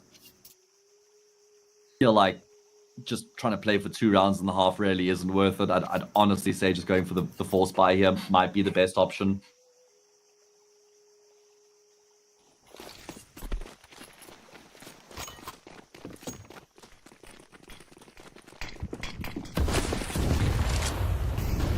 Well, against those pistols, One have got complete mid control. Oh, actually, that's a really nice mid-range headshot from Cabby. It's actually hard to get the kill on that sort of angle in the midst of Nilan jumping up, of course, as well. They have an advantage, and it's, as I always say, sometimes Counter-Strike, these are the sort of rounds you find a way to win. Somehow. Nothing's gone for Sashi in this game, but... The problem is, Trav, they've had advantages like this as well. That's why I just can't get ahead of myself, because they've spilled like 3 or 4 advantageous situations. It feels like it's one of those score lines where it really isn't an accurate reflection of how close these rounds have been or how close the half has been. Either way, that smoke's going to fade and Cabby will be locked in the corner. Does Hobbit clear out the whole way through? Absolutely. Wise beyond his years, and he's got a number of years, Trav. So that is... all of the wiseness for Hobbit. You're not catching him off guard. Wise beyond his looks as well. He still looks like a baby, doesn't he? Bless him. He has got that baby face. I don't know if they've airbrushed him a bit more for this 1-win picture, but he looks... Something in the water in Kazakhstan. Maybe he's using the Brian Johnson treatment. Reverse aging. Who knows? He looks great, this Hobbit. Bless him. 3v3, and right now, 1-win are walking right into the stack. Does it fake Lucky in? It absolutely will. 2 kills with a 5-7. Here we go. AK recovered. Latic looking for the clutch. Glock against no helmet. Gets the easy first kill, but he has no idea where Quez is. And Quez has an AK. He could just spray the smoke at any moment, but he's playing the long game. There we go. Quez takes it. And ladies and gentlemen, Sashi are off the board. It's taken a hot minute, and like you say, in some highly unlikely fashion, it's how it goes in these sort of situations. It's a round like that where you kind of throw caution to the wind. You're not as worried about the round. You play with a bit more freedom, right? You've got more liberty, and it works out for Sashi. They do get it across the line. Finally, they open up their accounts on the CT side. Taking them a lot longer than what they would have liked, but they have arrived. Imagine they just lose the gun round straight afterwards. Well, wouldn't surprise me, sadly.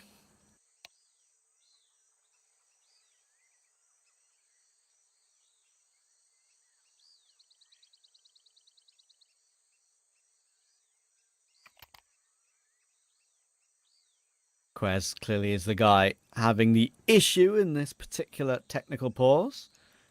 Get him back in very soon. Timed out, apparently.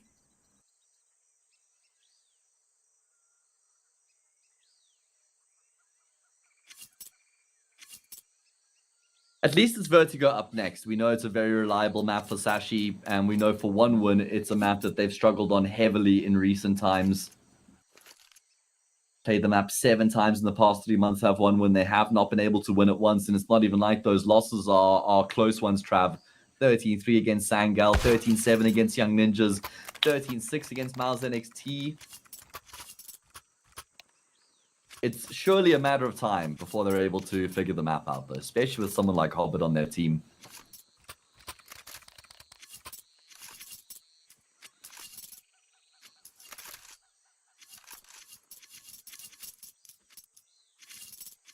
I am a Hobbit enjoyer. I love this guy, and I loved him for a very long time.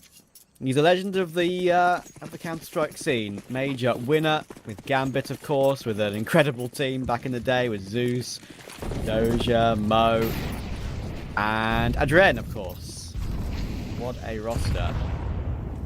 And I'll always remember that clutch on Inferno when he was stuck in pool. Oh yeah, the spray down.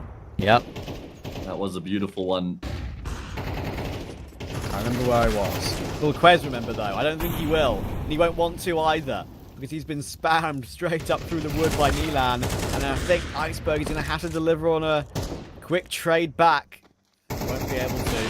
Hobbit. Oh no. Oh, Mister. Trav, happening. That's another death to add to the tally, I'm afraid. Nilan, he knows that Iceberg has gone aggressive, looking for something. He tries to smoke the B doors, and of course that's when he gets swung. Pain and suffering for Sashi only. And Sashi may be a meat, right? But they're getting killed all over again here. Oh, they're being butchered, Trav. Absolutely butchered. And they won their half by slash eco, and they will then lose the round immediately afterwards. My fears have come true. Lucky at least will get the kill on Buster. That is the frag that then gives up his position. Latix is going to keep Lucky interested on this B bomb site as he throws a little bit of extra utility, but it's all a ruse as they pivot to the opposite side of the map, and Lucky will just carry his sniper rifle through. 10-1.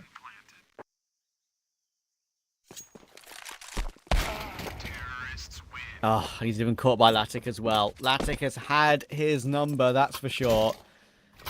17-4. More excellent work from Latic. Maybe maturing as a player slightly. Not sure if the hairdo indicates that, but his play does.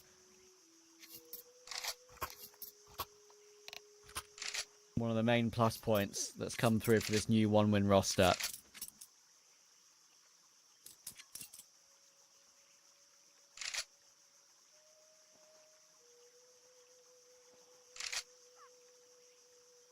I mean, Latic's just not missing a beat. You got Hobbit, who's 13 and 6. Nealon is fragging like a beast. Everything's just falling into place here, and Sashi have been, well, sidelined for pretty much the entirety of Ancients. Map that they generally fancy themselves on as well, so I guess that's what would be the most disappointing about this run so far for the Danish team.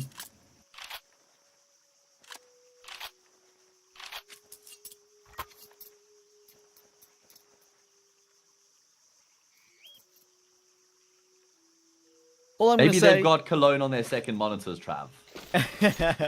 Time to focus up, boys. Maybe. I mean, there are some legends of the server currently doing battle in Cologne. Eternal Fire and Falcons. But, yeah. I'm at home that game. Say that again? I said retirement village with most of the Falcons players, and then I guess Major, probably not fair to say that about him, but it was funny anyway. Don't say that about my boy Dupree, please. Thank you. All right. He's not bragging like that at all, so it's not really fair. Okay, fair enough. He's a Mister, last round of the half, please. Counter-Strike Gods. He needs a kill. Give him one kill. We've seen this He's already. Here We he saw is. it recently. Please, He's got this. Nah, he's good. He's got the kill, yeah.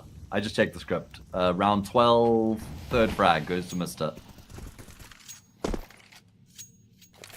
Okay. I've got the line ready if he doesn't get a kill now. Oh no. Let's see. Cue it up.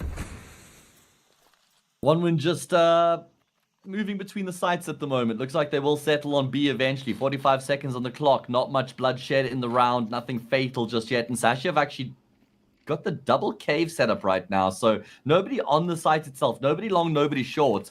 And there actually is Buster who can pressure Jaguar just to make sure that those players get locked in position. No Molly at the front of cave right now. So Sashi can get themselves out and affect the bomb site, but they've stacked up on top of each other. The lineup is far less than ideal, and it's a man advantage now for one win. The double swing was a good idea, but didn't time it exactly right. 15 seconds to find a plant, and the bomb is now traversing its way onto the site, and that's a great frag from Milan. Lucky is up close, good reaction. Bomb will go down.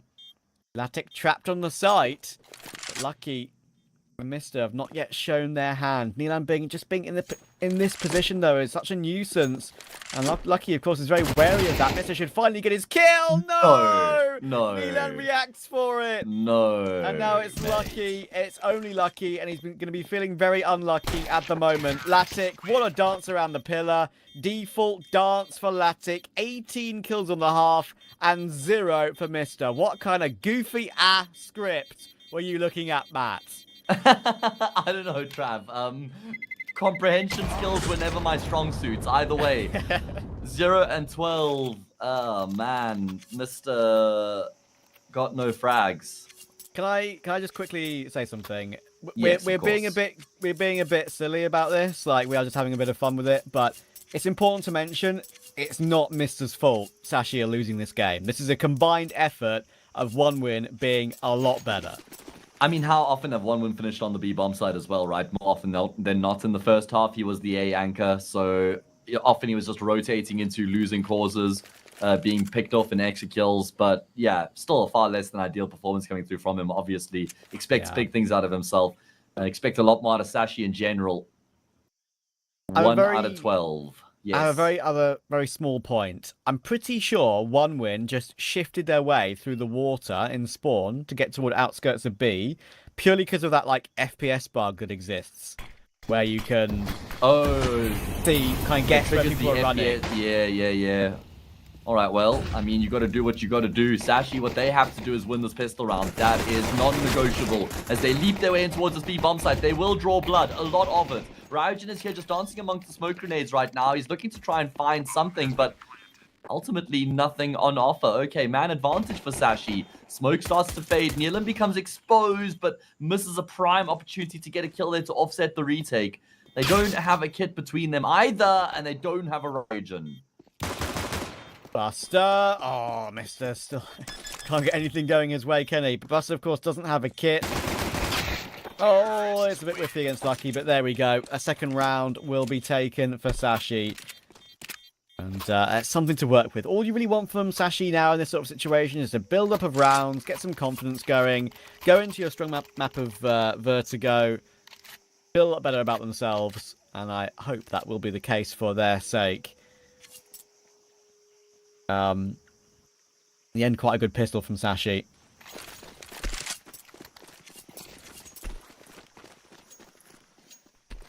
At this point, it's also just about making one win work a bit harder to get across the line on the map. You know, just try and drain them of energy a little bit. Just try and draw some of that momentum that they've got as well. That they aren't as confident going into the second map of the series. Because one win have been able to breeze their way to this point so far.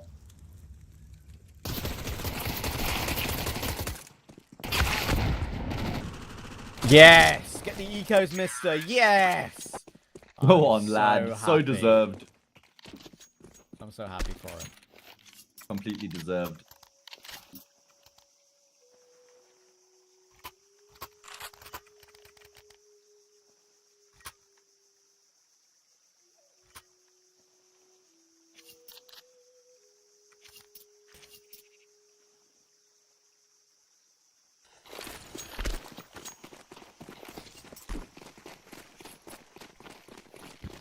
Okay, well, here we go. First gun round of the second half is upon us. It's not a phenomenal gun round for the CT side. They've got a couple FAMASas in the mix, and the FAMASas will do all right. They've been able to get 2 kills for the price of 1, and Buster's ahead of the game. He's realized what's going on. Decides to try and initially affect the defense on the A bomb side, but will be forced backwards.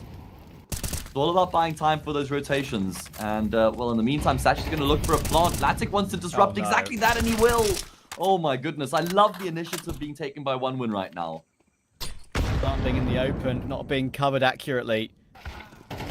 As it takes advantage of it, and they'll continue to do so. Cabby's in the open, and once again, that kill goes to Latic. Rifle, AWP, pistol, whatever you give him in this game, he's delivering. That's been fantastic from him, man. 21-6 right now. Map and series point for one win. They've got all the map and series points, 9 of them to be precise. Complete and utter domination here on their map pick. And I thought it was a great call from Sashi. I was just surprised they commit as much as they do in towards the bottom of middle. Normally, when you see a team going for that early A play, they just throw util in towards mid. They don't actually commit 2 players like that. Because even though they have kind of pulled the attention away from A, they've both gone down and they've only gotten 1 kill between them. So Buster can then rotate back and Sashi don't even get that A bomb site for free. At least the investment share looks decent from the T side. It's a must-win round from them. Hobbit is making moves, though. Running out of ammo. He's actually going to be afforded the reload. Cabby's now out of ammo, and he's a dead man.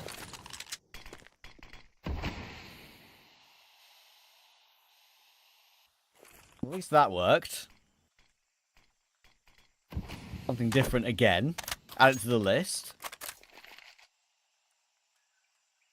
Boost in mid. Might be the only way to get a kill back. I think Milan may have gathered what could be going on, and now they'll absolutely hear it. Or Quez is a lucky boy.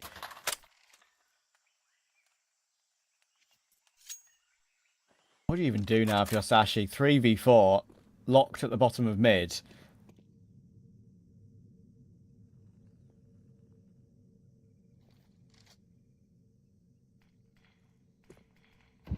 Well, you got to figure it out. Like you say, absolutely nothing on offer, nothing going Sashi's way here in this round. Three of them just grouped up together. And unfortunately, they're being picked apart limb from limb as well. It's only Lucky left, and he's dead, Trav. He is as good as dead, and there we go. Wow. Wow, what can you really say? That was pure domination from one win. I've seen some good performances from them on Ancient, without a doubt. I've seen some especially decent performances from Latic, especially. On this map. I think there was an insane clutch he had in the last Hellcase Cup, which was like a 1v. Yep. Actually, that wasn't 1v. It wasn't a clutch. It was like an ace, just pure up entry ace with the AWP, and he's been unbelievable. But I'll be honest, I thought this game most likely 2-0 would be for Sashi, and I've been proved very, very wrong, because we know how good the Vertigo is for Sashi. So I'm surprised that it was that easy. I did not expect that in the slightest, but sometimes games can go like that. Sometimes it can just be like that, and there's nothing you can do. The individuals for one win played perfectly. But, Matt, they've got to break a 7-loss streak on Vertigo, which I think might be a little bit harder for one win. Absolutely. It is a massively tall order, but based on how good the individuals just looked on Ancient, there's no reason it can't happen. Eventually, that streak has to be broken, right? It kind of reminds me of what Espionage, they were probably tricked at the time. Remember their Mirage used to just be absolutely diabolical. Yes. Like whoever picked, they had a permaban. Yeah. Was the permaban Inferno or something? And then everybody just picked Mirage into them, and everyone beat them on Mirage. And eventually that streak did get broken. There was the Yano Inferno streak. These streaks have to break one day, Trav. Is it going to be today? Well, we'll find out after a short break.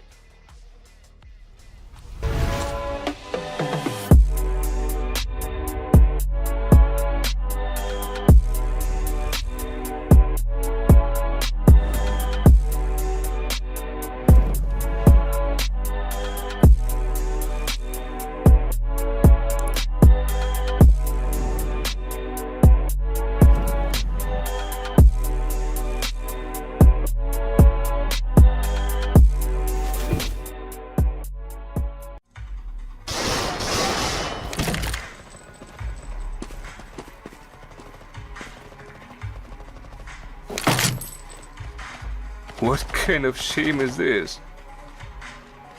Are you new? Have you heard of Hellcase? Best cases in the world. Book a rookie and me. Don't be shy, come on. Haha, newcomers are lucky today, huh? Hellcase, the best cases.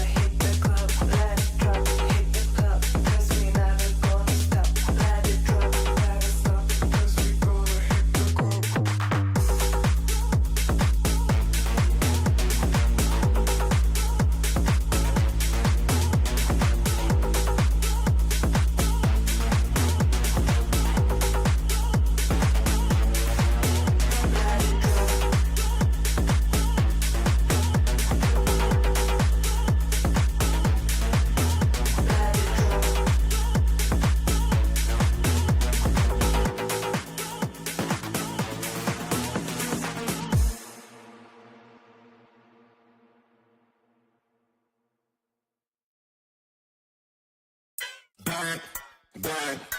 Keep bringing it back, back, back. So I'm bringing it back, keep bringing it back. It's all like swinging it back.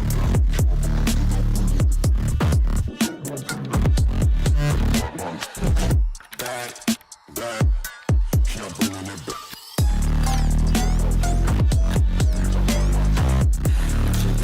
Swinging the back, and I'm bringing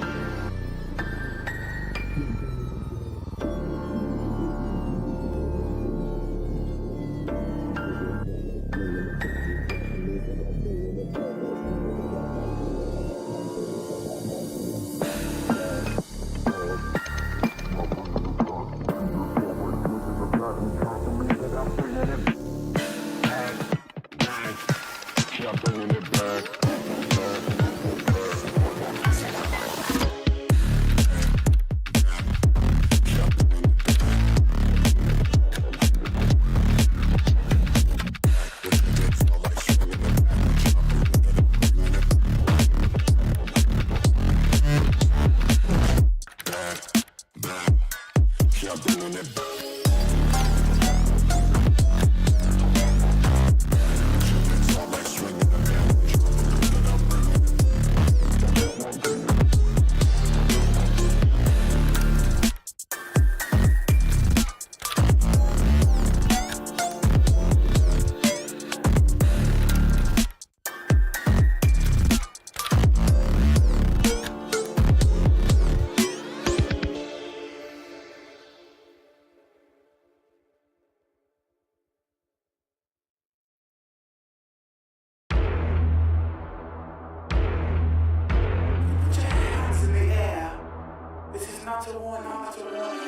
You think that I'm running in place? Y'all really testing my patience.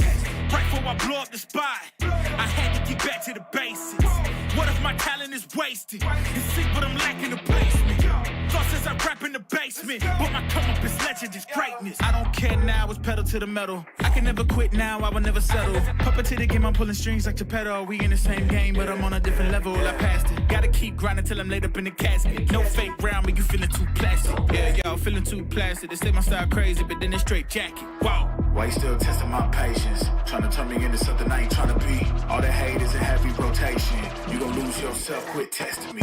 Don't make me lose my mind. Don't make me lose my mind. Don't make me lose my mind, cause I'm looking like Wesley, test me. Don't make me lose my mind. Don't make me lose my mind. Don't make me lose my mind, cause I'm looking like Wesley, test me.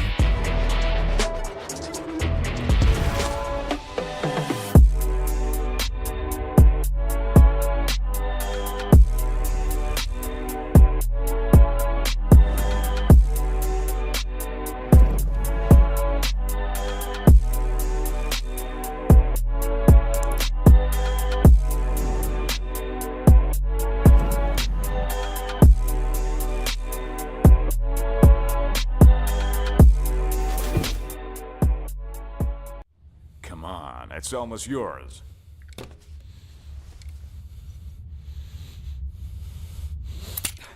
When are you gonna get another chance like this? Go ahead. Go ahead. Why are you slowing down? You almost got him. Come on. Whoa, whoa, whoa, whoa. What's going on here? So, this is what he decided to do to me, to all of us, for pixels?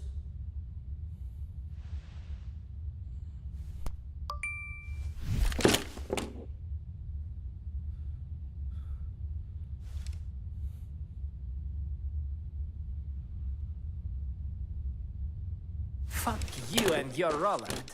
Let's get out of here, bro. Have you seen how many scammers showed up?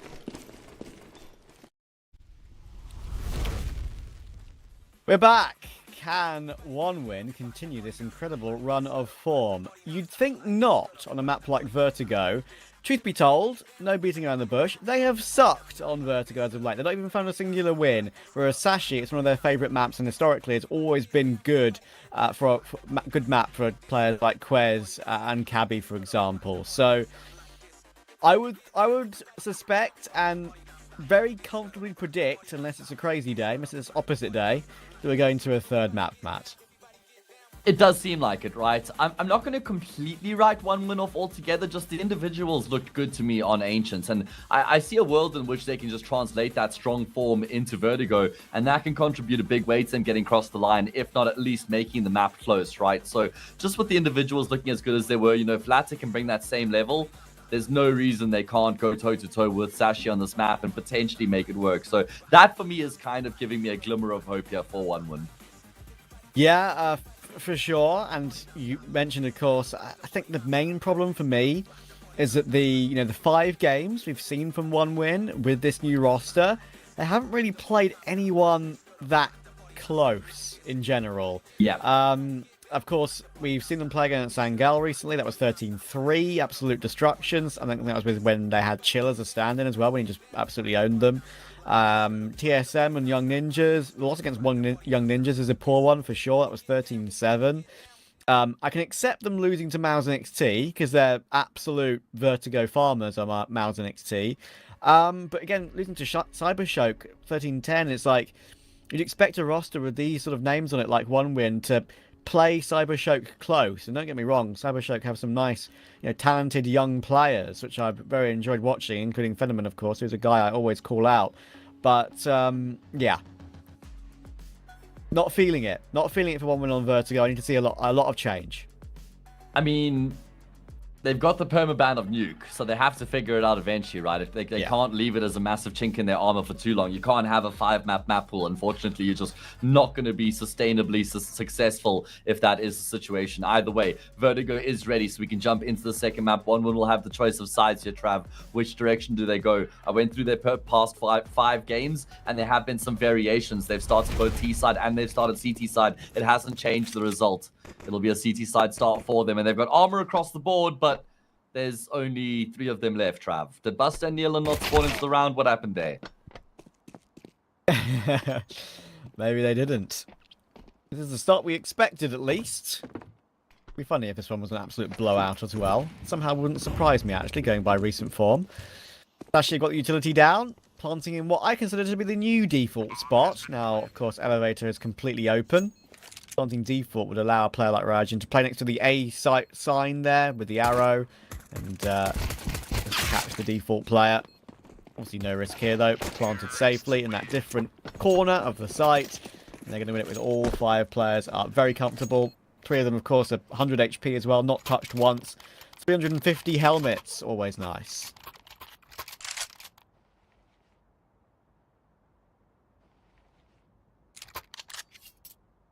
Yeah, I love that. Love that when you get to just contribute a little cheeky 350, get yourself an upgrade to the head armor. Always a good time. One win going to force back here after losing the pistol round. A no contest pistol round.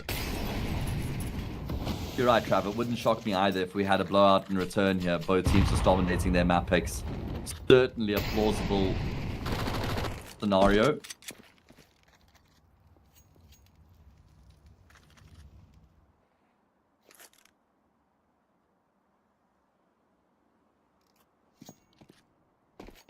A bit with the CZ. I prefer 5-7, but it's fine. I get it. I get it. Some people just don't agree with me.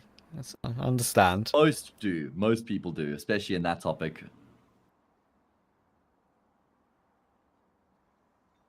not even like the CZ was a better pistol when he was using it. I mean, he only stopped playing for Cloud9 in like March or something like that, so it wasn't that long ago. Either way, OneWin do have their numbers stacked up on the correct side of the map right now. Sashi are going to head in towards the safe bomb site. It's a tempered approach, and Nealon is itching for a swing with this Desert Eagle because you know heads do get offered up in that part of the map, and there we go. There was a head in position, but just couldn't connect on the shot. Quez doubles down on the entry, and Sashi will clean up the defense on the A-bomb site. Yeah, this is the Quez I know and love already on Vertigo. He's fragging well. I'm not sure if the stats necessarily represent that over the course of his entire career, but I do think on Vertigo he's got a pretty good rating compared to other maps. I mean, he's very good at defending the B-bomb sites on the CT side, right? He offers so much value. They frequently leave him alone. I mean, yeah, exactly. He's got such a vast variety of positions he can use. He is a menace. He likes to get aggressive as well. You'll definitely find him playing deep towards the stairs in a couple of rounds.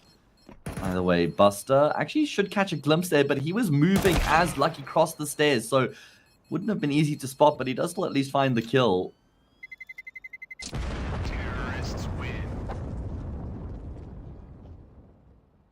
Sashi will navigate their way through the force fire. I think OneWin won't be too unhappy with getting 3 kills, considering they knew they'd lost a round as soon as Quez hit the spray down.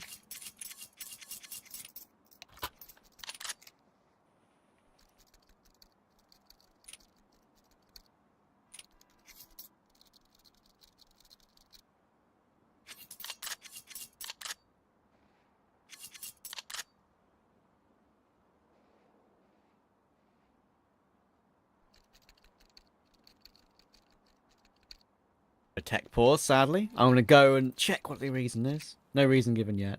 But it was Sashi who called it. Internet issue for Iceberg. There we go. Okay. It was Quez last time. At least we're keeping it fresh. Taking turns.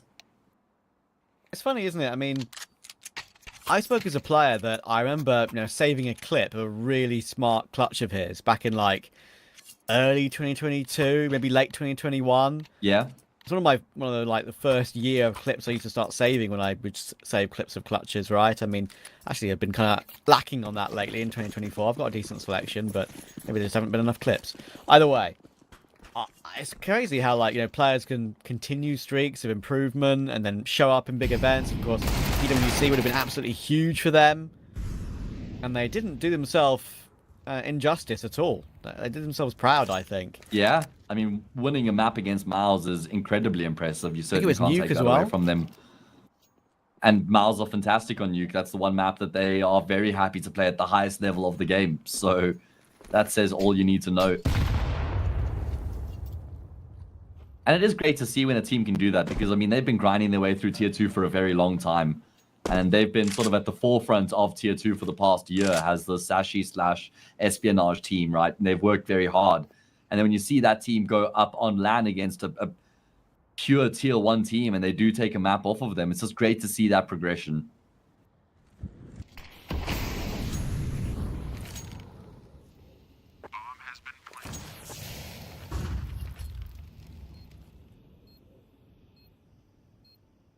Just a couple of exit kills being looked for here by OneWin. Got the 5.7 Deagle, Mac 10, and USP. They're buying next round anyway. I wouldn't want to see them save the Mac 10. Try and get an extra bit of bonus cash, perhaps. I think it's more worth. But yeah, maybe long term, to be fair. Maybe using the Mac 10 in the gun round is a little bit nicer. There you go. Quez actually gets completely spooked by that, and kind of baited by Hobbit actually to give Nilan that kill with the Mac 10. He's waiting for the bomb blast to blow the AK back. Let's see if it does. That is not the AK, and there's everyone here to stop himself from getting it anyway. But he does get an extra 600, and removes the weapon from Iceberg. So Sashi there actually was so worried about him trying to find the AK somehow that they lost another man. It's all about this round though, and it's going to be a double AWP setup here for OneWin, which will certainly be a valuable one. They'll take that. Matic has got the one, of course, Buster has the other. And this is where they're going to look to try and make a mark on the defense. It's not like either half has been successful for OneWin on this map so far. Having played it 7 times, the best win rate they've got is 34%, and that's on the CT side. They don't have a Hobbit. Looking to try and set themselves up towards ramp. At least they will find 2 kills and they get themselves out of dodge initially, but Sashi still continue to just charge their way forward. They're looking to catch OneWin backpedaling, and it's actually going to be Quez who forces the issue. Brilliant initiative being taken by him, but eventually he is felled. The bomb has been dropped. It's still towards the bottom of elevator, and there's still so much time left in the round here for Iceberg to try and make it work. Appreciate the initiative taking. They're kind of keeping that up, aren't they? But Iceberg is not easy. Keeping silent about it. As you say, still got a whole 50 seconds. Not in a bad position either. It can very easily catch a timing on Nilan here. He's currently checking back toward that CT area, checking back toward window. Buster's picked up the AWP, of course. He's a long way away. I think Nilan's kind of set here a little bit better, but Iceberg will continue to stay silent, but he's not going to check CT.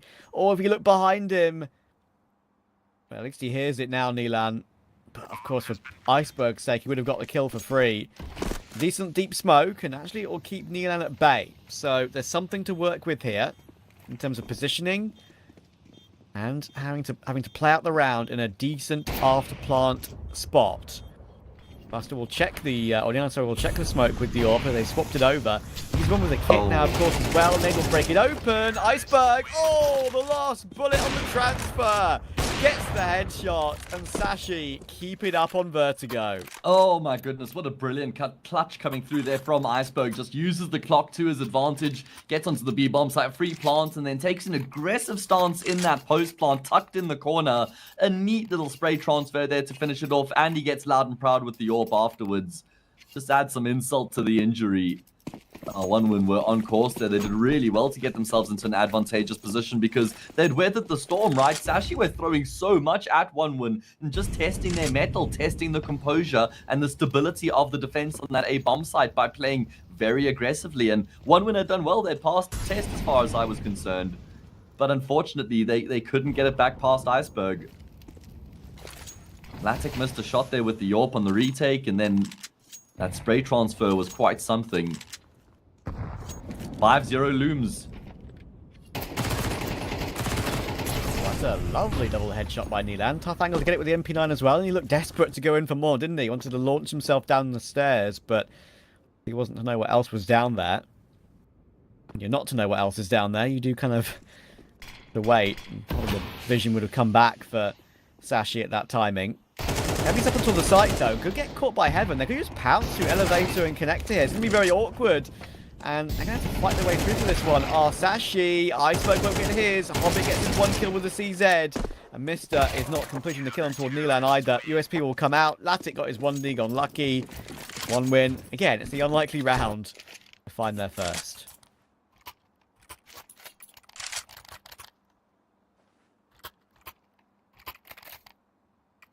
Well, that's how these things go. It's how Sashi found their first on Ancient as well. But thankfully for OneWin, it just comes a lot earlier than it did for Sashi. And I mean, you think about the amount of economic damage dealt in the round prior to that as well. And it actually looks pretty good for OneWin. If they win this 4-2 anti-eco in the next 4-3, they've got things going here on Vertigo. So, game on. OneWin are alive. What do they need in this first half, Trav?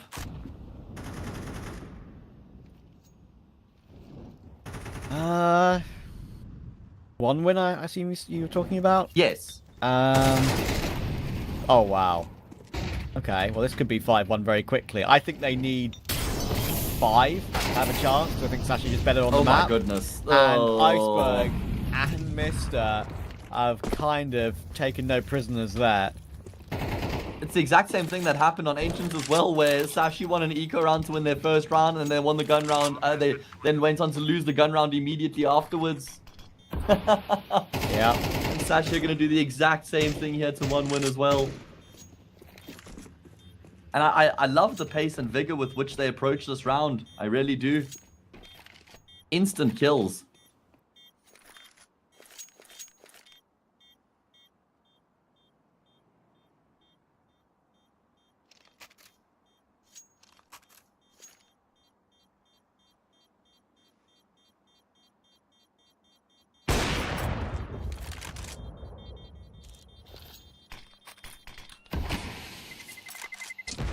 Save attempt for Latic will be successful.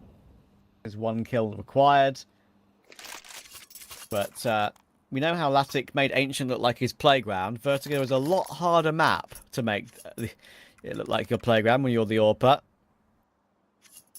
Yeah, it'll be interesting to see how he gets himself into the game. Sashi with just 2 domes for Mr. and from Iceberg. Good start to the game for Mr. Great to see him bounce back after map 1. Very important bounce back after how painful that Ancient would have been for him. Yeah, absolutely. Certainly an anomaly of a performance coming through there from Mr.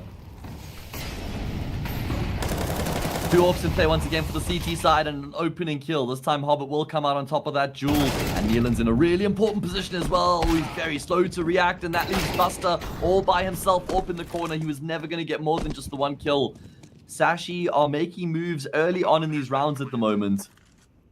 3 versus 3 bomb plant comes through. 1 are going to have to retake, but it's asking a lot of them right now.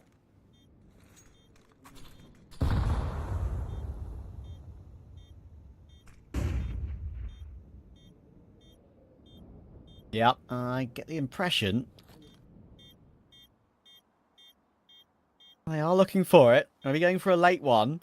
Because Hobbit has a smoke and Latic has a kit. Sometimes the later the retake is attempted, the more it can surprise a team, but no, they're not trying for it.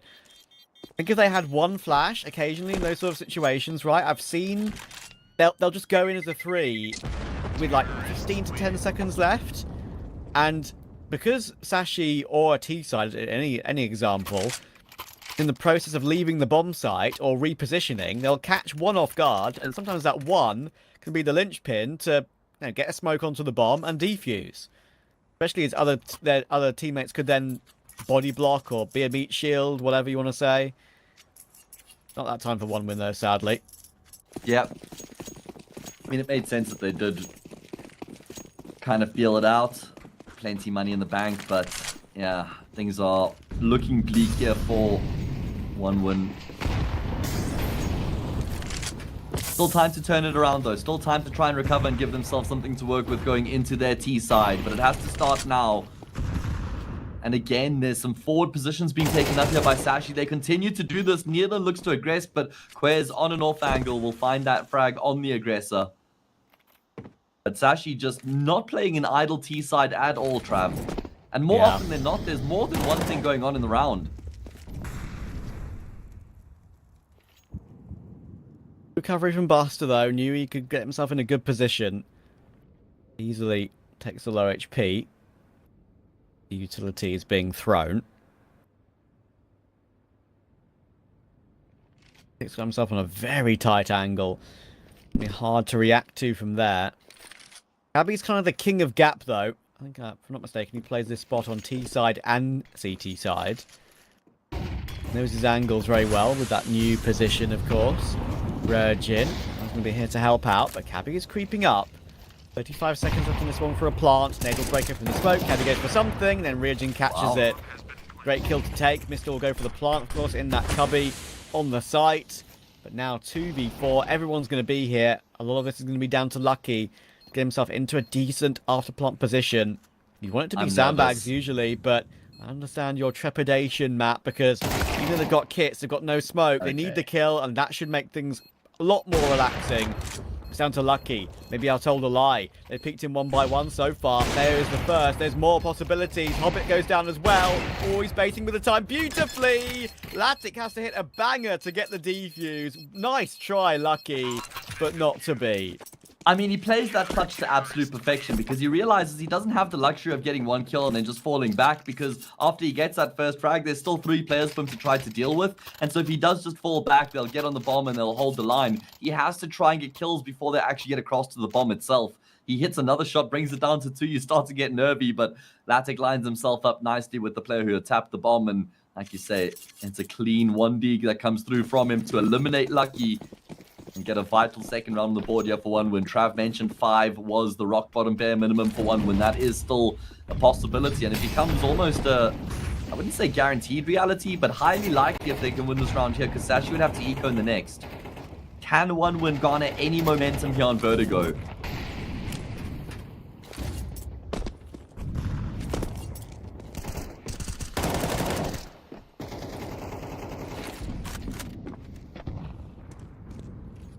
All the saves that have come through, of course, means that losing nearly everyone in that round doesn't mean as much. Hobbit.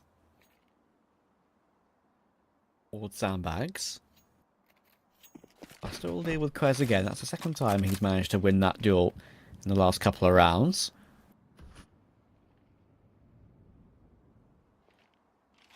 Now Sashi will work their way up ramp. Do they have mollies? Yes, they do. They have two. Surely one goes into sandbags. One hasn't gone into sandbags. I can't believe it. But actually, Hobbit has got away with it. He gets himself his one. And Cabby missed. Hang on. He's in a smoke. He's body blocking. He's hugging. He's holding hands. And Ryujin will stop that hand holding from going down. Lucky responds on Latic, but he's the only one remaining. And that is an absolute shot on Ryujin. But now he's 5 HP. Either one of Neil or Buster can swing at any point, as Buster's on this big flank as well, just to absolutely secure it. Lucky's going to go looking for the kill. Then doesn't know how low he is, perhaps. One bullet is all it needs. And there we go. One win, getting a handle hold in the game now. Yeah, game on. Team Ace coming through from them as well. That'll bode well for the confidence. Actually, well-navigated round coming through there from the CT side, just in terms of how they take their fights and they fall back, lock it down on the bomb site. Things are coming together. Things are coming together here, Trav. I was having a look at some of the numbers here. Latix had an awful time of it on Vertigo as of late. And I mean, I'm sure if you look at the numbers of all of the players on the team in the past 3 months, the numbers all drop off a cliff. But I mean, his was like a 0.9 rating. Then we see last 3 months, 0.8 rating for Latic the 7 times they played the map. So I think that's a massive contributing factor, right? Is you're just not getting that same sort of fragging power out of Latic on Vertigo.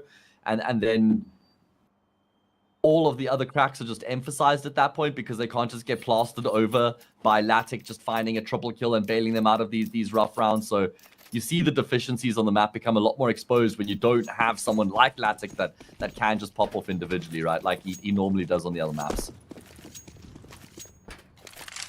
Yeah, that's fair. Rajan is going to hear a lot coming his way. He'll realise that it's mostly just pistols, so he'll try and play it a little bit more careful. Defensively, and then Hobbit gets himself a nice little 2k spray down. This is going to be a clean round for one win. The opportunity of that 6-6 is still very much here. Well, they've got themselves 4, and they'll be very happy with that return so far. They're keeping themselves in the game. That's all it's about for one win right now. Just keeping themselves in the hunt. And they've done well to shut down Sashi's early round sort of aggressions. And means that Sashi will have to dig a little bit deeper than that going forward. Can't just bully one win anymore. One win have proven they can stand up for themselves.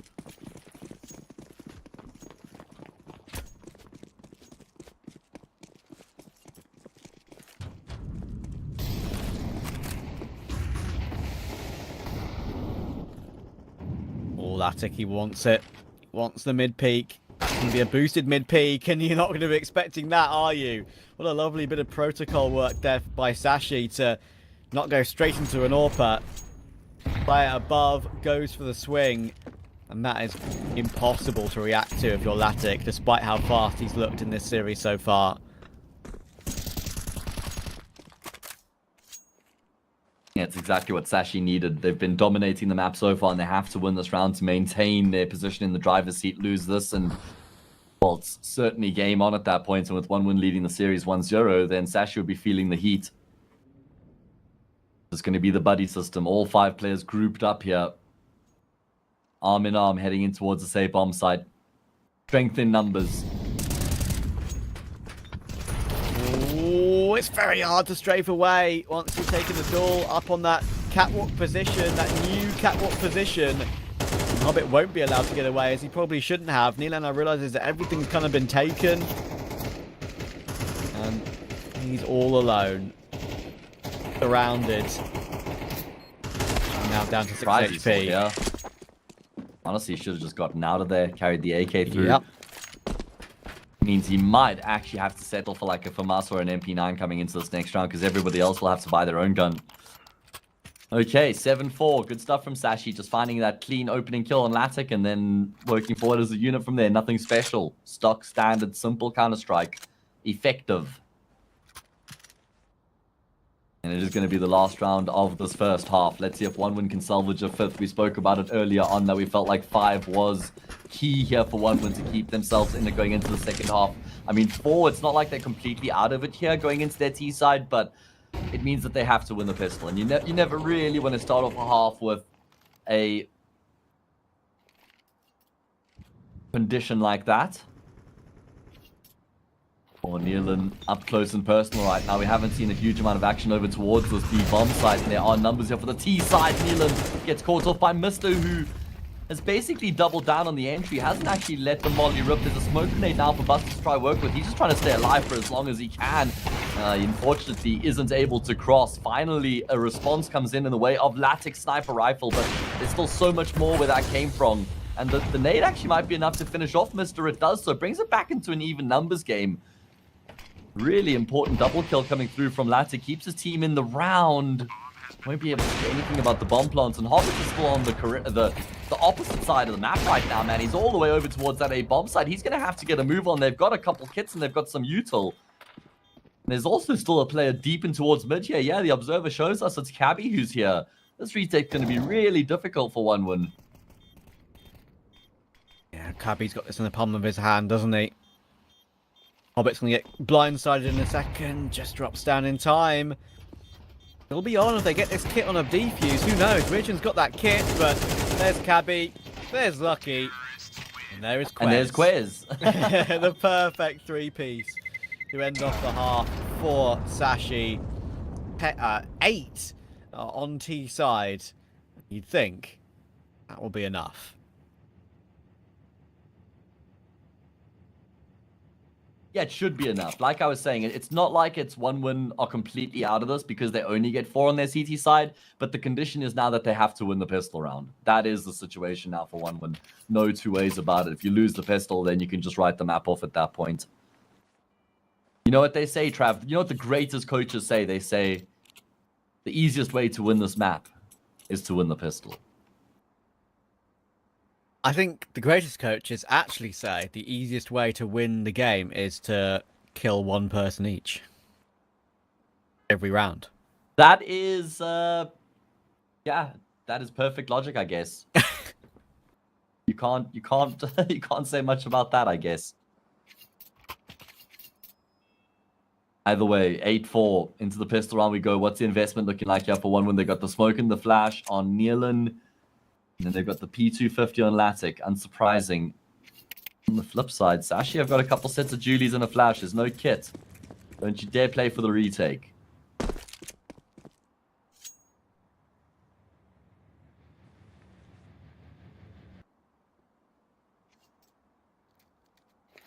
Iceberg set up with the flash.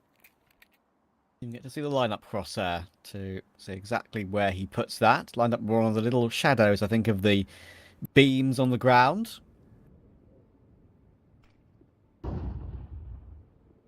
One will take the bottom of B stairs there. That'll be heard, of course, by Sashi. They'll know that that bit of map control's been taken. They need to be wary of mid, and they're going to absolutely catch Iceberg in transition. Might catch everyone in transition until Mister and Cabby step up, but it is going to now only be Cabby. It looks like he's going to try and maybe chase them down quite quickly, but now he's tagged up.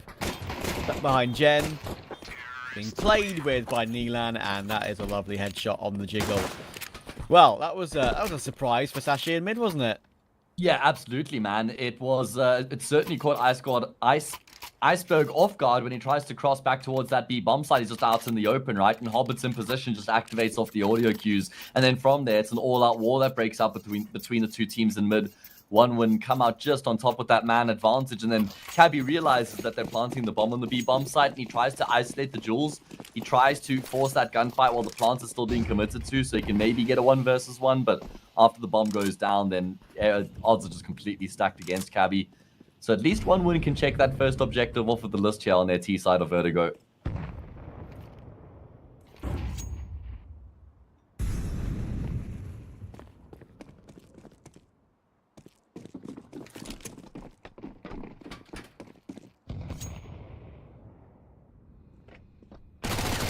Legend, Mac 10. Farm, baby. Okay, you can't get away. Why would you in such a small corridor? 3's enough, though. More than enough. coming, trying to bait Mister in for a bit of bonus cash, but not to be. Elan helps out. Maybe nabs a couple of those kills, but all good. Team game. And now 8-6. Very much game on. I said Sashi were comfortable at 8-4. Did feel that way. Very hard to tell how this new Vertigo, I say new, it's been out for a while, but how this new Vertigo change kind of feels right now. I think CT-sided slightly, I would say, with how the A side is now. It kind of just feels like there's nowhere safe for a T sometimes.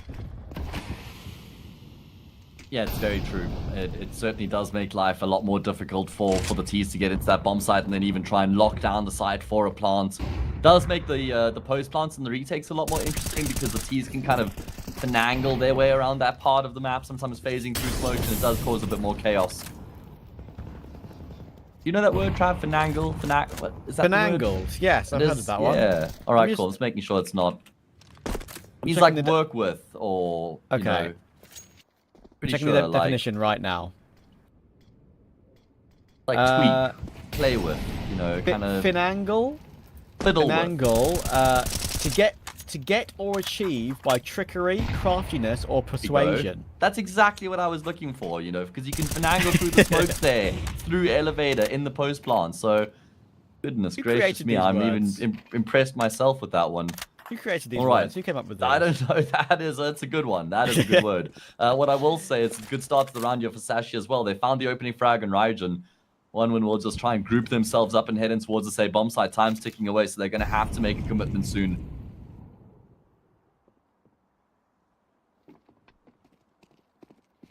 Iceberg. The angle. 39 HP only. Might choose to play behind the fire. Might give him a view, but Milan checks it. And yeah, there's a very wide swing. Pump will come through. Latic trying to search for more players, and lucky it's both Latic and Nilan from that gap/Ellie position. And now Buster and Hobbit are not in an easy spot, but no kit for Sashi on this retake. Makes these very losable if you are the CT side, even in a 2v4. Hobbit fresh reload, his position will be heard, and now Buster's been taken down. It'll make it ever more difficult, and they're going to catch Hobbit in the open while Lucky defuses. Well done, Sashi. Got to be very careful with those. I mean, how do they make it look so easy? Keeping 4 players alive as well is very impressive from Sashi. Only the captain goes down. Just going through the motions on the retake there, like brushstrokes on a canvas. Was artwork.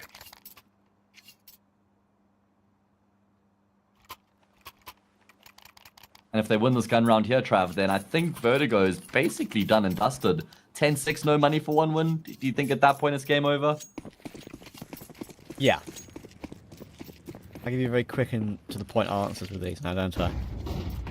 That's fair enough. What I appreciate, man. Cut the fluff. Cut the fluff. Don't fluff the cut. Sometimes it can look funny. That's true. Never fluff the cut.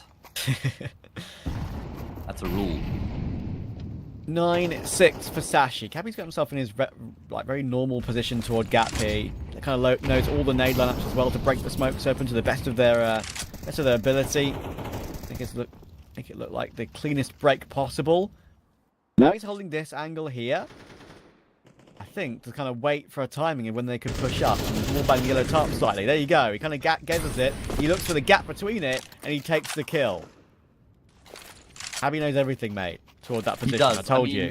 Yeah, you did. Exactly. I was going to say, when you play it on both sides of the map, you become one with the position. Certainly is a big advantage. By the way, job's not done just yet. Sashi do have the numbers over towards the A bomb side. Ooh, Buster finds a wild mister. Does that change up the trajectory in the round here? It certainly does make things a lot less comfortable for Sashi because they don't have all that information at their disposal anymore. And here's Quez. We were highlighting his B anchorage in the first half as well, Trav. Look how smart he is. Look at how smart he is with that positioning. I love when his are you angles. ever going to check that? I love his angle so much. Cabby could get checked in by Hobbit though. Might see an arm, might feel him react. It does, but Cabby just gets away with it. I think needs an easy trade, but he's going to be in the Molotov. Oh my word, maybe one more tick takes him down. But now he's got a chance in a 1v2. It's a slim one at least.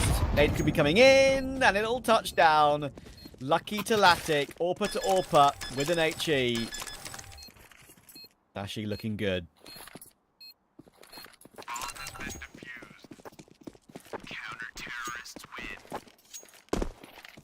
It's actually looking very good here. At least there's a bomb plant for one win. I'm sure they'll still be inclined to go for a save and then buy up in the next, but we got a little bit excited, didn't we, when one win won the pistol to set things in motion and then converted it as well. But ever since we've gotten into the gun rounds, it's been pretty much one direction. And that direction is Anubis.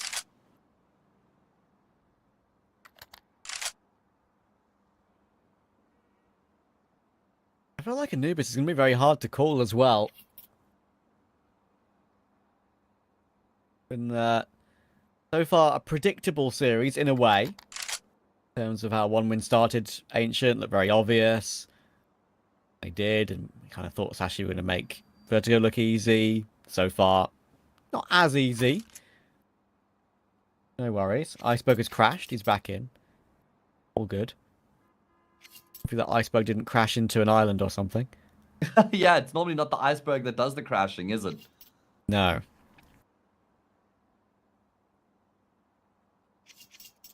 Players named after ships or vessels.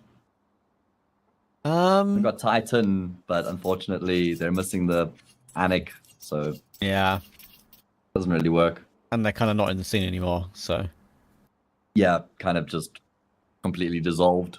dead. It's unfortunate, mate. I saw Shox was giving away a vintage Titan shirt the other day, signed. You best believe I entered that giveaway. Unfortunately, well, I didn't win it, but I did enter it. Got that going for me. There you go.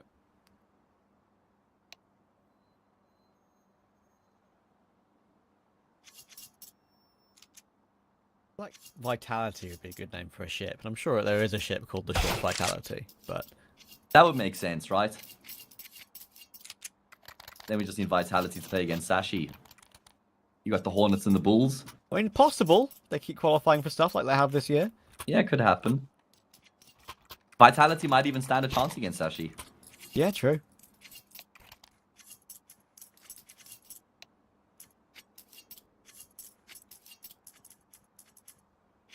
Okay, well, here we go. It is going to be that sort of eco round from one win that we expected, of course, to have been able to invest into some upgraded pistols. Nothing in the way of utility. I really would have liked to have seen one player just forego the upgraded pistol to get some util. Maybe Neil and Will. Normally the IGL. Yeah, it's what we do, Trav. You see, we're the selfless ones in the team.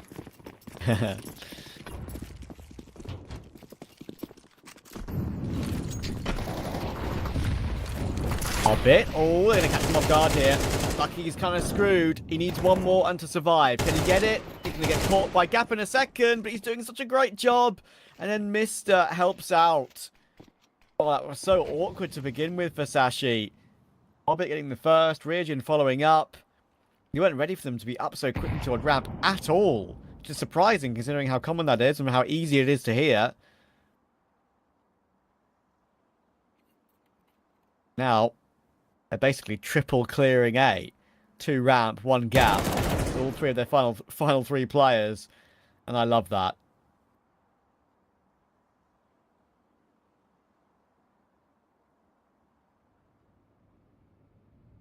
Lock and load. 11th round loading here for Sashi.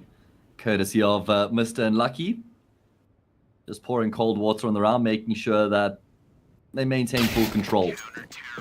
And that's an instantaneous headshot coming through from Quez as well. My goodness. Lucky As does soon as he great steps that. out. Yeah, he does. That double kill was so important to stop one win.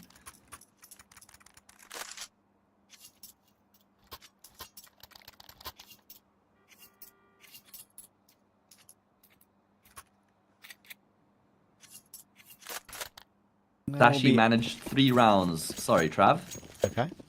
Just saying Sashi managed 3 rounds on that previous map. One win have mustered 6. Do they have anything left in the tank on their opponent's pick? Or does it basically end here and now? Yeah, that Cabby likes to play that gap position, so it'll be instantly mollied, but I assure you that Cabby will retake it. There we go.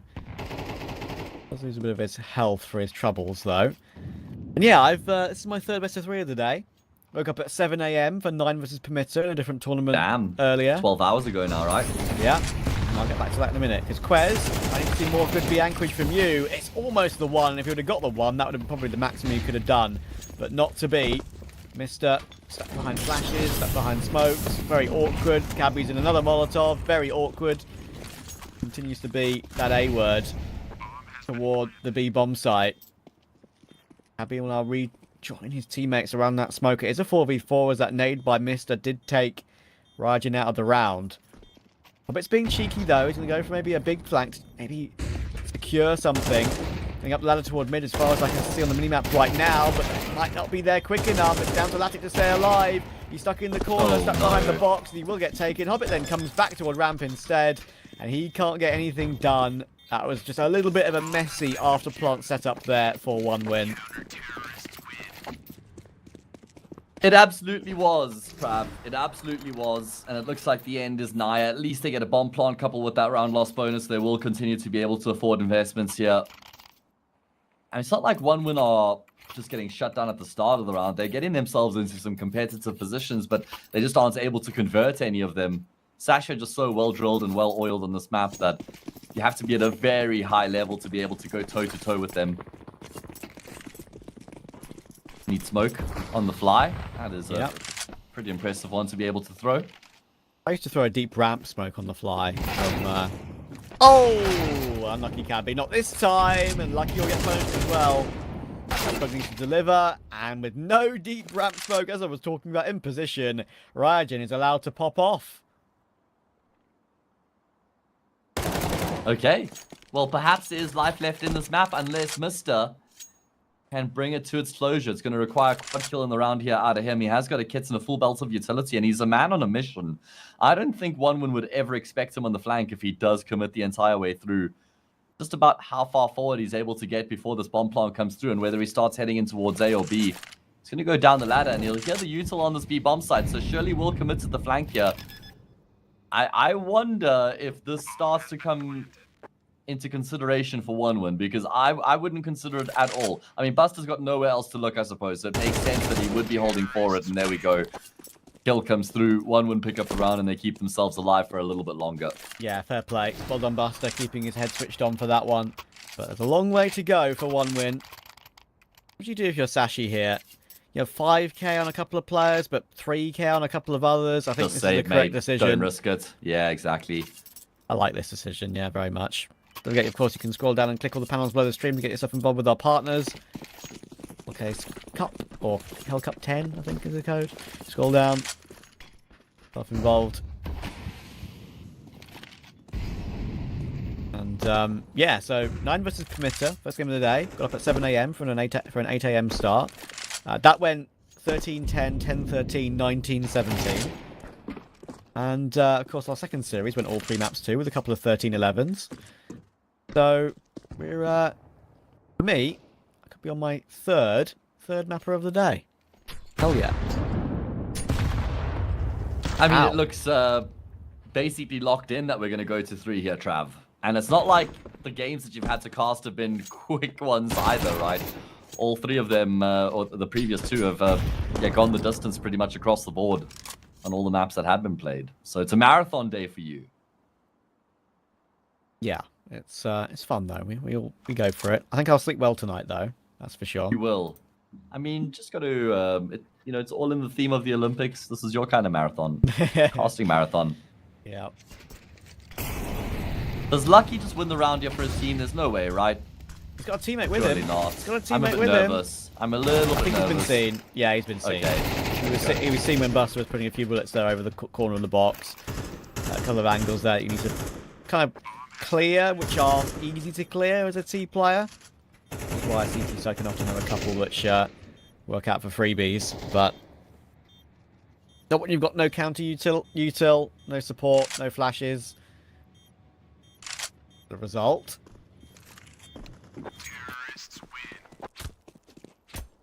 Right then, next attempt for Sashi. They smartly save, gives them everything they'd want in this round. Yeah. We go again. Lucky's even going to get the AWP here as well. A little bit of utility sprinkled in there. As you say, everything they could hope for. And they're not going to want to let 1-1 even have a sniff here. They're going to want to shut them down right here, right now, close it out and take it to Anubis. They don't want to let 1-1 think they've got a foot in the door. We've seen this team look very dangerous with momentum behind them. That's what happened on Ancient. They were basically unstoppable.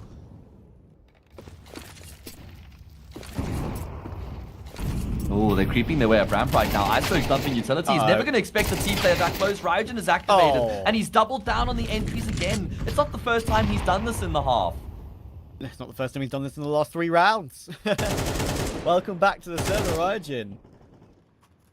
He's got his crosshair placement toward ramp absolutely spot on. If I were Sashi right now, I would stack somewhere. If you're not going to do that, I'd cower in a corner and save to the best of your ability, because this game is about to get interesting.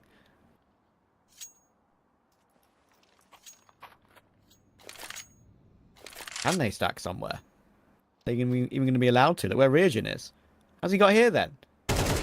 I don't know. It's so over. It's so over. Ryujin is having a really big half. It's completely Jova. He's had such a big half, mate. I mean, he was really quiet in the first half and wasn't really required. He was surplus 2 requirements on the first map, but he's had a monolithic T-side so far. On Vertigo, Lucky is dead. Instant headshot from Buster. And it looks like he's aware that Quotes is, yeah, look at the minimap. Everybody's rotating in there to try and deny Quotes from saving his gun. It's not the cleanest from Buster, but the spray will be successful. 1-1 get themselves up to 9. And double digits is ripe for the taking. Did you say Quirts instead of Quez? I think you did. There's a chance. Cannot confirm or deny, Trav. To be fair, they're quite similar. Not in terms of play style, but in terms of name. You know, Trav, this is our 3rd best of 3 of the day together. So it's been a long day, and my brain's getting fried. I'm joking. This is only my 2nd one, guys. I can't take credit for that. So Trav has been working super hard. Not me. I have no excuses. I am. It's what I do. Do me, Trav. Understood. Good Molotov from Buster. That's going to cause problems for Quez. He's a dead man walking, and now he's not walking anymore. Buster is ready. Bit whiffy on the second, but there's no worries here. It's a 3v4. They know where 2 more players are. They've got a flanking Hobbit.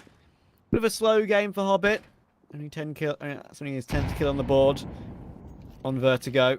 Iceberg is going to try and be a bit of a nuisance here with the P250. Might not expect him on the site at all. Might get himself 1. Unlucky. Filed that pretty well, Iceberg, considering he moved himself back behind the box as he was fighting Latic. But Tech 9 with armor beats P250 with none. Missed. Oh, bit of an ugly one. Hobbit takes it. No saves for Sashi. And now they're in a little bit of a squeaky position here. Yeah, you're right, because if they lose this round 12-11, they won't have enough money for a full buy. They got max round loss bonus, sure, but if 1-1 win this one, then overtime looks likely. What a recovery has been here so far from them, but there's still work to be done. Surely there's no way this goes to overtime. Looked like Hobbit was opening up an umbrella there for a second. But it's Buster who's making it poor. Lucky at least able to respond, but it's all the AWPs. It's a double AWP? Did I just see that correctly, or I have no idea. Either way, I'm pretty sure Buster did get an opening frag with the AWP there, and then did he pass the AWP back to Latic, who got another? Is that what's just happened?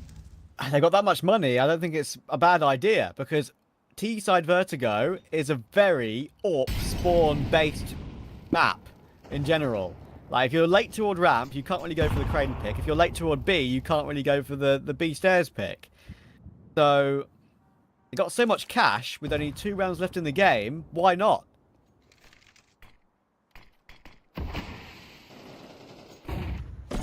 And he's dealing with the AK as well. Oh my goodness, Buster's just come up so big in these past few rounds, Travis. It is happening. Well, this round's done. We're going to round 24. Overtime is calling. There was a faint call. Now, it's getting louder. Yeah. The siren is singing her song, and Sashi Well, they're not fans, Trav. They don't want to hear it.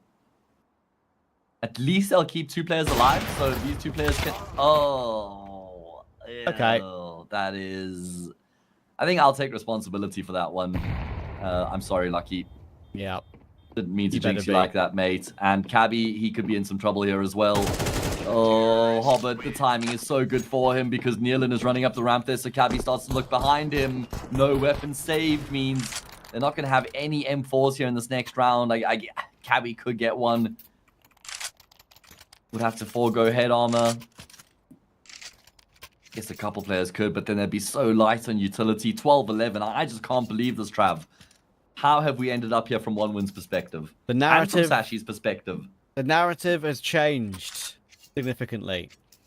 It was a comfortable Sashi Vertigo, how we often see it.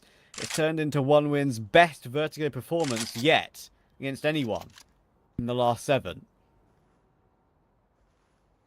Yeah, and the irony is that I turned my lights on at like 12-7, thinking we were going to go to cam soon. And now they've just been sat here blinding me, melting my corneas. Well, I actually keep my light on all the time, so maybe that's bad for me, but... That does sound psychopathic, I'll be honest. I'll keep it real 100. Okay, fair enough. I just don't want to forget, you know? I just forget otherwise. Yeah, I can't, otherwise it's just a bit so dark when it comes to the cam segment. Either way, Sashi, they are hoping we go to cams now, Trav, because that means they'll close the map out 13-11. They've still got 1 chance in regulation. As good as it's been from OneWin, it all means nothing if they can't win this last round here and reset the round count here on Vertigo. Can they make it happen? What a comeback it would be as well. Sashi, they prioritized weaponry in most cases, I feel like here. Utility's already been expended. Mister has a smoke and a flash left. That is all Sashi own in terms of grenades in total with a minute to go. That's how rough this purchase is. There's some nice positions being held in mid here. Lucky has got to line up with Cabby. If Hobbit peeks that, there's no way he gets both, or maybe even one. Yeah, but he avoids both of them as well. Down the ladder he goes. Lucky is going to link up with his teammate on the A-bomb site. Timely rotation from him. OneWin are headed in that direction. Looks like Buster's trying to throw some presence in towards that B-bomb site. Oh my goodness, 25 seconds left on the clock now, Trav. It's all or nothing. And Hobbit dealt with Lucky. That's the issue with no utility. And this plant should be okay. There's no one to spam him down through that smoke. Nealon has got a safe one. There's no kit for this, of course. Nealon is now tagged down very low and actually will be found in the end. Nice little right-click flash from Hobbit just to escape back toward Gap. Keep himself safe. He knows that just not peeking in this round probably wins out overtime for his team. Latic, he's ready. He's ready for the swing. I've actually let them advance quite close here, which could be a bit dangerous, but again, lack of a kit, surely not possible. Latic, he knows where 2 players are, but he's playing this to perfection. Cabby's still defusing, but no longer. And Mister is stuck. He's lost in the source, and he's out of the round. OneWin have brought it back to overtime on Vertigo. Oh my goodness, what an impressive comeback from them. They were 12-7 down. They win 5 rounds in a row here on a map which they've really struggled on in the past. They haven't won on Vertigo with this team. But this could be the moment where it all comes together. I mean, there was a lot that worked out for them on the T side. Raijin had some phenomenal entries towards ramp. Nealon was very consistent. Latic was a lot closer to the level we normally see from him here on the team as well. We know Vertigo's a map that it's been a bit of a bogey map for him, a map he struggled on a lot. Buster had some huge rounds. It just looked very good across the board for OneWin. Can they keep it up going into OT though? And where are Sashi at mentally right now? It's definitely an off day for Sashi. Just the fact that their Ancient was particularly bad, and now they've choked their Vertigo, but not permanently. They can anti-choke this Vertigo still. If they don't, OneWin are taking the series 2-0. I've gotten some revenge for the last Hellcase Cup, of course. Yeah. They would eliminate our former champions at that point. This is a rematch of the grand final from Hellcase Cup 9. And that's a great kill back from Latek. Lucky legs him, but unfortunately, I guess, or unluckily, he doesn't get the kill. All right, well, back into an even numbers game. And Buster, how many times has he actually opened up this B bomb site? I feel like he's got Quez's number. Mister's going to be that first responder, but he hasn't been able to do a huge amount about it. The bomb is going to be getting into the site, and Sashi are going to have to retake. Oh, they're going to try it quickly, though. Nilan could just get caught here. He's been covered by Buster, but there's the nade. Oh, no. That has denied the plant. And Latic is 13 HP, by the way. Thankfully, it's not Latic going back to plant that bomb, because you noticed they had another HE. They didn't in this occasion, but they did have an incendiary. That would have got the kill. And that's just stop Buster in the middle of nowhere. That's really respectable. But Hobbit with a lineup. It's Mister versus Latic. 13 HP versus 13 HP. Unlucky for some, but not for Mister. Oh, the problem there from Latic's swing is he's left too much time between when the call came through as to where Mister was and when he actually swings. And that's what allows for Mister to just smartly reposition there towards the back of default. You could see Latic peeks deep into the generator. Wide swing, steps out completely. Never spots Mister out. And Mister's reposition is what wins him that 1 versus 1. Oh, one win are going to be kicking themselves after the entries on the B bomb site that don't result in a round win. Very good pressure from Sashi there as well. Never letting one win actually feel comfortable on the bomb site after they get the control. Oh, Ryujin, he's hit some bangers with the headshots toward ramp in this game. Welcome back, Sashi.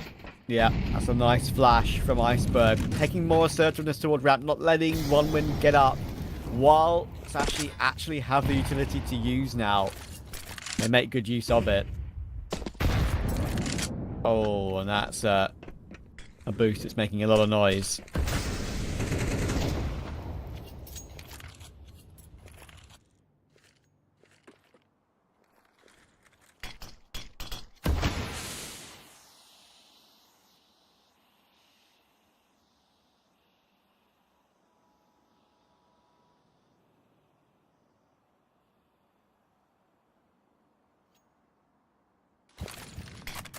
Right-click smoke from Iceberg, keeping himself some extra space. Forward gap. Usually it would be Cabby here, but he's been helping out elsewhere. We'll come back and rejoin in a moment. Latic, will he be seen over the top of the smoke? Lucky, it's very close. There is going to be that smoke will come through, and then Lucky, he gets a line just ahead of it. 30 seconds left in the round, but Iceberg will make his position known. And he'll at least remove one of the biggest threats in Latic. Hobbit. Yeah, but Lucky's in this great position, and there we go. Unfortunately for him, O'Neill will just clear him out. What a swing coming through from the captain, and that incendiary's been extinguished by the smokes. The bomb plant is locked in. Nealon will step out. He was always going to die, so the fact that he gets a kill before he does is very impressive, and Buster will tuck himself in behind the sandbags. A 1 versus 2. They know exactly where he is. They've got everything they need. They could even dunk a nade on him to tenderize him as well, but Buster's isolated. That first fight, the swing, though, will not work out. It's back-to-back clutches here for Mister in overtime. And what a performance from him after how much he was locked off of the scoreboard in map 1. He was nowhere. In this map, he's 22 and 16. He's top fragging for his team. He's co-top fragging in the server. And he's hit the 2 most important impact frags in the last 2 rounds. Entertaining rounds as well. Damn. God damn. 12-7 was the scoreline. They are indeed. They were up 12-7 at one point, and then 5 in a row was won by 1 win. Is this actually, like your law? Come back. Oh, it is. Hayes' law. Yeah. Exactly that. Always happens, man. I was told this by Pop earlier, actually. Damn, so it's got some culture to it. It's transcended just me. I've heard Antlan talking about it as well, by the way. So... Okay. Cultural impact in Zaiwu, Hayes Castings.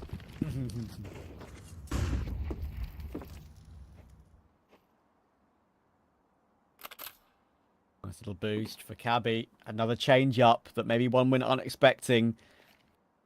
This edge of the game as well. Anyone just going above, past that sandbags area might get caught. I don't think Walter was actually deep enough to stop Cabby going for that boost with his teammates. But they're going to fall off of it for now. 1 will be kicking themselves at just 1 duel 1 either which way. have changed this map in their favor after all the effort on the comeback could be in vain.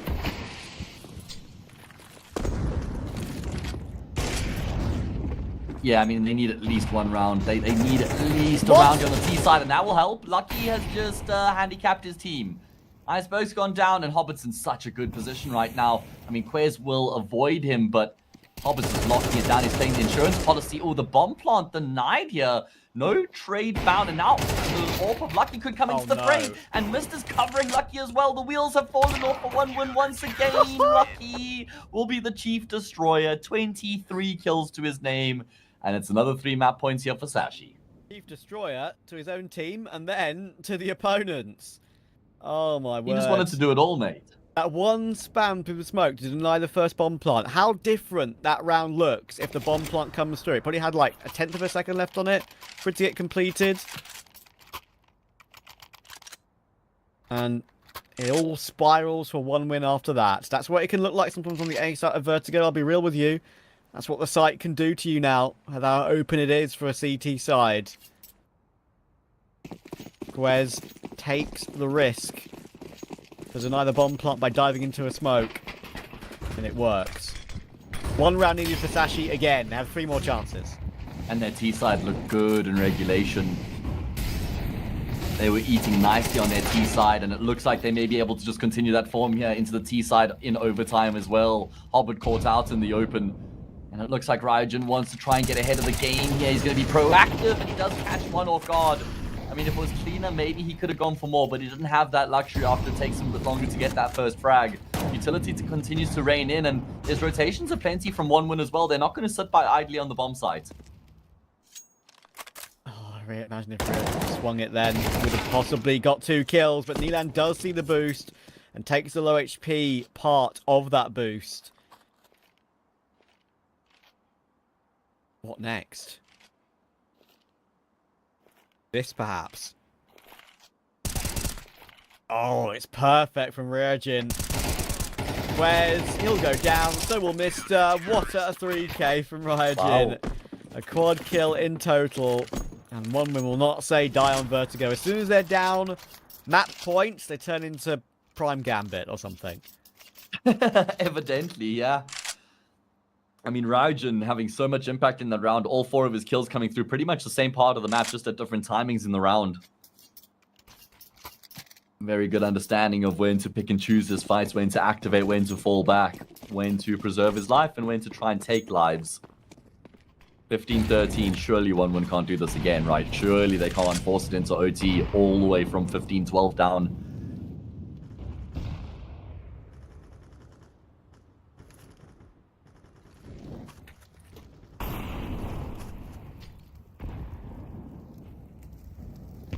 Buster wanted to look. It was a relatively silent jump for the top of the plywood there, but those silent jumps can be heard, and then he goes looking when it's Sashi who shifted their way back in. And silently, Quez removes his counterpart. 4 steps away.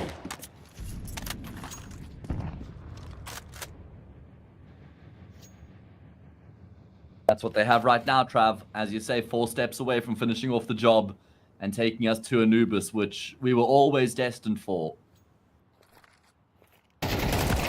Oh, Nilan, yeah, I was going to say, Iceberg would have caught a glimpse of him there. Takes the kill. Latic has to go nuclear. 1 frag found. Goes for the repeat, completely blinds it up. It's going to be some combat AWPing. We know this is where his strengths are with the sniper rifle. Keeping his composure in chaotic situations. He's got support here from Ryujin as well, who's just found his legs in overtime. Another multi-kill coming through from him, but he can't clock out. Still a 2v2, 22 seconds on the clock. They're going to have to get a move on, and Ryujin is just taking them all down. My word. 7 kills in 2 rounds for Ryujin. And that third was quick. Didn't have much time to react on that one. This is the Ryujin of old. Putting Uzbekistani CS on the map. We haven't seen as much of it from him on this new 1-win roster. He's not necessarily meant to be the player that truly shines, I feel like. I would say probably Hobbit and Latic. Hobbit is a new addition. But if he just put in a good level and show up with incredible rounds like this, then why not? I think he's pretty underrated. He's had a poor run of form lately. This is what I expect to see from him.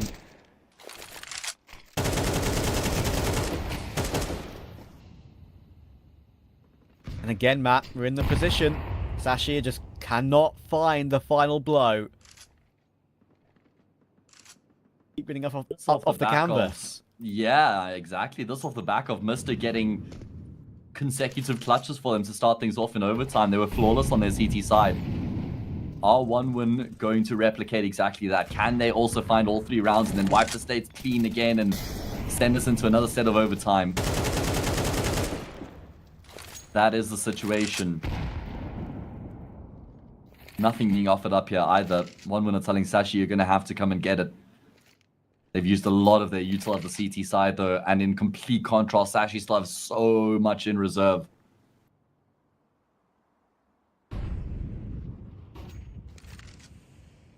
Well, 35 seconds, and I feel like Sashi are in they're on a pretty decent spot because they've got 5 players ready and roaring to go.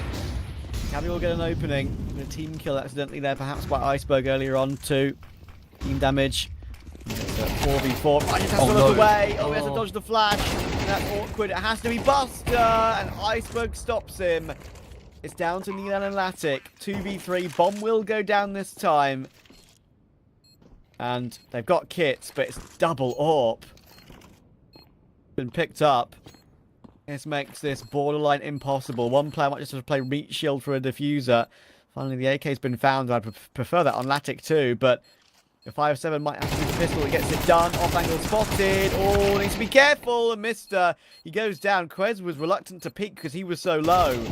But now it's down to Neelan. He's going to be caught. He's now down to 7 HP. All you can really do is hold it, and there's not even any opportunity to do that. Sashi have played it to perfection, and they've finally found the finishing blow on one win, and we're going to a third.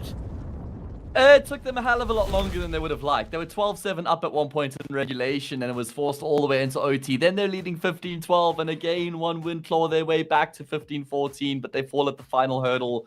I mean, Ryujin does his damnedest there in OT, especially in that second half. He got multi-kills in the first 2 rounds, nearly a multi-kill in the third round there, but as you say, looking to dodge the flash, rendered him useless. He got taken down in one win fall. I mean, at least an improved performance from them on Vertigo Trav, but the series is now leveled up. Yeah, and we've got more of this series to come. And honestly, I'm happy about that because it's been very entertaining. And of course, this third map decider of Anubis as well. That's one of the maps that Sashi haven't been amazing on lately. They beat Ecstatic. Would you expect them to do that very easily? They've lost to Incilio. They've lost to Zero Tenacity. No shame in that. And they've lost to Monty as well. Also no shame in that. But it's not as good a record, actually, to be fair, as one win had. They've actually had 3 wins out of 5. So, it'll be really interesting. We're going to go to a break. We have a third map decider to come afterwards.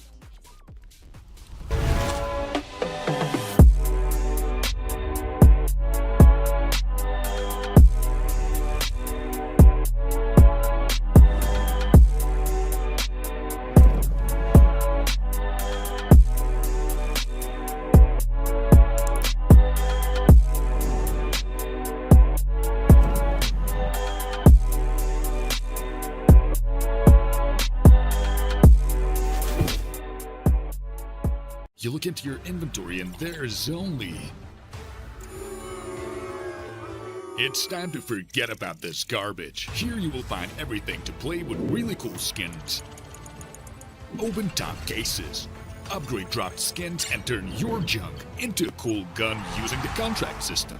Every day, thousands of people upgrade their inventory with us. Hellcase.com. Look at yourself in a new way.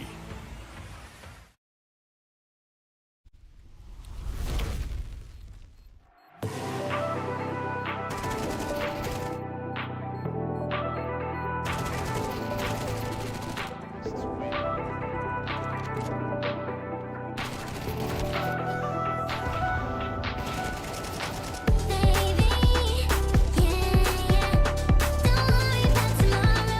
Yeah, yeah. Stop thinking about tomorrow.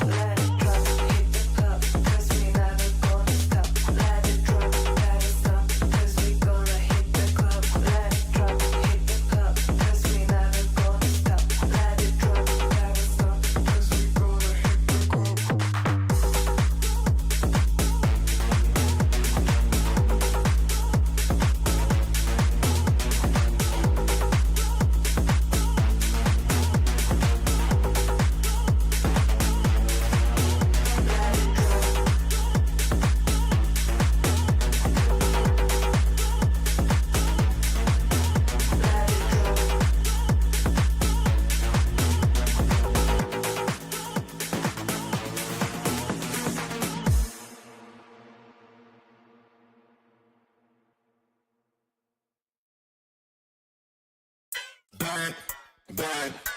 Keep bringing it back, back, back. See, I'm bringing it back, keep bringing it back. But you think so much swinging back,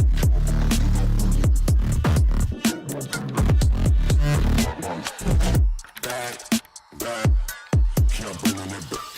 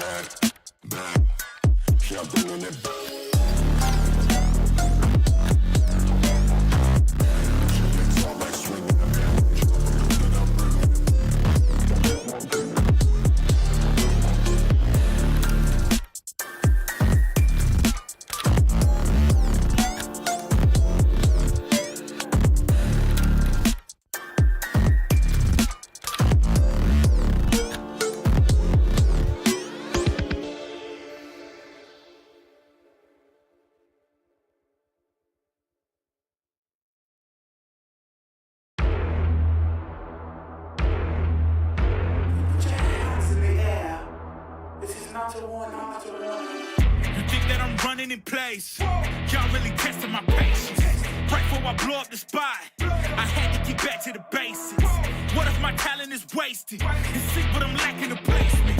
Thought since I rap in the basement, but my come up is legend, is greatness. I don't care now, it's pedal to the metal. I can never quit now, I will never settle. Puppet to the game, I'm pulling strings like Geppetto. We in the same game, but I'm on a different level. I passed it. Gotta keep grinding till I'm laid up in the casket. No fake round, but you feeling too plastic. Yeah, y'all feeling too plastic. They say my style crazy, but then it's straight jacket. Wow. Why you still testing my patience? Trying to turn me into something I ain't trying to be. All the hate is in heavy rotation. You gon' lose yourself, quit testing me.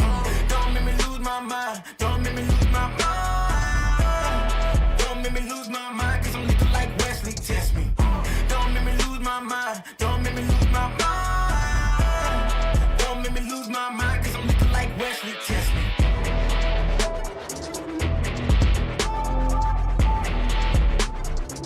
Cause I'm looking like Wesley, test me.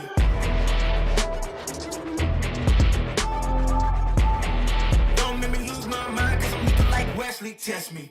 Yeah, guess I know no better. I ain't got no chill, so they call me a devil, I know.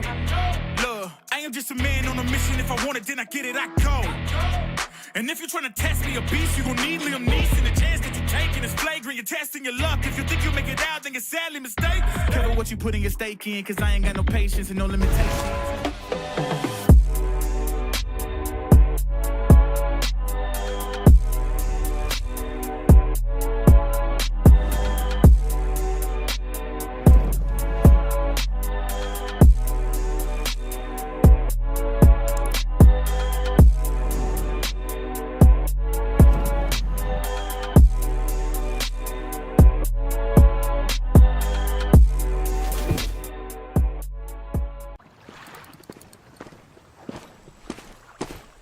And how long have you been here? From early morning.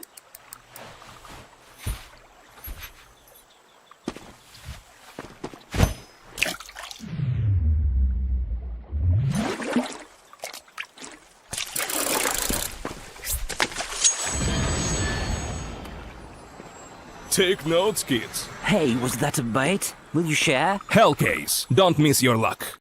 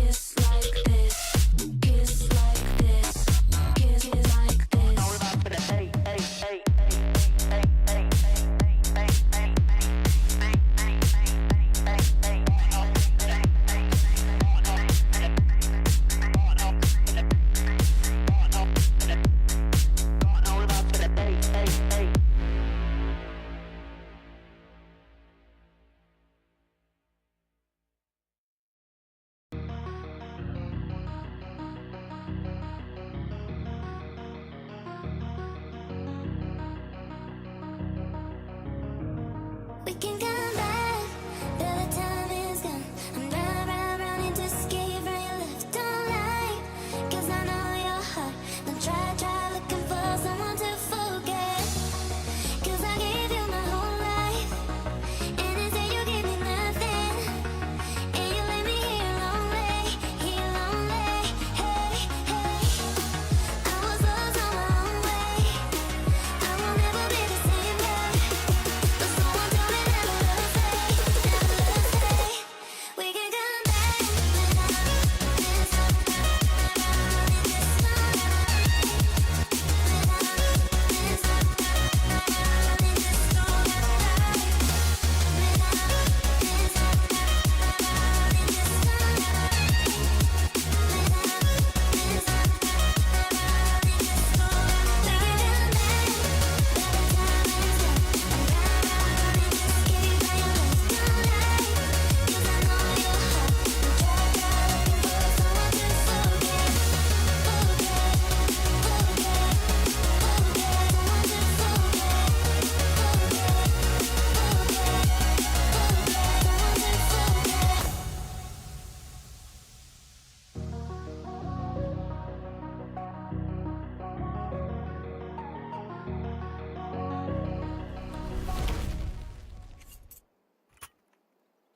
Yo, it's a third map Decider. It's my 9th map of the day, and I'm so damn ready to go. 1win versus Sashi. This should be a pretty entertaining map, to be honest. It's a great opportunity to see both these two teams on a middle ground map for both of them.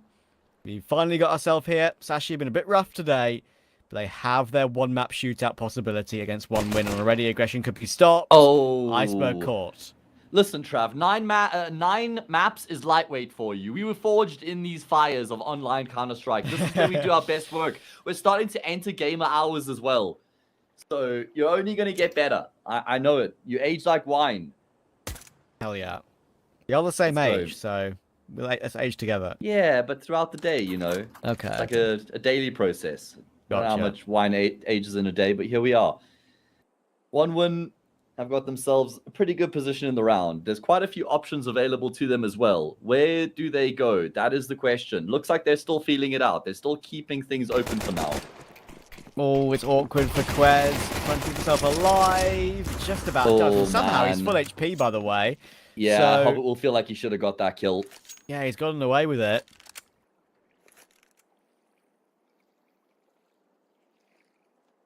And because they can't get in, they're going to go back now. They're going to test the opposite side of the map. Lucky stands tall. One kill comes through and he falls back.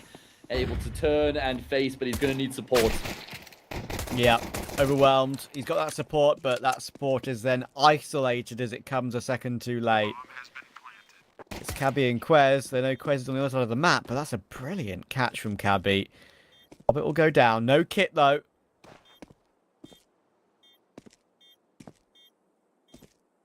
Going to be a very difficult retake here. Nothing being offered up by one when they're just bunkered down. They're forcing Sashi to completely commit before they're going to get any gunfights offered up to them. And even then, they're going to make them stretch all the way out into the canals. And eventually, Quez has been removed. Cabby, as you mentioned, no kit means there's no chance. Taps the defuse. But as soon as they peek out and see there's nothing being stuck, it will be round over. And one will open up their account first here on Anubis. Yep, another triple kill from Ryujin. More impact from him. He was insane on Vertigo, even though it wasn't a losing cause in late game. Very impressive work over the course of the series. And actually, might be on the back foot pretty early doors here.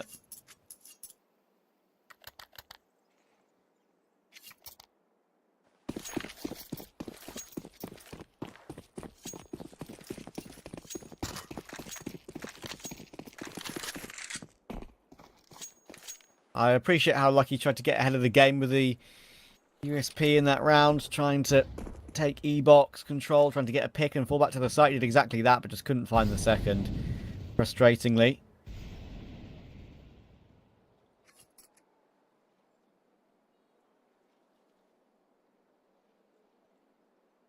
I wish there was a flash lined up here, Trav. Yeah. Yeah. Single $200 investment. Someone like Cabby could afford it. Yeah. Yeah. Over the top through the window. A couple players swing off the back of it. Just try to isolate somebody. Canals. Get a gun maybe. Just that simple $200 investment. I feel like that just adds... I'd say it drastically increases the chances of you finding a kill. And Latic, well, we don't catch it, but the kill feed certainly does. It's just pistols though. Just USPs. There'll be no ace for Latic. They're trying to find the USP of Iceberg. They've done exactly that. Clean start they would have wanted to come through. Sashi need to make sure they stay in touch in a map like this. Of course, this is the playoffs now. It's not the group stage. You lose, you're out. And then, of course, what was the rematch of the previous Hellcup final, where Sashi went on to win the entire event. I should say to one win, they've put up a much better face this time around. Yeah. I mean, not only in the series, but even on a map like Vertigo as well, they were very competitive. 12-7 down, they forced it to OT, 15-12 down, they came back to 15-14. A lot of grit and tenacity on display from one win. So they'll certainly be buoyed by that fight they displayed on Vertigo. A much better return from them. Was Cabby spotted on the jump up there? I'm not sure. Still commits to his forward position though. He's the only one looking to try and make a play in the round, and he'll be rewarded. But then traded. Oh man, so rough that he can't get out with that kill.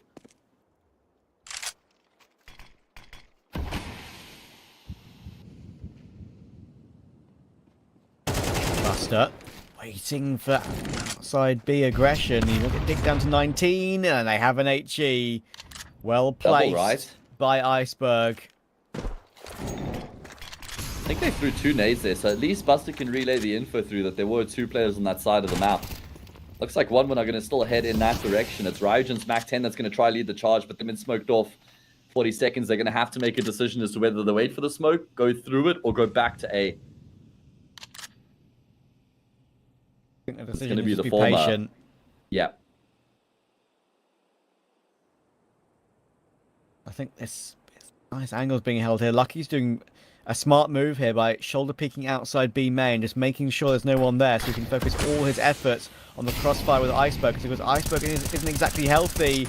Lucky needs to get this shot cleanly, and he won't. But now 10 seconds. Iceberg is just perfectly placed for this, and I don't even think one winner going to go for it. They're going to fall away to Canal and save in Canal. And if he wants to, Iceberg could even maybe go for a peek to take one of them down after time, but I guess it's fair to prioritise your own economy in this situation when it's the first gun round for them. So they'll let one win save, but they just got snookered there.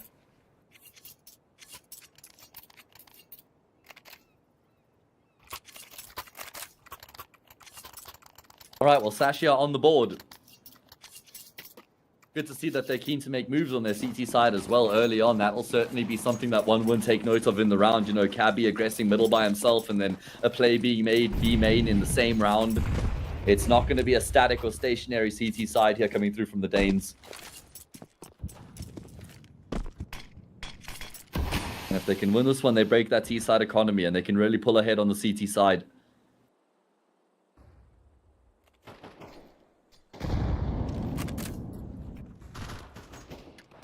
I feel like it's really tough to call the outcome of this one, Trav. It could certainly go either which way. I mean, Sashi were significant favorites coming into this matchup, but I'd say it's bang on 50-50 now. Yeah, I can't call this from here. Cannot call this from here. Aid for Mister. Just manages to hop away from it. He will return with his own. Battle B13 E-box. He does need to be wary. Out the flank. Smoke will go down, and that will block them off again. Of course, Mister has support now. They're going to double up in E-box with Berg. But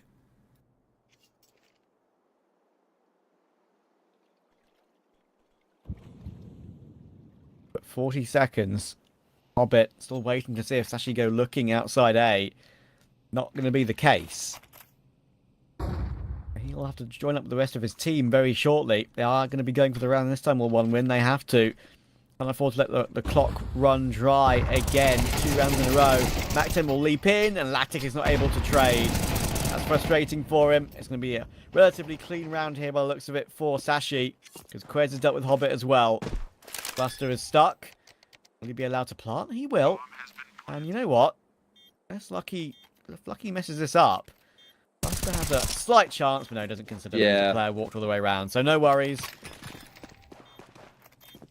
You see, Lucky going for that option guarantees the round win. I mean, if he maybe tries to stop the plant, he spams the smoke, doesn't get the kill. You know, the bomb planter gets the frag. 1v2, Lucky isn't playing with his team. So I think just giving up the plant there and guaranteeing the round is probably a worthy exchange.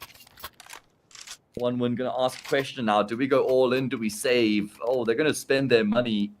Not sure how I feel about this. It's not like they're going to have a huge amount of firepower. They'll have rifles, sure, but almost all of them will be Galils. I think they'll only have the one AK. Utility will be hard to come by as well. So this is a very slippery slope now for one win that they're going to be committing to, because if they lose this, it's 4-2 before they get to invest again, and that's on the T side of Anubis.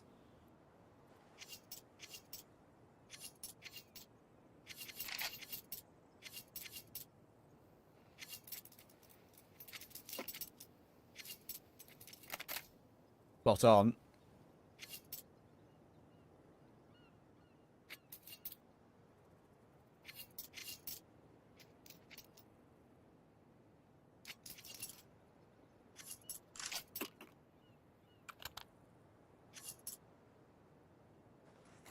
Funny how both the two maps, even though they both were won by the team who picked them, were entirely different.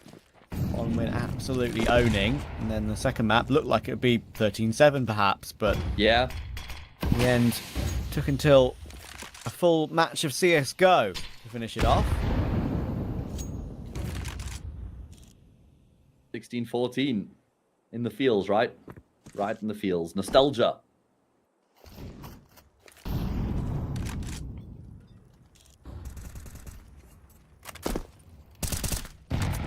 Again, patient default coming through from the T side. Pretty much the option you see every round on the T side of this map. You will see some variation sprinkled in, but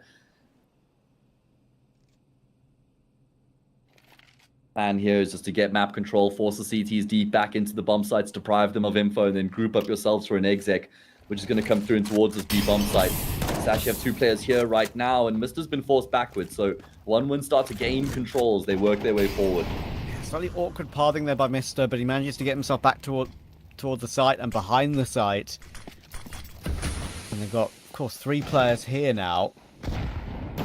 Lucky been taken though. There's Buster and Neelan. Has to be Mister. I didn't feel like he's going to be able to deliver from that position behind the back of the site once his support had been taken down. Where's an iceberg? Have to play exits. Yeah.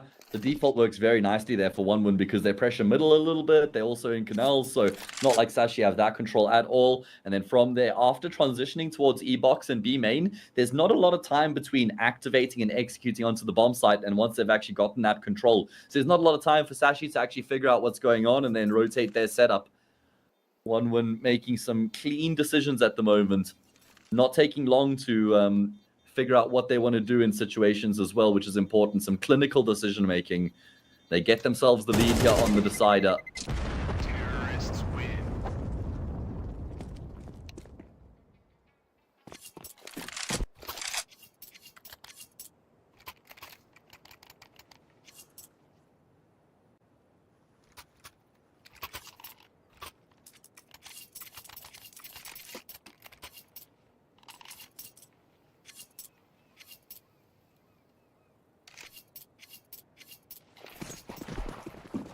Anubis, we need to see some of those sort of mid-round moments from Sashi. We know there can be many options now for mid-round aggression on Anubis. On CT side, still feels very limiting, of course, but as the meta has progressed, we're seeing more options. Control toward canals, control toward the outskirts of A.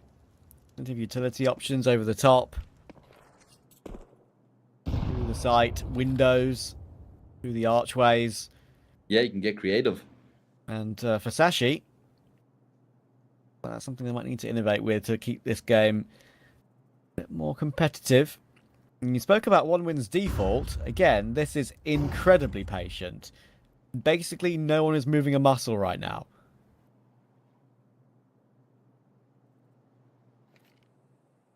Slow and steady wins the race here for OneWin. That is their mantra right now.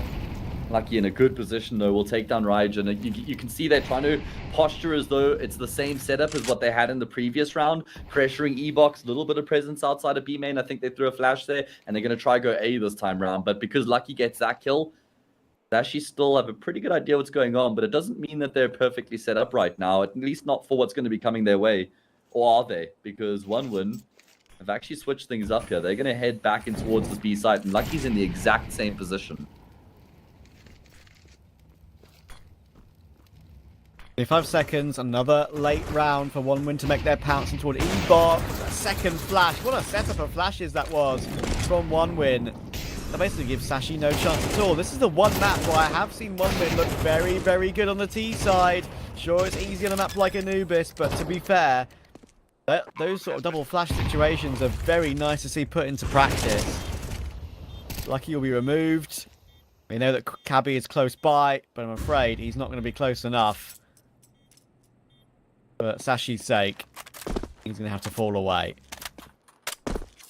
Wonderful depth in the round there for OneWin. In the 4 versus 5, they really didn't have much going for them, Trav. They had nothing to fall back on. They had to just break that site wide open through, as you say, some very good utility usage. That double flash setup into E-box was a thing of beauty, and it completely blinds up Lucky, so he can't stop any of the players rampaging their way forward, and then they keep barreling the util through. They then follow up and just charge their way in.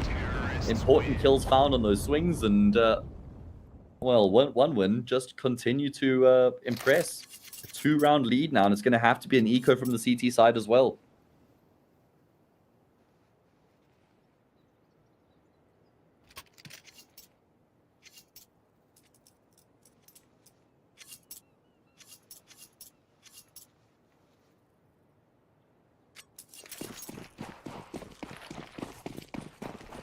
Can they do anything in this M4 for Cabby? Can they get him in a position to get baited in by the USPs? Can they stack it somewhere? Right now playing toward that main entrance, but nice HE. Buster playing an angle where you can see one player move past the entrance. Yeah. He was doing a very similar role on Vertigo, right? Playing the B extremity on the T side. Just trying to control it, make sure the CTs can't push through. And, well, that's a nice kill. Don't think there's going to be a whole lot more to celebrate in the round. Unless Iceberg with his rifle can find a way.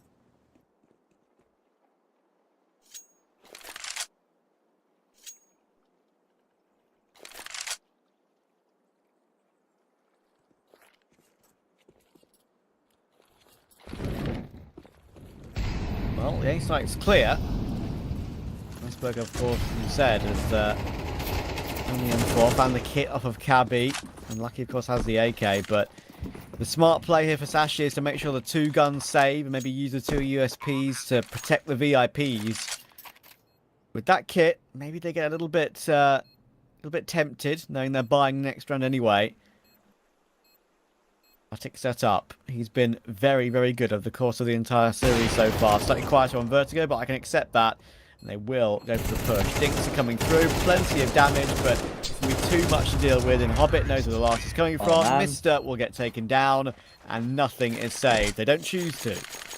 It's a bit unfortunate, though, that they don't get more kills than just that one frag on Neil, and lots of chip damage done, some close gunfights that just don't go their way. 5-2, 1-win starting to surge ahead here. If they win this next gun round, I'll be very nervy for Sashi, who actually don't have an AWP coming into this next round either. And I feel like quite a lot of the success they've had on the CT side has been predicated on that AWP. So now they're going to have to try and do it with the rifles to get this CT campaign underway once again. Running out of time. What do they fall back on? I'm actually quite surprised we don't see a pause before this round from Sashi.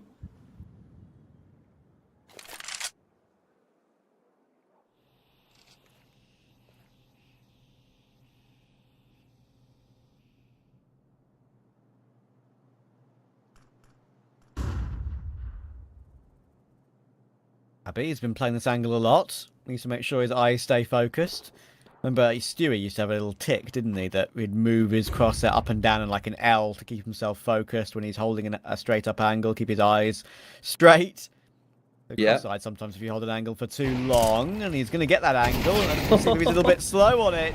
They crept up past the doors, and yeah, that's going to be tough. They've got 2 more players to face on the A site, but they're taking them out one by one. Sashi, they look tired almost. Yeah, true. They just got caught completely off guard there. I mean, 1-win burst all over them after Cabby spots the first player. He doesn't realize. I mean, that player was super deep, right? He doesn't realize there's 2 guys who have crept the whole way through the doors and are just right around the corner. So he pulls his smoke out, basically just caught with his pants down. And from there, 1-win just collapsed on the A bomb site. Remember, Sashi had 3 players on the A site there, Trav. They were stacked up, ready to mount the defense on that bomb site. But 1-win don't even lose a single player in the process of winning that round on that particular site. So that's certainly concerning now for the Danes. The lack of an AWP, yeah, like I highlighted, is certainly handicapping them. Sure, the angle Cabby's holding, it is an angle that is looking for info on the first player, maybe a double tap headshot and then fall away. He does get the info on the first player, but it's also an angle where even if you do get that kill and they've parred their way through the doors to on the close left as Cabby would look, he'll just get pounced upon with no opportunity to recover. So I understand they still had 2 toward A that they would have hoped maybe would have been able to hold the situation at bay, but not to be. And it doesn't surprise me, to be honest. 1 win. 2. Actually on a bye without the AWP. It's been a rough one.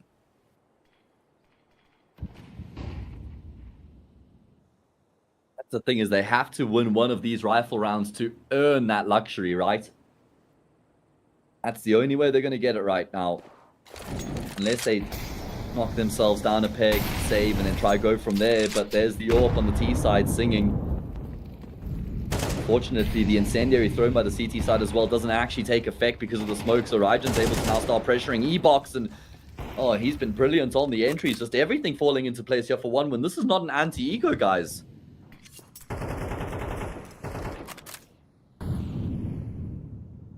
Goodness me. Sashi struggling. This is the first time in a while I've watched Sashi and I haven't been like very impressed, I suppose I could say. I think there is some disappointments that they've had lately, of course. I mean, they managed to deal with Koi and Challenger League, sure. They played the Blast Premier qualifier and they lost to both TSM and to Ecstatic. Yeah. And that's 2 domestic rivals. That they're better than. Firstly, a domestic rival, which is, you know, a team that is very up and down in its new state, I feel like. Nico, Valda, Acor, Zyphon, and Alltex on TSM. They occasionally just fall off the face of a cliff, it feels like on performance. They're good, but very inconsistent. And of course, Ecstatic, they have some known names on that team, and I've always been an enjoyer of Anlele, for example. I think he's a great player, great voice. But Ecstatic are still a relatively new project, which has not had the success of Sashi. So this form has fallen off a little bit. I mean, it's going to happen. It is going to happen when you play as much Counter-Strike as they do, but that's where your floor comes into effect, and you hope you can rely that even when you aren't playing your best Counter-Strike, you're still able to grind your way to wins in various series and still make deeper runs in competitions, right? But maybe some cracks are starting to show. As you say, hasn't looked great so far here on Anubis. They're going to have another gun round, Trav, because they keep at least 2 players alive in these rounds that they're losing. They do carry weapons through, so they're inclined to keep investing, but again, it means no all. And it means that it's not like they're saving here either, so they won't have one in the next round unless they win a round. So, tall order. Sashi feeling the heat right now. By the way, I just want to tell you something. Zero FC are playing another game today in ESL Challenger League. That will be their 100th Anubis, confirmed. Aw, so we missed it.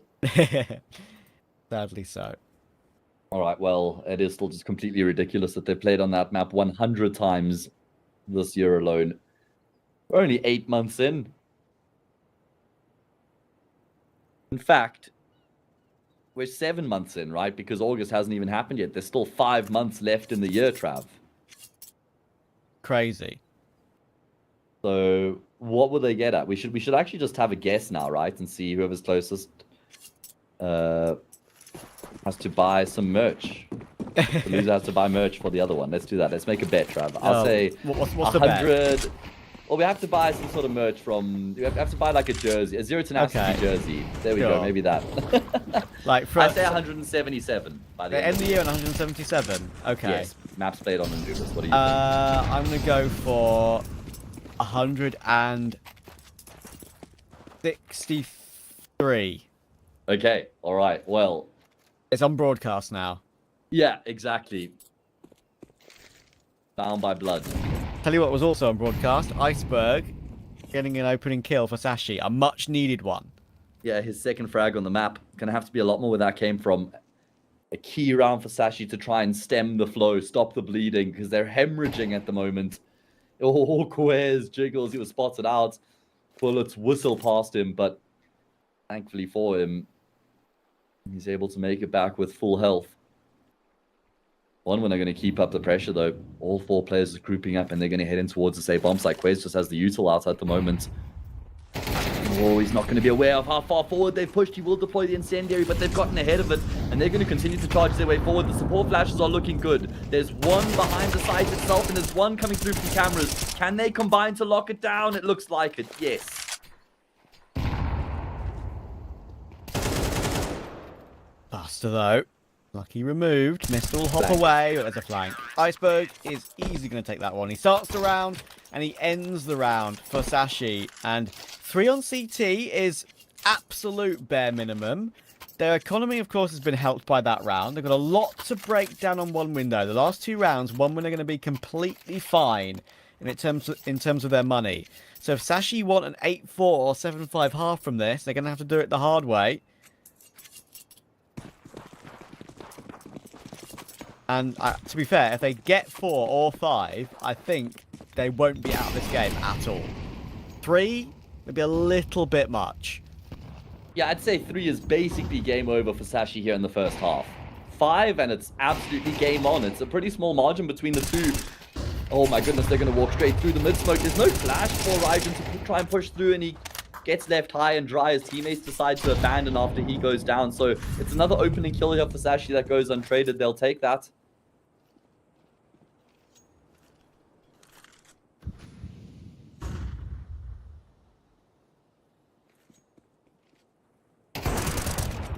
Oh, Iceberg was in the process of shifting back toward his teammate, and Lucky, thank you for him, kept his eye on it. I'm going to kind of let the game slip slightly here. Yeah. I understand they're 7-3 up, but just the pattern of the map, I've not been as confident in the one-win CT side on this map as I have been in their T side. It kind of is the case on Anubis, we know that, but Dashi, I don't think they'll be panicking too much just yet, especially if they get 5. Oh, they'll feel good about 5, like I said. Does look like the B bomb site's going to be the final destination here for OneWin. Hobbit trying to force his way through E-Box. He finds a kill, but won't be able to get back. His teammates now going to try and uphold their end of the bargain, looking to get in towards his bomb site, but Lucky's here with his AWP. And he will lock it down, only Buster left, but there's no chance. Good multi-kill coming through from the Danish sniper. And Sashi claw their way back, round by round.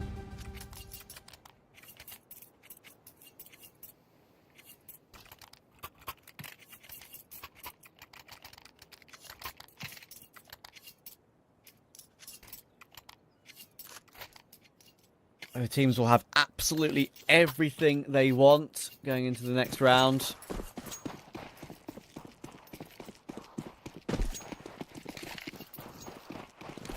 What makes the rounds the best? All util. All AKs, AWPs on both sides. Will boost as well. Lucky giving it a glance. This nade has been used once or twice already by Buster. Sometimes he's taken the opening, sometimes he's had to fall away and let it happen. Sometimes it's been deleted by Lucky. So, re-smokes and re-nade toward the outskirts of A. Cabby will retake the fountain position. The right-click flash is going to be put in here by Hobbit. He's kind of on his own, though. That was basically what felt like a completely solo play by Hobbit. Yeah. A very, very poor T round from OneWin. Almost as if the rest of the team had just pulled the plug on the commitment altogether and they were going back elsewhere and he just hadn't got the memo. Stalled down the river and as you say, it just doesn't look great. And I'm going to echo the point you just made in the previous round, and it's that OneWin have kind of lost their way here in this half. They were looking very good 7-2 up, but Dash have almost entirely recovered as they on the brink of getting themselves a 5th round here.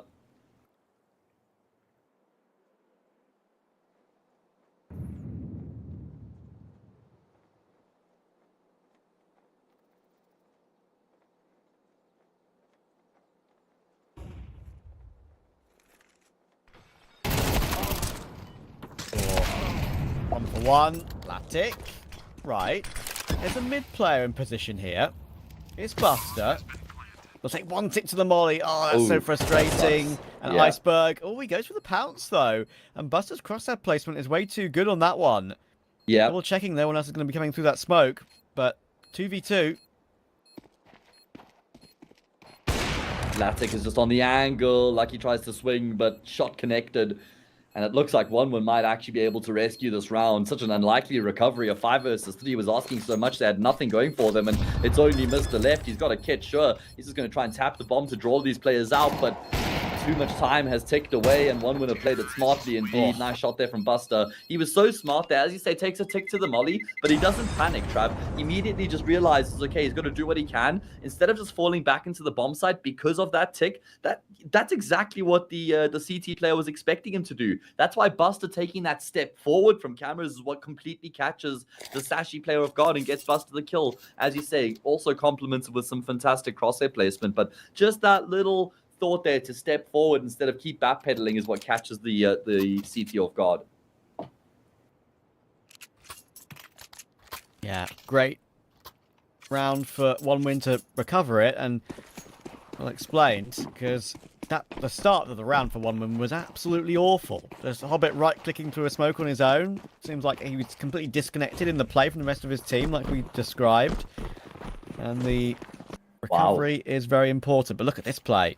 Straight toward mid, straight toward cameras. Get out of the corner, Hobbit. You need to prepare that smoke. And he's done exactly that. Latic's still alive. He knows what's coming, but maybe not ready for Mister to get the duel ready and raring to go. And he managed to deal with Hobbit as well. Very clean. Even though Buster may take one, Mister has got a great presence up toward this heaven area. He's just jumping headshot knee land almost as he lands. Needs to go to the trampolining at the Olympics to hit shots like that. Ryujin 1 versus 3. Mister is on for the ace. Oh, his crosshair was on the head. The Ryujin is looking for it. Can't find the second. Lucky removes him, but Mister, gotta say, don't have the best of maps, but maybe a bit more like his map 1. But that has recovered things, and of course I will forgive him because his map 2 was brilliant. I mean, it was just a death ball approach coming through from Sashi in that pistol round. Everybody armed up together in towards that A bomb site, just charging forward. And Mr. was ruthless, man, because he's the one who forces the fight initially on Latic, just pushing all the way. And then he gets the immediate second kill on Hobbit as well. From there, he's back up towards Castle, man. So he was just all over the bomb site there in that pistol round. As you say, he certainly has gotten better as the series has gone on. And Sashi, well, it's going to be the exact same strat with a slight variation. Mr. to control canals, the rest of the team through mid into A. Unfortunately, the stack's on the wrong side of the map, and Sashi will draw within 2.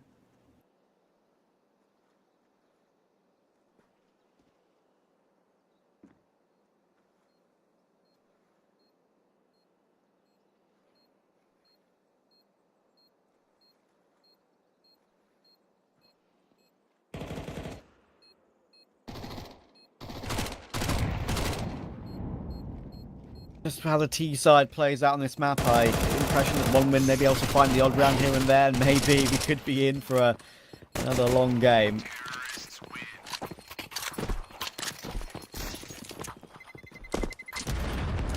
Well, there's so much on the line, mate. So yeah, we're all for it, right? I've hit the 13th hour of my stint, so over half a day now. Let's go. Yeah, I mean, the first game you did was like full 24 rounds, every single map, couple overtimes. We had a lengthy series preceding this. Third map, double OT, 1917, I think. So. All right, well, we had an OT in the map before this, and who knows how many we will have here on Anubis as well. Maybe time to whip out the caffeine, Trav. The forbidden sauce. Trav doesn't drink caffeine, by the way, guys. No, I don't. He doesn't get that joke, but either way... I'm good, though. I'm actually good. It's a really important gun round here, man, and it is going to be pressure in towards the say bomb side early on, but Ryujin is the one who lays down the law. Statement made, and he's not done just yet either. 5v3. Sashi need to find a way to do what One Win did. The final round of the first half. Hobbit, nice timing on the swing. Quez caught. And now you'd think that Lucky should get pounced upon, because Cabby is a very, very long way away, and Ryujin will do exactly that. Ryujin again, man. Triple kill, 13 and 7. Incredible.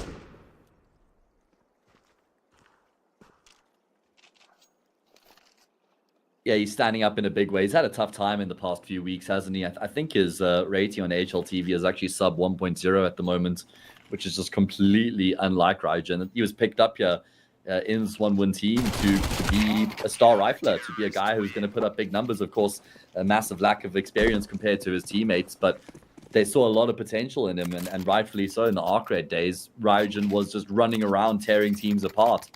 And, well, he got picked up, and he has had a difficult time, but we've certainly seen him pick it up in this series, Trav. We have indeed.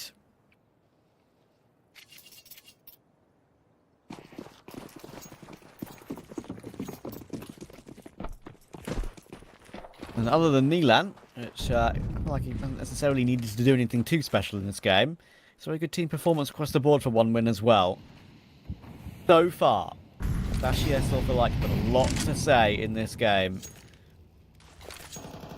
A lot will be muted though, Trav, if they lose this round.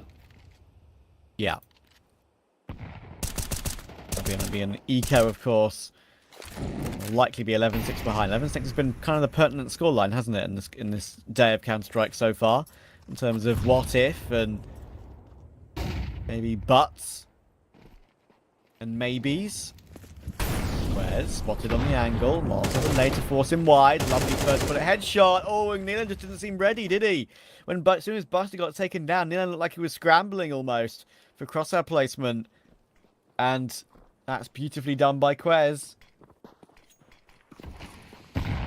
Yeah, he had support there from Lucky as well, but the support was never actually required. And now Latic is going to get mollied out. Thankfully, the smoke balloons give him a bit of safe passage out of that position, but there's nothing safe because Iceberg will push through the smoke with his Mac 10. Hobbit does double down. I think that brings a new lease of life here in the round 4 One Win. 2 versus 3 was looking as good as done in the 5 versus 2. They won't be able to do... Oh, they can! They've not denied the plant, but they've killed the planter.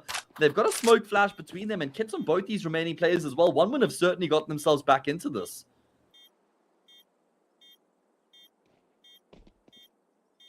The smoke on Reagan, as you say, the most critical thing for this. You right-click it toward the bomb. Lucky will feel compelled to peek at some point. He's got a nade to break it open there. That could be huge. They're both going to be inside of it as well. And it's absolute perfection. In the end, Hobbit, just 1 HP. This is not going to happen. Mr. No. Mr. No! Oh, my God. Only just, whiskers. mate. Only just. Yeah, that was incredibly close. Great attempt, though, you got to say, from OneWin. It was looking like they were completely out of the round. Hobbit gets a magnificent triple. Unfortunately, his efforts in vain. I'm sure we'll see an investment from the CT side here. Neither team is going to have any money in the bank coming into the 17th round. Everything to play for.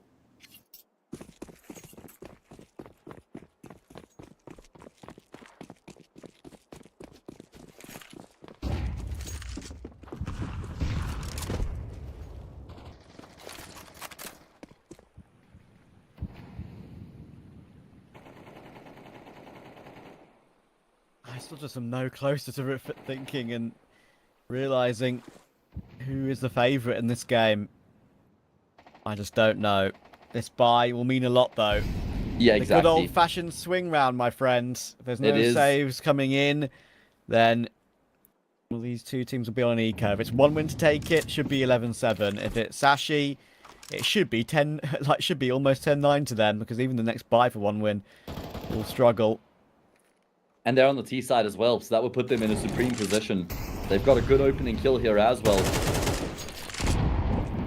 Plenty time left in the round. They forced the E-Box player back. This is giving them plenty options, and it actually looks like they're going to try and split themselves into A. OneWin in the meantime have pushed through A main. They've gotten that kill on Mister, but in the meantime, there's pressure coming through cameras. This round's actually all over the place. Yeah, this is going to be tough for Reagan and Hobbit, though. They may have, close positioning. I'm not even sure they're going to be able to do anything about it. Actually realize that the only place they could be is where they are now. They'll be able to clear out Iceberg and Mortar. They know he's there, but Iceberg still takes one with him. That's a huge headshot. And of course, Latic is checked out. So, Sashi are going to close the gap to 1. And they're only really going to have 2 guns to worry about in the next round. Well, they're hunting here as well. Cabby's got the MAC-10, so don't count him out finding anybody else here. What a good round out of Sashi. I mean, there was so much pressure on E-Box there. OneWin were very worried about that. B bomb side, they completely discounted middle. And Sashi just go through mid with numbers, wrap around into that vacant A bomb side. They were making moves A main, so worked out perfectly for Sashi. Good mid rounding from them. As you say, they draw within 1, and they're going to have a big advantage in this next round as well.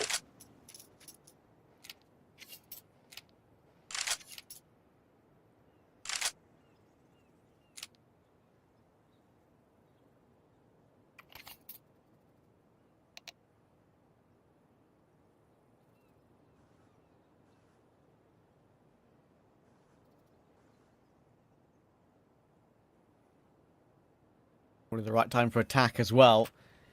Make a decision, or maybe if you want to drop a gun, perhaps go for a force, because Reagan can drop an M4.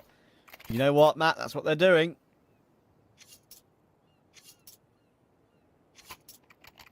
And you have an AWP and an AK, and you can drop an M4. Yeah. I understand it. Again, it's like back-to-back broken buys for OneWin, though, because in the previous round, it also wasn't a full buy, right? There was a Shoddy and I think an SMG or something like that. So it is very brave here from OneWin. If they lose this 9-9, and then they're going to have to eco, will give Sashi 10-9 on the T side of Anubis. So much relies on this round here for OneWin.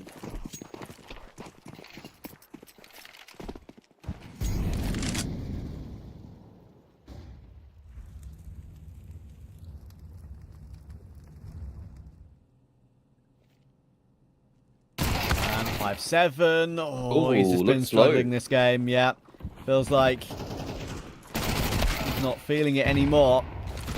Buster, Iceberg actually managed to find Lucky as well, but it was still going to be so difficult to get an equal trade back into action.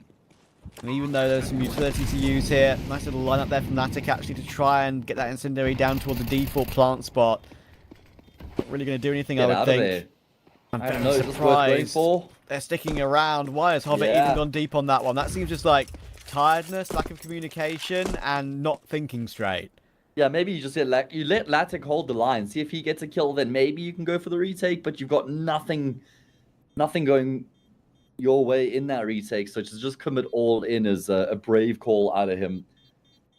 And it will be a leveled up scoreline, 9 apiece. Sashi are looking revitalized. We were a little bit worried about them in the first half, Trav, where 1-1 went up 7-2. It was looking like Sashi might be starting to feel some fatigue. Oh my goodness, okay. At least Latic can keep his AWP, but now it's 1-1 who are looking a little bit sleepy, a little bit slow, and this is where it matters the most. Been a long series, Trav. We've just hit the 3-hour mark. Yeah. Been one of those, that's for sure. Even though map 1 was very fast, which is crazy, right? That sort of makes it even more fascinating. That's actually a really good point. We're 3 hours in and it was a 13-3 on the first map. Look at the call here from the T side. Exactly what they did in the second round. Very similar to the pistol as well. Clearly a happy fallback option here for the T side. And a brilliant flash enables them to start to get in towards the safe bomb side, even though the AWP is here. Just by pure utility usage, they've been able to deal with them. They're trying to find the 5-7 in the smoke, and only will be. Sure, they lose Mister, but it's not the end of the world. Hobbit CZ only.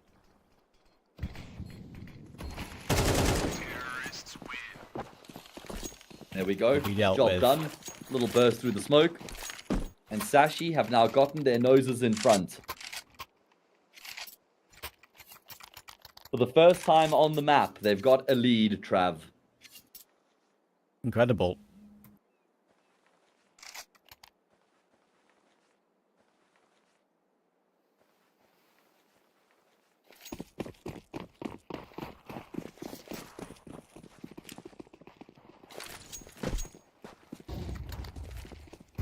Purely game over if Sashi can win this round. And they're going to keep up the pressure. They are not going to be pulling any punches coming into this next round. That's incredible. Ryujin is doing more work though. Again doubles down somehow. Look at Cabby, he's so far forward. Neelan had no idea to be in that position. That just sums up Neelan's game. He's been caught off every single angle it feels like that he's played. Can't blame him there. But I agree, you can't blame him. There's just no information of Cabby even being there. Latic and Buster, again, just can't go for this. Even though Buster's got the kit and a smoke, like, you'd want to go for it. You really would, but if you want any chance you save, this is the T side of Anubis for you. This is what Sashi have kind of threatened to do, I feel like, in the entirety of the second half, and actually in this series, to be fair. Put their foot down and kept it there. I will say it's been just a brilliant call coming through here, and actually brilliant calling throughout this T side from Iceberg. You know, this is situational calling. This is calls he's making because of the conditioning that's come through and also just the pressure that's on 1-1 coming into this round. They just barrel into that B bomb site. So much util raining in very early on in the round. A hyper-aggressive play out of Sashi. And it works out perfectly. Just charging through that B main smoke as well. Trusting their util. Trusting their entries. And Cabby even trusted his teammates. It's not even like they'd cleared out the entire bomb site. I mean, he phased through that left side site smoke to push deep, right? To push long. That's what caught Neelan off. They hadn't even cleared out the site after he pushed through there. So everything goes exactly according to plan for Sashi. They get themselves up 11-9 and they're just 2 rounds away.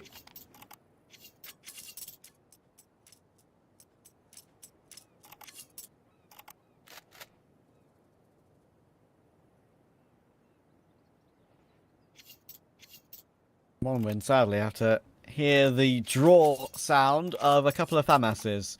Frustrating. You're in this position after a pretty decent first half. Hell no. Sometimes the reality of this map. Latic's trying to go for something. I respect it. He's got the line down canal. That smoke can be broken up at any point, and Arm's been spotted. All lucky. Maybe he could have at least got a tag there. Bit of a miss. Cabby now realizes what's going on, and Latic will realize he has to get out of there. Fellow realizations between the two of them. And Buster, he could have a lot on his plate coming in here. Neelan is rotating in to help, but Mister is taking the initiative. Iceberg needed that one and does get it. And he will fall back from Nilan's grasp as well. Nice jump throw smoke, actually. I like that one on the fly there from Iceberg. That's very, very good. And it gives them some space to work with because Cabby is still lurking in mid. He's got the aggressive lurk up past the doors. Hobbit knows it's a possibility. And the full rotation has come in from one win. Plump will go down. Cabby will look away. Just flicks back in time but can't find the kill. Hobbit low off the back of it. 4v3 for one win. They've got that kit on Latic. They've got that smoke on Nilan.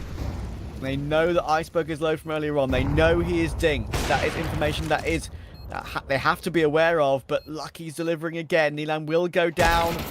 And now Ryujin has to deliver. He will. Quez finally finds Hobbit. And now it's all down to Ryujin. He's got the smoke. Lucky's doing it all. They can't get that defuse kit onto the bomb. And the AWP is going to try and be saved. Oh my word. Sashi have found the way again. This is one of the biggest contributions that gets overlooked with the AWP on the T side, and it's the fact that it does so much work in the post plant. Lucky gets vital kills in the post plant with that sniper rifle, and eventually he realizes he doesn't have the luxury of playing around the pillar anymore. He actually just has to hold the angle and take the fight, and that's exactly what he does, and he hits the shot again and again. Brilliant stuff coming through from Lucky. And, I mean, it's not even like that was a clear-cut exec from Sashi. I mean, the first player who goes in dies. Iceberg trades, but he takes a lot of damage. As you say, some great util usage there. Gets them full side control. Everyone rotates through and joins up with each other. Vital kill on the flank there as well to take Hobbit down. And everything just falls into place for Sashi. 3 map and series points is what they've got now to try and finish off this game.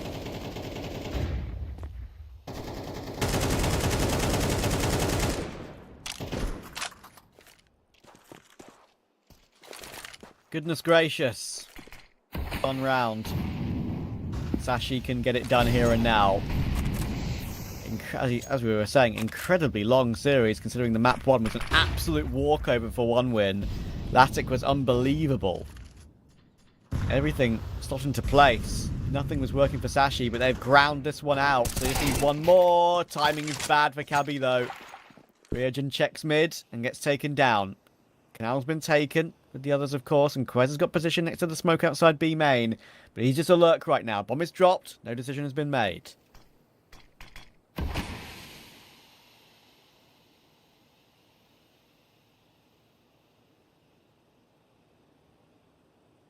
And everything just pauses. One will be recovered here by the AWPer. And Sashi will start to make some decisions as to where they're going to finish off in the round. I think Mr. wants to pressure middle a little bit here. He wants to feign as though they're going to go in towards that A bomb site. And he's even going to try and swing here as well. He's trying to take as much attention away from B as possible. There are still 2 players on this bomb site, and I think that one would have kind of realized what's going on here. Oh my goodness, Sashi are leaving this incredibly late. Now they start to pounce. Static's been taken down. Quez has taken his head off. The spray's not clean, but it's effective. And it's a 3v3. No smoke for the cross. At least the bomb carrier gets across, but there's a man advantage now for one win. But it's Lucky in the after plant. He did amazing work toward A before, and what a swing that is on Ryujin. And look at Hobbit and Buster. No util, no kit. It has to be done. Completely raw. How do you go about it? You go about it if you win the duels, and they will. Kit will be picked up. Defuse can come through. There is life yet in this one. Oh man, a key miss shot there from Lucky means they're able to close the gap, and they find the necessary frags. One win, as you say, will breathe a sigh of relief as they've kept themselves alive here on Anubis. How far can they take it? How far can they go? I mean, plenty money for Sashi coming into this round, but after they invest, I don't think everybody's going to have money in the bank. All right, for the most part, they will. Are you believing, Trav? Are you believing in the overtime train? Honestly? Yes. Yes. Considering how the day's gone, yes. I just got cramp in my calf. That's how long I've been sitting down on this game. Our calves are our second hearts, Trav. They're responsible for pumping the blood back up to our upper body. Well, there you go. I'm actually standing right now, so... I'm about to pass out then, clearly. Don't say that. If you're going to pass out, at least let it be from the Counter-Strike, mate. Okay, and I mean in a way of it like shocking you, not putting you to sleep. Either way. Understandable. Gonna here we move go. away from that one. That's a big exchange. Very big kill coming through onto Buster, who's been one of the key players for 1-1 so far on the CT side. That was such a hard shot to hit for Iceberg as well. There wasn't really much of Buster's head that was exposed on his tight peak there. That was super well done. Mister's made a lot of noise on his retreat, though. That could be the one problem. But I don't think that 1-1 are looking to pounce on it. You can see the minimap right now. Like Mister made quite a lot of noise on that one, but they're going to choose to pounce toward B. Now, Iceberg's been caught. Latic can't get a collapse. At least 2 kills anyway. It's only 1. Rajan has to maybe do it all again. Playing inside the smoke. And a cheeky play that could work at the time of the game, but Quez is watching for it. And Hobbit is too far away. He is now been spotted out. Sashi know what's going on. They've all just repositioned to the best spots possible. Look at that. There's nothing Hobbit can do about this. Cabby's got the line, low HP on the AWP. There's the kill. And there is the series. And there is the quarterfinal for Sashi. What a fight back coming through from him after they got absolutely demolished on 1-1's map pick. 33 they lost there. Then go to Vertigo, and they were coasting along. Eventually got themselves up 12-7, got very scratchy, got across the line. Anubis was touch and go as well, Trav. They were looking like moments where I thought they were going to fall apart, but they bring it together when it matters the most. 1-1 unfortunately falls short as Sashi looks to continue to defend their title. Hell of a game. Hell of a game. And, of course, Sashi, they very much could defend their title because the bracket, as we look at it right now, that they could face Xpera or Permitter next. I don't think we have a bracket, but we can... Yeah, I can read it to you. Xpera versus Permitter next, and then Amkel, Mountain XT slightly below, and then Passion UA and Endpoint underneath. Overall, Amkel kind of aren't there with their new Orpa Topo yet. Permitter, they grind hell out of Counter-Strike, but I think Sashi are probably better. And Passion UA versus Endpoint. Passion UA are excellent, but I'd still consider Sashi to be better. So they could be still the favourite on that side of the bracket to make another grand final. Yeah, I back them. Honestly, I do. I mean, there were certainly some shaky moments in the series today, but like I said, being able to win games when you aren't playing your best Counter-Strike, that's the hallmark of a good team. You know, that's what you need, especially when you're playing as much Counter-Strike as they are. It's not like they'll always be at a great level. So, yeah, good stuff from Sashi. It was a nervy one, but they brought it together, showed some good composure, some good tenacity. And yeah, looking forward to seeing how deep they can go here in the competition. And I'm feeling a little bit rough for 1-1, honestly. They'll be a bit aggrieved, I think, that they don't get across the line. Think about after leading the series 1-0, there were moments on Vertigo. I think when they made the comeback and forced it into OT, that was their best chance, right?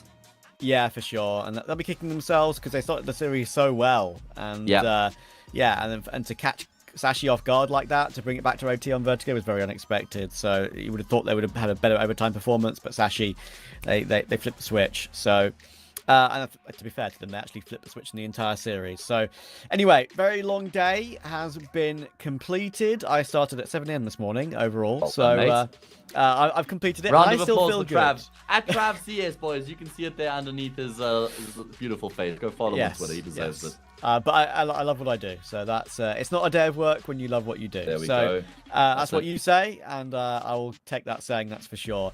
We'll be back for the grand final, of course. We'll be doing the grand final of this particular event, so make sure you return, but also make sure you return tomorrow, because, of course, there's plenty more matches to go down. As I said, Xpera Permitter, Amcal Mountain XT, Passion UA Endpoint, and Amiga versus Sampi at the very bottom of the bracket. Thank you guys for watching, and good night.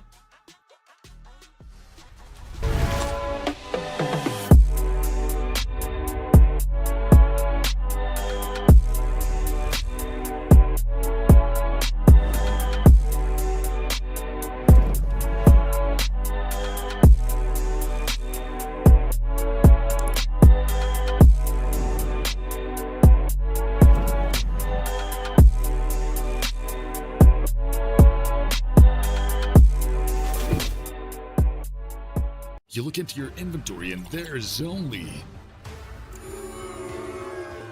It's time to forget about this garbage. Here you will find everything to play with really cool skins. Open top cases. Upgrade dropped skins and turn your junk into a cool gun using the contract system. Every day, thousands of people upgrade their inventory with us. Hellcase.com. Look at yourself in a new way.